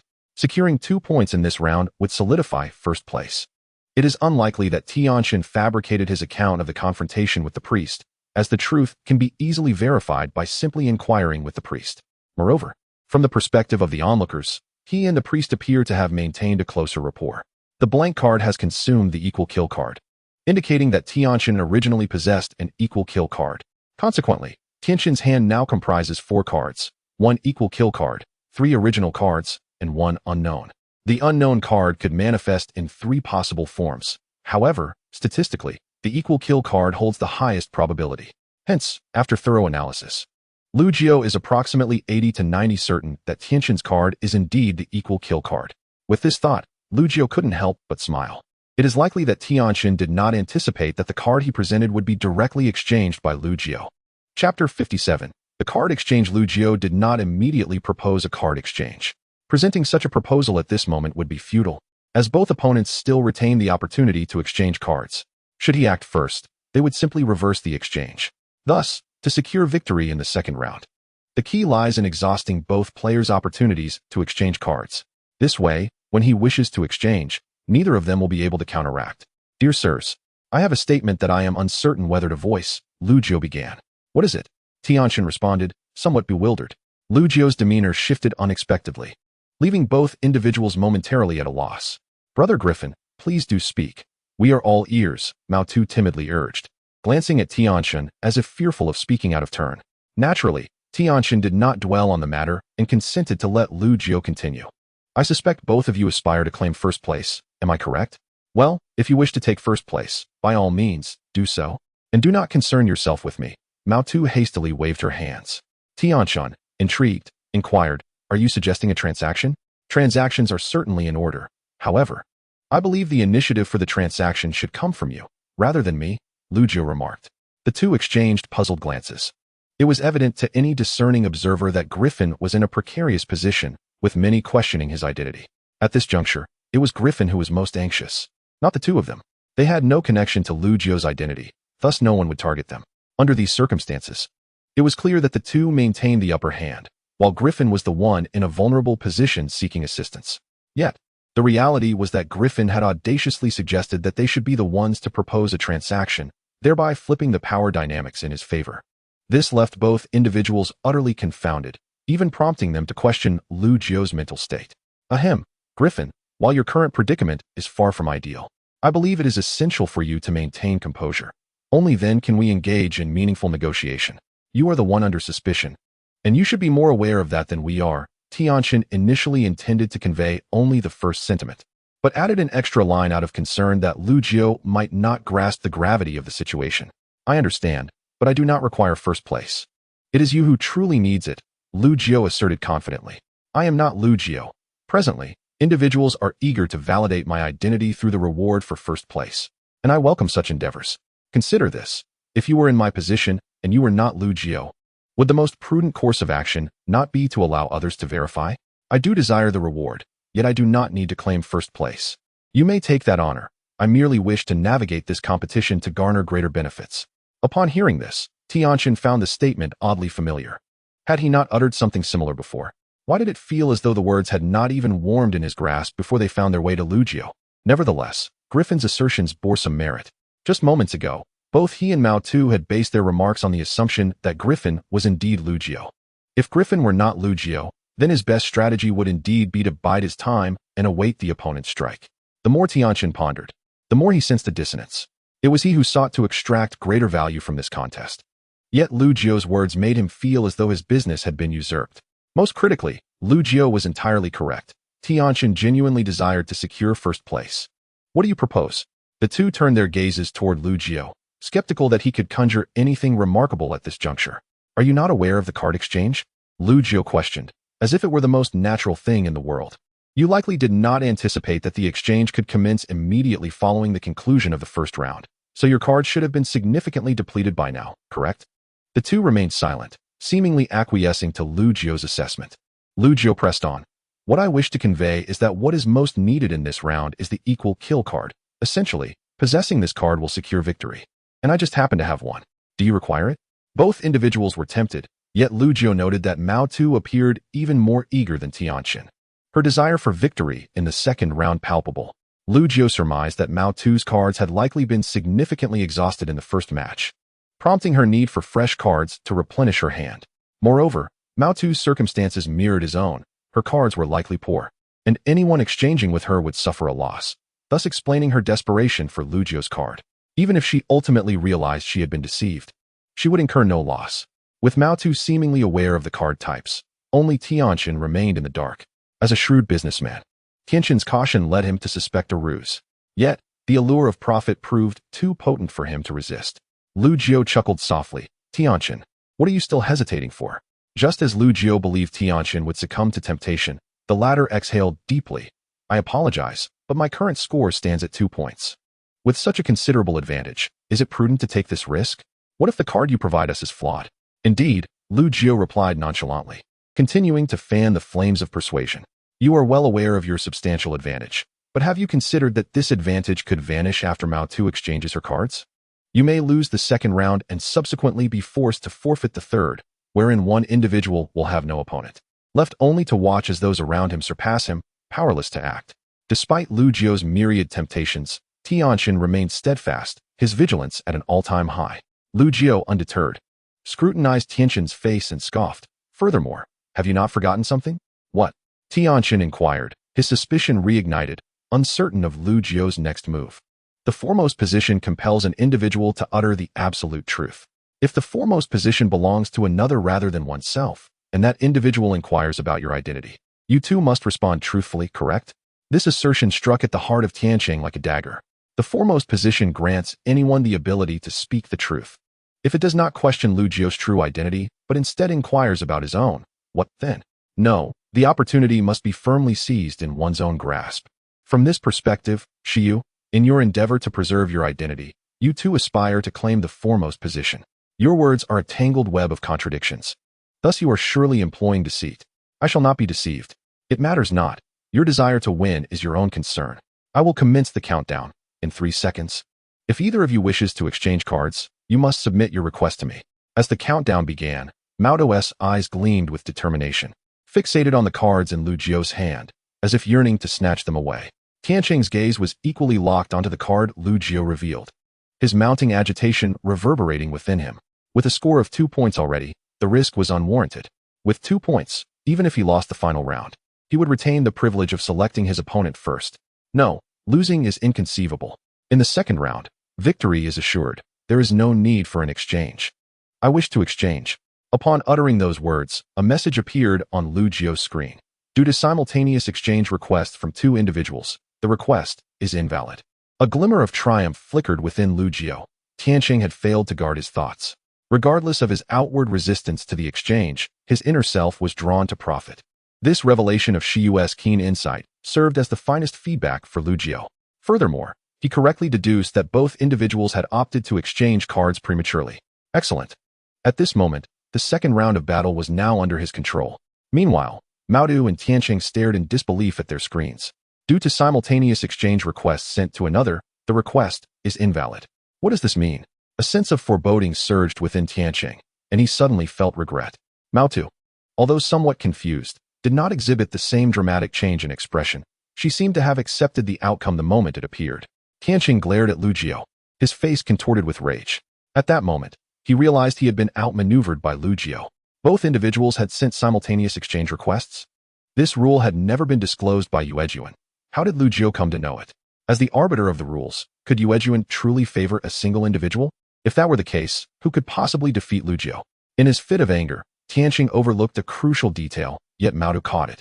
Tentatively, she spoke. Could it be that because we failed to ask, Yuejuan assumed we were aware? Tianqing was struck as if by lightning. Mao Tu's words effectively condemned him. This was not a matter of rules, it was his lack of attentiveness. How had he failed to consider this? Yuejuan had repeatedly inquired whether they had any further questions, and the hints had been laid bare before him. Why? Why had he not noticed? No. Tianqing inhaled deeply, murmuring to himself, there is still a chance. I have merely lost an opportunity to exchange cards. I still possess the advantage. As long as Shiyu does not exchange for a crucial card, I still have a chance to win. But just as this thought crossed his mind, a notification appeared on his screen. Non-anonymous Shiyu has sent you an exchange request. You cannot refuse. Tianqing clutched this last lifeline, offering one of his cards to Lu Jiu. He held a Pingsha card and a common card. As long as the opponent exchanged only for the common card, he would incur no loss. Unexpectedly, in the next moment, Lu Jiu seized the card from the table, disregarding the one he had offered. We shall exchange with only this card. Is there an issue? There is a problem, Lu Jiu replied calmly. The rules state that I can compel any individual to exchange a specific card. I am enforcing the exchange of the card you placed on the table, not the one in your hand. Tianqing felt the ground slip beneath him. What manner of rule is this? Just as he began to voice his confusion, Yuejuan entered their room. The rules state as such, she declared, her icy gaze rendering Tianqing as if trapped in an icy abyss. He recalled that Yuejuan had mentioned a similar rule, specifying that forced exchanges were prohibited. Wait, had he misunderstood the prohibition against forced exchanges? One may compel the exchange of an unknown card from another's hand, yet cannot force the other to relinquish any card from their possession. The rules had been muddled. Engaging in the game without a clear understanding of the rules made victory impossible. From the outset, he had already lost. He had fixated on short-term gain while neglecting that a shrewd merchant often ensures the longevity of their trade. Understanding dawned upon him, and he ceased his objections. A lesson learned, he resolved. He would remember this failure, and next time, he would not repeat such an error. Lu Jiu acquired Tianqing's card, which indeed turned out to be a Pingsha card. He exchanged it for a plain Bu card, emerging victorious from this transaction. After rearranging his hand, he placed the recently acquired Pingsha card before him, untroubled by the potential appearance of a blank card. In his moment of distraction, Tianqing had unwittingly revealed his hand's secret. He had not offered the card before him to Lu Jiu, but had instead presented the cards in his hand. Just from this action, Lu Jiu possessed absolute certainty that the card Tianqing had offered was indeed the original card. Thus, Tianqing now held two original cards, regardless of his play. During the final confrontation among three, one original card would remain, rendering the blank card ineffective. The rest was left to fate. Under Yuejuan's guidance, Lu Jiu, Mao Tu, and Tianqing gradually revealed their hidden cards. Pingsha, scissors, Pingsha, scissors, Bunshrupai, Bu, fabric. To Lu Jiu's astonishment, Mao Tu produced a Pingsha card as well. A completely unforeseen outcome. In Lu Jiu's mind, Mao Tu was a combination of two original cards, leaving no room for a Pingsha card. In light of this situation, had Mao Tu discerned his thoughts? A chill coursed through Lu Jiu. Had fortune swayed just a fraction, he would have lost this game, and Mao Tu would claim 2 points. Rapidly, he replayed every detail of Mao Tu's actions in his mind. When Mao Tu proposed an exchange, she had used the card on the table, implying it was an original card. When then had she transformed her card into a Pingsha card? It was during Lu Jiu's acquisition of the card from Tianqing's table that Mao Tu had leisurely swapped the table's card for her hand. Wait, how had Mao Tu known that exchanges were permissible before the cards were revealed? Lu Jiu was certain that during his conversation with Yuejuan, they had been in a private room, devoid of anyone who could overhear their dialogue. So, when had Mao Tu inquired about this rule from Yuejuan? Brother, I did not intend to hurt you. I wish to win as well. You do not despise me for this, do you? Mao Tu gazed at Lu Jiu with a face full of concern. Lu Jiu could not bear to meet her eyes, fearful that she might exert some form of mental control over him at that moment. Indeed, Mao Tu's abilities could disrupt his insight, even allowing her to discern hidden rules in a perplexing manner. At that moment, Lu Jiu perceived Mao Tu as the greatest threat to himself. If, in the next game, she could once again uncover the hidden rules without his awareness, victory would be utterly unattainable for him. Tianqing seemed to have realized something, casting a glance of newfound admiration at Mao Tu, unexpectedly. You are the most concealed among the three of us. Thank you for the compliment, but I truly do not wish to do this. Can you forgive me? Certainly. Lu Jiu reluctantly replied with those two words. He had narrowly escaped a dire fate moments ago. Was it truly so? Mao Tu curiously scrutinized the hesitant Lu Jiu. Indeed, he affirmed. Lu Jiu's right hand, concealed beneath the table, fervently rubbed against his thigh, hoping to detect any control through the rhythmic motions of his hand. Thankfully, Mao Tu did not take action. She merely asked another question. With the conclusion of the second round, the three were transported to the chairs beneath the round table. The new leaderboard had emerged. Chapter 59, Life on the Line First Place. GC, 3 points Second Place. Tianqing, 2 points Third Place. Mao Tu, 2 points Fourth Place. Bao Juan, 2 points Fifth Place. Hong Zhuang, 2 points Sixth Place. Kuei Niu, 2 points Seventh Place. Shijio, 2 points Eighth Place. Yoguan, 1 point Ninth Place. Xianjia, 1 point. Lu Jiu had not anticipated that the single point he had fought so hard to earn would only elevate him 2 ranks. Although many shared the same score, the variance in points from the first round, coupled with differing times, relegated him to the bottom position among those with 2 points. Now, Lu Jiu faced 2 pieces of news, one good, one bad. The good news was that GC held the first position. If GC remained at the top, the likelihood of him targeting Lu Jiu decreased significantly. Of course, this was merely a possibility. Compared to others, GC was far less inclined to take action against him. Beyond this favorable tidbit, the rest was bad news. Firstly, he had not secured the last place. While this might not seem commendable, not occupying the lowest rank meant he had effectively relinquished the initiative in selecting opponents. He was highly likely to be chosen by the player in last place, thereby losing his chance to select. Lu Jiu dreaded witnessing such a scenario, yet the reality was that the last place belonged to Xianjia. Xianjia would undoubtedly target him, leaving Lu Jiu with little choice but to rely on luck. If Xianjia held weak cards, victory might be within reach. However, if Xianjia possessed a balanced kill card, his fate would be sealed. The others present engaged in a discussion regarding the leaderboard. During this discourse, Lu Jiu gleaned several subtle details.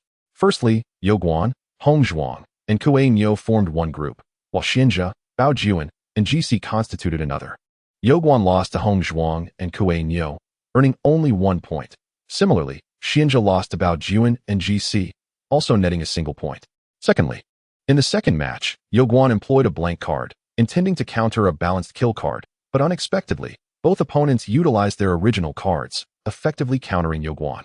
As for the pairing of Xianjia and Bao Juan, it mirrored Lu Jiu's situation, with 2 balanced kill cards defeating 1 original card, representing a reasonable matchup.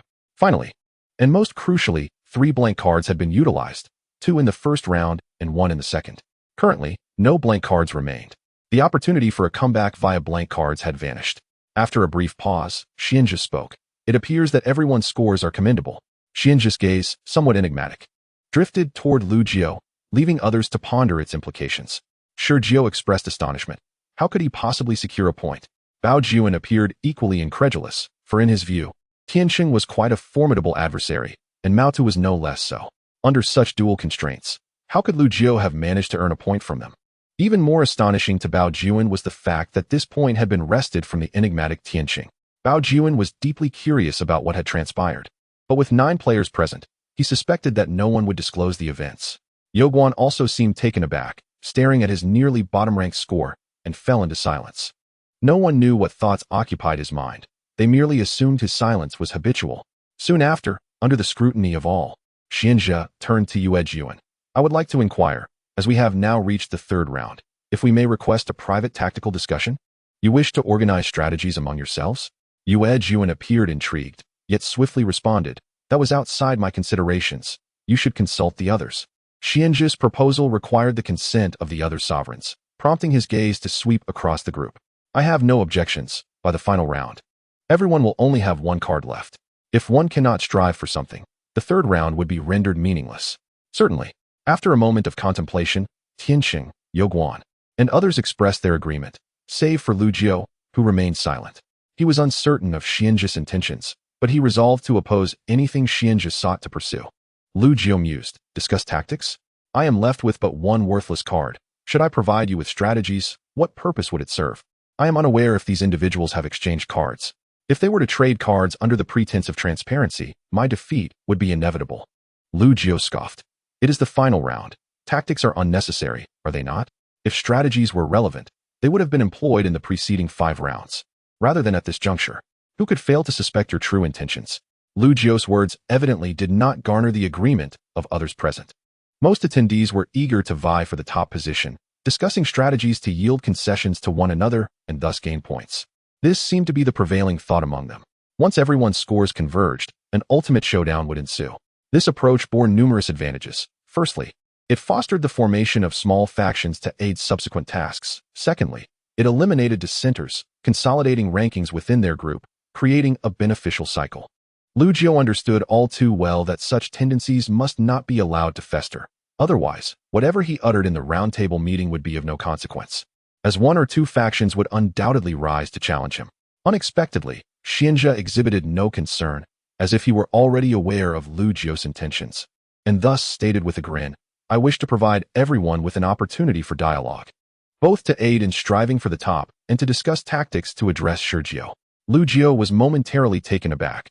Xianzhe had revealed his intentions outright. What could he possibly be scheming? "My friends, each of you possesses the chance to exchange cards, do you not? I believe in the final round. You will all strive to trade cards with fervor, am I correct?" Upon hearing Xianzhe's words, an unsettling premonition surged within Lu Jiu. Was it possible that everyone still retained the opportunity to exchange cards because they were unaware that forced exchanges could occur? It is likely that everyone assumes that opponents can freely choose which card to exchange, akin to the method of the scales. Therefore, they believe that using the card exchange in the second round is futile, as they think the opponent can simply use a worthless card to deceive them, rendering the exchange ineffective. If that is the case, there surely would not be 6 individuals on the scene who have not exchanged cards. Wait a moment. If this is true, then Xianzhe must indeed be feeling a strong sense of anxiety, for Xianzhe might genuinely encourage everyone to exchange cards. "My friends, allow me to first reveal the cards in my possession." Without hesitation, Xianzhe displayed a primitive stone card from his hand. "You all have only 1 card left. If I choose to exchange with someone now, that person can only select the card they hold for the exchange. You have all seen my stone card. If I were to exchange with anyone present, my stone card would end up in their hand, while their card would come into my possession. We can exchange with anyone, and that is not an issue, but I believe many here still possess the right to exchange cards, and a blind exchange would only place oneself at a disadvantage. My proposal, however, is different. If we communicate privately on how to exchange cards, we can enable someone to secure the first position. Similarly, we can also arrange for someone to finish last." Xianzhe smiled and said, "The reason I am so candid is that I have already relinquished my pursuit of the top 3 positions in this game. I simply seek to uncover Lu Jiu's true identity, and I am willing to collaborate with everyone for the exchange. How do you all feel about this?" The crowd murmured, seemingly contemplating the feasibility of Xianzhe's words. Lu Jiu listened to the conversations around him, his unease intensifying. This time, unlike before, he found himself in opposition to everyone else. Everyone was aware that private communication at this moment bore many advantages. Even if Lu Jiu spoke eloquently, it would be of no use compared to tangible benefits. Lu Jiu could already see many people choosing to agree. Even the priest beside him expressed support. No one stood by his side. He remained the sole dissenter. He found it impossible to refute Xianzhe's proposal. Human nature dictates that when the wall crumbles, everyone will push. In this round, Xianzhe had triumphed. Any futile resistance had become meaningless. Even clinging tightly to his veto power would avail him nothing. In that case, within this space, the kings could freely communicate. Yu Jun's words seemed to announce Lu Jiu's impending demise, enveloping him in despair. Lu Jiu could sense that from this day forth, small factions would gradually emerge, and soon, those wielding influence at the round table would be a collective rather than a few individuals. Lu Jiu had exerted every effort to obstruct this outcome, yet the final result remained unsatisfactory. What more could he do? Once his card was exchanged, his hidden card would be laid bare for all to see. When the 3rd round officially commenced, if Xianzhe chose to confront him directly, he could only watch helplessly as Xianzhe orchestrated his downfall. What else could he do? What else could he do? Chapter 60. Seeking the undercover agent, Lu Jiu suddenly experienced an overwhelming sense of total defeat.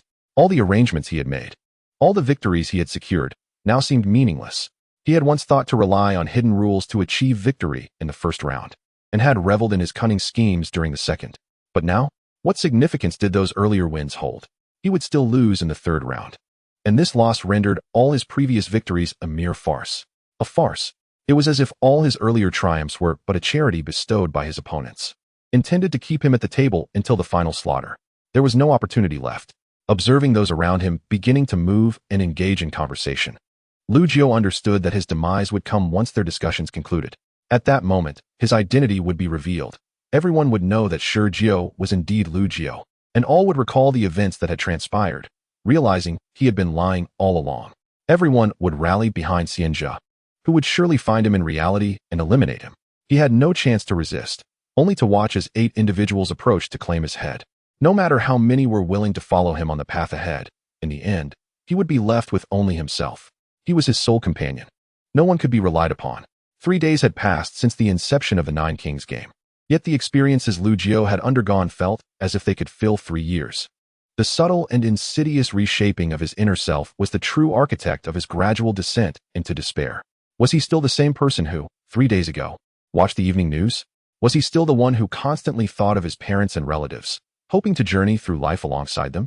It seemed an eternity since he had last called his parents. Were they well? Ironically, he was on the verge of death right after this round table meeting. He had forgotten who he was. He simply wished to survive, at any cost, within this game. What did it matter if he became a demon or a deity in the end? As long as he survived and his parents remained well, that would suffice. Lu Jiu felt that after uttering these thoughts, his inner self was once again subtly reshaped. It seemed that from this moment forth, he fully comprehended that he was no longer an ordinary person. There was no turning back. He could only move forward. No one could obstruct his will to survive. There must still be an opportunity. Lu Jiu attempted to devise a plan in his mind, yet the current situation left him with no viable solutions. Nonetheless, he did not surrender, until a moment arrived when the image of a parchment flashed through his mind, illuminating his entire world like a bolt of lightning. Indeed, I still have a chance. In that instant, Lu Jiu felt as though a drowning man had grasped the last lifeline. This game had never been solely about him. He had an undercover ally. If he could locate this undercover agent and reveal his identity, that person might very well assist him. Although exposing his identity could lead to being caught, it was still preferable to the imminent death he faced. Living another day was worth it. However, among these 8 individuals, who could be the undercover agent? Lu Jiu had no inkling. At least from the start of the game until now, he had no suspects. It seemed that everyone here was intent on his demise, and there was no undercover agent at all. It would be impossible for him to seek out the undercover agent. He could only wait for the agent to find him. But how could he entice the agent to seek him out? They had no predetermined signal. No, wait. Lu Jiu's thoughts returned to that parchment. If the lifespan rewards for the others were indeed 8 days, only he and the undercover agent had rewards exceeding 8 days. And 8 is merely a number. What if he used his lifespan reward of 12 as a signal? Lu Jiu was uncertain if the undercover agent would understand the significance of 12, but at this moment, he had no choice but to give it a try. He scanned his surroundings, searching for a conspicuous place to mark. His plan was to create a noticeable mark, hoping the undercover agent would see it. However, this raised a new dilemma. After marking, how would he persuade the undercover agent to assist him? Even if the undercover agent comprehended his intentions, he remained uncertain about whom to assist. Lu Jiu attempted to carve a mark on his desk, only to swiftly realize that the hardness of the round table far exceeded his expectations. Not only did he fail to leave a mark, but he could not even make a faint impression. The tyrant had previously struck the round table with his black longsword for an extended period, yet the table bore no trace whatsoever. After searching for quite some time, Lu Jiu finally discovered a spot on his chair where he could make a mark. This action should directly inform the undercover agent that he was Lu Jiu, but at this moment, there was no turning back. He could only tread the path ahead, no matter how dark it might be. Soon, Lu Jiu used his right hand, adorned with a golden ring, to create the mark. Observing the fervent discussions around him, he quietly retreated to a corner and closed his eyes. If the undercover agent managed to discover his mark, he would surely find a way to respond in kind. And at that moment, Lu Jiu could not afford to open his eyes. He was the one in need of assistance, required to pay a price to earn the other party's trust. Hence he did not even entertain the thought of peeking through his eyelids. After 3 minutes, the volume of discussion seemed to diminish slightly, and Lu Jiu cautiously opened his eyes, returning to his chair. However, when he glanced at the mark behind his chair, he was left bewildered. What in the world was happening? During the discussions, numerous individuals had inquired about his confrontation with Tian Cheng and Mao Tu, while others sought information from Yu Jun about certain hidden rules. From Lu Jiu's observations, it appeared that the rules he had previously uncovered had been thoroughly grasped by those present. Everyone was aware that he had manipulated the rules to ensnare Mao Tu and Tian Cheng. They were all keenly focused on the rules, making it unlikely for anyone to exploit them further. As time approached, Yujun slightly inclined her body and inquired, "Shall we commence the final round, kings?" "Certainly," the crowd responded. Once everyone was seated, Lugio distinctly felt a shift in the gazes directed at him. Unfazed, he met their stares with his own. Thus, the third match begins now. Given that everyone had only one card remaining and the last to play could directly choose their opponent, Yujun did not immediately transport everyone to a hidden chamber, but waited until all were prepared for the final selection. At the moment the game commenced, many individuals began to take action, exchanging cards as per their earlier discussions. Yet, Lugio could only observe their movements without knowing with whom they were exchanging cards. As the exchange process was omitted, one could simply propose a swap, and the opponent's hand would be transferred. "I am ready," the sage smiled at Yujun. She promptly signaled for the sage to be transported to a private chamber. A virtual screen then appeared before all present. On the screen, everyone could see the sage seated in a chair, a card facing down in front of him. Although the card was concealed, everyone understood that it was the original stone card. However, there was some confusion among the crowd as it appeared that the sage had not sought to exchange cards. Was he truly going to play openly? That was acceptable, considering he was in the last position and had the right to select his opponent. His card held no significance. He merely needed to ascertain that the cards of others were susceptible to his stone card. In this light, the sage's decision to forego an exchange seemed to carry an element of bravado, likely intended to convey that he could discern the Griffin's card without requiring a swap. Remarkably, the sage's confidence was acknowledged by the audience. If the Griffin indeed held the scissors card, the sage could achieve an extraordinary victory. So, the sage smiled at the screen. "The opponent I choose is the priestess." Chapter 61. Who is your opponent? Lugio was stunned, and so was everyone else. The sage had selected the priestess as his opponent? The priestess momentarily seemed unable to process the situation when she was transported to stand opposite the sage. She remained in a daze. The sage did not choose the Griffin? Was he not intent on eliminating the Griffin? Why had he changed his target at this juncture? If the sage refrained from attacking the Griffin, who would take on that responsibility? The crowd was baffled, with only a few, privy to the truth, watching in silence, their expressions betraying anticipation. Tian Chung observed the astonished assembly and suddenly interjected, "If I recall correctly, the sage, the priestess, and the tyrant are all part of the same team, right?" During the second match, the priestess and the tyrant each scored a point. Shouldn't the tyrant, as a teammate, come forth to explain? The crowd fell into further confusion. What did that mean? Did the tyrant know what was happening? The tyrant, appearing indifferent, replied, "First, I too wish to vie for victory, but everyone, take a look at the leaderboard. Who is most likely to secure the top spot? Clearly, it is the priestess, with her 3 points." Someone chimed in. What else could it be? During the second match, we sought to collaborate with the priestess to deal with the Griffin, hoping that once she secured first place, she could unveil the Griffin's identity. However, I did not anticipate that the priestess would staunchly protect the Griffin, leaving me no choice but to forge a temporary alliance with the sage. Our plan was straightforward, to stabilize the priestess. We deceived her into believing that as long as she agreed to the personal exchange strategy proposed by the sage at the round table meeting, we would refrain from taking action against her. Regrettably, the priestess was highly vigilant, which prompted me to enlist the help of an ally. As he spoke, the tyrant shifted to reveal Mao Tu, who instantly appeared anxious under the scrutiny of so many eyes. "I am sorry, everyone, I didn't mean to." The tyrant comforted her, continuing, "We directly controlled the priestess, compelling her to agree to the sage's plan. This way, we could pressure the Griffin into compliance. Once our proposal for a personal exchange was accepted, we would have more time to negotiate card exchanges and strengthen our hold over the priestess." The tyrant chuckled. "Just look at the priestess on the screen. She is already under our control. She still possesses one opportunity to exchange cards, yet she cannot utilize it." As anticipated, when everyone turned their attention to the screen, they indeed noticed the dazed expression in the priestess's eyes. After hearing the tyrant's words, Lugio felt a wave of despair wash over him. He had initially believed it was only natural for the priestess to remain inactive. However, he realized that she was not refraining from assisting him, but had already been subdued. A strange discomfort enveloped Lugio. He did not know the priestess. Why would she willingly sacrifice herself for him? He had merely offered her a hand during her moment of fury. Why was she willing to go to such lengths for him? An undercover agent? That was utterly impossible. Lugio had ample evidence to prove that the priestess was not an undercover agent. Was there some ulterior motive? Lugio forced a smile. If the priestess truly sought something from him, he would accept it. Yet, he did not believe that the priestess was after anything he possessed, for her identity card already represented a great deal. Lugio could not fathom the priestess's motivations. Anyone could recognize that standing against everyone else would yield no favorable outcome.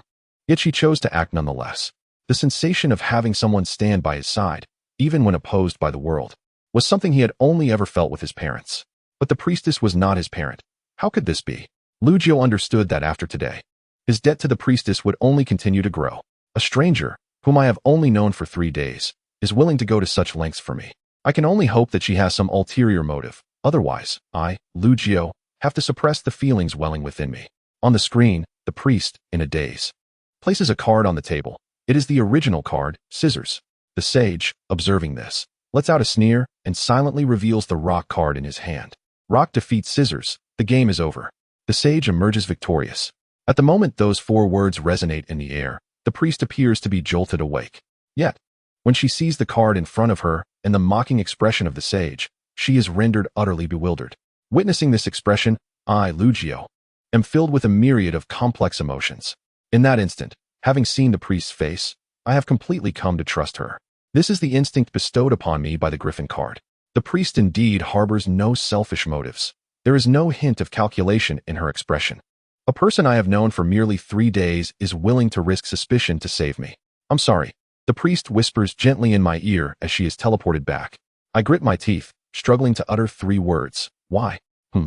The priest seems momentarily taken aback, but soon comprehends. Keeping my head down, I fail to notice the flicker of affection and complexity in her eyes. Because, perhaps, your casual act of kindness is someone else's entire life. With that, the priest walks to her position, closing her eyes to recuperate. As I gaze at the somewhat fatigued figure of the priest, I feel an inexplicable familiarity, but I cannot pinpoint its origin. After a long while, I manage to suppress my emotions, take a deep breath, and quietly say, "Thank you." Next comes the second match. Yu Jun lightly claps her hands, and the figure of Yu Guan appears on the screen. At this moment, he sits in the same position as the sage before, with the backs of the playing cards facing up. Who do you choose as your opponent? A flicker of contradiction and complexity passes through Yu Guan's eyes. Yet he gazes at the screen and utters 2 words, Griffin. Just as expected, the sage chooses the priest, and Yu Guan selects him. This has all been premeditated, rendering him powerless to actively choose an opponent. The scene shifts, and I, Lu Jiu, find myself standing before Yu Guan. At this moment, I am acutely aware that many eyes are upon me, scrutinizing my every move. Cheating is not an option. I cannot afford to cheat. The card in my hand is merely the original rock card, leaving no room for a comeback. My only hope rests on Yu Guan misjudging the situation. If these individuals make an error in assessing the card I possess, I might seize the opportunity to score a point. Many participants have scores comparable to mine. If I can secure a point, at least I can aim for a top 3 finish. As for first place, I am already aware that I have no chance. During the second match, Mao Tu played a trick on me. Had it not been for my good fortune, I would have left with nothing. My current task is to find a way to catch up with the other scores, ensuring that no one else occupies a top 3 position. The greatest threats to me are Mao Tu and the Tyrant. They will undoubtedly inquire about my true identity, so I may need to negotiate with Hong Zhuang, who is in 5th place, and Kuei Niu in 6th, to see if a deal can be struck. Their hostility towards me is not significant. Perhaps with a touch of persuasion, I can salvage the situation. Griffin, are you truly Lu Jiu? Yu Guan does not immediately reveal his card. Instead, he looks into my eyes with a confirming gaze. I am not. Until the very last moment, I cannot admit my true identity. Doing so would be tantamount to courting death. Griffin, you have one last chance. If you reveal your identity voluntarily, I might just withdraw from this game, Yu Jun states. She has mentioned that the rules allow for forfeiture. I take a deep breath, fixated on the back of the card on the table, and reiterate my earlier words. I have said, I am not. Very well, do not blame me. I have given you your final opportunity. Chapter 62, the 4th blank card. Yu Guan displays his hand, revealing a killing card. Killing card, rock. I already know what card you hold, Yu Guan declares. In the first match, you played 3 scissors. And in the second match, you exchanged your original card, paper, for the Libra-S killing card, correct? I am taken aback, uncertain how Yu Guan deduced my previous plays. The second match is understandable. After all, I had tricked Libra, and it makes sense that Libra would share this information. Even if Libra did not disclose it, Mao Tu, as an observer, could reasonably guess that I exchanged my original card for Libra-S killing card. But how could Yu Guan have known about the first round?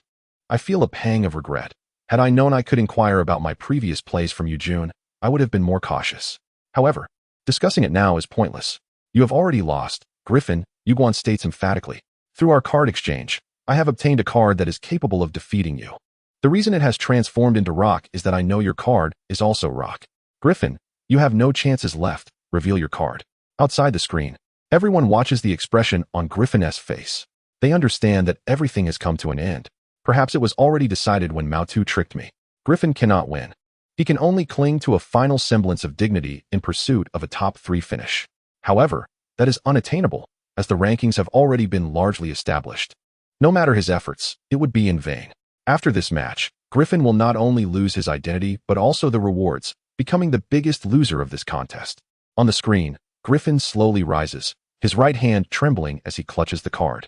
He seems unable to accept his defeat. The agony of losing everything is something no one present could bear.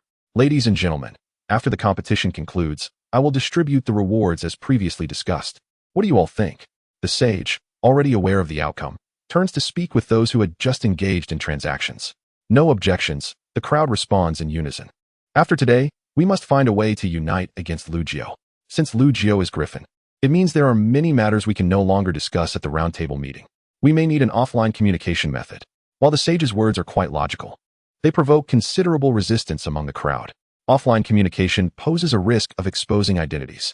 Just as everyone ponders a suitable means of communication, Griffin on the screen slowly reveals his card.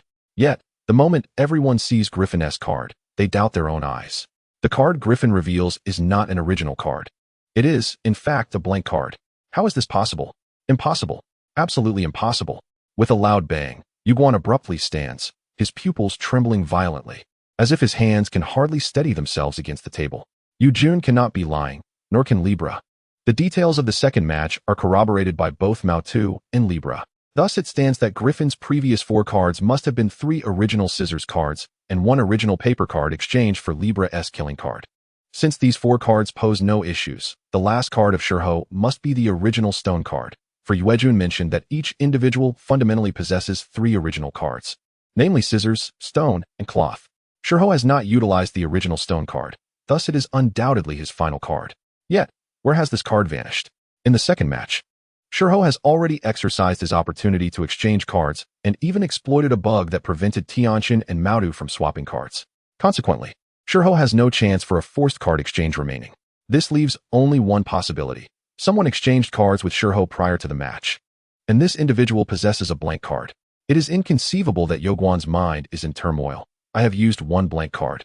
The other 2 blank cards were already employed in the first round, making it impossible to possess a 4th blank card. The scene flickers, and Lu Jiao and Yoguan find themselves teleported to the chairs beneath the round table. What was supposed to be the planned conclusion has left everyone in bewilderment. Where did the 4th blank card originate? The deck contains only 3 blank cards. The sage wears a somewhat rigid smile, resembling a statue, impervious to the surrounding murmurs of doubt. He stands there, his soul seemingly extracted by some unseen force. Everyone can envision the magnitude of the blow the sage has endured at this moment. The plan had been meticulously calculated, confirming that the 3 blank cards had been utilized. Yet, why does a 4th blank card surface? Moreover, after everyone's card exchanges, they possess a fairly comprehensive understanding of others' cards. How could an impossible card appear? Why? Yoguan, who is privy to the entire plan, finds reality delivering a stinging slap to his face. At this moment, dark energy swirls around him, his mental state spiraling out of control, compelling him to contemplate annihilating everyone present. The only possibilities that cross his mind are twofold. First, the blank card was obtained from Yuejun. A 4th blank card cannot exist outside the deck unless Shurho engaged in a transaction with someone beyond the deck, such as Yuejun. Only she possesses the 4th blank card, only she. Yuejun cannot lie, and she also stated that she had already used the blank card in the first match. So it is absolutely impossible for Shurho to have acquired it. Thus, this scenario is unequivocally implausible. The second possibility remains. Someone has lied. No, not just one person. It must be 2 individuals who have simultaneously fabricated a falsehood. Otherwise, the fact of the blank card's usage could not be concealed. Who is most likely to have lied? Yoguan has already identified one suspect. The priestess. The priestess has only known Shurho for a few days. Why would she go to such lengths to protect him? She must be an undercover agent, having also used a blank card in the first round, which means both she and Tianqin are deceiving. As Yoguan realizes this, his gaze towards the 2 becomes filled with malice. Unexpectedly, just as he contemplates speaking, Tianqin interjects, "Friend, May I pose a mathematical question? What is 2 plus 2? 2 plus 2. Yoguan is utterly perplexed by Tianxin's intentions. All he seeks is an explanation as to why Tianxin has colluded with the priestess in deceit. Yoguan raises his right hand, and an aura of darkness envelopes Tianxin. He senses a chilling aura of death approaching, various fleeting images flashing before his eyes. Yoguan, calm down. At that moment, a hand presses down on Yoguan from behind, instilling a sense of oppression. Are you still unclear? If the priestess is compromised, then both she and Tianxin are certainly lying. The tyrant, standing behind Yoguan, maintains his composure. 2 plus 2 equals 4. They collectively scored 4 points in the first round. Thus the blank card has undoubtedly been employed. Chapter 63. Who is the puppet master? 2 plus 2 equals 4. Yes. How could there possibly be 4 points in 3 rounds of confrontation, unless someone utilized a blank card? Therefore, according to the tyrant's assertion, the priestess and Tianxin indeed used a blank card in the first match. This implies that the priestess and Tianxin have not lied. They have not lied. Yoguan feels his face flush. The 2 possibilities he painstakingly conceived have ultimately proven incorrect. A wave of profound inferiority engulfs him. At this moment, he perceives himself as the most foolish player in this game. It is evident that 2 plus 2 equals 4. Such a simple mathematical problem could be disregarded. Clearly, this was a possibility that could have been easily dismissed, yet he complicated it unnecessarily. He suddenly yearns to inquire of himself. Whom has he ever bested in this game? He is merely a fortunate individual who secured excellent equipment. Now, that equipment has been seized by Lu Jiu, and he must exchange his possessions for currency. Who could he possibly contend against? He cannot prevail against anyone. He is simply an ordinary person, utterly incapable of competing with these prodigies. Despair, resentment, and a myriad of negative emotions surge within him. He longs to become the person his parents envision, but he cannot achieve it. I truly am a failure. Yoguan's heart feels ashen. The sense of defeat he experiences in relation to Lu Jiu repeatedly assails his spirit, making it increasingly arduous to lift his head. Even now, he cannot resolve the simplest of problems. Do not rush. The tyrant, seemingly unaware of Yoguan's demeanor, continues speaking. Although your suspicions are valid, the overall direction remains intact. In the first round, someone surely lied. That individual did not utilize a blank card. Presently, Yoguan, priestess, and Tianxin, your suspicions may be temporarily set aside. Of course, you can only eliminate the possibility of the blank card not being in your possession, as it is plausible that someone utilized you as a bridge for card exchanges. Given that you 3 pose no issues, the individuals from the other group in the first match who used blank cards must be the ones at fault. Yoguan feels a glimmer of hope reignite within him. The tyrant's assertions bear truth. His direction is not misguided. 2 groups utilized blank cards in the first match. Since the group of the priestess and Tianxin is not problematic, the group that employed blank cards in the first match is indeed the source of the issue. However, just as Yoguan ponders which group it may be, the tyrant's expression shifts to one of grave concern. This is bad. Bad. Yoguan struggles to comprehend. But as he continues to follow his train of thought, his expression also changes. It cannot be. At this moment, Yoguan begins rummaging through his mind, suspecting he may have misremembered or that something else has muddled his recollection. Yet, after thorough searching, he cannot identify what has confused his memory. 2 groups indeed employed blank cards in the first match. One group comprised the priestess and Tianxin, while the other group involved Yuejun and Shirho. The tyrant's voice trembles with rare intensity. Initially, Lu Jiu did not perceive anything amiss, but upon observing the expressions of these 2, his pupils constrict and his demeanor darkens. He recalls that after the conclusion of the second match, during the roundtable discussion, he heard someone mention that 2 blank cards had already been utilized in the first match, and that there was no possibility of blank cards appearing in the third confrontation. At that moment, he too believed that no blank cards remained in the venue. Unexpectedly, one of the blank cards here originated from the priest and the Libra, while the other blank card was associated with him and Yuejun. Someone has distorted the concept, who claimed that 2 blank cards were used in the first match. The tyrant's expression turned grave as he surveyed everyone present, revealing no hint of jest. Lu Jiu too was on the lookout for this individual, yet despite rummaging through his memories, he could not identify who had spread the rumor about the 2 blank cards being exhausted. Such a person was terrifying. He had unwittingly altered perceptions. Indeed, it was true that 2 blank cards were utilized in the first match, without a doubt. However, the core issue lay in the fact that everyone believed these 2 blank cards were used by the priest and Libra as one group, along with another group, excluding Yuejun and the Griffin. This person had fabricated a group out of thin air, and astonishingly, no one noticed. If this individual were not identified, the potential for them to subtly alter everyone's understanding during future endeavors could lead to disaster. Based on the abilities displayed by everyone thus far, the priest, the rabbit, and the Libra were the three individuals who exhibited control over the mental realm. It seemed most plausible to find someone with such capabilities among them. Specifically, the rabbit. Only the rabbit held the highest probability. Her abilities remained elusive to the others present. All they knew was that she could manipulate people, yet the rest remained a mystery. Was it conceivable that the rabbit controlled everyone present, thereby altering their perceptions? All eyes turned fiercely towards the rabbit. This individual typically feigned vulnerability. Yet when push came to shove, she was indeed more ruthless than anyone else in attendance.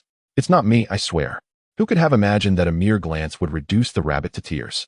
However, upon witnessing her weeping expression, rather than absolving her, the crowd grew increasingly suspicious. The consensus leaned heavily towards the rabbit being the mastermind behind the manipulation. At that moment, the Libra suddenly spoke. It should not be her. If she had altered our perceptions, it would imply her collusion with the Griffin. Clearly, if she were allied with the Griffin, she would have simply granted him points during the second match. Yet, the rabbit did not do so. Noticing the lingering skepticism among the crowd, the Libra took a step back. I merely expressed my opinion. This alone cannot exonerate the rabbit from suspicion. Proceed as you wish. Wait, I have a solution. At that instant, Yogwan spoke up. Although he remained uncertain whether his suggestion could unveil the mastermind behind the collective cognitive distortion, he believed that articulating it might provide a new perspective for everyone. Since we can ascertain that the Griffin exercised the power to exchange cards during the second match, does it not imply that he did not possess a blank card at that time? Consider this. During the first match, no one was aware that card exchanges were permissible. Thus, the Griffin could not have obtained a blank card then.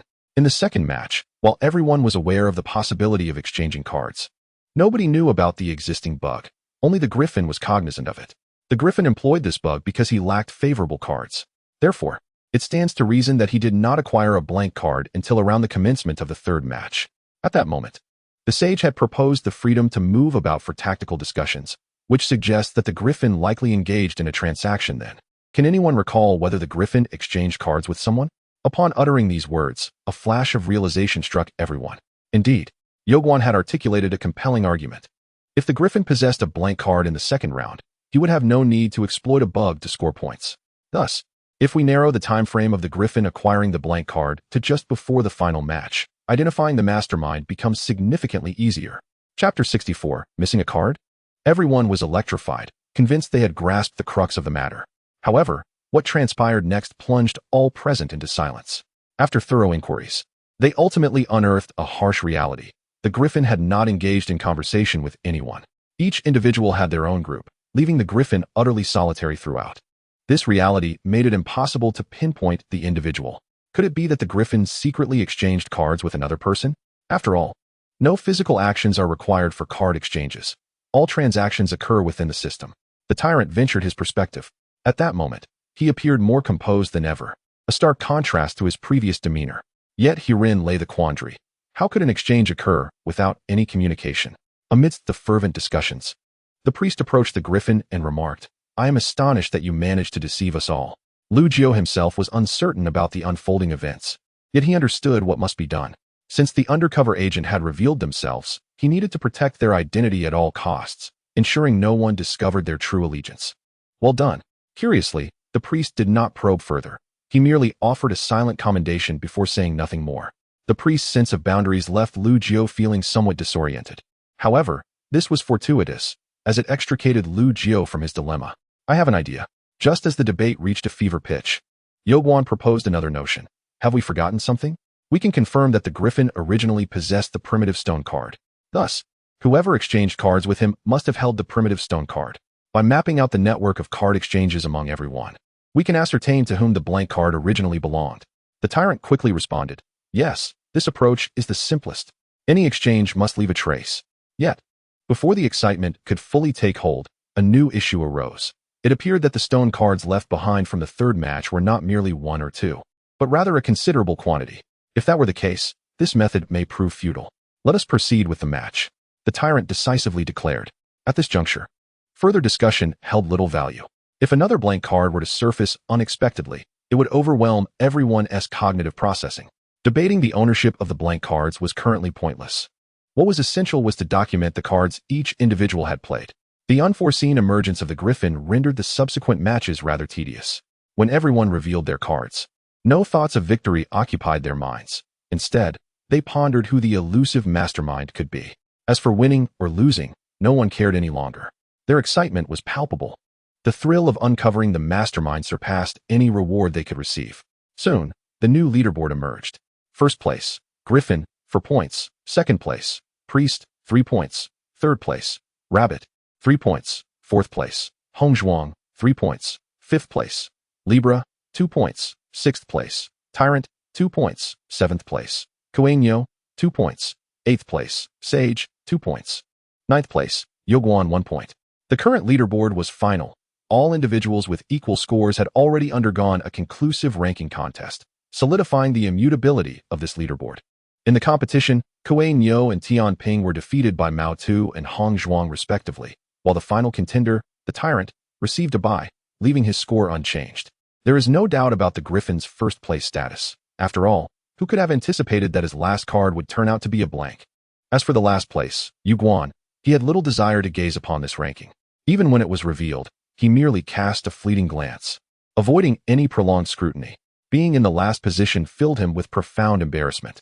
Returning to the Griffin's predicament, since the third match. For individuals have utilized the original stone cards, the Sage, Hongzhuang, Mao Tu, and the Tyrant. The Tyrant is excluded from the list of users since he received a bye. He could only display the cards in his possession to others. Among the four, one person stands out as the prime suspect, while another can be dismissed. The primary suspect is undoubtedly Mao Tuesday. Initially, suspicions towards her were merely speculative. But after she employed the original stone cards, some have already identified her as the mastermind. Mao Tu's abilities are inherently mysterious, suggesting that she may have influenced everyone's perceptions and swapped cards with the Griffin. Although some argue that Mao Tu utilized the card-swapping function in the second match, thus rendering her incapable of doing so in the third, no one witnessed the actions of Tianping and Mao Tu during the second match, leaving their involvement uncertain.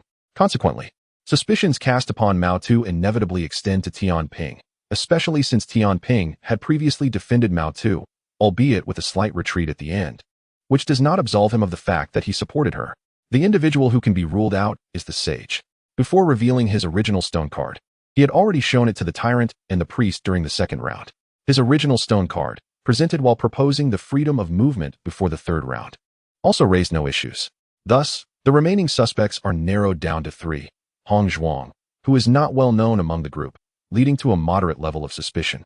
The Tyrant, familiar yet still moderately suspected due to his unnaturally calm demeanor, which many perceive as insincere.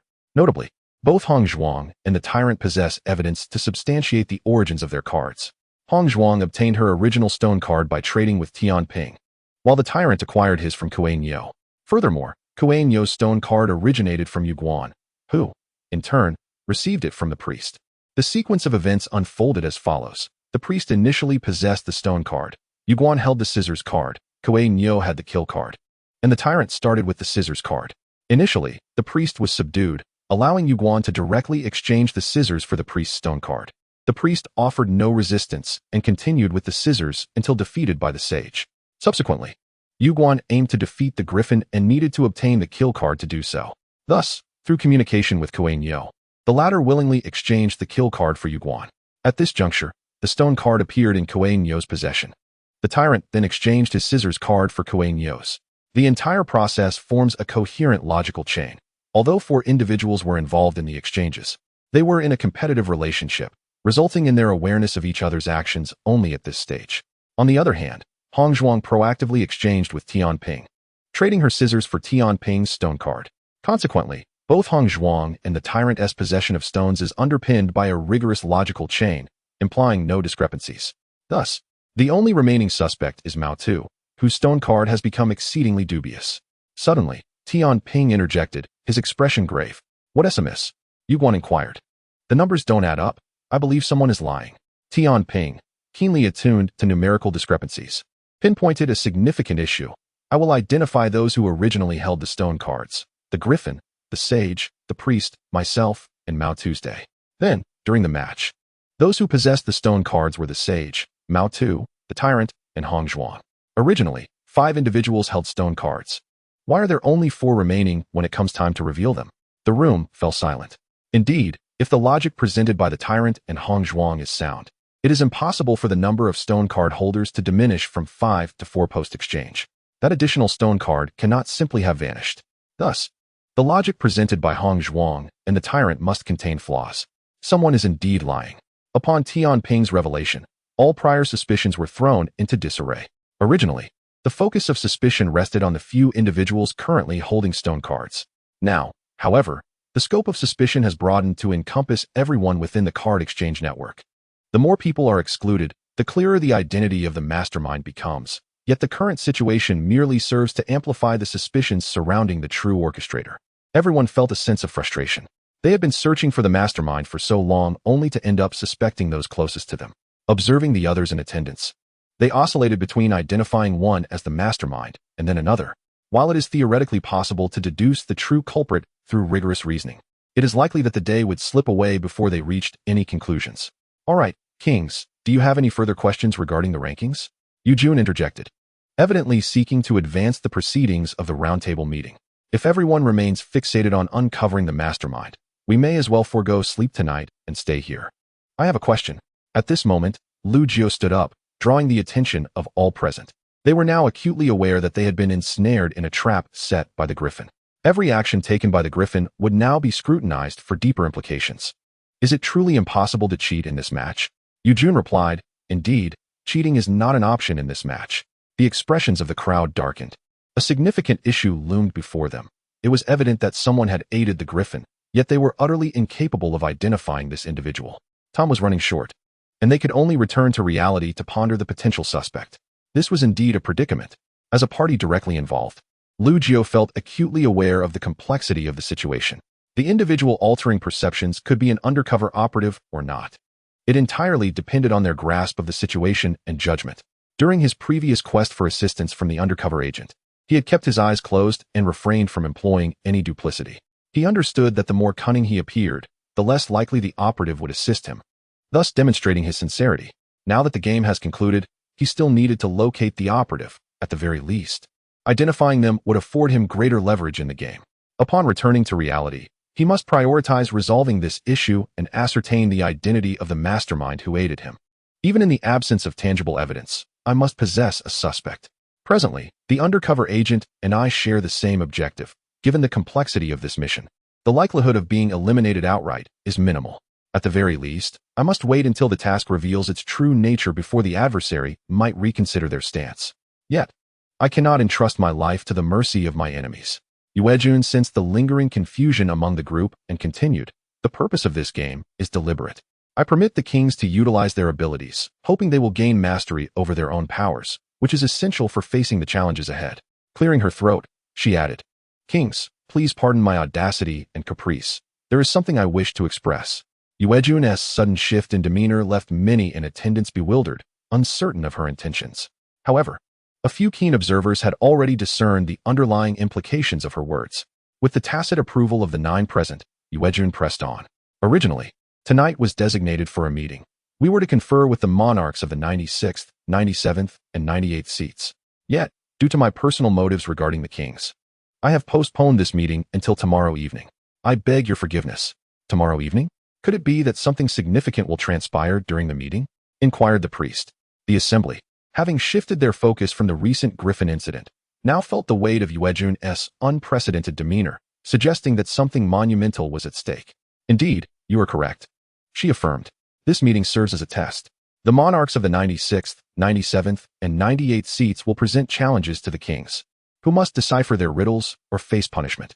With that, Yuejun clapped her hands, and a crown adorned with an array of resplendent jewels materialized at the center of the round table. The sight of this crown evoked a wave of dizziness among the onlookers. This is the crown of the 99 seats, a symbol that only the true kings are worthy to wear. Beyond this crown, there exists an abundance of treasures in the 99 seats, all of which will ultimately be bestowed upon the kings. Should we unravel the riddles posed by our counterparts during tomorrow night's gathering, we shall claim several artifacts from their seats. Conversely, should we fail the test, the opposing monarchs may select treasures from our own seats. The crowd erupted in realization. The scales reacted with heightened intensity, exclaiming, so, if we lose, our own share will be appropriated by them? Precisely, Yuejun confirmed. However, if the kings achieve victory, I shall grant an additional divine opportunity to the king who contributes the most. A fervor ignited within the assembly as the tyrant finally expressed his usual ire. Many others voiced their agreement, for the treasure was finite, and the prospect of their adversaries intruding upon it was intolerable. Additionally, the divine opportunity was a tantalizing prospect. Its significance remained uncertain, yet preventing the opponent from acquiring it was undoubtedly advantageous. As the spirits soared, Lu Jiu discerned a pressing issue. The 96th, 97th, and 98th seats represent three distinct positions. Must we confront three challenges simultaneously? Indeed, we must face three trials, Yuejun elaborated. However, there was initially only one challenge. I perceive them as a mere pack of fools, certainly not worthy opponents for the kings. Thus, I decided to extract additional treasures from their vaults, leading to the acceptance of three trials. What? The revelation prompted an uproar among the attendees. They had assumed that only one challenge would be posed by the three seats, to be solved collectively by the 9 of them. Instead, it appeared that each of the three positions would present its own challenge to the 9 individuals, creating an overwhelming disparity. Yet, the situation grew even more contentious. Yuejun continued. Since we do not occupy the same plane as these three seats, we cannot confront them all at once. Instead, the kings must be divided into three groups, each assigned to tackle a specific challenge. Silence enveloped the room. Initially, when Yuejun mentioned the possibility of expanding their gains, the assembly had expressed enthusiasm. However, the prospect of a daunting challenge led to discontent as the promised bounty seemed increasingly elusive. 3 against 9? How can one expect to prevail? Murmured one among them. Could the monarchs of the 9 kings be weaklings? It is inconceivable that 3 individuals could compete against 9. Indeed, my kings, Yuejun interjected. I believe in your victory. Therefore, I have stipulated that should our kings lose even one trial, each of us must forfeit 3/4 of our lifespan to the opposing party. Should we lose 2 trials, the same proportion will be deducted from our diminished lifespan, ultimately posing no threat to the king's existence. I beseech your understanding of my audacity and impetuosity. I merely perceive them as vastly inferior to your strength. No one dared to speak. The gravity of the situation settled heavily upon them. The ramifications of losing were dire. Not only would they relinquish their share of the spoils, but their very lifespans would also be curtailed. The prospect of a significant reduction in lifespan was alarming. If they were to lose, the consequences would be dire. Yuejun had already made her decision. There was no room for dissent. The atmosphere grew tense, and even the once spirited tyrant fell silent, retreating into his seat and clutching his black sword close. Chapter 66. Past life, my kings, since there have been no objections, I extend my gratitude for your tacit approval, Yuejun declared. In a moment of levity, a significant decision had been reached, leaving many in a state of bewilderment. If one's lifespan were a mere 100 hours, losing a single trial would reduce it to 25 hours, another loss would diminish it to just over 6 hours, and a further loss would leave scarcely an hour remaining, essentially a death sentence. Yuejun's assertions posed no danger to the king's lives. Rather, they merely threatened to diminish their lifespans by nearly 100-fold. That was all. Furthermore, a critical issue loomed within the trials.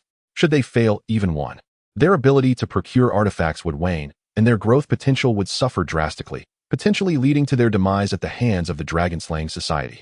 Thus, defeat would herald the specter of death for all, albeit with varying probabilities. Lu Jiu, bearing the highest likelihood of demise, felt a bitter pang in his heart. With so many hunting him, he relied on purchasing artifacts daily. A single day without procurement would result in a decline in his strength. Yet, artifacts demanded a portion of his lifespan to acquire. Without lifespan, he would have no artifacts, and without artifacts, he would lack power. In essence, a loss tomorrow night would strip him of his lifespan and artifacts, rendering him defenseless against the relentless onslaught of assassins. Lu Jiu could hardly fathom that what seemed settled for tonight, uncovering the infiltrator and resolving the matter, had now escalated into a trial with the potential to extinguish their very lives. The sage had been effectively neutralized, yet Yuejun now emerged, seemingly intent on claiming the lives of them all. Tomorrow night's trial must end in victory. Failure was not an option. Moreover, Lu Jiu sensed an unsettling shift in the atmosphere. In a situation where everyone is aware of the undercover presence, Yuejun still chooses to allow everyone to rationally deal with the other seats, making her intentions truly perplexing. I shall now distribute rewards to the top 3 on the leaderboard. Returning to the main topic, Yuejun announced that the top 3 are Shihu, Jaisai, and Maotu. Among them, Shirhu received the reward for first place, granting him the power to compel someone to speak the truth at will. Jisai's additional reward is longevity, while Maodu received no extra reward, only an accompanying divine insight reward. The nature of this divine insight remains a mystery to all, yet it certainly sounds significant. Yuejun slightly tilted her head towards the wooden door behind her. This marks the first time she has directed her gaze at that door in front of everyone. Lu Jiao distinctly remembers that every time the roundtable meeting commenced, Yuejun would emerge from that very door. During moments of idleness, she would not glance at it, but instead busy herself with the porcelain cups and tea sets on the table in the corner of the room.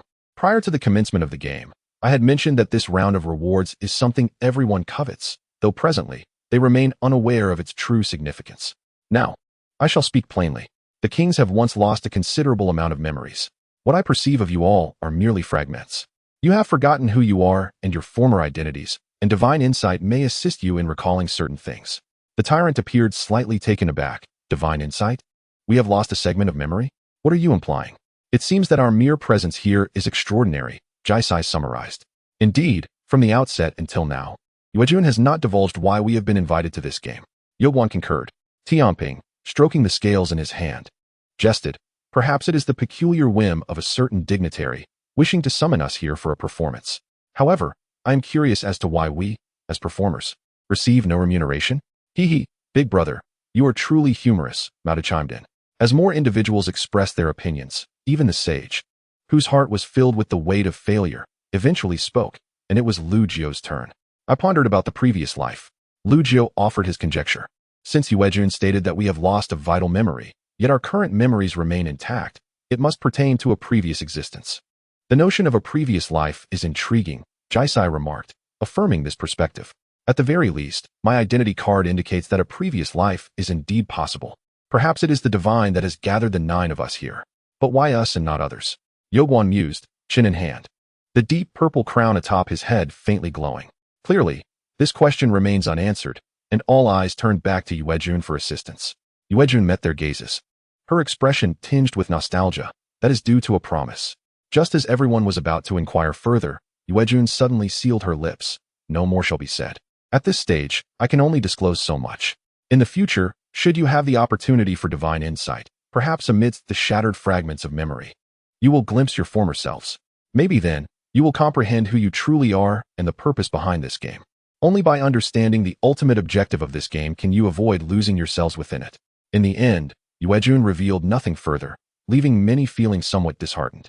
For reasons unknown, the gazes directed towards Yuejun resembled that of a riddle, and many present harbored a strong thirst for knowledge, compelled to engage with someone who speaks in half-truths.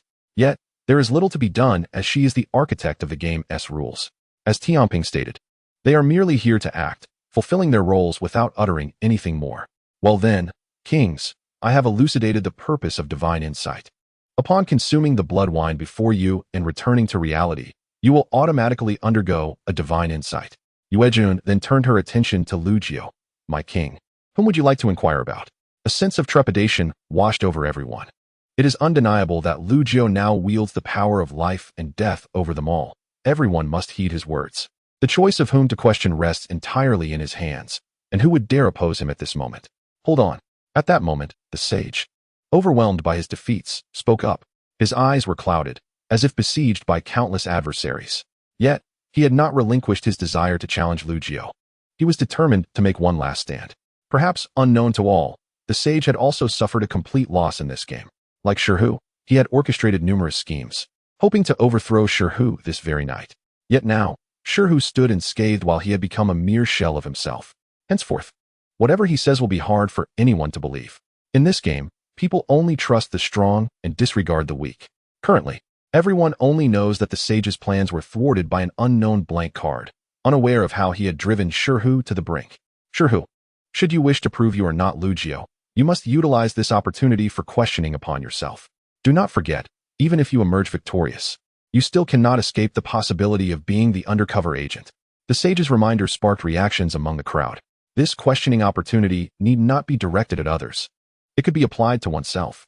If Shirhu can self-validate at this moment, the sage would utterly be finished.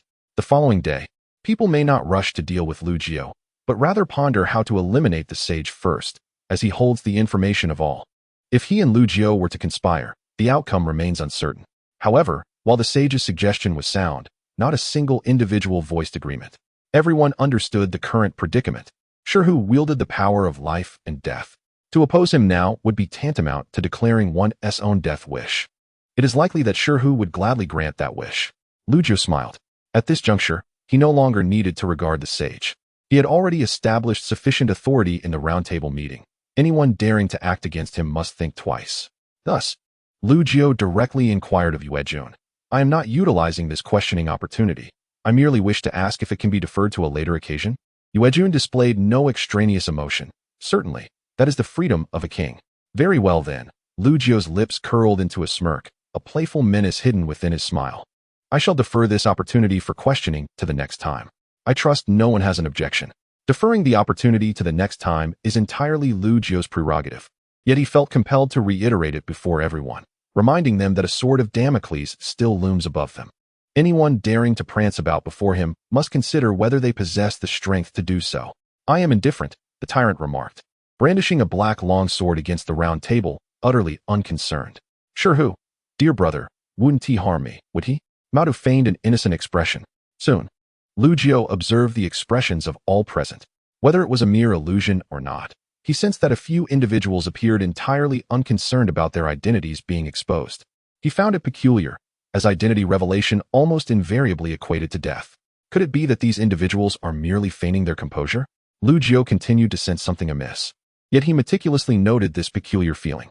Well then, Wang Min, I look forward to our meeting tomorrow.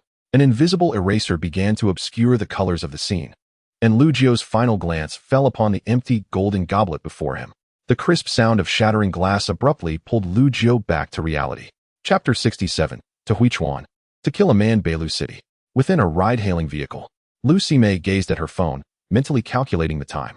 She wondered if, given the driver's current speed, they could arrive in Beilu City before 11 o'clock at night. Normally, a journey of an hour and a half should suffice. Yet she harbored concerns about unforeseen circumstances. Both she and her parents resided in a rural area, which had recently been subjected to infrastructural improvements due to policy changes, resulting in the closure of many familiar roads. Moreover, the navigation system had yet to update these ongoing construction sites.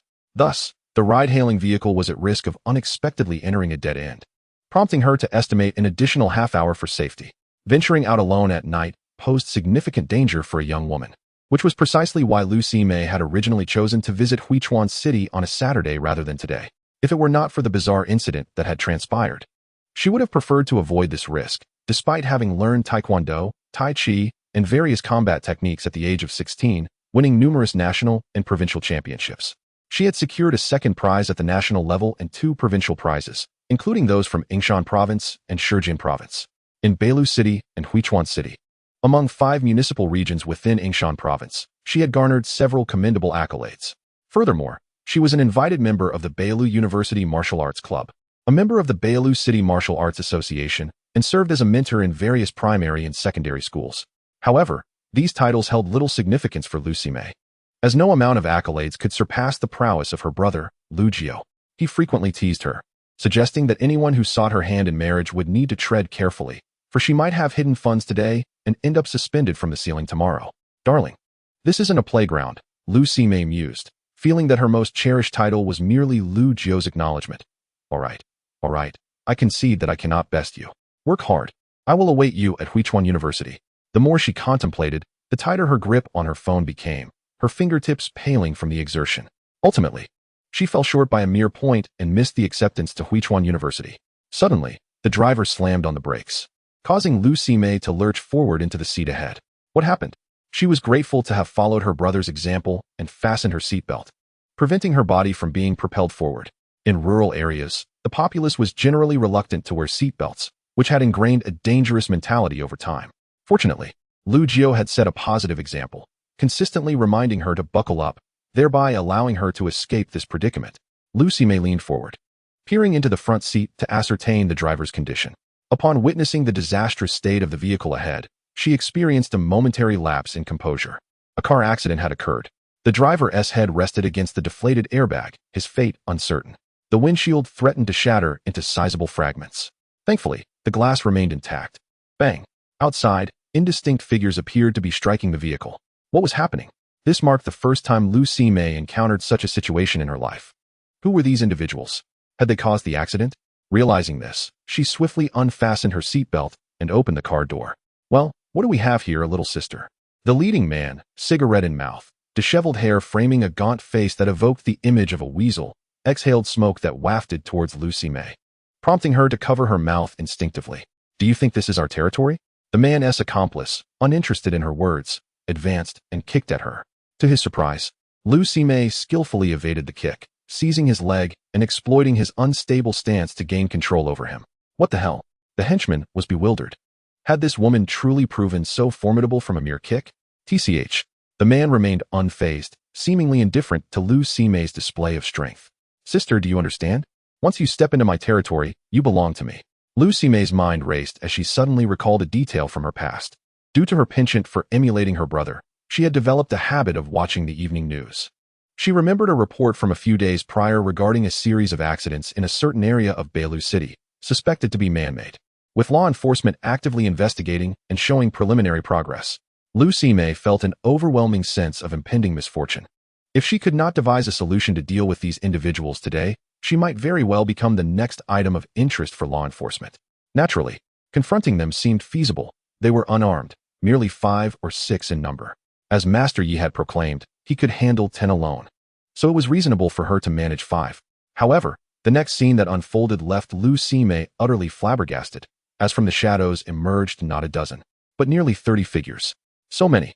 Fear finally gripped her heart. The warnings of adults echoed in her mind. It was indeed perilous for a young woman to roam at night. Just arrived in Beilu City, the cigarette-smoking man chuckled. You are the first woman I've encountered who fits my taste. You aren't from around here? Lucy May spoke, attempting to buy time and seek a way out.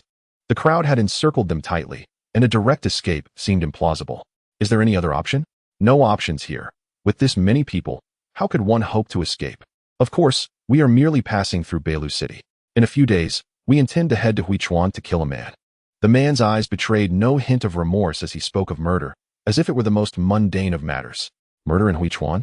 Lucy May was not unnerved by his declaration, for compared to the earlier bizarre events, this seemed rather ordinary. Who do you intend to kill? She stammered, a name flickering in her mind, though she deemed it unlikely. He. The gaunt man exhaled smoke. Come with me. I'll tell you all about it in my room. Lucy May's expression changed drastically, as those around her suddenly lunged at her. 5 minutes later, Lucy May gritted her teeth, bruises marring her body. Armed with nothing but her fists, every strike resulted in recoil, and her strength was waning. Though she had taken down a dozen or so, the tide of adversaries continued to surge forth. Is this the end? Chapter 68. Redemption. It seemed as though rain began to fall from the sky, something drifting down to land atop her head. Lucy May felt a surge of irritation and absent-mindedly tugged at it. Upon inspecting her palm, she was astonished to find a red thread. Raising her gaze, she observed a cascade of red threads cascading from above, dense and sparse, akin to a rain shower. Who said? Lucy May vaguely heard a woman's voice, distant and yet near, ethereal and elusive. Where? The individuals surrounding her halted, gazing upward at the peculiar rain of red threads.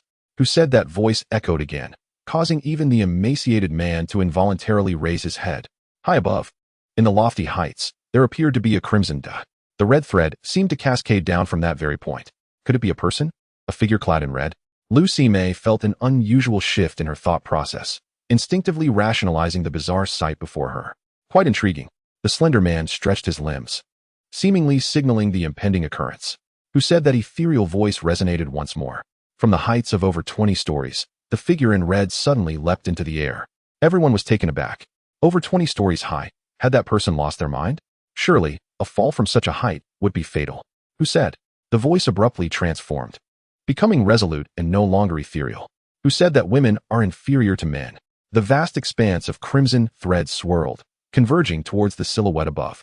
As it neared, Lucy May finally discerned the figure, a woman in a crimson dress, clothed in blood and wielding a blade of white, embodying the essence of heaven and earth. A divine strike piercing the sky.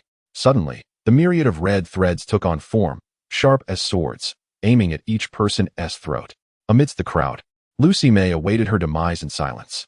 Unexpectedly, the red threads swept past her throat, striking the person closest to her. In an instant, That individual seemed frozen in place, stiffly collapsing, a droplet of crimson appearing on their forehead. In their final moments, astonishment and disbelief danced upon their features. The rain of red threads descended, and the woman in the red dress floated down gracefully, her toes barely touching the ground, her fair face exuding the purity of a freshly bloomed lotus. Clothed in blood yet untouched by it, she resembled a heroine from the novels. The woman glanced back, winking at Lu Sime as if engaging in flirtation. In the next moment, the emaciated man clashed directly with the woman. Still reeling from the shock, Lu Sime struggled to regain her composure, her mind replaying the scene of the woman descending from the heavens to slay everyone. The overwhelming sense of salvation amidst despair rendered her almost unhinged. In her childhood, it was her brother who consoled her during times of bullying. Now, it was a stranger she had never met. She bore an uncanny resemblance to her brother. How similar they were. Anyone who sought her hand in marriage would have to think twice. Perhaps today they hid their fortune, only to find themselves dangling from the ceiling tomorrow. Of course not. I am gentle. Indeed, just don't use your mediocre skills to bully me. I won't bully you. And besides, I have no intention of marrying. With a brother like mine, no one else would suffice. So, you truly want to marry? Not really. At least not unless I'm half as formidable as my brother. No, not even that much. Lu Sime was puzzled by her thoughts at that moment. As the slender man scoffed, "Are you from the Jiuwanghui? I don't recognize you." The woman in the red dress remained silent, her lower lip slightly pursed, her upper lip raised, revealing a faint curve at the corners of her mouth, as if the slender man's words held no sway over her. "Among those I know, I assure you I do not recognize you. State your name. Which faction do you belong to?" The crimson threads transformed into fine needles, raining down upon the slender man. Yet he deftly evaded them all. Since the battle commenced, the woman in red remained untouched, her true strength seemingly not fully unleashed. But as the woman in red made a move, a burst of fireworks suddenly erupted in the sky. Initially, the sound reached them, and as it soared to the heavens, a resounding bang interrupted both their movements.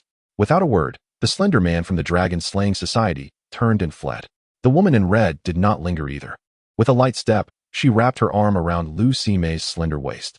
Lu Sime's mind exploded with confusion, the fragrant breeze at her nose evoking a sensation akin to intoxication. Her vision blurred, surrendering herself to the woman's lead. In less than a minute, 5 young men in uniforms arrived at the scene. Upon witnessing the corpses strewn about, their minds momentarily stalled. What had transpired to result in 50 to 60 bodies? Fortunately, these were likely the subordinates of Mr. Zhang. "The driver is still alive. Let us get him to the hospital for emergency treatment." With so many dead, who were the combatants? One of the dragon slayers crouched to examine a wound on a victim.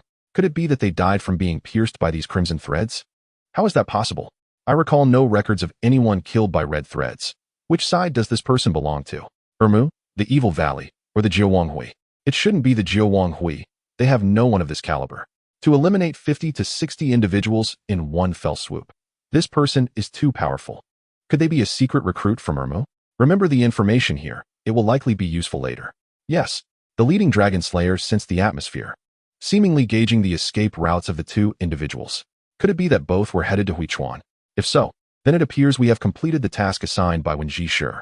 At that moment, someone discovered something and approached the leading dragon slayer, saying, "Captain, it seems there were not just 2 individuals at the scene, there was another.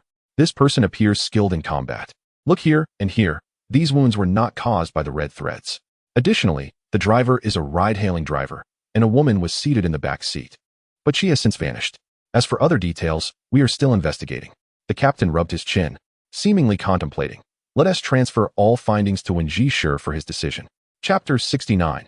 Divine Revelation. Further away, atop a high building, a man in a trench coat observed the unfolding events, his azure eyes devoid of emotion. He had lost count of the number of experiences that had stirred his heart. Perhaps nothing in this world could do so any longer. "Master." A shadow emerged from behind the trench coat man, its featureless face fixed on him. "Why did you not choose to intervene this time?" The trench coat man, glancing at the spot where the 2 had vanished, scoffed. "Had she not gone to Huichuan City, I would have intervened. But since she did, she is a player in this game. I see no reason to interfere with the outcome. She has gone to Huichuan." The shadow immediately knelt, bowing its head in supplication. "Please forgive me, master. If not for my oversight, Lu Sime would not have gone to Huichuan, and all this would not have transpired. I have stated that everyone makes mistakes, including myself. Let this matter rest." "Thank you, master." "Very well." Suddenly, The trench coat man gazed in a certain direction. The divine revelation is about to commence. Let us go meet some old friends. In a haze, Lu Jiu heard a voice, familiar yet strange, resonating right beside her. Instinctively, she turned to the person beside her. It was a woman clad in a pure black crystal dress, adorned with 2 crystal rings. Lu Jiu immediately recognized her. Yujun.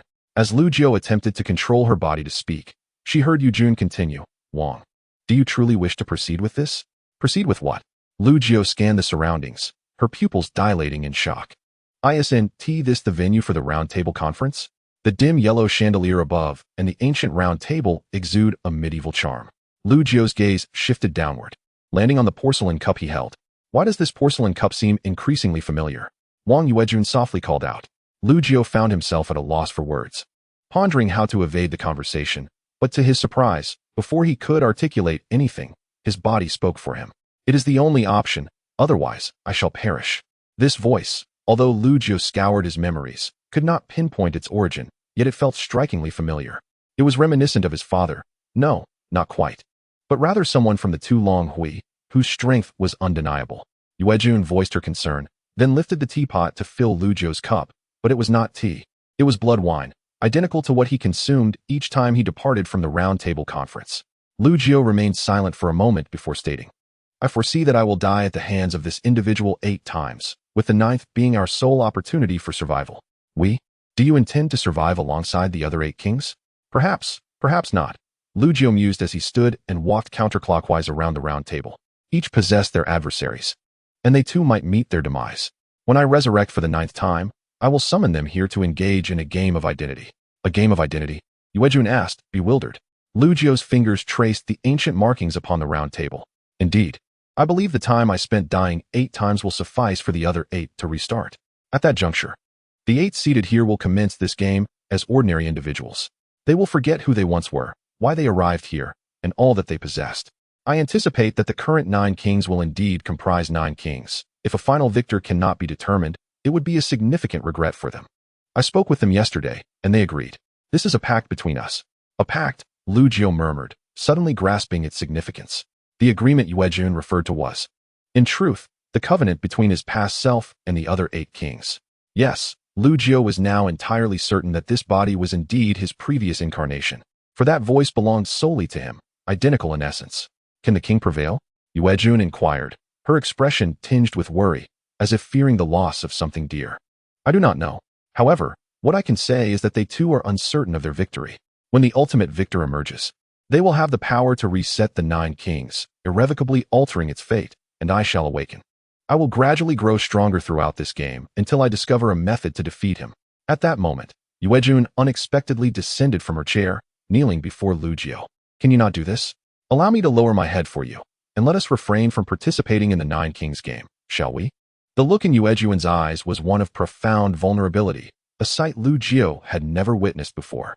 Typically, this woman exuded an enigmatic aura, yet now she resembled a frightened child.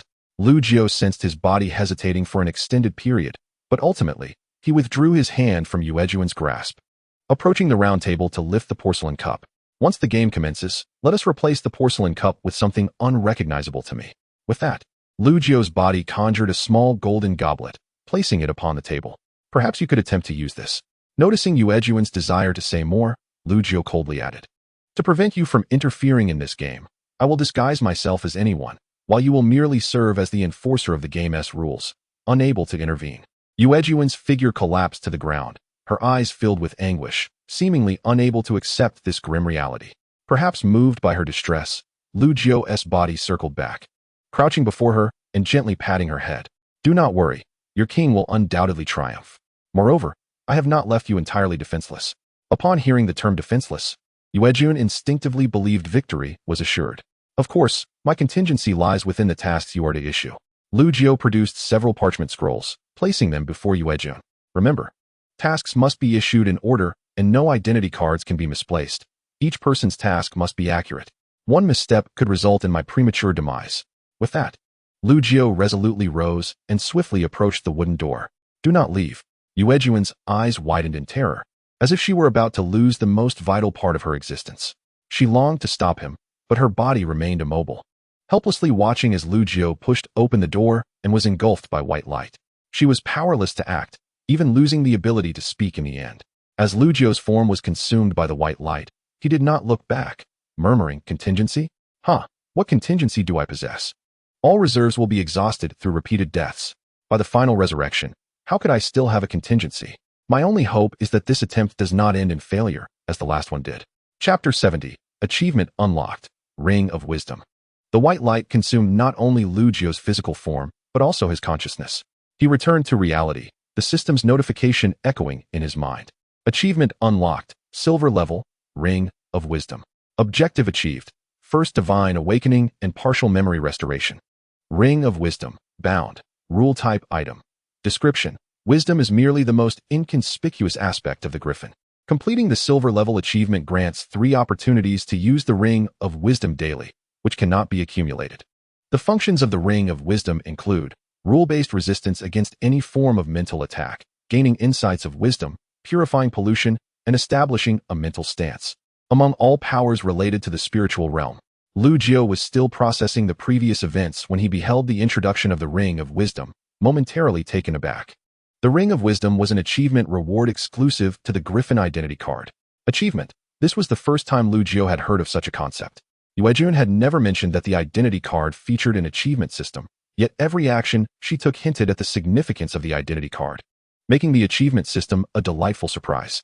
The binding aspect of the Ring of Wisdom indicated that this item could only be utilized by him, with no permissions granted to others, ensuring that it would not be transferred to anyone else's inventory upon his death. Should his identity card be lost, the item would vanish alongside it. Even if someone were to acquire his identity card in the future, they could not utilize this item unless they completed an achievement as he had. This ring feels remarkably similar to the one that previously generated a mental shield during my near control by the Mao Tuesday. Lu Jio quickly recalled that this was indeed the ring that had formed a mental protective barrier in front of him when he was almost overwhelmed. This is my most formidable weapon against the Mao Tu. I can immunize against mental attacks 3 times. According to this description, does it imply immunity against any form or intensity of mental attacks? Suddenly, a wave of exhilaration surged within him. Clearly, the description stated that it could provide rule-based immunity against any mental assault. Although it was merely 3 times, it served as an invaluable protective shield for Lu Jio in the present moment. Those who sought to hunt him down would find their underhanded tactics ineffective in their attempts to control him. Furthermore, he need no longer fear lying in front of Li Yanbing, as he had developed an immunity to her mental domain suppression. He felt invincible. Not only that, but the Ring of Wisdom also promised to purify pollutants and bestow enlightening insights, truly a miraculous artifact. Amidst his excitement, Lu Jio was struck by a rather disheartening realization. If he received achievement rewards, then others must too. He remembered that one of the top 3 was Mao Tu, and thus Lu Jio's amusement faded. He had obtained such an extraordinary item for completing a silver-level achievement. What would happen if others accomplished tasks exceeding that level? The thought was daunting. Thankfully, only the top 3 had the opportunity for divine enlightenment. The rest remained oblivious to its significance. However, Lu Jio gazed at his left hand, where 5 gemstone rings shimmered faintly. The blue ring of wisdom, the red ring of power, the green ring of courage, the gold ring of authority, and the black ring of nobility. Could it be that these rings represented various abilities that he needed to unlock through achievements? Lu Jio speculated, but was uncertain how to proceed. It seemed that only the rings themselves could provide him with hints. The ring of power likely required him to achieve a certain milestone in strength. As for the ring of courage, Lu Jio suddenly recalled that he possessed the ring of wisdom, which could potentially unlock insights to aid him in discovering how to obtain these rings.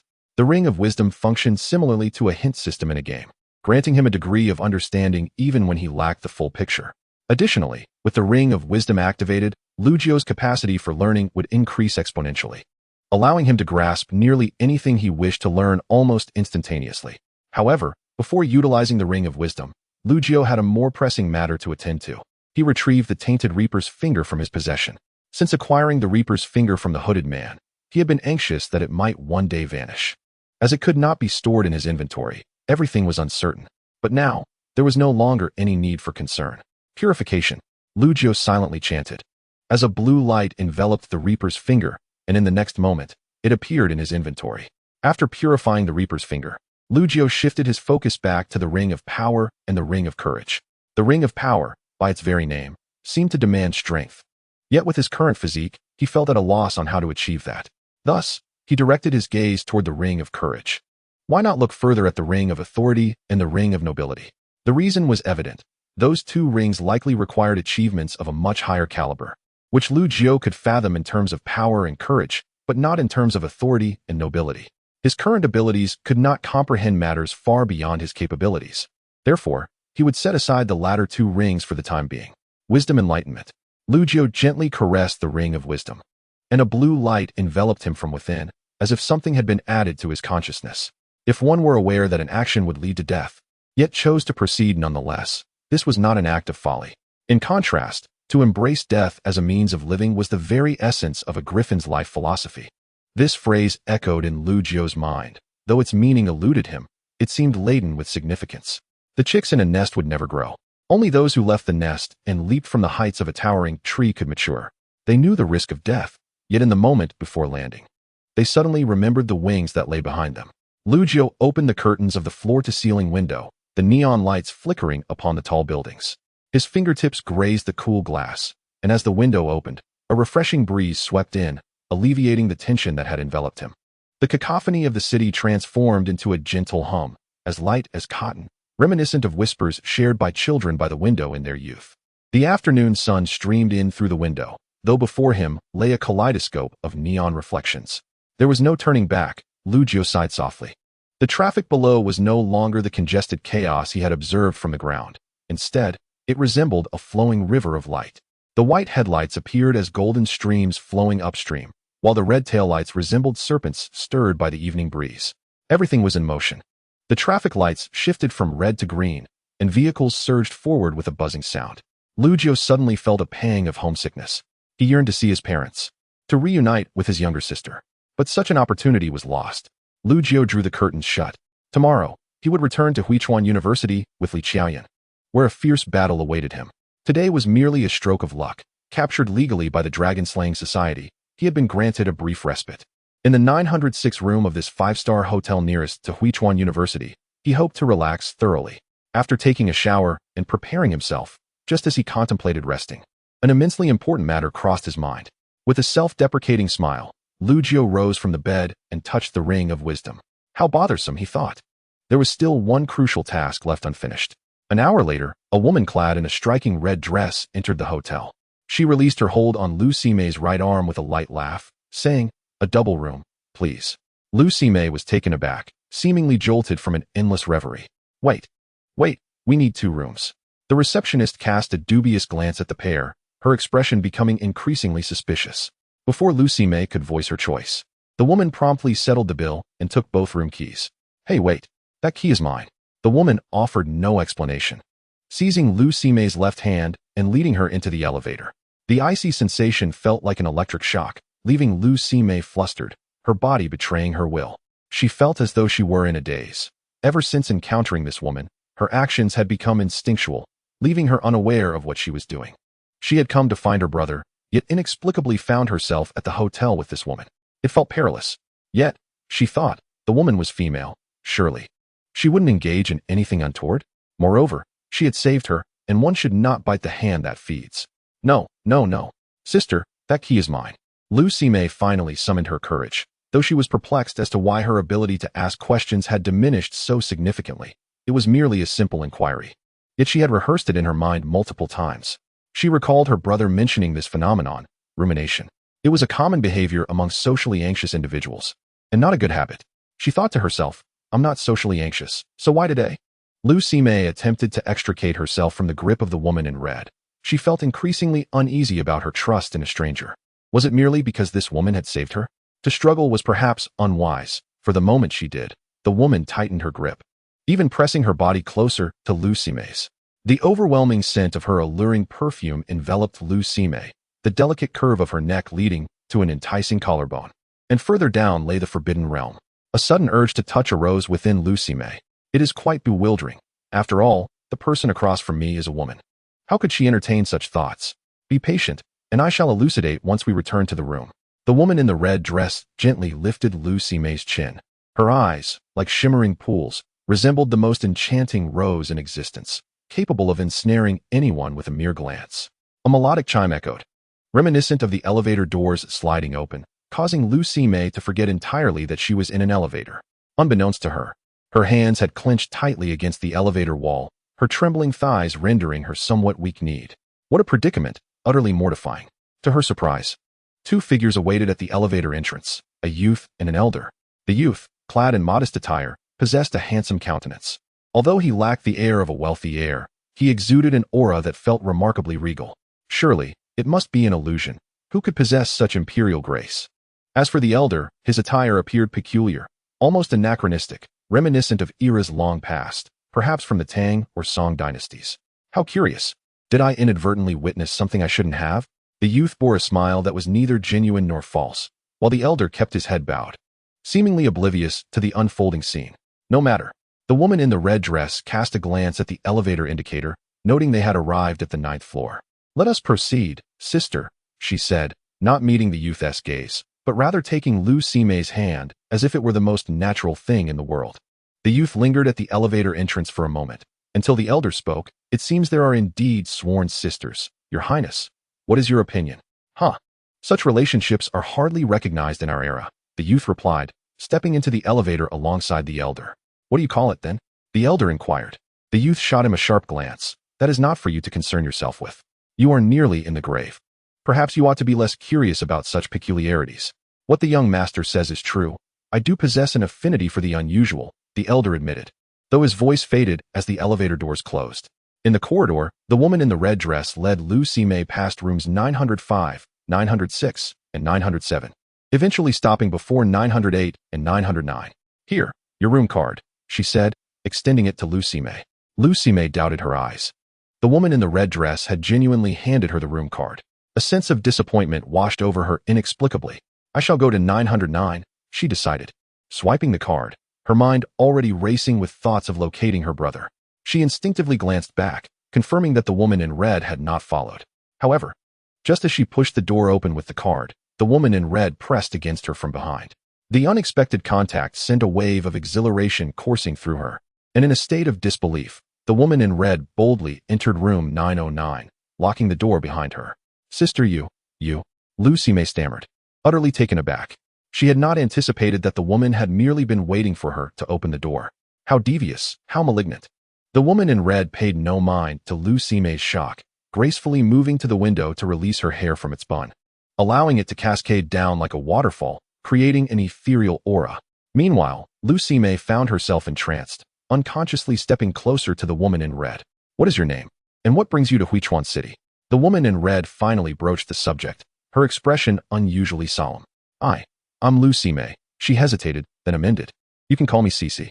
Sime is a beautiful name, the woman in red responded, placing her hairpin on the table and removing her embroidered red shoes, revealing delicate floral patterns adorned with a golden phoenix.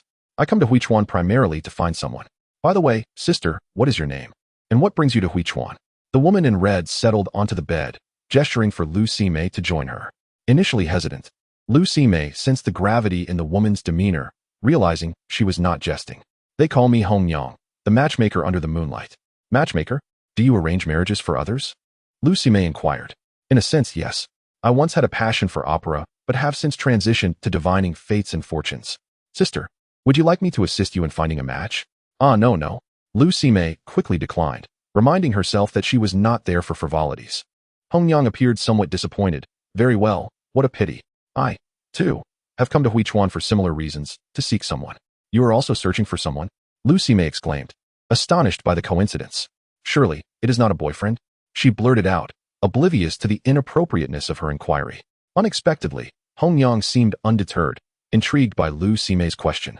Seizing the moment before Lu Sime could process her words, Hong Yang drew her closer. Their skins nearly brushed against each other, their fragrances intertwining in a mesmerizing dance. Lu Sime's heart raced, momentarily forgetting her previous query. A boyfriend? I have no need for such a thing. After all, who says women are inferior to men? She declared, though she admitted that the person she sought was indeed male, regrettably unable to disclose any further details.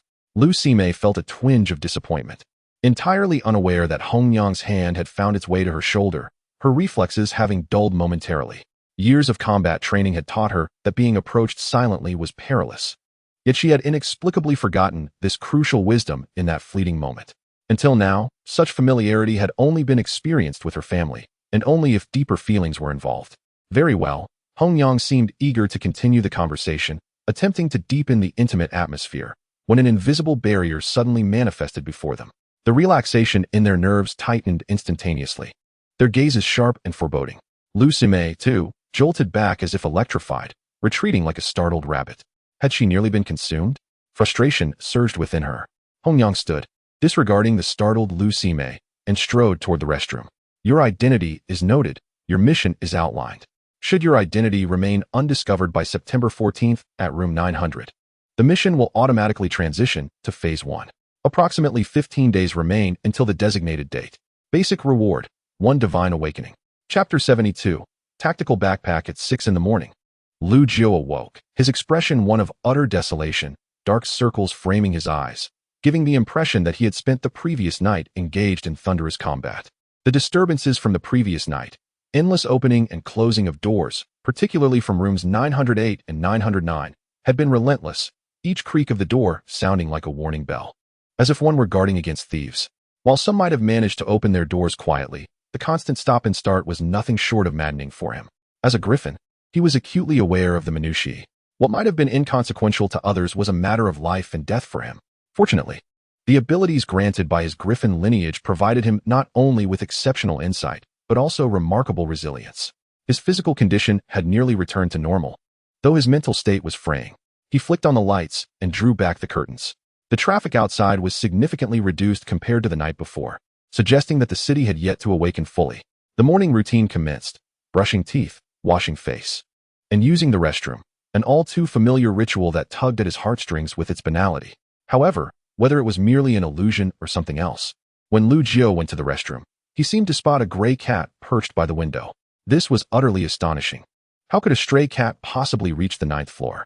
What astounded Lu Jiu even more was that the cat imitated a human and yawned. Good heavens! Lu Jiu suddenly entertained a wild notion and hurriedly secured his half-drawn pants. If not for that, his innocence might have been compromised. Regrettably, the gray cat sighed with regret, lamenting, so close. I could have seen some dried fish. Dried fish. Lu Jiu never anticipated that this insufferable cat had somehow infiltrated his room. And now it was hunting in the restroom. Unbelievable. He picked up a nearby cup and hurled it at the cat. To his surprise, the gray cat reacted with remarkable agility, leaping down from the window and darting out of the restroom. Where do you think you're going? Lu Jiu was no pushover. After days of honing his observational skills, he was determined to catch the feline. Sure enough, he deftly threw a bar of soap, and it struck the gray cat, causing it to tumble clumsily on the floor. Lu Jiu showed no mercy, rushing to the cat's side and lifting it up. Are you happy now? Surprisingly, the gray cat exhibited no fear. Instead, it licked its paws and gazed at Lu Jiu with an innocent look. I'm a good cat. I can warm your bed. Just let me down, and I'll do anything you ask. Realizing his actions had no effect, Lu Jiu cursed under his breath and set the cat down. After washing his face, he finally stepped out of the restroom. You go in for a moment. I need to change clothes. Changing clothes? The gray cat's eyes brightened. Changing clothes sounds fun. I want to see. Not a chance, Lu Jiu retorted, unceremoniously tossing the gray cat back into the restroom and shutting the door. Unlike his usual attire, Lu Jiu donned a black t-shirt and beige straight-leg pants, completing his look with what appeared to be defensive accessories, giving him the air of a university student. In truth, he was wearing a school uniform, though few wore uniforms at school. Encountering a couple of fellow uniformed students might help divert attention and buy him some time. After adjusting his gear, Lu Jiu opened the system interface to check the store for the day. Strength potion, bronze, price, 49 hours, potential fruit, silver, price, 500 hours, tactical backpack, bronze, price, 155 hours. The store still displayed bronze and silver level items, with no higher tier items available. However, the potential fruit caught his eye. An item requiring 500 hours of lifespan was bound to be extraordinary. Lu Jiu quickly perused the description. After a moment, he grasped its significance. The potential fruit enhanced one's physical potential. Its most notable utility manifested after each use of a life potion, where one's potential would significantly decrease. As time passed, the life potion's efficacy would diminish. Essentially, the potential fruit improved the body's resilience to life potions, to the extent that, with sufficient potential, one might only need to consume half a life potion to recover. Additionally, potential itself could enhance various bodily functions and recovery capabilities, truly a remarkable item. Indeed, It was a splendid item, but currently, Lu Jiao could not afford it. His gaze shifted to the tactical backpack. He recalled purchasing a tactical goggles yesterday, and now another tactical team item appeared, priced the same as the goggles. He hoped the complete tactical set would not disappoint him. Perhaps purchasing items with synergies would increase the chances of encountering the same synergy in future refreshes. Lu Jiao decided to buy the tactical backpack. Tactical backpack. Description: an ordinary backpack with no additional utility.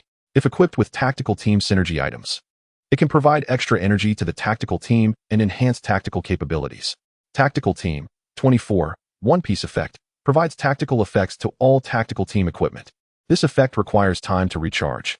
Activated 4-piece effect grants the owner enhanced bodily functions, including speed and strength. The enhancement effect is equivalent to 100 of the owner's attributes. Not activated. The description remained straightforward. Standalone tactical team items were hardly comparable to the Reaper's Claw. At least the Reaper's Claw had Bloodblade, capable of ensuring a kill with a single strike. Tactical team items, however, could prove ineffective if one was unprepared. An attack might not even cause the opponent to flinch. The strength of the tactical team lay in the 4-piece effect. Without it, the tactical team was rather underwhelming.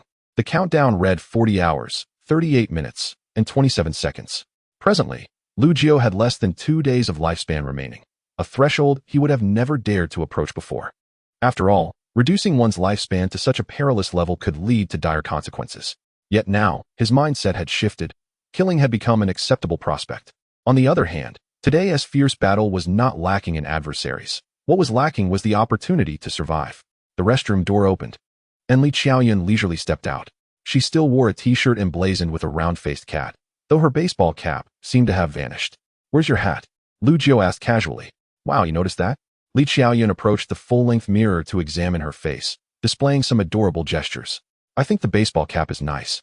But my sister said I looked too childish, so I stopped wearing it." "You originally wanted to wear it? What else would it be?" "Then Li Yambing treats you quite well. At least she's willing to indulge your childishness." "Uft," she scoffed. "If she truly cared, she'd treat me to ice cream every day. This time, I want strawberry yogurt ice cream. It's absolutely delicious." Lu Jiao refrained from responding and countered. "Do you have a plan for dealing with Bei Lu Wuxiu?" "No. Isn't it your responsibility to come up with one?" "I don't have one either. I just feel like there are quite a few people aiming to kill me today. Plans rarely survive contact with reality." Lu Jiao sighed deeply. "Let us go. Whether we live or die, we can only take it one step at a time." The moment he left the hotel, Lu Jiao felt the weight of countless gazes upon him. From now on, he was no longer under the protection of the Dragon Slayer Society. He was alone. Chapter 73, A Chance Encounter. Fireball noticed Lu Jiao and promptly relayed the message to his companions via the walkie-talkie. "He has left the Dragon Slayer Society's territory. He is now alone." "Understood," Speedster replied. "We don't know where he intends to go, but I'll keep following him." "When do we strike?" the giant inquired. "Let us wait a bit longer. This time, there are only 4 of us. Without the boss, we should proceed with caution." Fireball and his trio were operating independently this time, having not communicated with the Elder. To be frank, the business deal had tripled in value, reaching over $1 million. Such a task was enough to drive anyone mad. Yet, despite the lucrative offer, the Elder had still refused. If it weren't for their return phone call, this deal would have fallen through. Over $1 million, when evenly distributed, would amount to several $100,000. The adversary is merely a defeated foe with a few tricks up his sleeve. The 4 of them are more than capable of taking him down. Indeed, as Ba Fu Gu remarked, while we could effortlessly eliminate Lu Jiao, there are many of us present. We can wait for them to strike first, and then make our move to claim the bounty. I have heard that others from Irangu are also in attendance today, though the reason for their presence remains unclear. It may not bode well for us to confront them directly. For some reason, Huiqiu Gu felt a growing unease as he observed Lu Jiao's figure. If they are aware that they cannot contend with him, why does he dare to venture out alone? Perhaps we should inform the elder brother about this matter. If we clarify the situation, he would likely understand. Not to mention, you know how stubborn the elder brother can be. Once he makes a decision, he rarely changes it. The employer is offering $1 million, and he has declined such an easy opportunity, indicating he is already falling behind. Indeed, the elder brother has treated us so well. We ought to reciprocate in some manner, shouldn't we? It is not ideal to always rely on him for strategies. Lu Jiao could distinctly sense the increasing gaze around him. 1 or 2. No, it was more like a dozen or 20. They were no longer pretending. A few individuals were trailing him at less than 10 meters. When Lu Jiao turned to look, they deliberately made eye contact. Clearly, Everyone was aware of his whereabouts, and the people from Irin-gu had shared his location. Lu Jiu understood that his situation was dire, yet he did not falter in his stride. Soon, he arrived at Huichuan University. Upon entering, Lu Jiu noticed a marked decrease in the number of people around him. It was not that there were fewer assassins, but rather that the students of Huichuan University had diminished in number. It seemed that, following yesterday's incident, the Dragon-Slaying Society had issued some directive to the university, resulting in an unusual silence in the lecture halls. Could it be that classes were cancelled today? This thought crossed his mind as he entered the dining hall amidst the astonished gazes of several assassins, purchasing 2 eggs and a loaf of bread. All the assassins were taken aback. Did Lu Jiu not realize that a throng of people wished to kill him? What did it mean that he still sought to eat? Was he preparing for a journey after filling his stomach? Were it not for the concern of losing the bounty, they would have charged at Lu Jiu to end him on the spot. For now, they would allow him to live a while longer. Soon, he would understand his fate. After satisfying his hunger, Lu Jiu did not forget to send a few messages to Li Xiao Yin using the phone of the hooded man. If circumstances permitted, he would have preferred to contact Li Yanbing, but that woman was likely preoccupied with her own troubles. He decided to rely on Li Xiao Yun instead. Lu Jiu? A familiar voice called from the side, and it was none other than Zhou Jin, accompanied by a female university student in sportswear and white sneakers. Cheng Daoji. Lu Jiu opened his mouth to call out their names. He managed to utter Zhou Jin's name. But who was this female student? It was not that Lu Jiu had forgotten, but rather that he had not inquired about her name during their last encounter. No, he had asked for her name, but she had not responded, and then he simply let it slip from his memory. Upon seeing Lu Jiu, Zhou Jin's expression instantly shifted. Just yesterday, he had witnessed Lu Jiu battling with Bei Lu Wuxiu, and now he stood before him, unharmed. Wasn't he taken away by the authorities? How had he emerged? Lu Jiu quickly approached Zhou Jin and whispered, "What are you doing here? Did you? Have you had breakfast yet?" Lu Jiu interjected, turning his attention to Cheng Daoji behind Zhou Jin. As Lu Jiu looked over, Cheng Daoji hesitated, suddenly remembering something, and distanced herself slightly from Zhou Jin. "I was just asking Zhou Jin about you. We happened to run into each other. I didn't seek him out," she explained. Lu Jiu was perplexed by the odd responses to his inquiry about breakfast.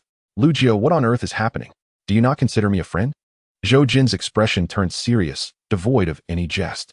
"Hey, let us have breakfast first." "It's on me," Lu Jiu replied, leading the two to the counter to purchase their meals.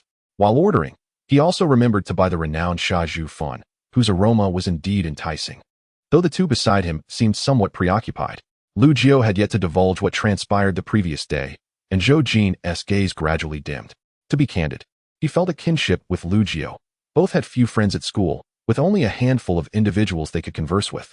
Just a week prior, they had engaged in discussions about global affairs, exchanging thoughts on various prominent international conglomerates, and had enjoyed a spirited conversation. Yet now, merely a week later, Lu Jiu seemed unwilling to share anything with him. Zhou Jin felt a pang of discomfort, uncertain of where he had erred, but Lu Jiu remained tight-lipped. They were friends. If trouble arose, he could certainly assist Lu Jiu. However, Zhou Jin refrained from pressing Lu Jiu too hard. While he believed their relationship was solid, he also respected Lu Jiu's boundaries, hoping that one day he might open up to him. Seated nearby, Cheng Daoji could clearly sense the unusual dynamic between Zhou Jin and Lu Jiu, which made her feel somewhat awkward. At that moment, she regretted inquiring about Lu Jiu's information from Zhou Jin. It had led to a significant misunderstanding. Lu Jiu's refusal to engage with their conversation was undoubtedly a result of some miscommunication. No. How could she have acted so foolishly? If she had known, she would have quietly observed, allowing her to gather more insights without revealing her affections. By the way, are classes canceled today? Canceled? Zhou Jin's expression shifted slightly. Lu Jiu had been taken by the authorities yesterday. How did he come to know that classes were suspended? Had he seen the message sent in the class group last night? But if he had seen the group messages, surely he would have also seen Zhou Jin's message. Why? Then, did Lu Jiu not respond? Zhou Jin began to suspect that Lu Jiu had not received his phone or had not seen the group information. Perhaps his source of information was from elsewhere. Wait, elsewhere? Connecting this thought to what Lu Jiu had said a week prior, Zhou Jin began to formulate a bold hypothesis. Lu Jiu would not suddenly have changed so drastically without a precursor. Right, he often discussed those international conglomerates with me. Some of these large organizations have dark histories, engaging in covert dealings. Could it be that Lu Jiu had formed ties with such conglomerates, possibly belonging to a smaller organization under their umbrella, tasked with certain operations? It seemed that Lu Jiu had indeed been involved in some action yesterday. Professor Peng Gui and had instructed him to bring Lu Jiu back to Huichuan University, intending for him to operate from there, only for him to be discovered in the end. Was it possible that Professor Peng Gui and was also part of this organization? Could it be that the towering entity, standing 2 or 3 meters tall, was Lu Jiu's target? Was Lu Jiu's mission to investigate such bioengineered beings? Zhou Jin began to grasp the situation, and suddenly, everything became clear. Chapter 74. Conversations. Lu Jiu's reluctance to speak directly was undoubtedly intentional. At this moment, could it be that classes had been suspended? Was Lu Jiu about to take action today? Indeed, classes had not been suspended yesterday, yet today they were, which hinted at much. As expected, Zhou Jin had seen through everything. Beside them, Cheng Daoji's expression shifted upon hearing this. Why would Lu Jiu inquire about class suspension? The thought of it made Cheng Daoji gasp. Yes, class suspension. Her schedule was typically very orderly, from a month down to an hour or even a minute. Every moment was meticulously planned. However, this morning, she had encountered Zhou Jin and sought to glean information about Lu Jiu from him. This small diversion had caused her to prioritize her learning schedule less. Furthermore, with classes suspended today, she had lost her sense of urgency to attend, opting instead to engage in conversation with Zhou Jin. Was it possible that Lu Jiu's inquiry held deeper meaning? Alas, she realized that she should have merely remained in the shadows, observing Lu Jiu discreetly instead of confronting him directly. Yet, as a junior, with only 1 year left before graduation, the prospect of pursuing Lu Jiu grew increasingly daunting. After graduation, everyone would part ways, and Lu Jiu would likely leave as well. It would be a profound regret for her to lose him in her university years. Now, Lu Jiu must have noticed her struggle with time management and subconsciously felt that she had a connection with Zhou Jin, leading him to dismiss her entirely.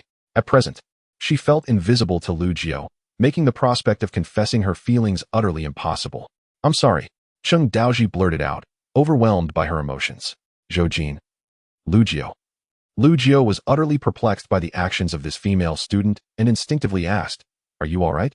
"I'm fine," Cheng Daoji replied through gritted teeth, desperately holding back her tears. She could not afford to cry. That would surely lead Lu Jiu to look down upon her. She had to remain strong. Cheng Daoji, gather yourself. You still have a chance. With relentless effort and learning, there would come a day when Lu Jiu would notice her again.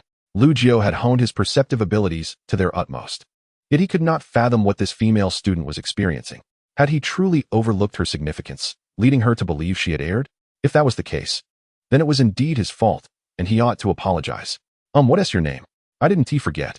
I just didn't catch it the first time you said it, Lu Jiu remarked, jestingly. He hadn't even given her a chance to introduce herself before she had rushed away. My name. Cheng Daoji felt her heart shatter. How could Lu Jiu not know her name? After spending 2 years in front of him, she had often mentioned it, hoping to embed it in his subconscious. Just days prior, he had asked her name. How could he possibly forget? Was it possible that Lu Jiu was deliberately feigning ignorance? Cheng Daoji's heart felt as if it were in ruins. When Lu Jiu had inquired about her name yesterday, it had seemed like an opening for conversation. Today, however, it felt like a farewell. She regretted asking Zhou Jin about Lu Jiu. If she intended to lay her feelings bare, she should have refrained from getting too close to other males, as that would undoubtedly raise suspicions. I'm Cheng Daoji. Despite her reluctance, Cheng Daoji managed to utter her name. Should she stubbornly refuse to speak it? What good would that accomplish? It would only render her more insignificant before Lu Jiu. She had to strive even harder. She must reignite Lu Jiu's interest in her, without fail. Cheng Daoji, right? I recall you often frequent the library, Lu Jiu remarked. A courteous observation. After all, Huichuan University was home to many ambitious students, frequently seen at the library. Cheng Daoji's appearance suggested she, too, was preparing for graduate school and thus likely spent considerable time there. Yes, Cheng Daoji responded, astonished. What did Lu Jiu mean by that? Could it be that he had forgiven her? No, it was not forgiveness. Lu Jiu was merely attempting to ease the tension. After all, she passed by him frequently. He could not have failed to notice her. Suddenly, Cheng Daoji's resolve solidified. So that was it. It appeared Lu Jiu was indeed dissatisfied with her earlier behavior, but, perhaps due to her sincere demeanor, had granted her another chance. How wonderful. Actually, I was in a bit of a rush yesterday, which is why I left so abruptly. No worries, Lu Jiu began, but before he could finish, Cheng Daoji donned a warm smile, exuding the comforting aura of an older sister next door. Lu Jiu was taken aback. How had she anticipated his unspoken words? How did she manage that? His keen insight yielded no conclusions, and he found himself pondering whether he should utilize his wisdom ring on Cheng Daoji. Unbeknownst to him, as he conversed with Zhou Jin and Cheng Daoji. Nearby assassins were utterly bewildered. In this bustling cafeteria, they could only masquerade as ordinary students. Naturally, if they were older, they would disguise themselves as faculty. They yearned to act, yet the crowd posed a significant risk. Any misstep could result in collateral damage, escalating the situation with the Dragon Slayers, leading to their demise. Should they harm innocents, they would be vulnerable to retribution from the forces behind them. Unlike the Zhuang society, they were not monstrous beings who grew stronger through bloodshed. The repercussions of mistakenly targeting the wrong person far outweighed any benefits. On another front, they were in a delicate balance, hesitant to be the first to act. Yet, what were Lu Jiao and Cheng Daoji scheming? Flirting? With so many assassins watching, were they truly attempting to engage in such frivolity? It was madness. They had come to feast upon blood and flesh, not to indulge in sentimental displays. If they continued to flaunt their affections, they would soon find themselves in peril. As a wave of irritation swept through the crowd, a young man clad in a black school uniform and cream-colored trousers, reminiscent of Lu Jiao's attire, approached and took a seat in front of Lu Jiao and his companions. Chapter 75, Bluster? Upon encountering the newcomer, Lu Jiao maintained an impassive demeanor, whereas Zhou Jin's expression shifted noticeably. How could it be this person? The newcomer was Su Feng, a classmate of Lu Jiao and Zhou Jin. Typically, one might expect a certain degree of aloofness between classmates, yet Su Feng had a knack for inciting immediate aversion. He wielded considerable influence within the class. His stature only second to that of the class monitor, though he had few genuine friends. This was primarily due to his indiscreet nature, often inadvertently revealing others' secrets. Zhou Jin recalled a previous incident when their group, led by Lu Jiao, faced a minor conflict with another group regarding the submission of an assignment. As the instigator, Su Feng found himself unable to navigate the situation and even escalated it to the instructor. Consequently, Lu Jiao, as the group leader, bore the brunt of the fallout. He had been entirely oblivious to the issue until the instructor approached him, and even his fellow group members were unaware. It was solely Su Feng who had engaged in confrontation with the other group, ultimately dragging Lu Jiao into the fray. Later, Lu Jiao discovered that Su Feng had carelessly disclosed their group's assignment content, leading to plagiarism by the other group. Su Feng, unable to contend with numerous individuals, had shared their private discussions without consent. The entire debacle stemmed from Su Feng's loose tongue, who then sought to exonerate himself by leveraging the privacy of his group members. While Lu Jiao remained silent, the others erupted in outrage. Thus, when Zhou Jin spotted Su Feng approaching, he had no desire to engage in conversation. However, Su Feng, undeterred by Zhou Jin's reticence, initiated dialogue. Lu Jiao, so you've returned to school. When did that happen? Lu Jiao, relieved to have someone to converse with in order to alleviate his tension and the palpable hostility surrounding him, replied cheerfully, I just arrived. I was away on a study trip a few days ago. A study trip? Su Feng responded skeptically, munching on a bun and mumbling. I recall that there haven't been any study trips recently. Which teacher authorized your outing? Which teacher? Lu Jiao pondered momentarily before recalling. It was teacher Zhao Shuhui. Su Feng continued. I remember he took leave last night. Who knows what for? The conversation shifted as Su Feng inquired, by the way, who is she? He was referring to Cheng Daoji. Cheng Daoji, unsure of how to respond, found herself at a loss for words. Zhou Jin's expression darkened. Su Feng's indiscretion could lead to their secrets being exposed, potentially making headlines the following day. Su Feng, you haven't submitted your group project yet. What brings you here? Zhou Jin interjected. Oh, don't mention it. They're too slow. They keep saying I'm lagging behind, not realizing it's them who are dragging their feet. Su Feng retorted impatiently, pressing further. So, who is she? Zhou Jin, unable to contain his frustration, snapped. We are discussing matters. Could you please not interrupt?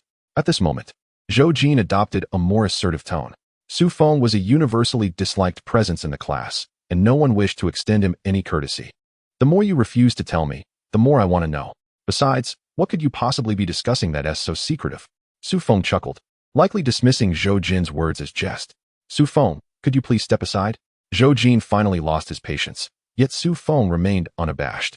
Many in the class felt as if their efforts to confront him were futile, akin to striking cotton. No matter how hard they tried, he seemed unaffected. This trait of Su Feng was particularly irksome. Despite the clarity of their message, he continued to act as if they were merely joking, stubbornly encroaching upon their space. Oh, come on, Zhou Jin, just tell me. Miss, what is your name? Su Feng, realizing he could glean nothing from Zhou Jin, redirected his attention to Cheng Daoji. Cheng Daoji glanced at Lu Jiao and silently shook her head. I won't say anything. Lu Jiao, Zhou Jin, and Su Feng were all somewhat baffled by Cheng Daoji's intent. While Zhou Jin and Lu Jiao were accustomed to her peculiarities, Su Feng's curiosity only intensified. Miss, I'm merely asking for a name.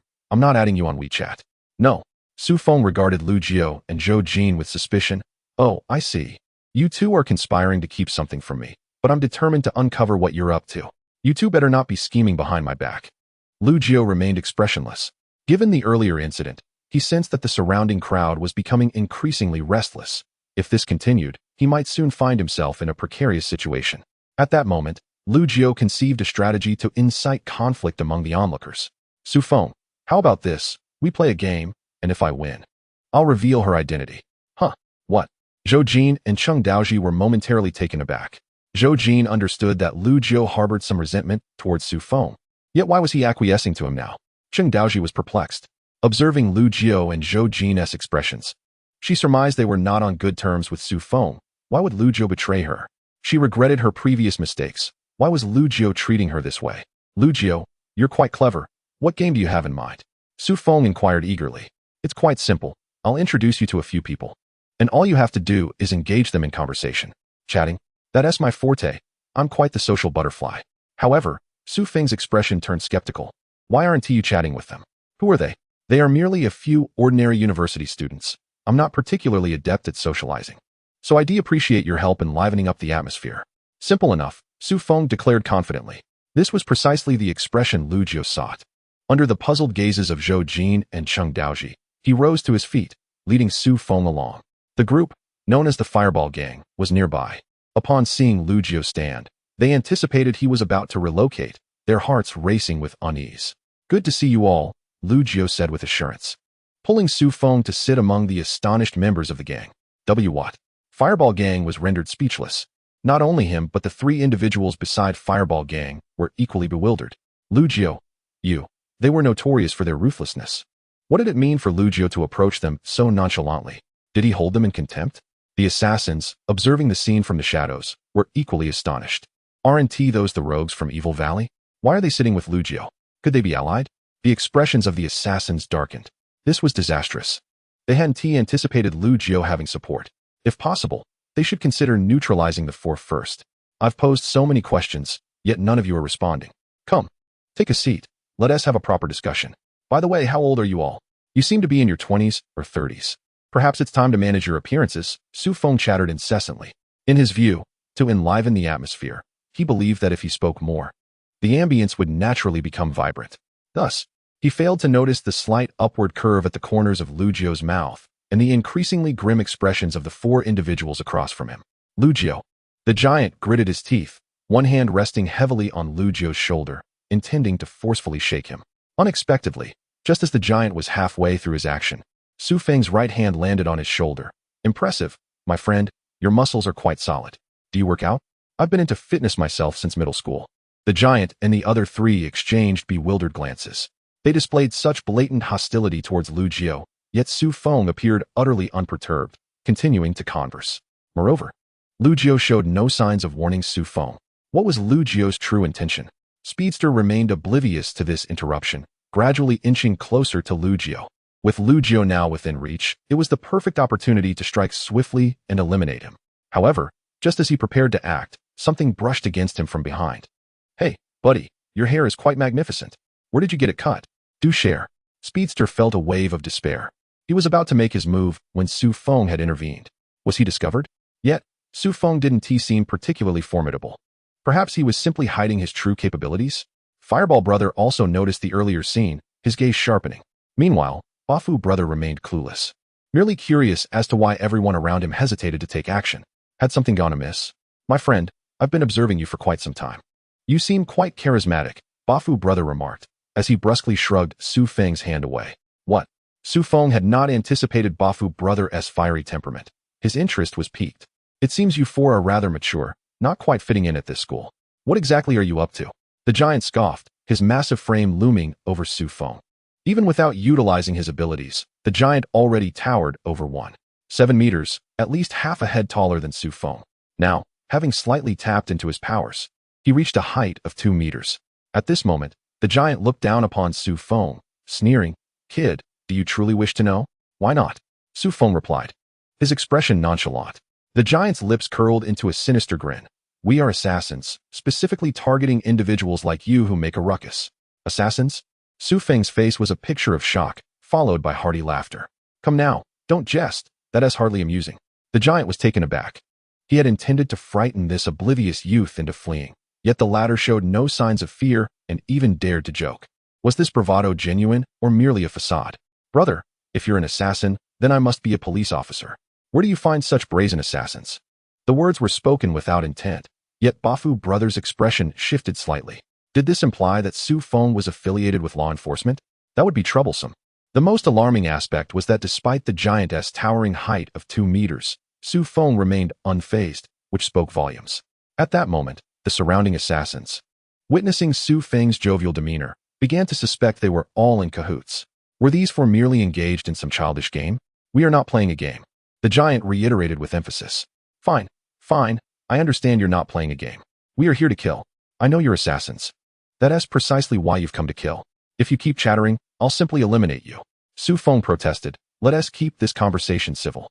Resorting to personal attacks isn't appropriate. Listen, I genuinely wish to converse with you. What is your intent? Huh. The giant chuckled. I'll give you one last chance. I intend to kill Lu Jiao, so if you know what is good for you, step aside. Upon hearing this, Su Feng found it even more amusing. Kill Lu Jiao? Ha ha. He pointed at himself. Don't jest, my friend. Come and try to kill me first. It is now the 20th century, my friend. Engaging in such lethal games is rather dull. It would be more entertaining to play some games back in the dormitory. To be honest, I merely came to chat with you. If conversation isn't your thing, we could play a game together. Do you have a favorite? The giant was at a loss. He could not comprehend Su Feng's intentions. After exchanging glances with the others, a decision formed in their minds. The next moment, he raised his hand, delivering a colossal slap that sent Su Feng sprawling. At that very instant, Lu Jiao's phone vibrated, signaling an incoming message. Chapter 76. Action. In an instant, the hidden assassins seemed to receive a collective command, rushing forward. They had no idea why the giant had struck Su Feng. They simply needed to take action. With so many of them, Lu Jiao and his companions were within striking range. Targeting Lu Jiao would suffice, as the resulting shockwaves could harm the others. However, everyone missed their mark. Just as Su Feng was sent flying, the momentary distraction allowed Lu Jiao to vacate his position. By the time they charged forward reflexively, Lu Jiao had already relocated. Thus, the scene transformed into a chaotic melee between the 4 members of Beilu Wuxiu and the other assassins, with Lu Jiao's whereabouts remaining elusive. Most of these individuals believed that Beilu Wuxiu had some connection to Lu Jiao, prompting them to strike first at Beilu Wuxiu, while many were disoriented. A select few with honed mental acuity remained focused. From the outset, their target had been Lu Jiao. They would not prioritize eliminating his allies merely because he had gained some support. They had observed everything unfold, and now, these individuals had locked onto Lu Jiao's location, unleashing a barrage of abilities. Superpowered individuals, not just 1 or 2. Despite Lu Jiao having previously underestimated the strength of these opponents, he was taken aback by the sheer number of superpowered beings present. Clearly, his combat effectiveness had been reassessed. Those pulling the strings would not dispatch mere cannon fodder to their demise. But what did that matter? In an instant, tactical goggles and the Reaper's claws were equipped and ready for battle. The next moment, with a mere raise of his hand, Lu Jiao unleashed a formidable bloodblade, effortlessly intercepting the incoming assaults. The sound of explosions and chaos rapidly dispersed all present. The cafeteria was filled with college students. They had never witnessed such a spectacle. A towering figure nearing 3 meters, a fireball thrower, and a speedster who moved as if teleporting. Were these truly human? Blood. Run, run. Everyone fled the cafeteria in a frenzy.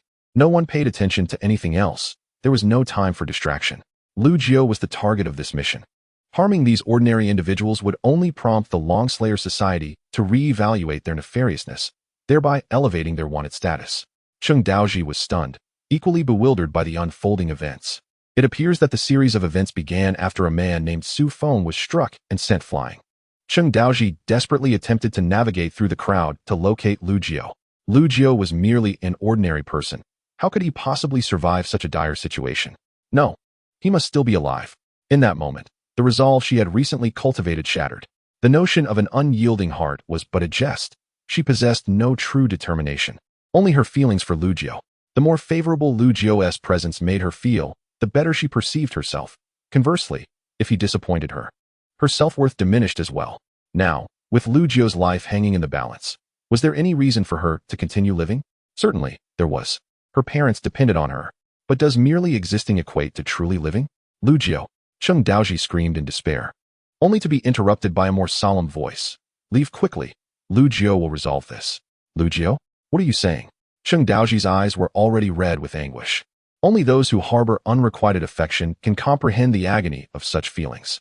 The sensation of following someone secretly for 2 years, being cautious each time their eyes met, is a memory that lingers painfully. After finally mustering the courage to seek a deeper connection, Lu Jio leave. Don't wait. With that, Zhou Jin attempted to forcibly pull Cheng Daoji away. Having witnessed the battle from the previous day, Zhou Jin recognized that Lu Jio's capabilities transcended that of an ordinary human. He could undertake tasks independently, his strength far exceeding what Zhou Jin had imagined. He could not recklessly charge in as he had the day before. He understood that a better course of action was to retreat, the farther the better. I won tea. Cheng Daoji shook off Zhou Jin's grip. The overwhelming despair crashed against her heart, akin to a devotee who has lost their deity, their spirit bereft of solace. Just then, a blood blade detonated beside them, and as the smoke cleared, Cheng Daoji beheld a figure she recognized all too well. Lu Jio. Indeed, she was certain of her recognition. Despite the blurring speed of his movements and her difficulty in discerning his actions, she was unwavering in her belief that it was Lu Jio. She was about to pursue him when Zhou Jin interjected. Lu Jio is here on a mission. He is to confront these bioengineered beings. We cannot intervene. Bioengineered beings? What are those? We must leave. Zhou Jin, unsure why he felt compelled to share this with Cheng Daoji, had initially resolved to keep Lu Jio's circumstances a secret, even at the cost of his life. Yet the intensity in Cheng Daoji's gaze was something he had never witnessed in anyone else. It radiated an unwavering determination, as if she would follow him to certain doom. He could not decipher that emotion. He could only trust his judgment that she would not jeopardize Lu Jio. Hurry. This time, Cheng Daoji did not hesitate and decisively exited the cafeteria. Lu Jio was oblivious to the external chaos. His opponents were superpowered beings. Any leniency on his part could result in his demise. The blood blades were unleashed incessantly. In less than 3 minutes, his energy had dwindled from full to nearly depleted. At this moment, he could scarcely wield another blood blade, for it had run dry, indicating a 60% reduction in his strength. He could only rely on the identity badge of the Griffin for close combat. After a fierce exchange, Lu Jio was struck, his body propelled backward. Rising slowly from the corner where the wall met the floor, Lu Jio exhibited no sense of impending defeat. Instead, a smile graced his face. The frenzied flurry of blood blades was not aimless. Each strike had been meticulously calculated via the Griffin identity badge to maximize damage. The corpses strewn about attested to the accuracy of his calculations. In the next instant, Lu Jio pocketed his hand and slowly retrieved a vial of strength potion. Countdown: 205 hours, 49 minutes, 59 seconds. Chapter 77, Steel Plate Hero. Observing the countdown on the system screen, Lu Jio smiled. His lifespan had initially been around 40 hours. But having killed 3 foes during the recent battle, he had effectively extended it. Concurrently, he had also purchased a strength potion with his lifespan. Everything he executed was not spontaneous, but rather meticulously planned. When he mentioned to Li Qiaoyan that he had no plans, it was merely a ruse. In the face of such relentless pursuit, who would dare to operate without a strategy? It is impossible. Everyone has a plan, though not everyone is willing to disclose it. He did not reveal the entirety of his strategy. He merely informed Li Qiaoyan of her necessary actions, leaving the rest to his solitary execution. Regarding killing, if you attempt to take my life, I shall assuredly retaliate. If a dozen or more of you seek to end me, then I shall reciprocate by eliminating your number in kind. Who claims that prey will forever remain prey? A skilled hunter can seamlessly oscillate between the roles of hunter and hunted, for it is this tension of identity that enthralls desirable prey. Gulp. Under the gaze of the onlookers, Lu Jio consumed the strength potion, and a warm surge coursed through his body. In that moment, he felt capable of shattering the wall behind him with a single punch. This overwhelming sense of power began to intoxicate him. 10 minutes. The strength potion lasts 10 minutes. Within this time frame, his strength would increase by 50%, enabling him to reap the lives of most present. What did you drink? Shouted an enraged assassin. They could evidently sense Lu Jio's newfound power. Altogether, don't give him a chance. As the crowd barreled toward him, Lu Jio merely stepped down, causing the tiles beneath him to shatter under the strain. The formidable force with which he struck the ground imparted immense weight to each step, while his speed simultaneously surged. Boom. Lu Jiao nearly teleported behind one of the superpowered beings, concentrating his strength into a punch. The sheer force tore through the air, creating an invisible shockwave that erupted from his fist. The assailant's vision blurred, and Lu Jiao's figure materialized before him. Yet, instead of the anticipated joy of vanquishing Lu Jiao, he was met with a fist imbued with tremendous velocity. Suddenly, the attacker was engulfed in darkness, acutely aware of a powerful centrifugal force in his abdomen that jolted every nerve. But it was futile now, accompanied by the splatter of teeth, blood, and saliva. The attacker was flung through the air in a perfect arc. The horizontal component of velocity Vx equals the initial velocity, V0 multiplied by the cosine of the angle between the initial velocity and the horizontal direction. Of course, Lu Jiao did not calculate this. Upon confirming that his lifespan had increased, he charged at the next individual. At that moment, a phrase echoed in his mind. Killing an ordinary person grants 3 days of lifespan, while eliminating a superpowered being yields additional time based on their strength.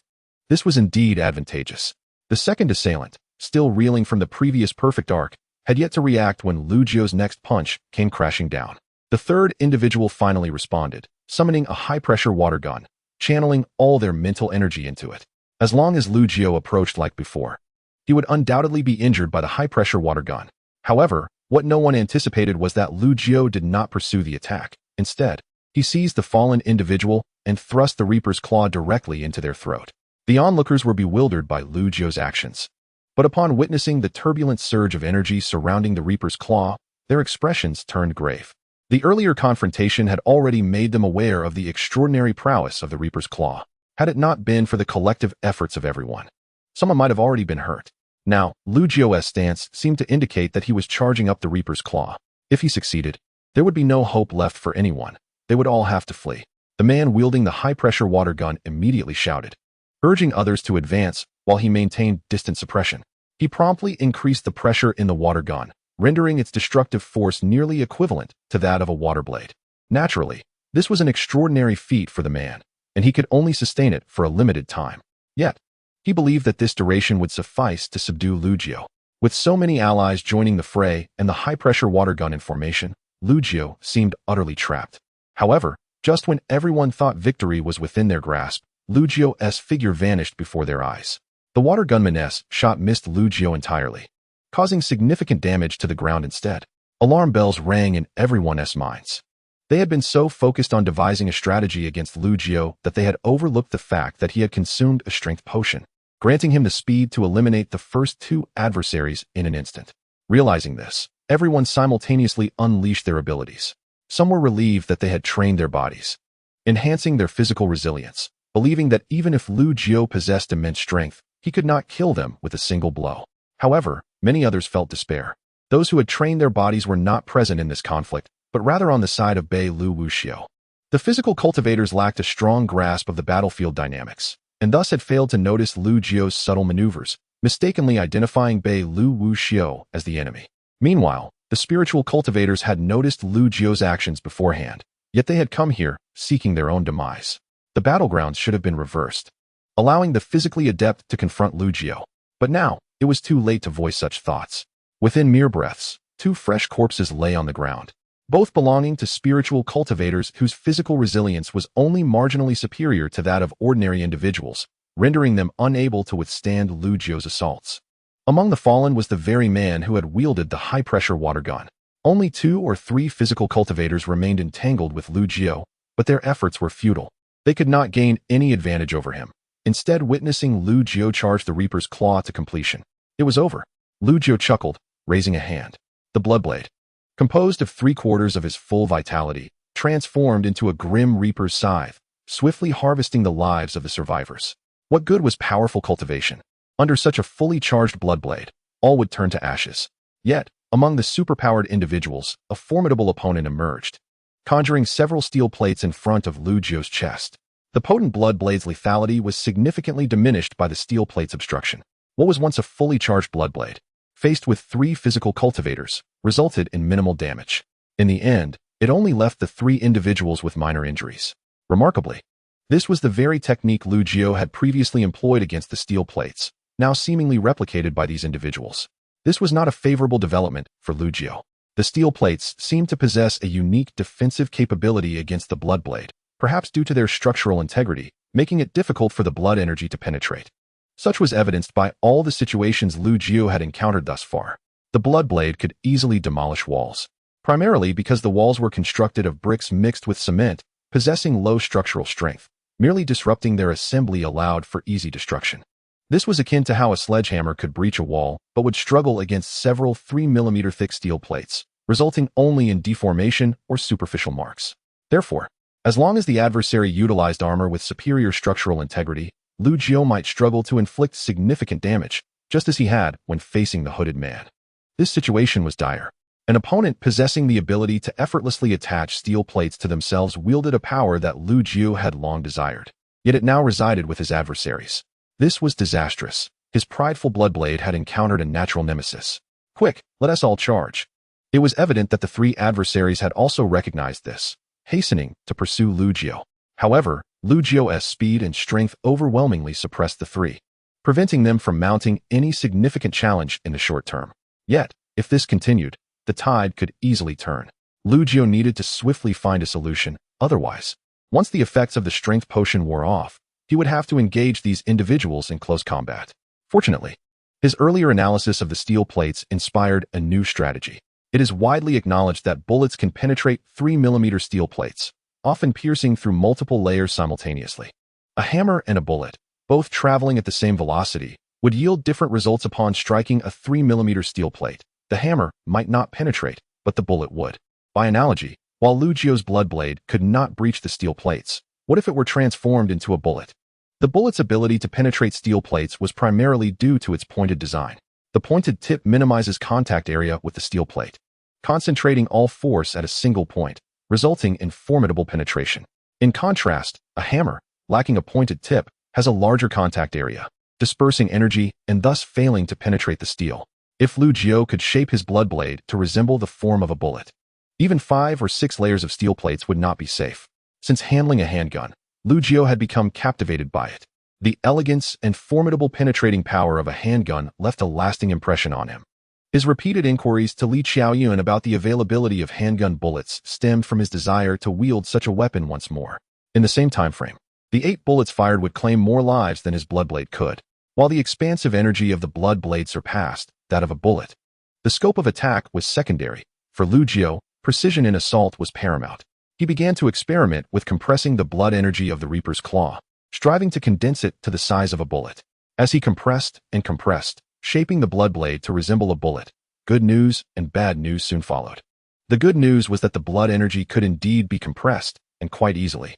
The bad news was that no matter how much the blood energy was compressed, it could not achieve the effect of a pointed bullet. Even when reduced to minuscule proportions, it retained the form of a blood blade, and could only be compressed to the size of a palm. Further compression seemed impossible. Lu Jiu felt a twinge of regret.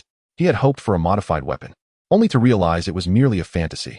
Nonetheless, it was nearly sufficient, as long as the blood blade could be compressed to a small enough size. Its lethality would remain formidable. With a swift motion, he launched the blood blade.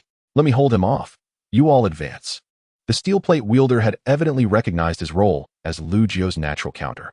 Without hesitation, he conjured steel plates before him. However, before he could devise a strategy to counter the blood blade while coordinating with the other attackers, a small hole appeared in the steel plate before him. His countenance turned exceedingly grim. He struggled to lower his head, gazing at his wound, which was gushing blood in a gruesome manner, his eyes filled with disbelief. Hadn't he managed to block it before? Why was he unable to do so this time? Moreover, wasn't Lu Jiu's first strike supposed to be the most formidable? The potency of the second strike should have diminished significantly, making it easy for him to deflect. Yet, why were the two individuals preparing to besiege Lu Jiu so astonished? Lu Jiu had effortlessly dispatched the contestant who was supposed to have an advantage over him. How could this be possible? Upon realizing this, the two could not help but feel a sense of retreat. They had come to eliminate Lu Jiu, not to be eliminated by him.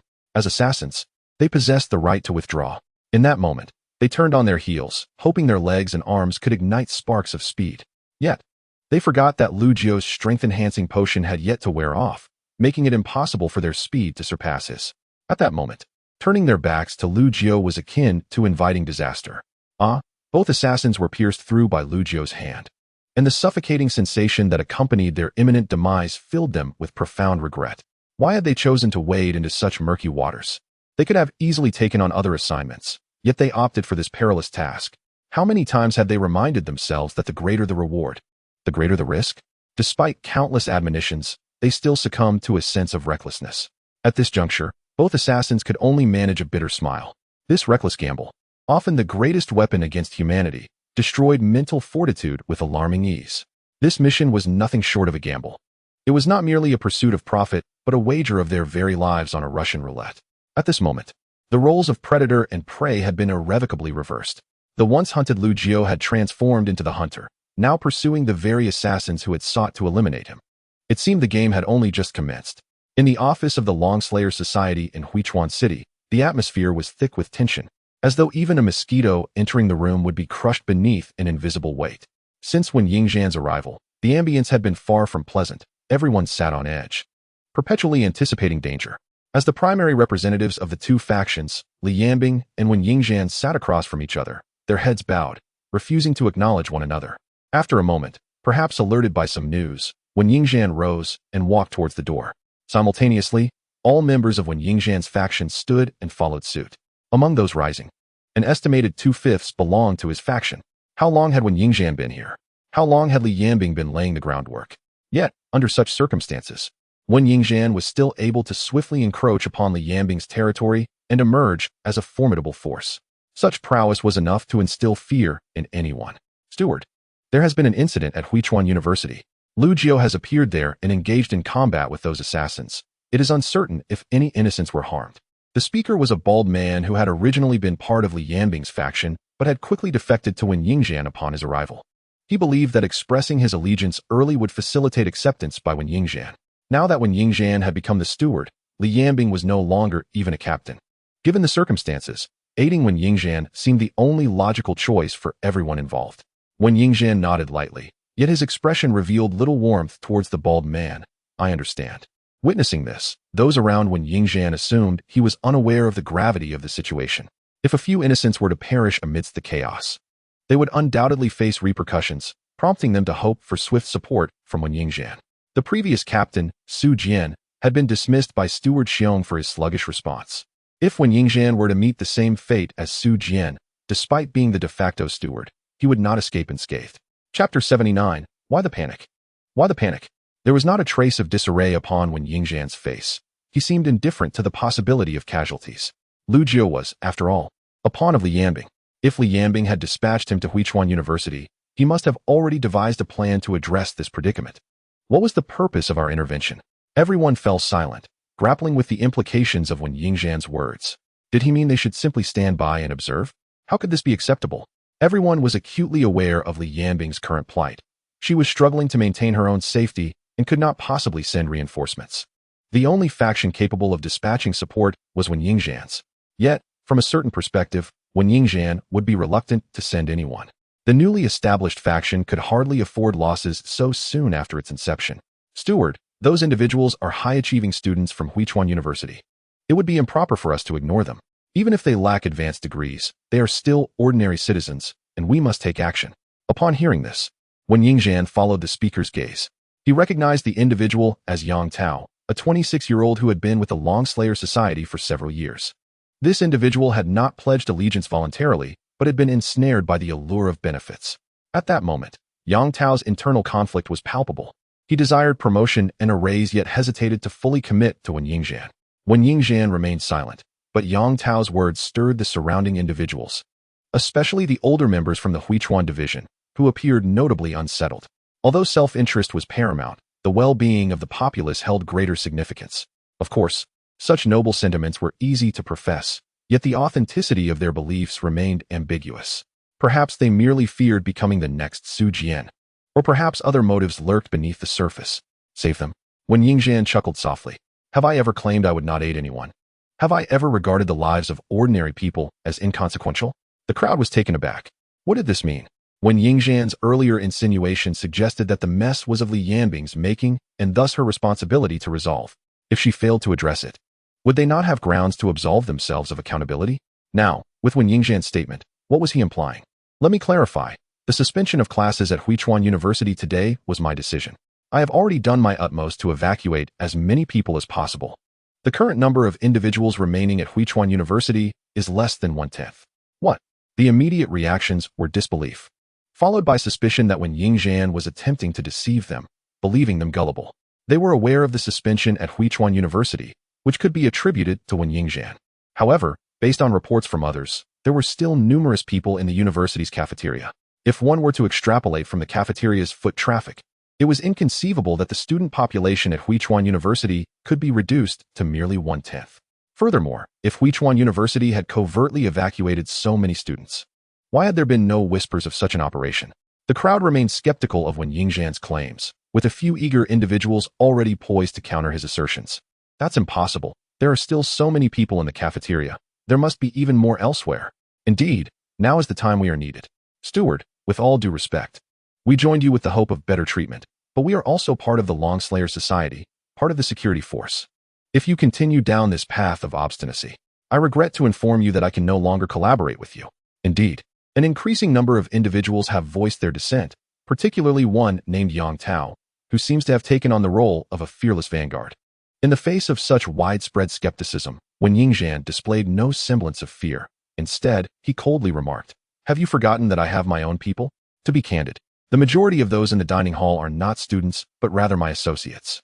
The crowd was momentarily rendered speechless, at a loss for words. It dawned on them that Wen Yingxian's inner circle had infiltrated the cafeteria of Huichuan University. This realization implied that Wen Yingxian had long been aware of Li Yanbing's actions and had devised corresponding strategies. Such foresight was indeed formidable. The anger that had simmered within everyone was swiftly extinguished. Just moments ago, they had assumed Wen Yingxian was anxious about the stability of his power and viewed ordinary individuals as expendable pawns. Now they comprehended the truth. Wen Yingxian had never regarded ordinary people as mere pawns. He had meticulously orchestrated everything, while they, in their short-sightedness, remained oblivious. "Ladies and gentlemen, I believe you are now acquainted with the true nature of Li Yanbing," someone spoke up. "Indeed, after working together for over a year, I never imagined Li Yanbing to be such a treacherous figure. It was widely known that Li Yanbing had graduated from a prestigious university and had been selected for an internship at the Dragon-Slaying Society even before completing her studies. At merely 23 years of age, if such a person continued to remain with the Dragon-Slaying Society, it would render the organization's existence meaningless." The crowd's indignation surged, and they all became acutely aware of Li Yanbing's true colors. Their allegiance to Wen Yingxian solidified further. Upon observing this, Wen Yingxian chose not to linger on the topic. Turning his attention to the bald man, "I understand your eagerness to achieve merit, but accolades are not obtained in such a manner." The bald man appeared somewhat embarrassed. It was said that Wen Yingxian was rather straightforward, rarely concealing his thoughts. Yet he seemed to have taken a bold step by directly calling him out in front of so many. The onlookers were equally perplexed. "My intention is to convey that your approach is misguided. However, I happen to have a task for you," Wen Yingxian stated, placing a prepared sheet of paper into the bald man's hands. "Soon, assistance will undoubtedly arrive at Lu Jiu's side, and you will need to take action. Your abilities are nearly on par with a team leader.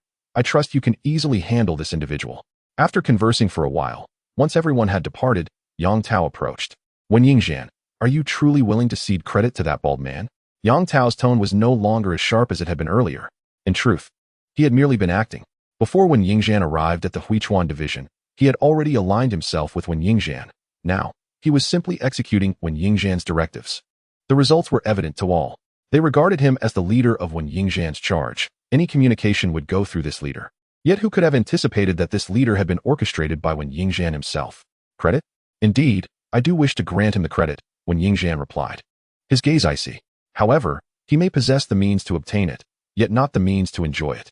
A thankless individual is seldom afforded further opportunities. Our task is to extract his value thoroughly. Countdown: 350 hours, 55 minutes, and 35 seconds. The effects of the strength potion had already waned by half, and Lu Jiu had cleared a designated area. However, what awaited him was no longer good fortune, but rather the onslaught of numerous adversaries. The 5 elites from Beilu had elucidated the situation, and along with them, over 20 assassins sought to eliminate Lu Jiu. Yet, even in the face of such numerical superiority, Lu Jiu showed no sign of retreat. His Reaper's Claw had fully charged, and the strength potion still had some duration left. He was in his prime, devoid of any fear of those opposing him. In an instant, Lu Jiu pivoted, leaving only an afterimage in his wake as he vanished from the vicinity of the shadow. Now meters away. Given that he was in his prime, why would he not flee at this moment? To await death? Chapter 80. The cannonade. Fleeing was indeed part of Lu Jiu's strategy, even with the strength potion enhancing his power by 50% for a brief 10 minutes. He could not contend with so many foes simultaneously. Although some among them were ordinary individuals, each bore a fierce demeanor, undaunted by the tools Lu Jiu wielded. The majority were superhumans, their powers unpredictable, and their strengths varied. Should Lu Jiu charge forward, the likelihood of misjudging the weak for the strong loomed large, leading to his demise at the hands of chaotic abilities. Lu Jiu is fleeing, someone shouted, prompting the 20 or so assassins to surge towards him as if they had caught sight of millions in bounty. Unfortunately, Lu Jiu's speed was indeed remarkable, and those in pursuit could not keep pace, forced to watch from a distance. Someone exclaimed, Lu Jiu's speed has decreased. He must be fatigued. Everyone hurry. Indeed. Compared to his earlier pace, Lu Jiu's current speed had diminished considerably, suggesting exhaustion had set in.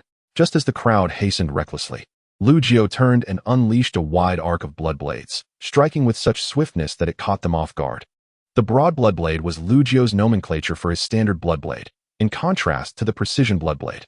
Moving forward, Lu Jiu would utilize blood blades in two distinct manners, easily distinguishable from one another.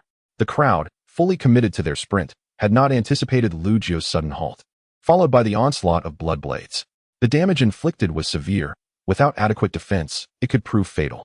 As expected, before anyone could react, 5 or 6 assassins had met their demise, their eyes filled with the wrath of betrayal. Countdown: 495 hours, 1 minute, and 48 seconds. Observing the surge in his lifespan, Lu Jiu's lips curled into a smile. This was the exhilarating feeling he coveted, the intoxicating rush of rapidly accumulating life force. Kill. Eliminate them all. They are all sources of usable lifespan. Once they are eradicated, I can purchase everything when the shop refreshes. Quick, scatter. Befuge exclaimed, seemingly aware of Lu Jiu's intentions. Following the Bloodblade's arc, the stationary Lu Jiu had indeed vanished, now racing towards building number 5. The 5 elites from Beilu exchanged glances, their expressions darkening. They quickly recalled the scene from yesterday when Lu Jiu had unleashed a Bloodblade. At that moment, their instinct had been to evade, but the corridor of the academic building was narrow. Evasion was impossible. Thus, with the assistance of an older gentleman, they had been forced to endure the blow. If today, Lu Jiu were to reach the corridor of the academic building as he had the previous day, they would have no choice but to endure the Bloodblade once more. This was a precarious situation. Yesterday, with the older gentleman's presence, the Tai Chi technique could mitigate the force, yet today, no such support existed. With only these unremarkable individuals by their side, it would ultimately lead to their collective demise. Beilu Wuxiu exchanged a glance, their footsteps suddenly slowing as they detached themselves from the main group, seeking an opportune moment to approach Lu Jiu. They observed from behind, waiting for the assassins to deplete their strength before they would naturally follow suit. These individuals, lacking any strategic foresight, rushed recklessly forward, disregarding their own safety. Once these fighters had exhausted Lu Jiu to a certain extent, they would strike, certain to capture him. Lu Jiu, aware of Beilu Wuxiu's movements, began to speculate on their intentions. As the most formidable among the pursuers, their abilities complemented one another seamlessly. Despite the presence of a dozen or so attackers, they were unlikely to eliminate Beilu Wuxiu in a short span of time.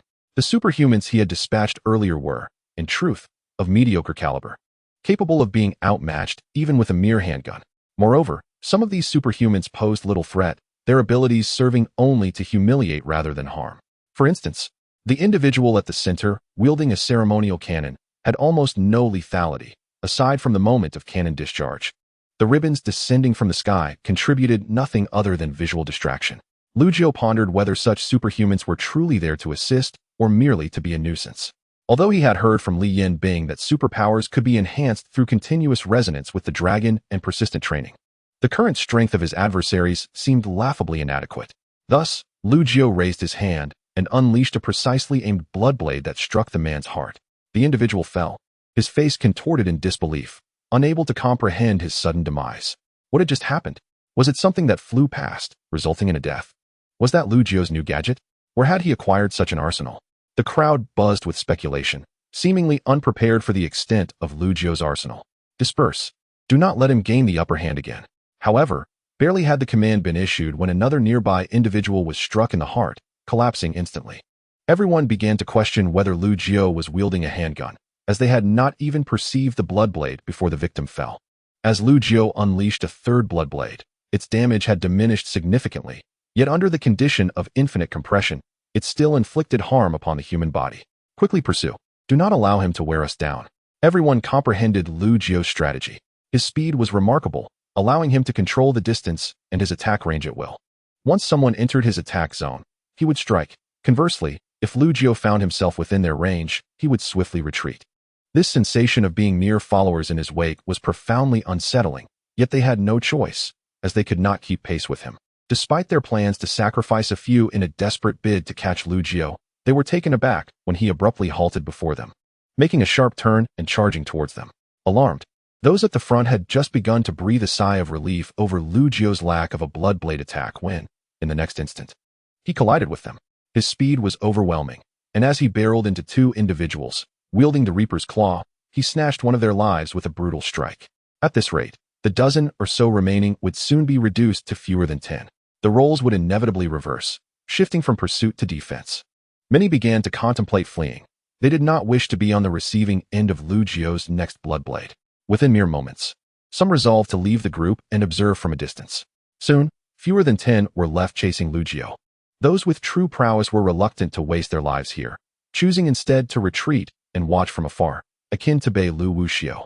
9 individuals pursued Lu Jiao, entirely oblivious to those who had previously broken away. Most were recent awakeners of superpowers, each eager yet clueless about their own abilities, while others were mere amateurs hoping for a stroke of luck. This fundamental ignorance was the root of their impending failure. A gathering of inept contenders. Lu Jiao speculated that a single wide-ranging blood blade would suffice to eliminate the majority of them. With this thought in mind, he seized a corpse from the ground and continued sprinting towards the number 5 teaching building.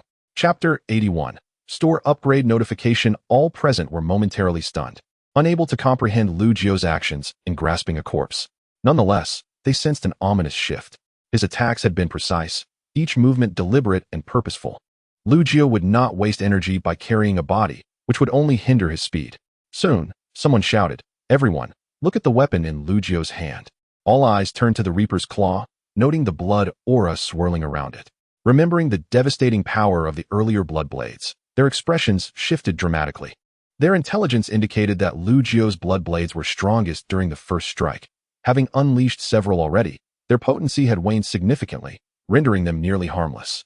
This was why they had sought to close in on Lu Jiao for a final confrontation. Now, however, Lu Jiao's actions suggested he was charging his weapon, and it appeared he was nearing completion. If Lu Jiao harnessed the blood energy from the Reaper's Claw, his next blood blade could very well spell doom for them. Hurry! Do not let Lu Jiao succeed. The speaker was taken aback when, upon glancing back, he realized that the 9 had dwindled to just 4. The remaining 4 turned to see the emptiness behind them. Not good. Run. No one wished to become fodder, and as such, these would-be cannon fodder, realizing their own limitations, hesitated. Why remain here to meet their end? As they fled, Lu Jiao was far from pleased. After pursuing them for so long, one might think he had stolen their girlfriends. Now, they simply decided to run. This was intolerable for Lu Jiao. With this in mind, he executed a sharp turn, a complete 180, and charged towards the fleeing 5. When they turned, their souls nearly left their bodies. Lu Jiao was closing in. Panic-stricken, they ran for their lives, fearing for their very existence. Many surpassed their previous sprinting speeds, likely qualifying for international accolades. A few even stumbled, tripping in their desperate haste. The charging completed, Lu Jiao smirked, nonchalantly unleashing a wide-ranging blood blade. Blood splattered in all directions. Countdown, 1,072 hours, 34 minutes, and 12 seconds. At that moment, Lu Jiao's lifespan had extended by over 40 days, unprecedentedly long. Such a terrifying lifespan allows him to acquire numerous items. If it weren't for the store's daily limit of 3 items, Lu Jiao would have already become invincible. Meanwhile, a system prompt echoed in his mind. Store upgrade progress at 107210000. Upon reaching the store's lifespan limit of 10,000 hours, he could choose whether to upgrade to a bronze-level store. It is important to note that upgrading the store will alter item prices, but the probability of acquiring high-quality items will increase. The refresh rate for bronze-level items will slightly decrease, while that for silver-level items will slightly increase, unlocking golden-level items. Moreover, upgrading the store will unveil new functions. Lu Jiu stared at the system panel in astonishment. He had previously thought his misfortune was the reason he couldn't procure golden-level items. To his surprise, it was not his lack of luck, but rather the absence of golden-level items in the inventory. With over 1,000 hours of lifespan, he no longer needed to consider prices when purchasing bronze-level items. However, silver-level items posed a dilemma. After all, the price of a potential fruit was as high as 500, while the Reaper's dagger cost only around 200. Thus, determining the price range for silver-level items was quite challenging. At this moment, Lu Jiu pondered a significant question. Should the store be upgraded? With the Reaper's finger, a bronze-level item, he could already wreak havoc. Was it truly necessary to upgrade the store? If he proceeded with the upgrade, the prices might increase, and the cost of bronze-level items could soar to that of silver-level items. If he refrained from upgrading, he could continue to purchase items freely within the current store, acquiring any bronze-level item he desired. Perhaps he might even find another artifact akin to the Reaper's finger among them. However, he quickly dismissed this notion. The Reaper's finger was already an anomaly among bronze-level items, and finding another such item would be nearly impossible. The best explanation for his current situation was his tactical goggles. As a bronze-level item, the tactical goggles proved to be of little use. To date, Lu Jiu had not employed them effectively since their application was exceedingly limited, likely yielding utility in only 10 out of 100 battles. Additionally, Lu Jiu was aware that the immense lethality of the Reaper's finger stemmed from his own capabilities. The same item wielded by the hooded man would scarcely yield a fraction of its potential. Yet in his hands, it unleashed a power far beyond what a bronze-level item should possess. Techniques such as wide-area blood blades, precise blood blades, controlling the blood chi gauge, and retrieving corpses for mobile health packs were all feats he executed. Without relying on the inherent abilities of the Reaper's finger, he would not have achieved such strength. Thus, Lu Jiu could even afford to be proud. It was not the Reaper's finger that was formidable, but rather himself, his identity card. The insight granted by the Griffin allowed him remarkable precision.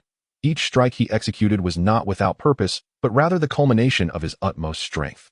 Returning to the earlier question, should the store be upgraded? Yes, it is imperative. Even if it leads to increased item prices, he must proceed with the upgrade. He had a mission to fulfill, and the next assassin might be exponentially stronger than the current one. He simply did not have the luxury of time to collect bronze-level items. He needed to unlock golden-level items swiftly. Only then could he withstand the forthcoming onslaught. Of course, alongside the increase in lifespan, Lu Jiu also had to remain vigilant about one crucial matter, the trial that awaited him that night. Should he fail the trial, he would lose a significant portion of his lifespan, which would be nothing short of a tragedy. Therefore, regardless of what transpired that evening, Lu Jiu had to emerge victorious. A loss would drastically diminish his resources, and without sufficient items the next day, his survival would be in jeopardy. The 20-some assassins of today were merely the beginning. Tomorrow, they would only grow stronger. As long as there was a day he did not purchase items from the store, that day would mark his demise.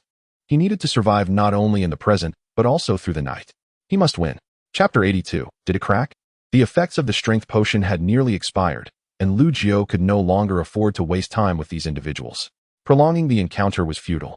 Those remaining were all elites, and attempting to eliminate them through stealth would be exceedingly difficult. He had to reach his target location swiftly. Only then would he have a chance at survival. He needed to flee. Should we pursue? No, let's wait a moment and keep our distance. Everyone had learned their lesson. Their strategy now was to advance gradually, neither killing Lu Jiu outright nor provoking him, simply trailing behind him. This was a straightforward psychological tactic. Yet if Lu Jiu allowed himself to be influenced by the encroaching figures, he would undoubtedly reveal a flaw. Lu Jiu sprinted to the rooftop of the teaching building.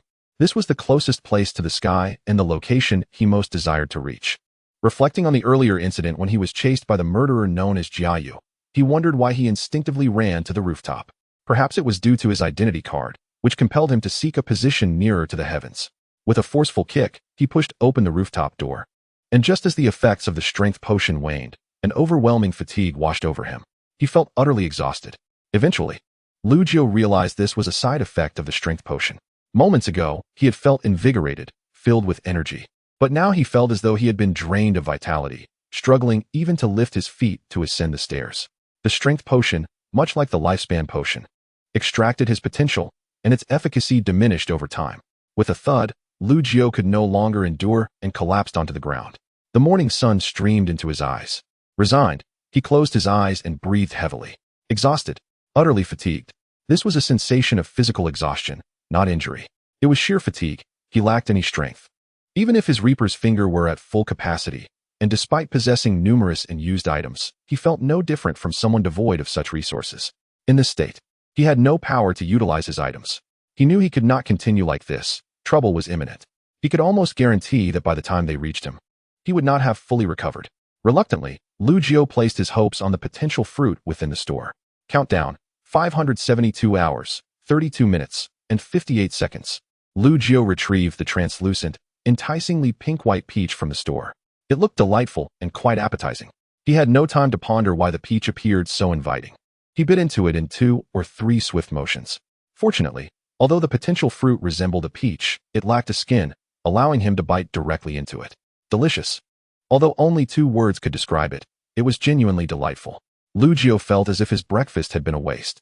This fruit alone could satiate him. Why consume anything else? Within moments of consumption, a refreshing sensation permeated his entire being. Lu Jiu could distinctly feel the meridians within him, as if delicate serpents were weaving through, clearing away the obstructions that impeded the flow of blood. His entire being felt rejuvenated. However, this sensation was fleeting, lasting scarcely longer than a breath. A sudden realization struck him. Had he acted too hastily?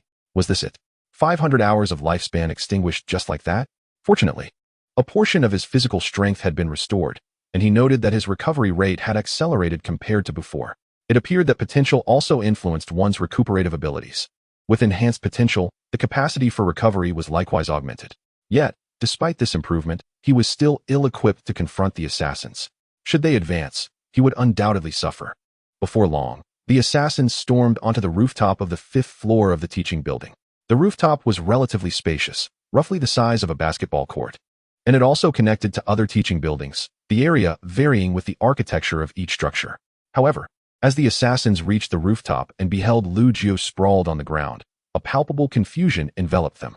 Was Lu Jiu merely asleep? This was not a place for slumber. Yet, there he lay, eyes closed, body splayed in a starfish position, seemingly in sheer bliss. Was it a ruse? Everyone was aware of Lu Jiu's recent treachery. They could not believe that he lay there, without some ulterior motive. Who will approach him? Don't look at me. I have no desire to go near him. No one wished to approach, for Lu Jiu was notoriously cunning, perhaps awaiting this very moment. Finally, someone volunteered, though he was the weakest among them. If he did not act, he would not even have the chance to stand on the rooftop. Should the others divide Lu Jiu's remains, he would gain nothing and suffer a significant loss. He took a few steps forward, now 7 or 8 meters away from Lu Jiu, yet his hands trembled uncontrollably. Truth be told, Lu Jiu had just dispatched numerous foes without so much as a blink. Would such a harbinger of death allow this opportunity to slip by? Certainly not. Perhaps he was indeed biding his time. He advanced to within 5 meters, halting at what he deemed a safe distance, believing he could evade any lethal move from Lu Jiu. Yet, to move any closer was a thought he dared not entertain. At that moment, a demon within urged him onward. The bounty lay tantalizingly before him. To retreat now would be a folly of monumental proportions. He scrutinized Lu Jiu's tightly shut eyes and sealed lips. From this angle, it appeared that Lu Jiu's chest barely rose and fell. Had he perished? This was inconceivable. How could Lu Jiu simply vanish? Yet, in truth, he bore the semblance of someone who had indeed met their end. Most concerning was that Lu Jiu's state did not seem indicative of life. To err on the side of caution, he waited a half-minute. During this time, the assassins behind him pressed him to advance. They cared not for his well-being. They needed only to ascertain Lu Jiu's condition, to coax him into the trap laid before them. It was that simple. The weak were meant to perform the tasks of the weak, while the strong could mercilessly trample them. Yet, the assassin in front remained impervious to the urgings from behind. He was weak, but not foolish. Standing before these men, he had already surpassed them all. Regardless of their barking from the rear, he would pursue his own agenda. After all, they lacked the courage to approach. As half a minute passed, he glanced back several times, each instance revealing Lu Jiu in a motionless state, as if truly resolved. Although he could not fathom why Lu Jiu had inexplicably succumbed, the bounty beckoned enticingly. Could he resist the allure? No, he would claim that reward.